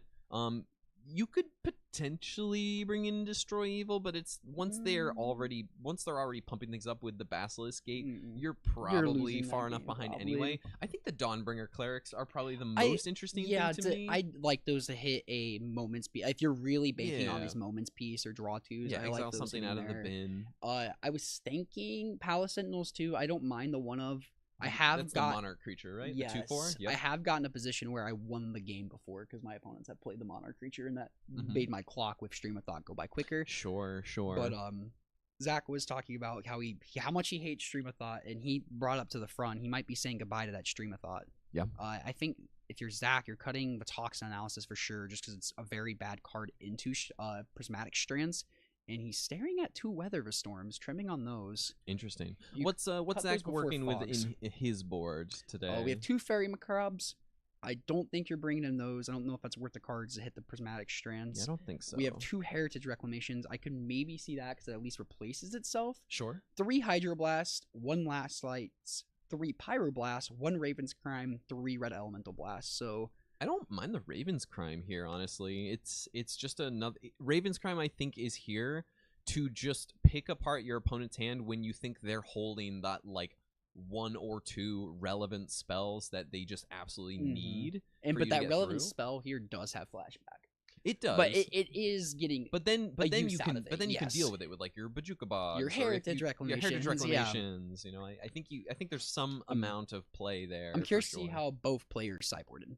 Yeah, I'm very, very curious. I always get timid, even in like untimed rounds, of sideboarding out the Stream of Thoughts, just because I'm like, oh, what if I get in this really weird scenario where my graveyard gets exiled, my Crypt Rats, and I have no way to win the game. Yeah. And I need the Stream of Thoughts, so that's always there as like my safety net. But sometimes you just gotta throw your safety net away and go for more optimal cards in the matchup, because that's a card you don't want to draw. We saw it just rot in Zach's hand. Maybe you want to play on hard mode, you know? Yeah, you just, some people like to do that to themselves. You just don't want to draw the card ever until you want to win the game. It's one of those cards. It's either 0 or 100 there. Yeah, it's true. He did sideboard none. Was that Nick sideboarding no cards in? Maybe. We have a lot more on the line for these players. They've all already locked in these really sweet little custom Pauper fan-made expansions that friend of the pod Derek brought along to donate to everyone in top 8. Really sick little custom pirate-themed cards here. So everyone's walking away with one of those. Everyone is walking away with some amount of cash. The loser of this match will walk away with at least $200. So a really excellent performance for these players today, as well as we're playing for more cash. And first place is going to get an extra $100 in store credit, the trophy, and a artist-signed playset of refurbished familiars. So let's see if Nick can come back in the game. He's got a pretty good start here. The Lunarch Veteran on 1 into Squadron Hawk on 2. Shortcutting a little here to just speed up the time. Zach's going to play an Icar Wellspring. We'll see how many Squadron Hawks Nick wants to search. Not timed rounds, but it is 8 p.m. It is. And these people have been battling. These people have been battling for 9 hours. It's true. So yeah, they're hungry. We're hungry. Untap. See what we got from Nick here. Attack in for 2. Zach down to 17. Play out one of the Hawks. Novice Inspector. Make a clue. Not going to shuffle the library here. That's totally fine. Excuse me.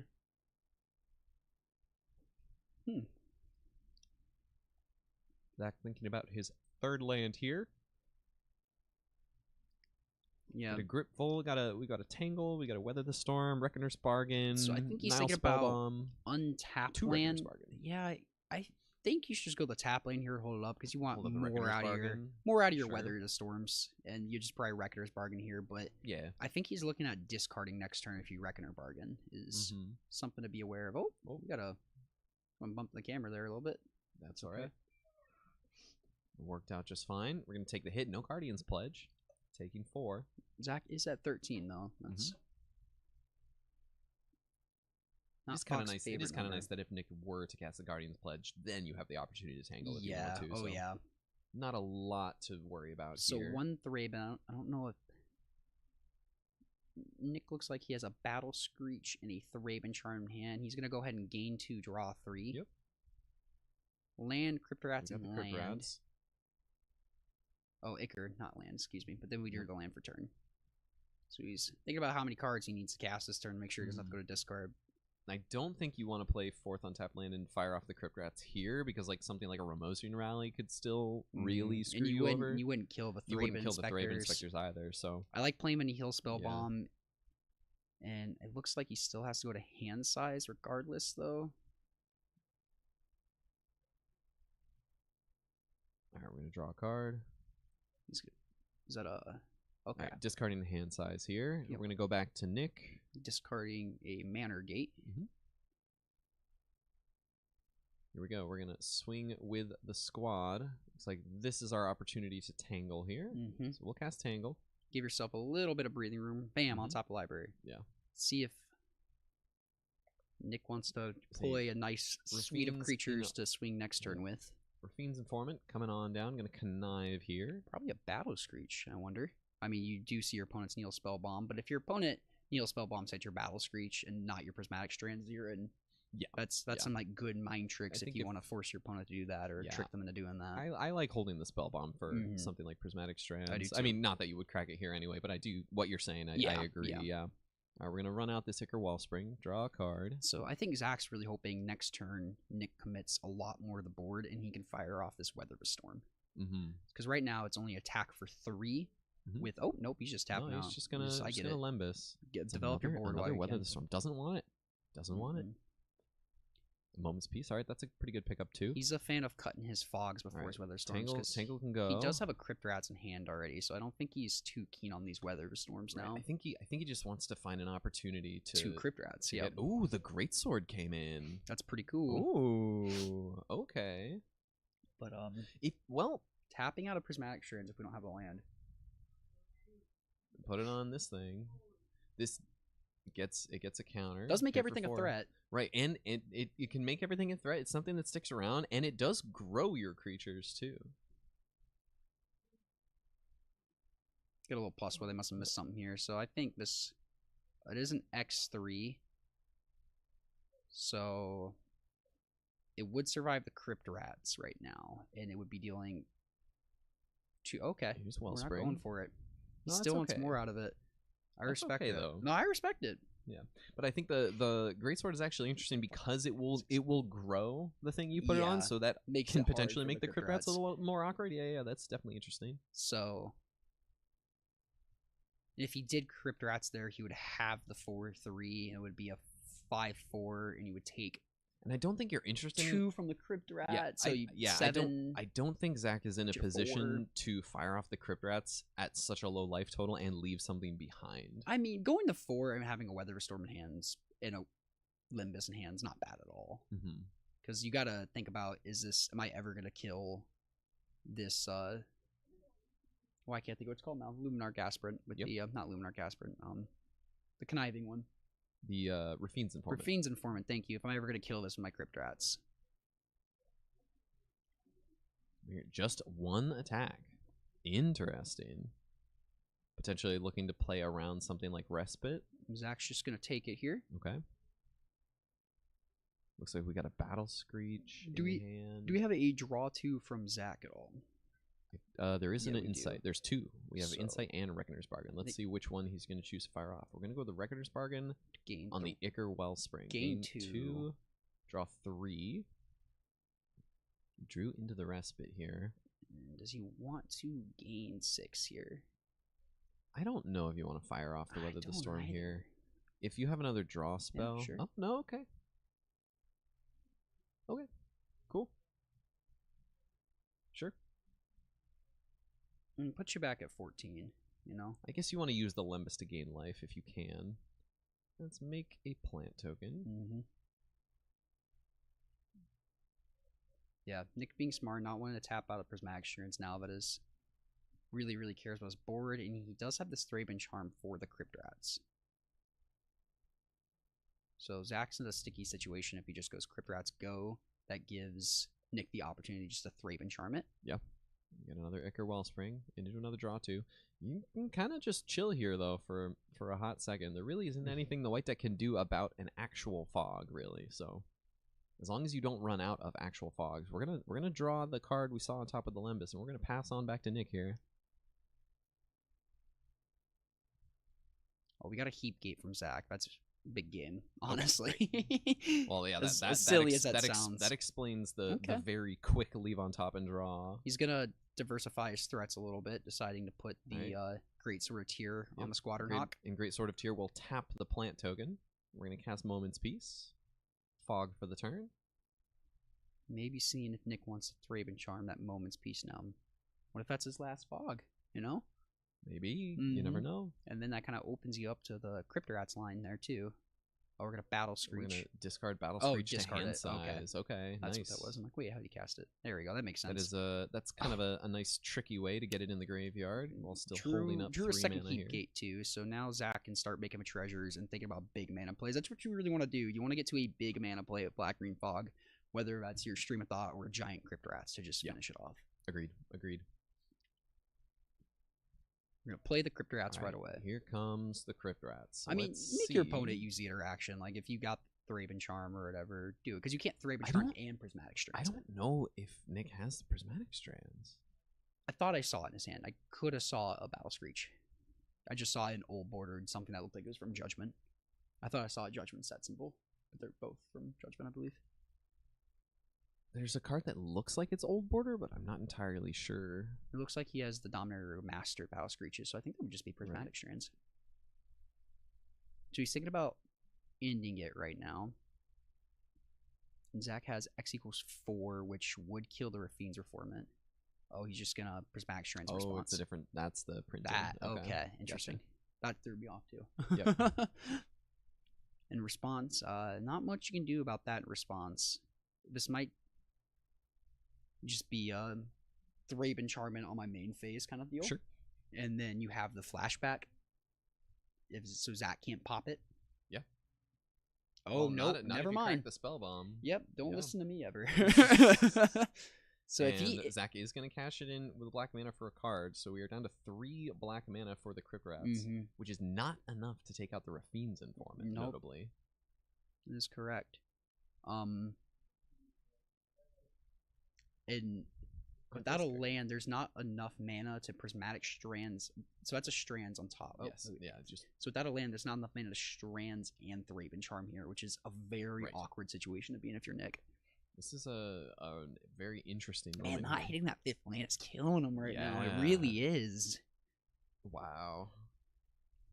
Again, you're left with the Rafine's Reformant, which isn't terrible with the Great Sword of Tyr, because it is a must-deal-with threat. It's true. And Zach, I mean, we've seen from Zach's coverage games, he is not in a hurry to pop Cryptorats.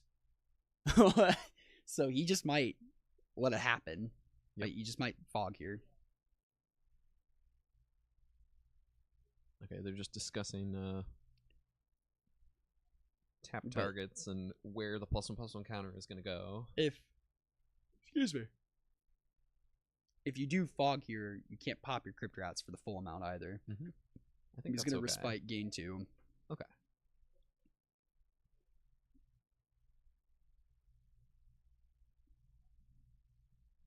Yeah, okay. We're going to gain a couple life, fog for the turn.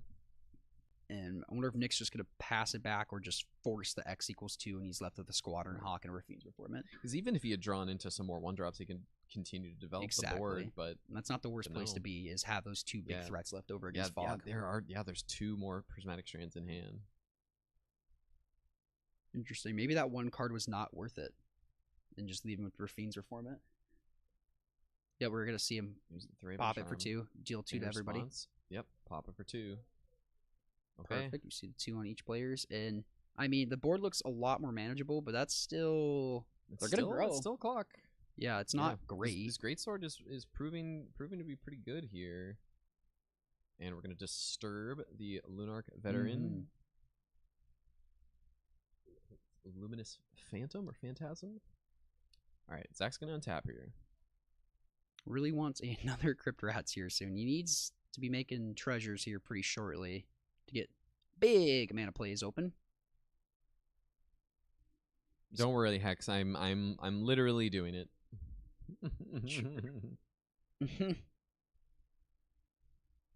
Respite, you mean?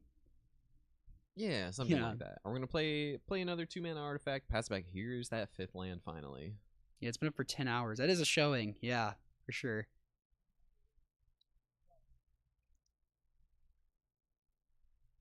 So did he go and just play the? Was it the Icker he played? One of them, yeah. I think it was the Icker.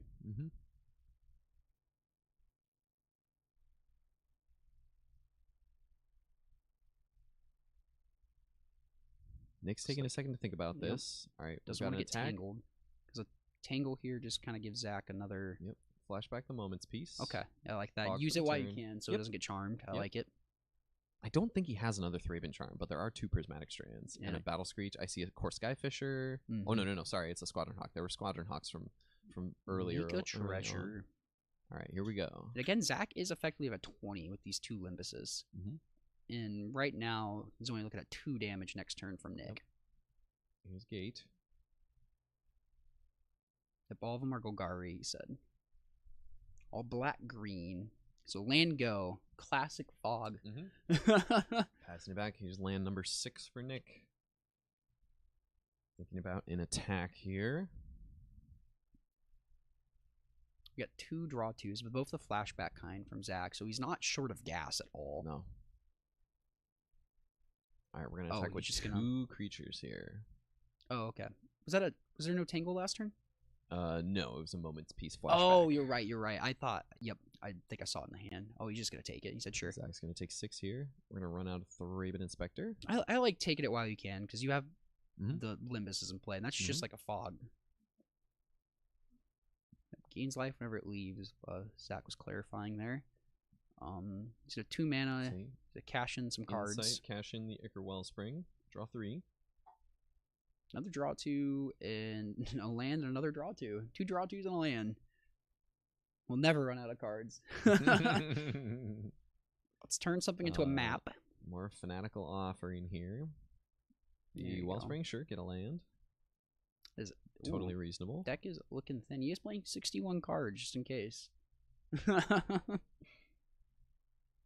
I mean, the thinner the deck, the more likely you find the Stream of Thoughts. Yeah, so. And I wonder if he kept in the campfires too. You gotta be super careful though, because if you go to campfire, shuffle everything back in, and Nick has a Thraben Charm, that could be an Draw oopsies. 2. You know, those are 2 good cards to draw too. Well, 2 fogs. All right, Heapgate's gonna make a 2nd treasure here. You see, and then we're gonna crack the Lembus. You see Nick playing a lot more carefully this game with choosing and picking where to attack with what creatures, which I like with Fog. Don't let them get a super value tangle out of you, right? Which is really good. Or a respite, gaining a bunch more life than they potentially need to. Exactly, there are a lot especially of when you have a lot of 1X's. Yeah, there are a lot of little edges to be gained here and there for sure. So Nick is playing this really well, patiently. It's beatable right now. It's just a slog to get through. Yeah. Zach has a all the lot, time in the world. a lot of fogs. Literally, it's untimed. It's all. He has until Steven just gets angry and shuts the tournament down. Yeah.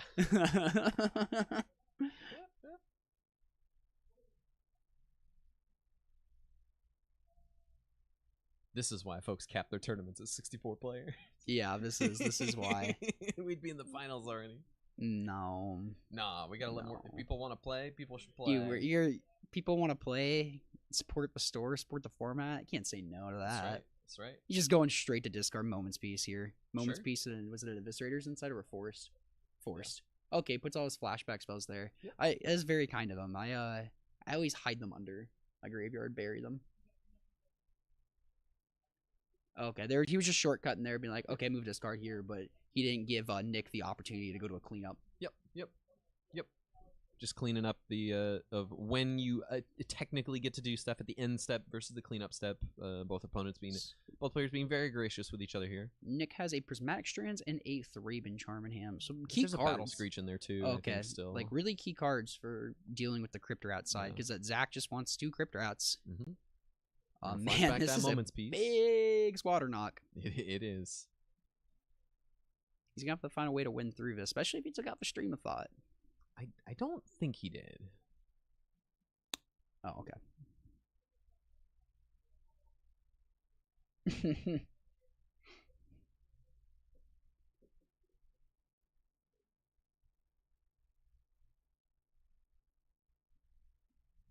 make some treasures. All right, here we go. Heap gate, make another treasure. Let's crack the Limbus. Gain 3. It shuffles in, Cameron. It shuffles in. What do you know about Limbus? Trigger on a stack, shuffle it in. Yeah, it's pretty hot. Not gonna lie, it's pretty hot. Hear lots of laughs out Lots there. of laughter, making fun of the fog deck. Come on, That's guys. right. They can laugh. Well, That's right. I've been All right, there. Here we go. They laugh because they're jealous. It's true. You Make got a little plant token. guy. Little cute plant. Oh, you got some treasure art too. I just noticed that map needs to get some art on it. Here's Limbus. Yes. Scry. Bra one. What are we looking at? I'm not sure. Neither.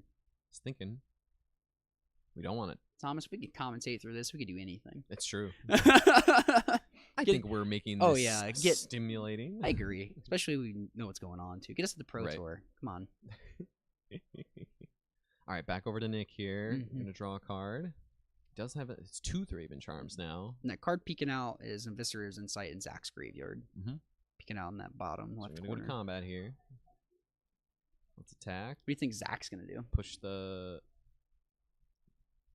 plant out of the way here. You think we could see a fog here? I think we might. You know, we might see a fog here. A respite. Here's a respite. A respite. Respite. Yeah, we're gonna gain 4 life here.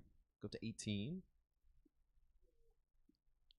Man, at one point he was at 8, I think, this game. Make 2 more treasures. Man, I'm gonna laugh if he There's a sideboard out of spell a Stream of Thought. Because it's a big difference. If he sideboard out of a Stream of Thought, I don't think the game's locked up at all. No, not at all. But if he kept it in, I don't think you're supposed to sideboard out Stream of Thought. Basilisk Gate is getting activated on the plant for +7. Here's a 7/8 plant. Nick's just gonna take it. Here's the you got time. You don't want to waste your charm on that quite yet. You see 2 Thraben Charms from Nick. All right, here's the spell bomb.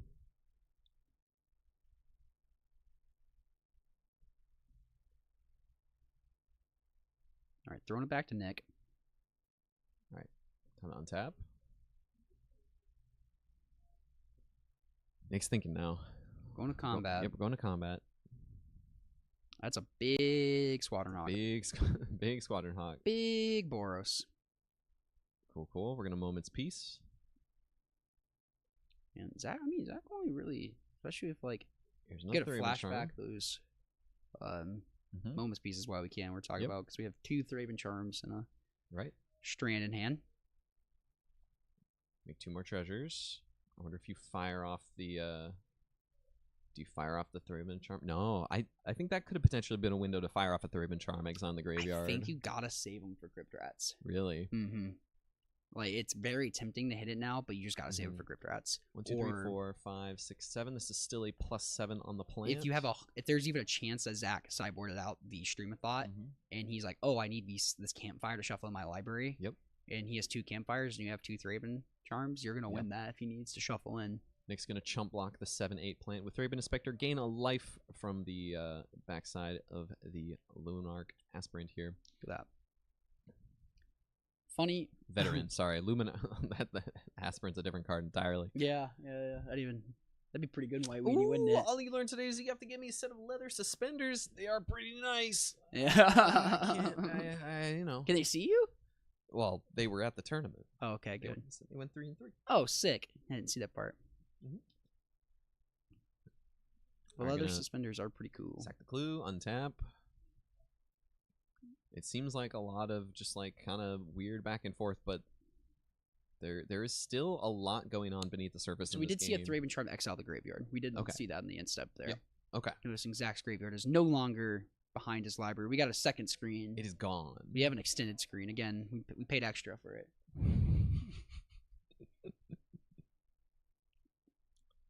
All right, here comes the attack. And Zach's gonna fog. Moments Peace, yep. Mm-hmm. Again, he doesn't have infinite fogs. If he's gotta win this game. There's only the flashback on this Moment's Peace and 1 more in hand right now. I know that's and running low on cards and only so many treasures. So right now, if you Stream of Thought, how much can you Stream of Thought for? 6, 8, so additional 1s, 1, 2, 6, 7, 8, 9, 10, 11, 12. Oh, wait, let me count on that screen. Sorry, I'm gonna be silent, chat. 7, no, you're good. You're good. 8, 9, 10, 11, 12, 13, 16. I think there's 19 mana. You can do it for 20. Yeah. You can mill 20 cards. Okay. That's certainly not enough, though. No, you gotta start turboing out some treasures. Yeah. Okay, here's Skyfisher. I mean, sacking these clues could potentially help. Yeah, that's what I'm saying. The Monarch starts to become a win condition. Right. For the fog But deck. I think he sideboarded out a Stream of Thought. And I don't think you're supposed to do that against these Prismatic Strands matchups where Crypt Rats is not a reliable win condition. So Zach's got to be really aggressive with these heap gates now. If he has the Stream of Thought, that is at least. Well, you know? even if, well, yeah. We see it on the plant. So 1, 2, 3, 4, 5, 6, 7. I'm beating you down. I'm beating you down right now, he says. He's gonna chump there. Chump with the flyer. See, lots of draw twos. 1 tangle left. It looks like, I wonder if Zach sideboarded out the 2 campfires. Because those and Weather Storms tend to go first before fogs. But I like keeping a little cheeky 1 campfire just in case you need to reshuffle. Sure. But hard to reshuffle against Graveyard Hate. We'll say that again. Yeah, I don't really like it against Thraben Charm. This would make me lose my cool. That's what they want you to do. We're going to move that sword around, dance around a little bit. All right, move the sword around here. Moment's Peace. Skyfisher gets counter. Is like, sure. Maybe. Oh, yeah, he swung with the big one, too. I didn't see the big bird Thraben coming in there. That is a big bird, Thomas. It is a big bird. A big yellow bird. Yeah. It could be singing you songs about the alphabet. But instead, it's doing 0 damage a turn. It's true. But again, you can't do this. You can't do this forever. Fanatical Offering. Sack. Wonder if this is a turn. So we had 1 spell from Nick. 3. There's a campfire. It's a good start. 1 spell from Nick. 2 spells from Zach. Make a treasure. The storm count is 3 currently. Okay. Not going to weather the storm yet. Don't care. Do not care what the weather storm. We're going to keep beating down with this plant. I do not think he has a Stream of Thought in his deck. Huge. Jump. Yeah. Yep. That is interesting. Make another plant. Uh-oh. Uh-oh. Uh-oh. There's only 1 Basilisk Gate, though. Funny enough. Look out, everyone. Let's play Campfire.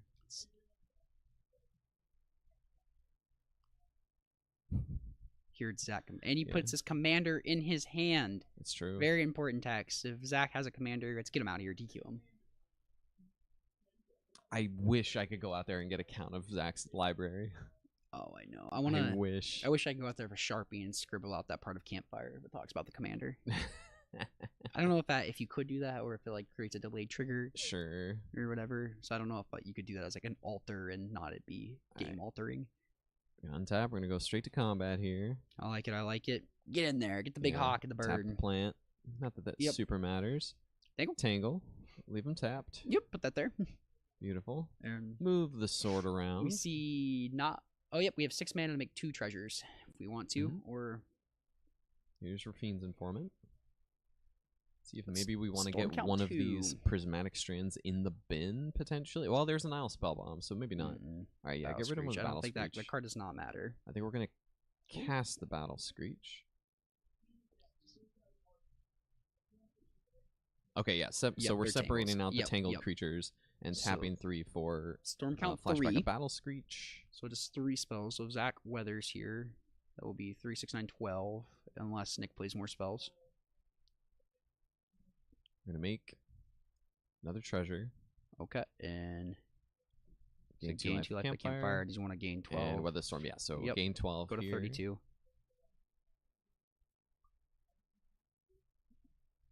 Yep, and the Rafine's Reformant should have a counter. Yeah, Rafine's Informant has a counter. Yep, but not something he could really miss there once he resolved it. Yep.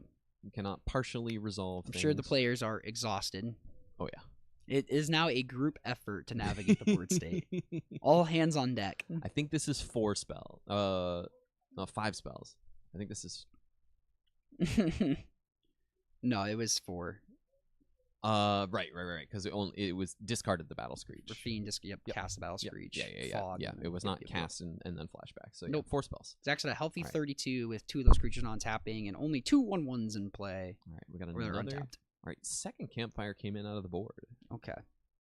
Well, he has 2 main deck. Oh, he has 2 main deck? Oh, never mind. Sorry. I think he wants to get those in play just in case Nick has a cheeky Thraben's Because if you shuffle your graveyard back in and you're able to do that successfully with a big graveyard, I think Zach has this kind of locked up because he can just cycle through the same fogs and the same draw twos, and Nick will eventually deck himself. That's fair. But there is another Thraben Charm chilling around in Nick's hand. I know he used one of them early on, so he does have one.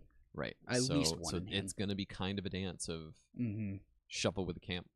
Having both is really important here then, because you can shuffle the second one in response to the Thraben Charm in response to the first. You see that shuffling. big Rafine's Reformant? We're getting in there with 4, 5, 9. Probably just take him a 9 here. All right, 1, 2, 3, 4, 5, 9, 6, 7, 8, 9. Yep. Yeah, we're just gonna take 9. Sure.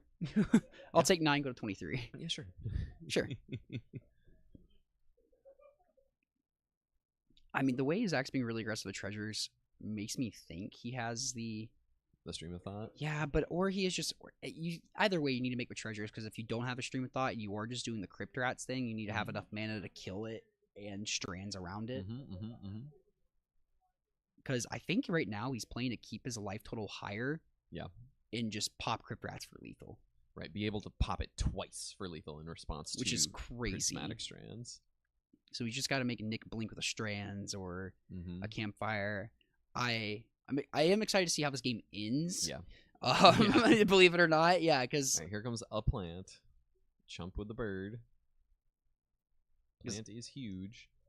These are what, Eviscerator's Insights in hand? Looks like Eviscerator's Insights, a Moment's Peace, and a Tangle. Yeah. Look at all those planes. I know. Remember when he was stuck on 5 when we were talking about how the big stuck 5? on 4 and getting. Oh yeah, stuck on 4. Needed yeah. a 5th. Looks like actually just we're shoving. one. Looks like just one fog effect. We're shoving. Tap down the untapped plant. Tangle again. Tangle. Cool. I'm gonna move the Sword Weaver. Sword Nick over. say. And Zach is out of fogs. He needs to make money moves. It looks like Nick is sitting on a hand of Prismatic Strands. Or at least 2 more treasures. How many Prismatic Strands do you see from Nick there? Is it 2? I think it's 2. And a Thraben Charm. So Nick's not. Yeah. Nick's very insulated against a Crypt Rats here. It's true. Was that a stream? I did not catch it. It was a gate in one of the cards. All right. Well, he just asked for life total. Yeah, that's it was a stream of thought. All Thank right, so you, Zach, for not taking that out. So what do we got? We have 12, 13, 14, 15, 16, 17, 18, 19, 20, 21, 22, 23, 24, 24, 28. He can mill for 28 right now. Okay. Look at that. 16 or 15. Sorry, 15 treasures. Okay. Interesting. Okay, well, I'm pretty sure I have Stream of Thought for lethal. Stream of Thought for lethal, he says. 24, 25. Yeah, so 24, 28. 24, 28. Yeah, there we that's go. it. We All see a right, Stream of that'll Thought be 28. it. I was about to pull my hair out if Zach. I would finally found the Stream of Thought at the end, Oh. and it is enough for lethal milling out, making all those treasures and milling out Nick for the rest of his life total. That was a marathon. I was really terrified because he was laughing about, oh, I took out Stream of Thought against Burn. And I'm like, he better not have done that against the Prismatic Strands deck. No, I should trust him. He's very, very smart. Yeah, so he knows what he's doing with this list. Yeah, no, really, congrats to Zach. Moving on to the finals. We are moving on to the finals. Probably skip the winners interview here and just go straight to the finals, I'm sure. Wonderful. Yeah. And huge, and, I want to say, I do want to say, huge condolences, of course, to Nick for not moving on to the finals, but a great showing here, finishing in top 4 and playing that really well. He did. He did. Like he played it the best that he could. He adjusted. It looked like he wasn't used to it game 1 and game 2. I respect how well he adjusted and played that. Like he's played the match. Absolutely crushed the in game 2 and stuff. So yeah. Yep. Hippo, I think we're gonna skip the winners interview and just go straight to the finals. Guess what? What? Oh. All right, well, we'll find out what's going on. But we're gonna take a quick pause, and we will hopefully bring you the finals here. So it sounds like Anna beat Carl in the semifinals. All right, yeah. So Beautiful. So it's Anna v. Zach in the finals. Let's cut so, to break for like yeah. 5 minutes. Yeah, we'll be back in just a few minutes, and we'll figure out what's going on, and we'll be back with all 3 of us. Oh, bye, Cameron. Okay. We'll be back with all 3 of us. Stay tuned.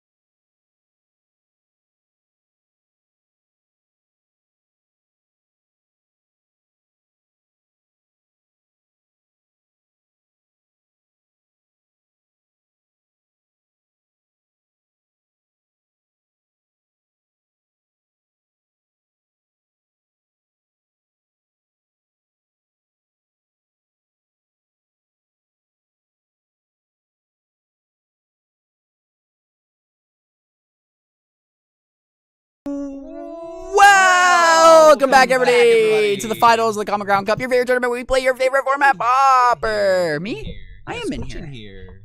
Wonderful. Afraid Hippo's gonna bite. Hi, everyone. So we got Mr. Zach Garrett's versus Anna Patterson here in the finals. Zach on Fog. Oh my God, Guys, they're quick, jumping switch, right switch, into it. switch. Holy crap. All right, here we go. All 3 of us are here to bring you the finals. So another Fog Black, v green, Fog. Prismatic Strands matchup. Yeah. Anna on the blue-white cog gate. So we saw how impactful the Prismatic Strands were, and there was a fun little cute dance that Zach had to do around. And Anna has Basilisk Gate this turn. So similar, we saw the Great Sword tier last match. The Basilisk Gate from Anna is going to present a threat every turn. Yes, I agree. There I it concur. is. We've got the Modern Age for Anna here. We're gonna draw a card, discard. Playing at lightning speed. Anna is ready to go to go get food. Remind them Get it's out of untimed. here. It's untimed. It is No rush. No untimed. rush. Well, it is a rush if you're hungry. I guess isn't I'm hungry. I'm also hungry. I'm Cameron. Hi, Nice to Cameron. meet you. I Cameron. feed off watching great magic, so I'm so full. No, this is great. We love it. I need actual nourishment. A good campfire start, falling turn leading into a Limbus from Zach. We'd love to see it. Discarding another Journey to Nowhere card, another card that's like probably not going to be too good here. Here we go. Pass. Especially compared to the Thraben Charms. Oh, yeah, again, the Thraben Charms Prismatic Strands duo put in work last game. I think the food play is going to be the Irish pub down the street. Will it still be open? What time does their kitchen close? I do not know. It's a great question. Are there 24/7 joints? No, they're definitely not 24/7. Waffle House. Oh, I do like Waffle House. Zach said he's never been to Waffle House too, so. Oh shit. It's time to break his Waffle House cherry. Oh, I hate that. Okay, we're gonna flip this Modern Age here. We got 2/3 flyer. It's true. It's true. I took you there. I was like, you haven't experienced this greatness of the South? Let's go. Get that one of the plants out of here. Turn it into a map and 2 cards. McCree's closes at 10, so then we will I not be don't going think we there. will be going there. Waffle House it is. I love Waffle House or Denny's. There's not a Denny's within 100 miles, or almost 100 miles. Huh. Oh gosh. I thought there was one in Nashville. No, there has not been for like 20 years. Word. Yeah. Anywho. Let's talk about food. There's food in the battlefield. We have a Limbus. There is a food on the battlefield. You are correct. It's making me hungry. See, now you're understanding. It shuffles in. It does shuffle in. Okay, we're gonna cover up that Limbus with an Icarwell Spring Drawn card. Zach looks like he has a nice suite of cards to start the game off. Mixture between fogs and draw twos. That's what the deck does. It draws twos and it fogs. Brainstorm here on Zach's end step.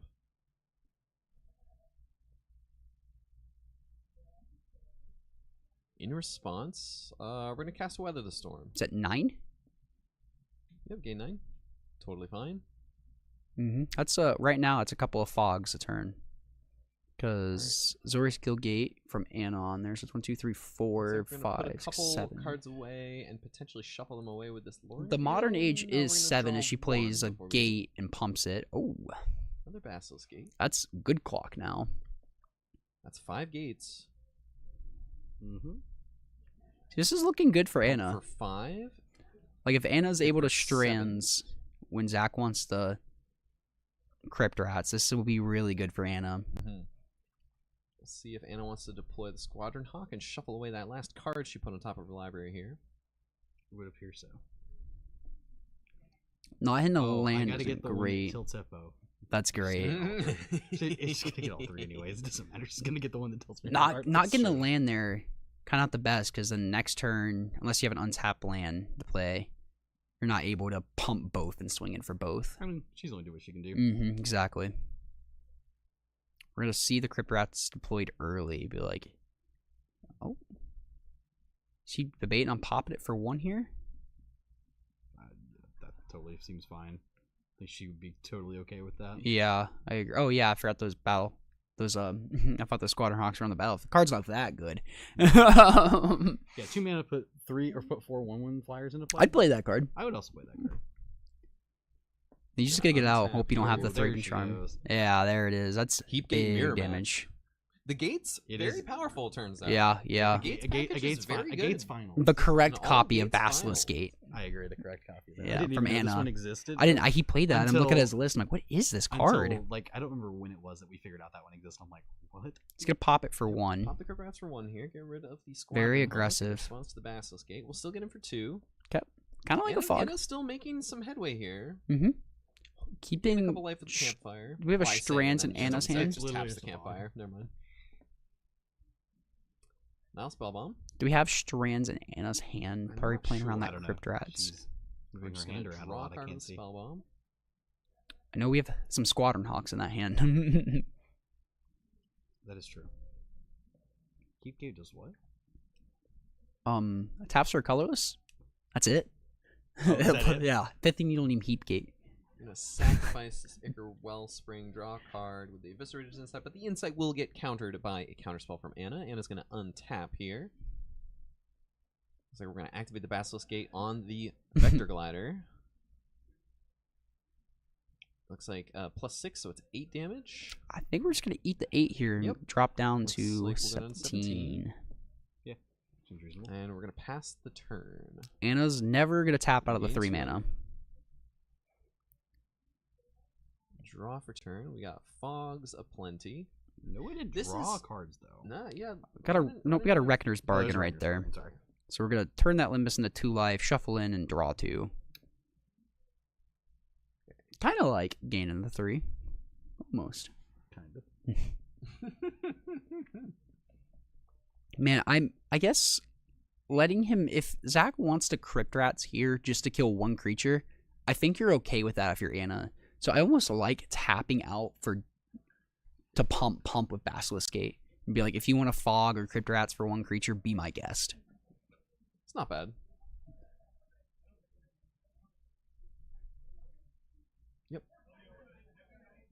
Yep, up to 21 because you went back up to 19 from the campfire at the end of turn, so.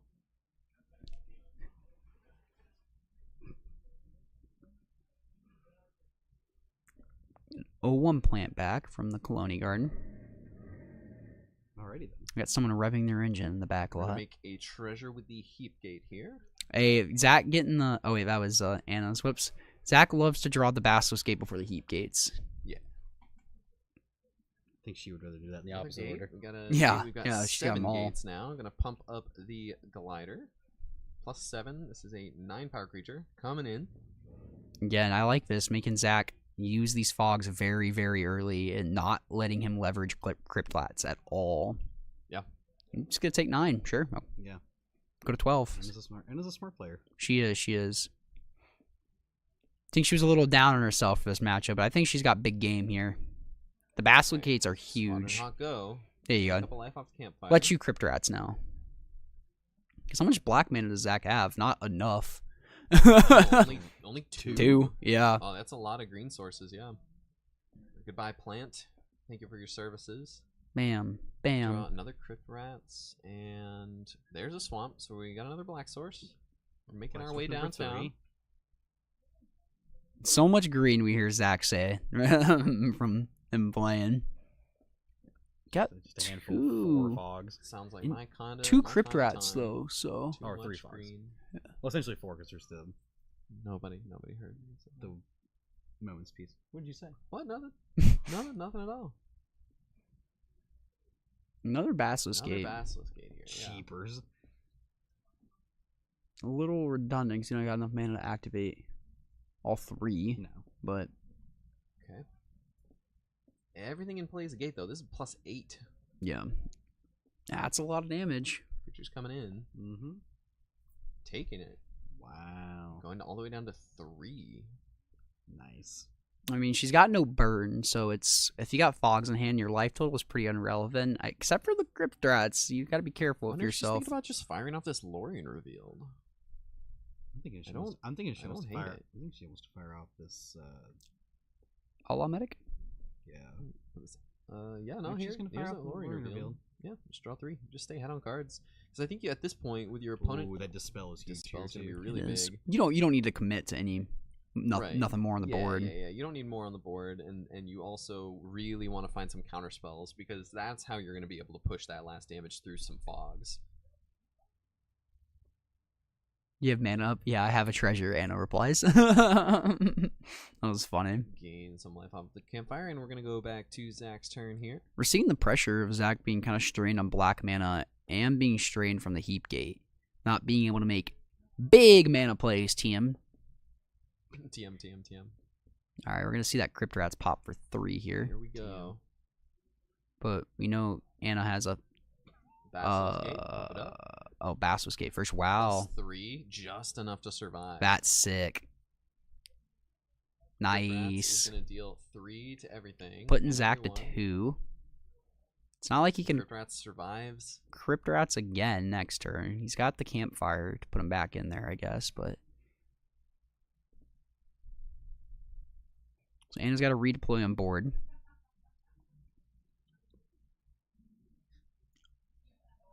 That Standard Bearer is not terrible with the Basilisk Gate from Zach's side. It makes it so Zach can never use Basilisk Gate again.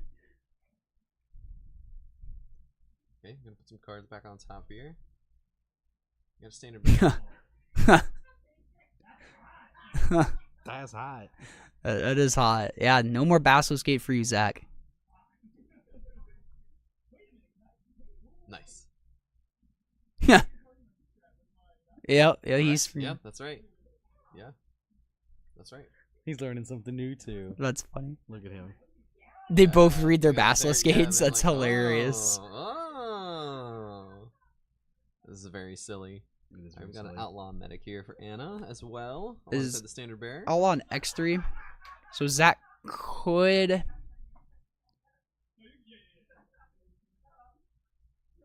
People, please be careful around the camera. Please and thank you. I don't think they can hear Pass it you. on back to Zach. I mean, Zach's got fogs. He's got plenty of fog. got to find a way out of this. Really, he just needs Heapgate to give him treasures to pull him to a fog. Like, fog his way through until he makes treasures to stream a thought. I have been His way out of I've been this. instructed by one old man Carlson to tell the chat that he loves them. Aw. Aw, thank So you, Drew Mr. Carlson. Drew Carlson loves y'all. His love extends all. He is very extended right now. I hate that. I wonder if Zach's thinking about popping this for 3 here. Because one is basically enough against it. Just gonna pass it back for now. And it's gonna make another treasure. Untap here. No, I guess no. I forgot she had an untap land there in the bottom corner. Yeah. So not enough to tap out and get Pump her. the medic with the gates. We're at 1, 2, 3, 4, 5, 6, 7, 8. So it looks like the Crypt Rats avenue of Zach winning is long gone. Mm-hmm. I like to pump my Standard Bearer. What do you think we're going to see here? Doesn't she have to target the Standard Bearer both times? No, it's enough for an opponent. Oh, if it's an opponent. Okay. My apologies. Here's Respite. Gain a couple life points. Here's a Squadron Hawk. Okay.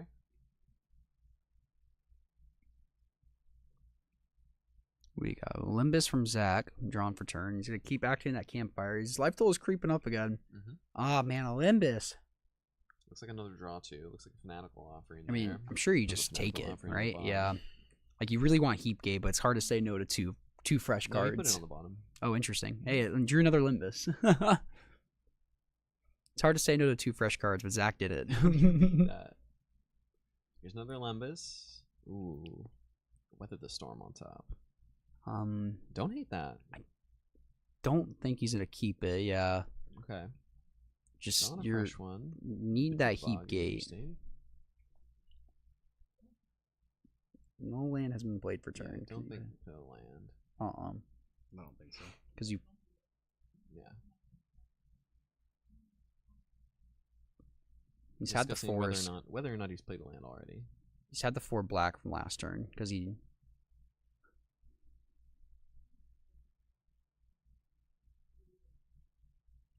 Sounds like you're talking about it. Okay. Alright, Crypt Rats 4/3. No strands mana from Anna. No, she can strands. Does She's she- choosing not to. Oh, she has the treasures. Excuse me. I'm sorry. If she had it, she could. I don't know if she has it though. Alright, we're gonna Bajuka Bog after wiping the board here. Yep, but again, Anna can just do this dance where she deploys a couple threats at a time, and that's enough. Mm-hmm. Yeah. So you see another outlaw medic. There's a medic. Why do you have so many? Squadron Because Hawk. she's not running them into your Crypt Rats. Kind of the deck. Alright, here's deep analysis. We're gonna draw 2 more cards. Raven Charm's good. Raven Charm's a pretty good one. Yeah, shuts off the second. She gets to the play second another of island. these moments pieces at least. Yeah. Mm-hmm.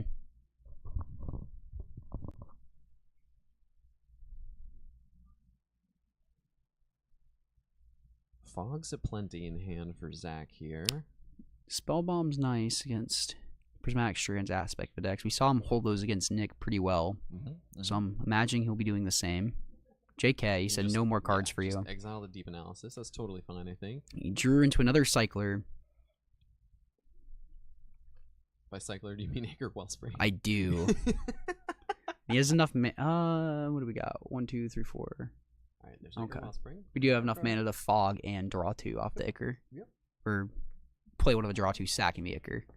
So both players are not short on cards. Anna's not short on clock. No. She's at 13. All right, here we go. 1, 2, 3, 4, 5, 6, 7, 8. We got +8. Attack with the medic. Just Or the 8. one. Here's Moment's a peace there. piece. Let's see if Anna wants to fight over this. She does not. You gotta wait till, I think, very tail end of the game to start fighting over stuff with counterspells. By stuff, do you mean fogs? Because I think there's other things you can fight earlier. Probably Crypt Rats. Yeah. Like as if early Crypt Rats are worth fighting for. Mm-hmm. But fogs, more likely, they just have more fogs. If it's early on, If she had fighting for two- draw if she had 2s two is counter fine. spells, I potentially would have tried for it here because there, Zach did not have enough mana for 3 fogs. So, all right, this is a pretty good Thraben Charm. Charm here. Graveyard. Exiled I like this Insight here. and the Moment's Peace. Just so he can't be looping with the campfires. Yep. She's also got another copy of it in her hand too. Mm-hmm. Yeah. She's chilling Just on fire it off. All right. Zach Like a plays Wellspring in Swamp. hand? The basic land Wellspring? Just take it a little second to organize the basics of lands. Grip full of stuff. Yeah, this No Stream of Thought yet. this Crypt No Rat's Crypt not yet looking either. super threatening right now, but he's gonna go ahead and deploy it and see Sure. if Anna has a response to it. Doesn't look like she does in the immediate. Wow, he's Basilisk yeah. the Crypt Rats now. Because like if she And only 3 gates still. yeah, she doesn't have the prismatic We're gonna strands. Thraben Charm the Crypt Rats in response. Zach says in he response. says. I think he's got to force into popping it for 3 here.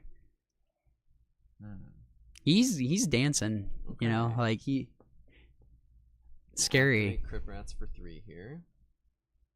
Because if she had the strands, she could have like put him off fog mana. Okay. If she had the counter spell swung in, you know. But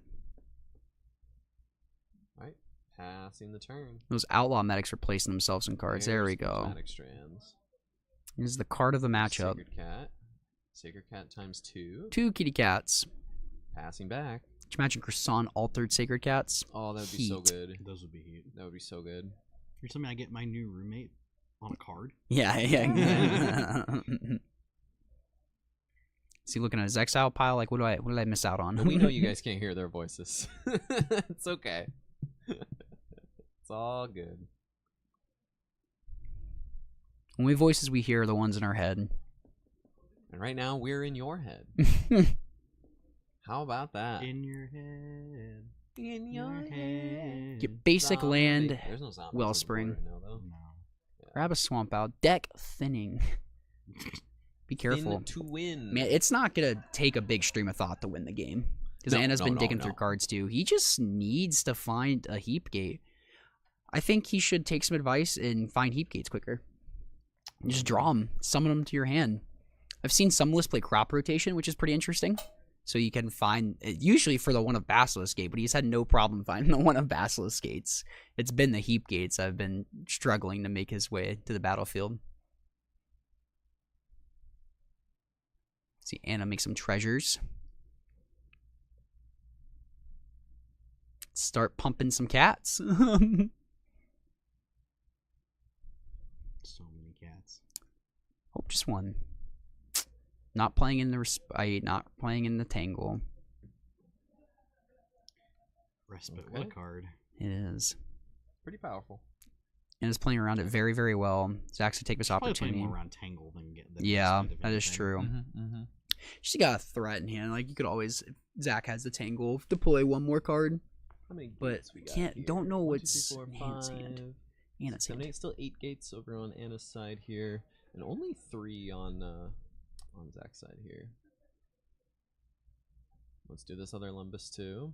Oh, Zach. He could have Shuffle him. Everybody see what's going on. The Fog Menace just every- wants they're everyone all is- the same. They they're want all everybody's crowded around. eyes for as Yep. long as they can. They're all crowded around the table, making fun of the Fog player taking so long. Nobody wants to eat lunch with the Fog player. Nobody will let them set it as their lunch tables. Boo. It's sad. It's fine. All right. It'll be fine.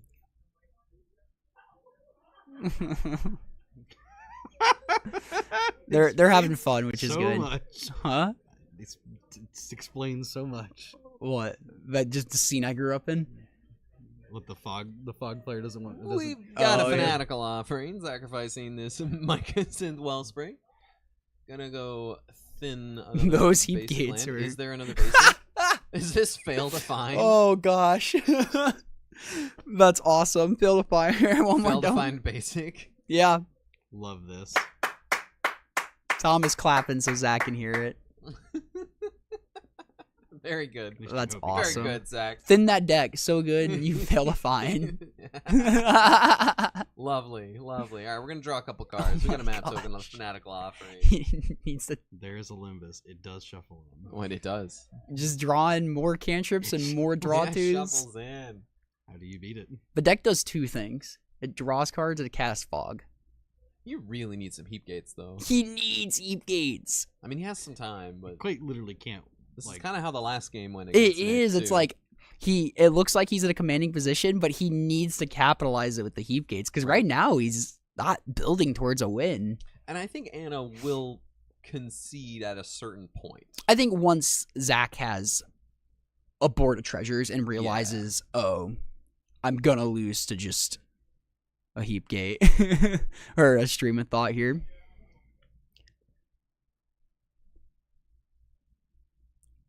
We could see him tap out for Heapgate and Anna hold all the counter spells for it. All right, we're gonna cast Lorien Revealed. Draw 3 new ones here. That's Modern Age is a pretty good hit here. all I see is 3 cards off Zach's clock. when I see the Lorien revealed. But she could draw into a string of counter spells that could potentially be relevant along the way here. Crazy's at 15. Anna has a heap gate as well, to answer your question. Yep. The Oh, gates- why are they important in the game plan? Just mana sinks. It is are a they filter land. It is just a mana sink. We saw it on coverage. It did in the later turns let her pump a Basilisk Gate and leave up multiple pieces of interaction in the form of like Counterspell and Thraven Charm. All the gates Yeah. decks are slow enough that you can like just use them as an advantage. Mm-hmm. Just the one kitty cat. And Zach is going to go ahead and tangle. There's the tangle. Big sad. Yeah, she's been playing her Untangle. I'm just going to put that there. That has been called. Keep it tapped. And Anna's going to sack one of her treasures. Play a to Modern help cast Age. Modern Age. We're going to draw a card. There's Ooh, another 4th Basilisk Basilisk Gate. Gate. Ditch that journey to nowhere. Yeah, that Don't makes need sense. that. No Play good a targets gate. there.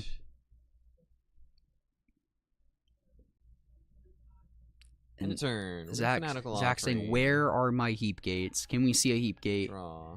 There's the Hey, we there it go. is. And now, just like in the other...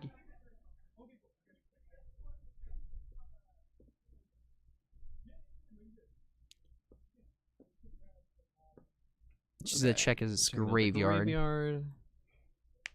Thinking about Thraving Charming, I'm guessing. So Vatangle is in the graveyard. So she's Yep. thinking about Thraving Charming, seeing if he wants to pop those campfires. And I think if I'm Zach, I would be inclined to just make sure I don't deck myself here, because you're not too concerned about your life total right now. Because if one hit really gets through with Anna, like if Anna gets through with one hit, it's probably going to be lethal. It's pretty close. Yeah, Zach's going to need to be very careful about how much mana he leaves open. Ooh, And every time he draws the heap gate, he untaps and draws the second one.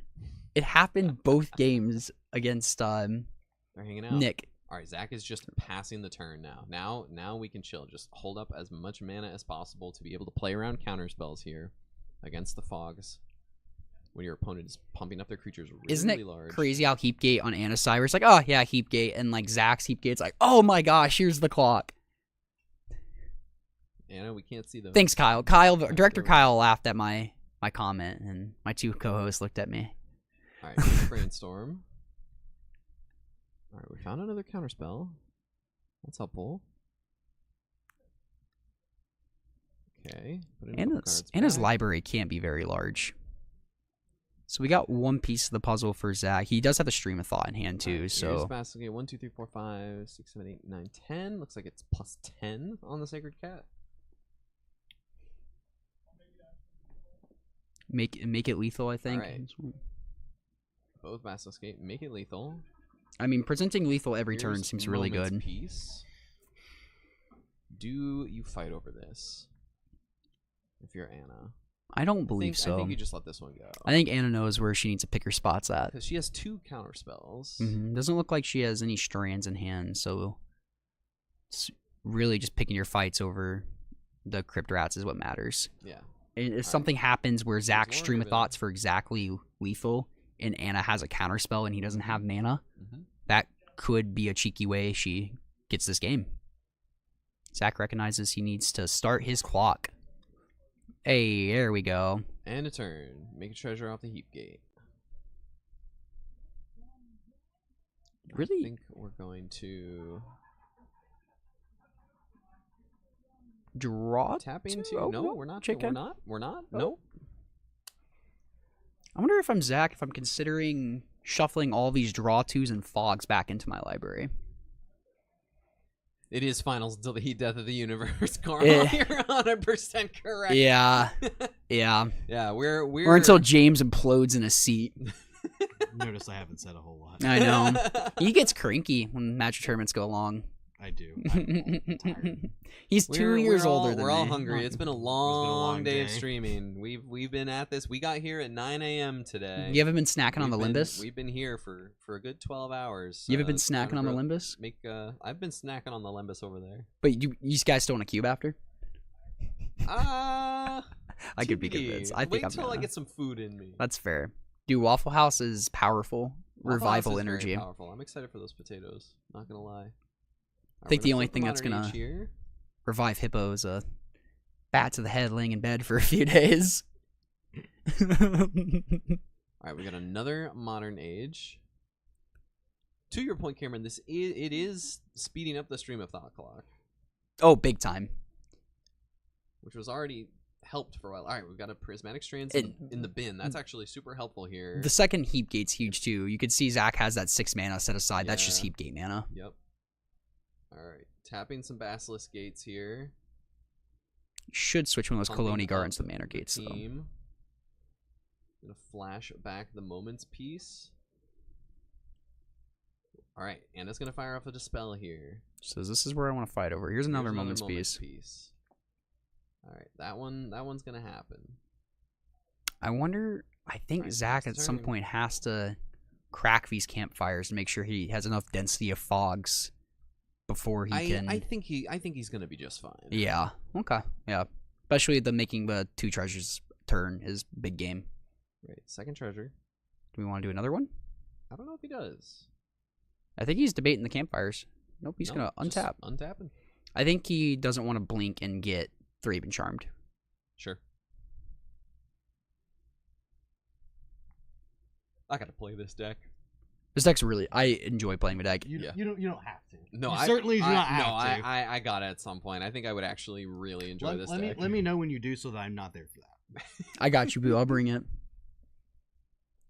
That's the first time I'm gonna play High Tide. Yeah, no, I'm kidding. Oh, I will just. We just both. I will at no point be anywhere near wherever this tournament is involved. But you've played this deck. I have played this deck. It doesn't mean it's not any less riveting to watch. Yeah. I think the games when you play them are actually very intriguing. It is a really interesting dance. Yes, I agree. All right, Basilisk Gate, I believe that's on the Vector Glider. Basilisk Gate on... I think we're just doing all 3 Basilisk Gate on the same creature, it looks like. Zach's gonna be like Flashback Moments piece, yeah. Does anyone want to counterspell over this? He only has 3 fogs in hand. Did you just say he only has 3 fogs? Because Anna has a counterspell, so it's 1 less fog. So it's 2 fogs in hand. She counters it. Mm-hmm.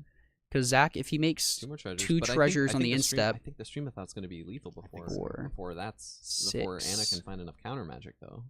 Is the thing. 8, 7. Awesome. Thanks so much for hanging out. Thank you to everyone for hanging out. He can We're stream really off for glad, 24. Really glad you all enjoyed it. We enjoy bringing you some high quality Pauper content. We're having a blast doing it. Pauper.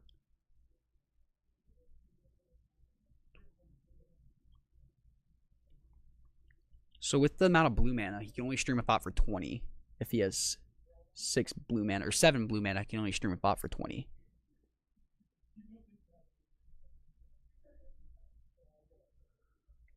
Trying to get a sense of how many cards Anna has left here. Yeah, it's real hard. And without going out there and be like, what's in your treasure. library? Right, That's 'cause not a dead giveaway. I really can't. That, yeah, really I kind can't of go out there and ask. No, that just gives everything away. Right. Right. Do you think Zach's played in the fog? Oh, we say he's never played in paper. That's what sucks about this. Like, as Moto, you just kind of like hover over and you can see how much cards in their library. Here, You don't even have to hover over. It just says it. Yeah, yeah, you're right. Here, you're gonna be like, how many cards left in your library? Oh, I wonder what's in his hand. Could be fun to ask that if it's not in your hand to psych your opponent out, though. Pump the squad. Here comes Vector Glider. Checks graveyard. I wonder if he's gonna want to try to campfire here to shuffle. Tangle. Counterspell. Counterspell the Tangle. Moment's Peace. Here's Moment's Peace. Okay. Okay. He has 1 fog left. Like Yeah. These treasures need to be coming down a lot sooner. You need 6. So 4. All right. Zach has asked for a counter library. 7 cards. Oh, yeah, he's fine. He just needs to do it for two. Well, if she has any amount of counter magic, though. With, I mean, all right, gonna make a treasure. But you here. shuffle in the cards, you're probably fine.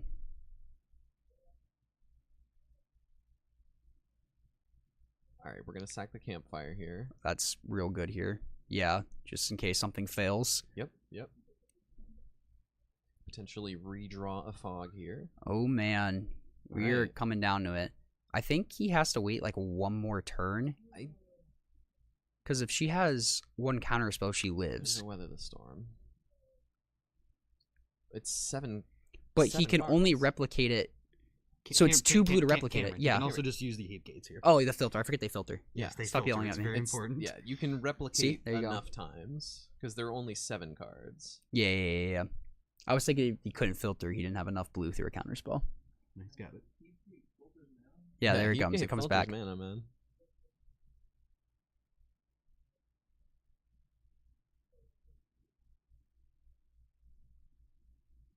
So, replicating twice?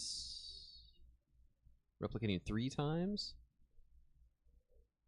Looks like 3 times. Yes, so replicating 3 times. Just needs 2 of these to resolve. Yep. So this beats 2 counterspells, which I think is the play, to beat counterspell and dispel.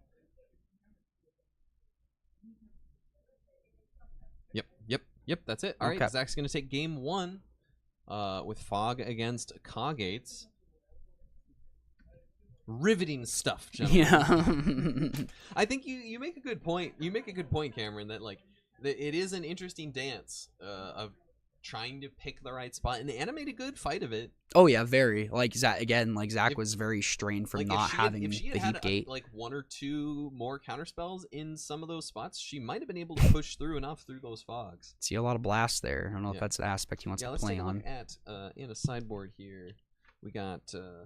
I'm gonna wait for Director Kyle to. All right, now I'm gonna go ahead and read it off.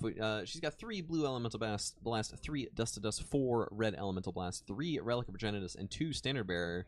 I think she just wants the relics and the standard bearers, probably. I would think so. Even the standard bearers aren't like. They're not amazing. No, but at least they like play around the Basilisk Gate. That's what it is. 1 card out of 61. Also, just like takes dead cards out of her deck that she doesn't want. Yeah, like the journeys. Like the journeys to nowhere. Yeah, you could just add cards. You could. This is true. I still think you still don't want to draw. Yeah, you still want to get rid of the journey. Don't want to draw a journey to nowhere. That's yes, so bad. I agree. I think he's going to go back to cutting 2 Weather Storms and maybe 1 more card. He's looking for the Hill Spell Bombs because he has the Heritage Reclamations he's looking at. Bring it in. Can't see what that last card he brought in.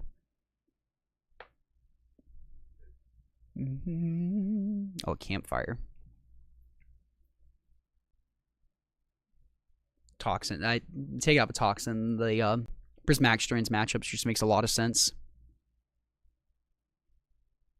Give it up for game 2, Pickleheart. Shout out to Pickleheart for sticking around all day. Yeah, You've been bunch of in and people have out. been in chat all day. Y'all are awesome. Really happy we got to bring you all this this coverage today. It's been a great time. Maybe we'll cap at 64 next time. Cat, we got enough space for 80. We got enough space for.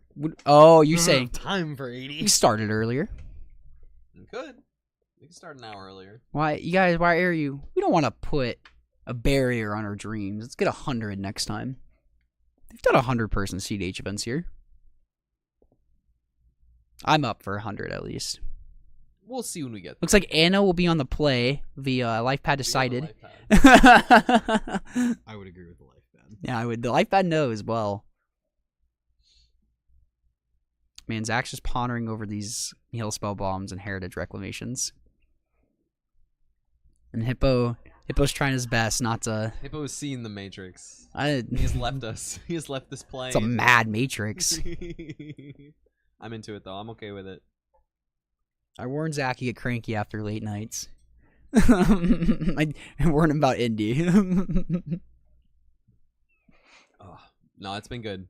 Been very, very happy to, as much as we're joking around, very, very happy that we've been able to bring y'all some coverage for such a long day. Pickleheart, Kyle, right? Yeah. It's such a productive day. Cook twice, hit the gym, laundry. God, wow. Whoops. You Yeah, did say Kyle. Carl earlier, and that kind of threw me for a loop. Whoops. And you interviewed him. I did. Sorry, Kyle. I listened to the interview a couple times. I really liked that episode. I'm tired. My brain is mush. I'm staring at this. Oh, screen my all day, brain. You've hurting Magic players around a tournament hall. I learned Heapgate filtered for mana and forgot Heapgate filtered for mana that game. So it's been a mush of a day. Kyle, no, I'm sorry. I got you, Kyle. Don't worry. I'm great with names. Thank you so much, Yoganeth. Thank you to everyone watching. Fog is the most boring deck to watch. It's not the most boring deck to watch. I think it is a very fun deck to pilot. I agree. It is a fun deck to play. It's not great content, but it is not very great fun to play. And it'd be different. Like, this would almost be better if the Fog player was, like, mic'd up. And then you could hear, like, the thought processes. But we're trying to give you a peek into Zach's thought processes. And we will have that in a couple weeks as an episode. Maybe we could have Hippo take his beef out with Zach on the pod tomorrow. Like, why'd you keep me past my dinner time?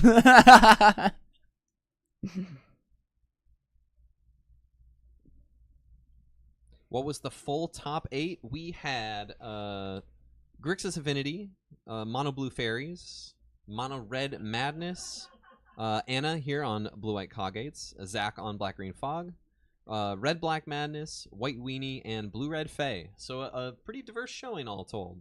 No Terror, no Jund. Nope. Interesting. Yeah. Most played deck was not in top 8. Yeah, no. I mean, that seems to be the pattern with Jund, honestly. Yeah, just like the best. It's like quote the best deck. Just has a really hard time getting in. Yeah. Because with a pretty diverse field today too, so that has a lot. That has a lot to do with it. Yes, it can just run into a random. Also, random matchup. If it runs into its own like mirror matches, like those just take forever and cause draws and all sorts of stuff. So it's true. A lot of factors. Big yawn from TG. We are on our way.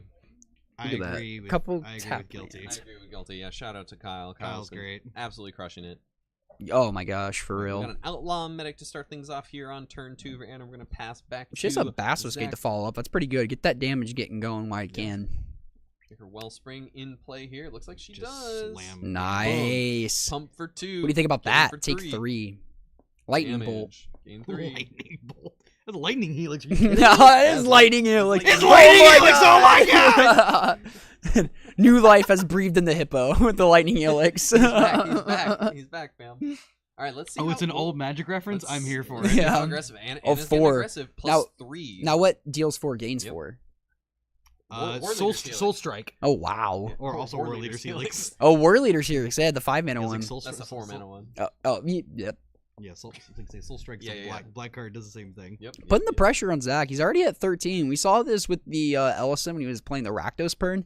and really putting the pressure on Zach, but Ooh, we saw how we've got fast a he gate faded. over there on red this time. Oh, what could that mean? It's on red. Mm-hmm. That's what he's doing For with those, Pyroblast. Pink ones? Yeah. Yep. The pink ones are for red. Those are red. Yep. Gotcha. But a campfire, that cuts the clock down in half. And a campfire. Turns it. She plays Oh, a we've got gate. another Yep. gate. So it's only 2 That only damage cuts it now. by 40%.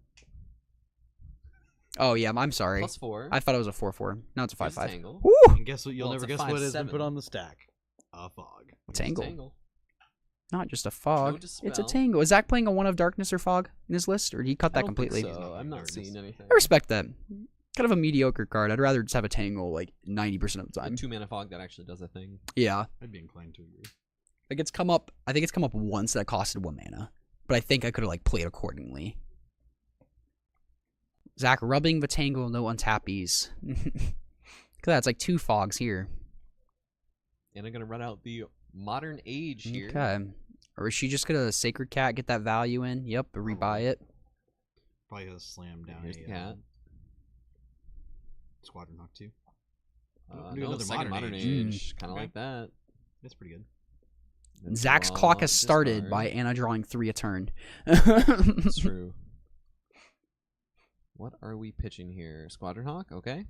Back to Zach here. Makes Let's sense. see what we want to do on the end step. We're going to sacrifice Nurgle Wellspring. Got a little ancestral recollection. Draw And cards. barrier of life too. Gain a couple points of Not life. nothing. Gain some more life. Gain some more life with the campfire. Yeah, and you can take these early hits and save the fogs for like the big hits when Basilisk Gate is just lethal. Mm-hmm. Here's a plant.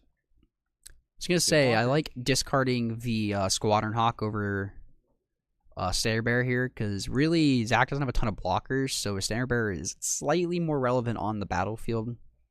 And I think the game's gonna go long enough. You don't have to worry about clearing your brainstorms too much. Yep. You have other ways to do it too. Mm-hmm. Again, and the games could go long enough. The Lorien Revealed is probably just want to turn in the draw 3s too. Lemma's going to draw off the top. I think it was one of the draw 2s. All right, we're going to resolve a couple of these modern age triggers. Draw, discard. There goes another Squadron Hawk. Ooh, that is a Relic Progenitus coming out of the board here. Here's another gate. We've got 5 gates in play now. Let's pump up the cat. Move to attacks. Let's swing with the squad. Put the plant in front of the Sacred Cat. It's a 6/6 cat. And then we'll Insight, sacrificing the plant to negate the life gain. Draw a couple cards. Take 1. And it will gain 1. Ouch.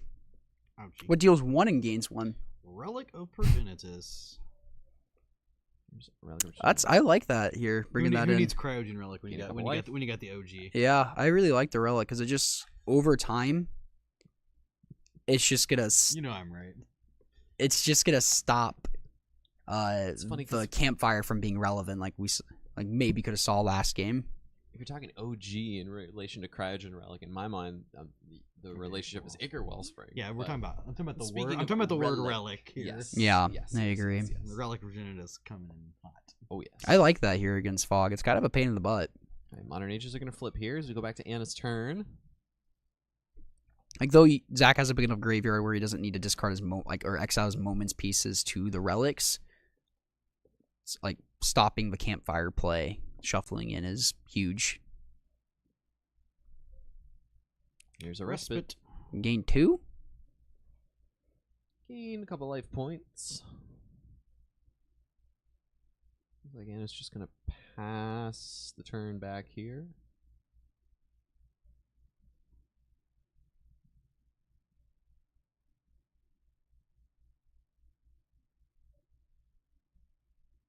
Still thinking. We're in the tank. Just going to pass the turn back. Zach's going to start making some more treasures. Definitely speeds up the clock for the Fog deck quite a bit when you have your heap gates on time. Alright, there's a red Elemental Blast. Guess we didn't quite get to Zach's sideboard here, but I do like the red some amount of the red blasts coming in. And potentially maybe the Heritage Reclamation could have some application. Raven's Crime. Yep. Mm-hmm. That's been a sweet card. Yeah, it's a it's sweet addition. It's been really relevant when it's come up. Yeah. For him, which is pretty cool. I like that because I don't know if that's his tech too.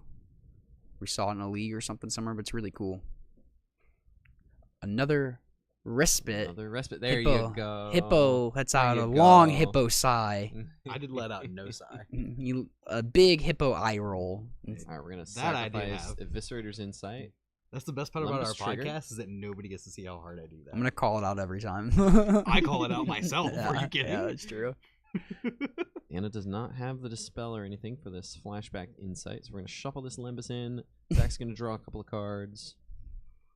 Also gonna gain a couple life with the Campfire. Another Wellspring.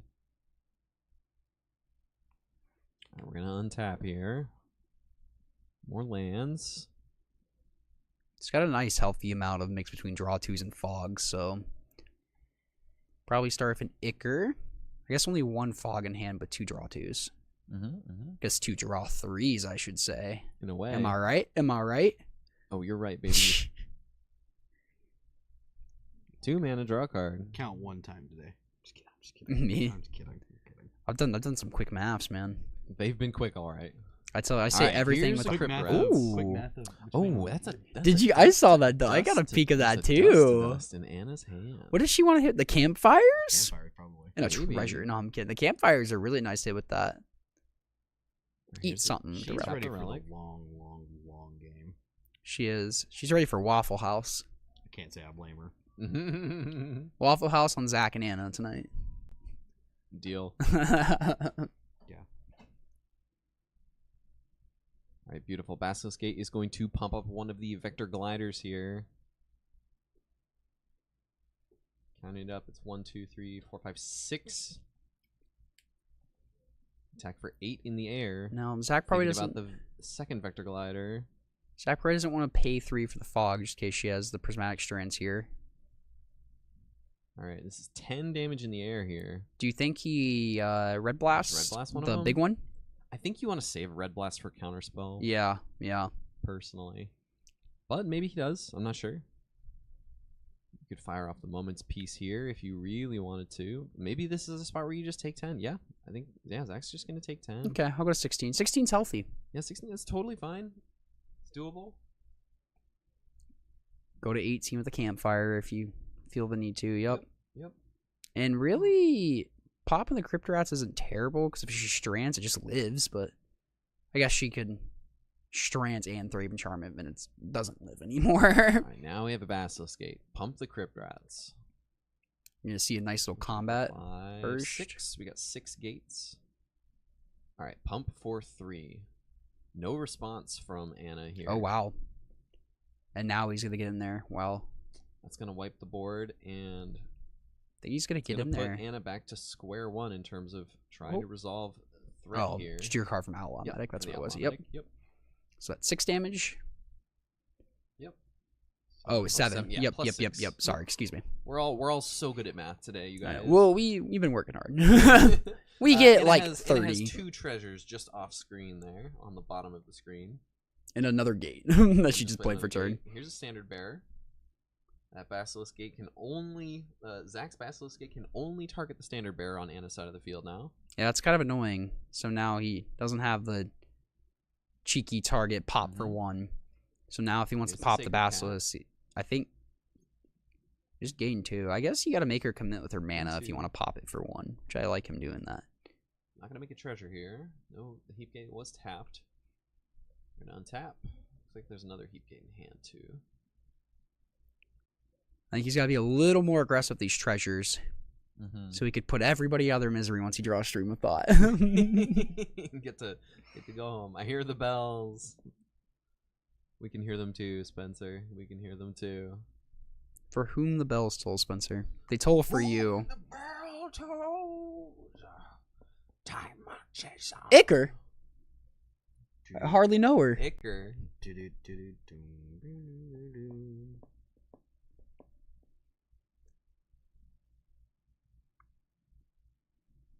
I wonder if Zach's going to go ahead and pop this Crypt Rats once Anna commits to putting mana into the Basilisk Gate.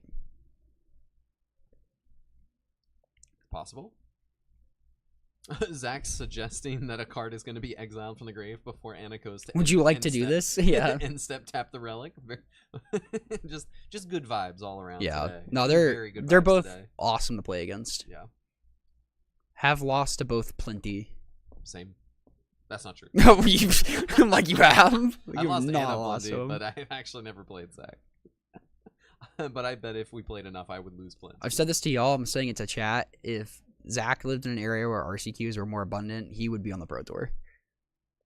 He's certainly proved himself today. That's for sure. Not dropped a game today. No, pretty impressive to.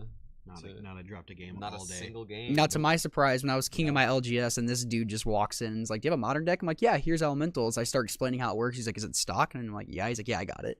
And then just 3-0s. I'm like, "Who is this guy?" Who is this guy? All right, here's this dust to dust. So how does Anna want to use this? Fascinating. Here's the campfire. Just want to hit one of these treasures. Interesting. I like hitting the campfire here because you don't want him to get so far above your life total where Cryptrat starts becoming a threat. Sure. Like, just... Fascinating. Okay, and then I think we're gonna sacrifice it to the evisceration. I like or that to so the it can get fanatic shuffled offering. in Yep. if needed. Yep. But again, as long as Anna has 1 mana open, nothing's getting shuffled anymore because Zach has a max of 2 relics. And You mean campfire? thank you. Yep. Some 1 mana trinket artifact. But one shuffles the graveyard another in. treasure again. One removes the graveyard from play at all. Potato, potato. That's why I said potato. It's very different from potato. Zach's gonna go 4th heap gate. He needs to start activating these heap gates. It's the 3rd heap gate, Cameron. Oh, yeah. Looked like one behind it.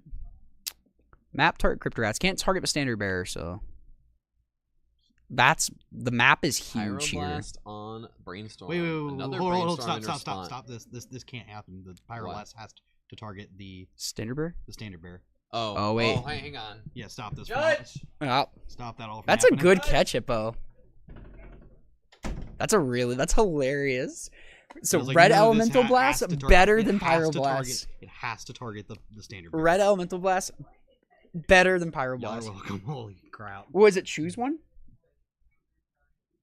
No, if it has a target that you put on the stack, it has to target that. But if Cryptic Command says choose one and you choose draw a card and counterspell, you can't target. Thomas, if I play Cryptic Command and I choose draw a card and counterspell, I can't target standard bearer. Is Pyroblast worded in a way where it says choose one? It's or. So is it choose one, or does it say destroy or target? Because that's a big difference. Because if it's choose one, he doesn't have to target a standard bearer. Well, let Austin resolve it. He'll figure it out. Okay. Okay.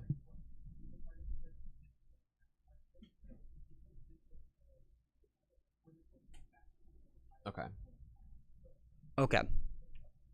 Yet again, Pyroblast causing trouble on the Common Ground coverage in the Common Ground Cup. I'm curious to ask Austin about that, because why if I cast Cryptic Command and I choose draw a card, counter target spell, why don't I have to target bouncing standard bearer for one of the modes?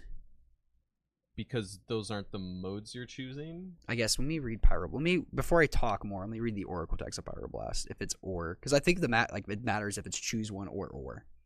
Let me check in with Austin about that. I mean, I think we're fixing it past. Yes, holy cow, Mason. They are, in fact, still going. It's true. Is that the Mason? It's choose one. Do you want to check in with Austin on that? I'm going to check on Austin. Because I think... No, it's a choose one, so he can target there. Because I'm not forced to bounce with a Cryptic Command.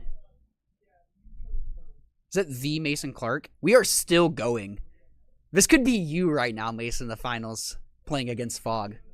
We had a little interesting judge call where we got confused with the choose one mode on Pyroblast, so he didn't have to choose. Sorry, everyone. The standard. It's okay. That was a good catch.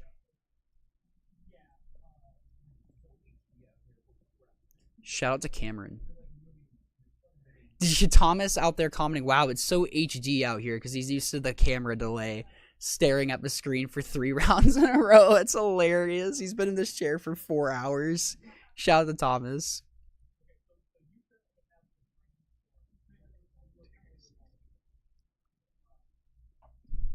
Oh, I will complain all the time because I'm also complaining about how long this is taking. So don't you worry. We'll complain about CDH. I will complain about all of the things that I want to. Not all for both of you. Thank you, Steven. This is the finals. Yes, it is. This is, in fact, the finals.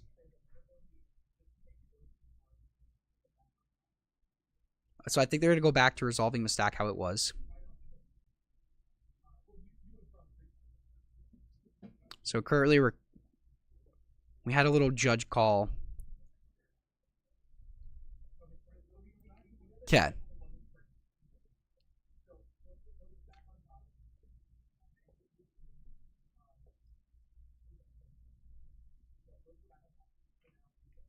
Austin rewinding the best he can. Hard to commentate. We try to figure out how they're resolving this. We're trying to peep in, yeah. But I hate being silent on y'all because I know you can't hear them.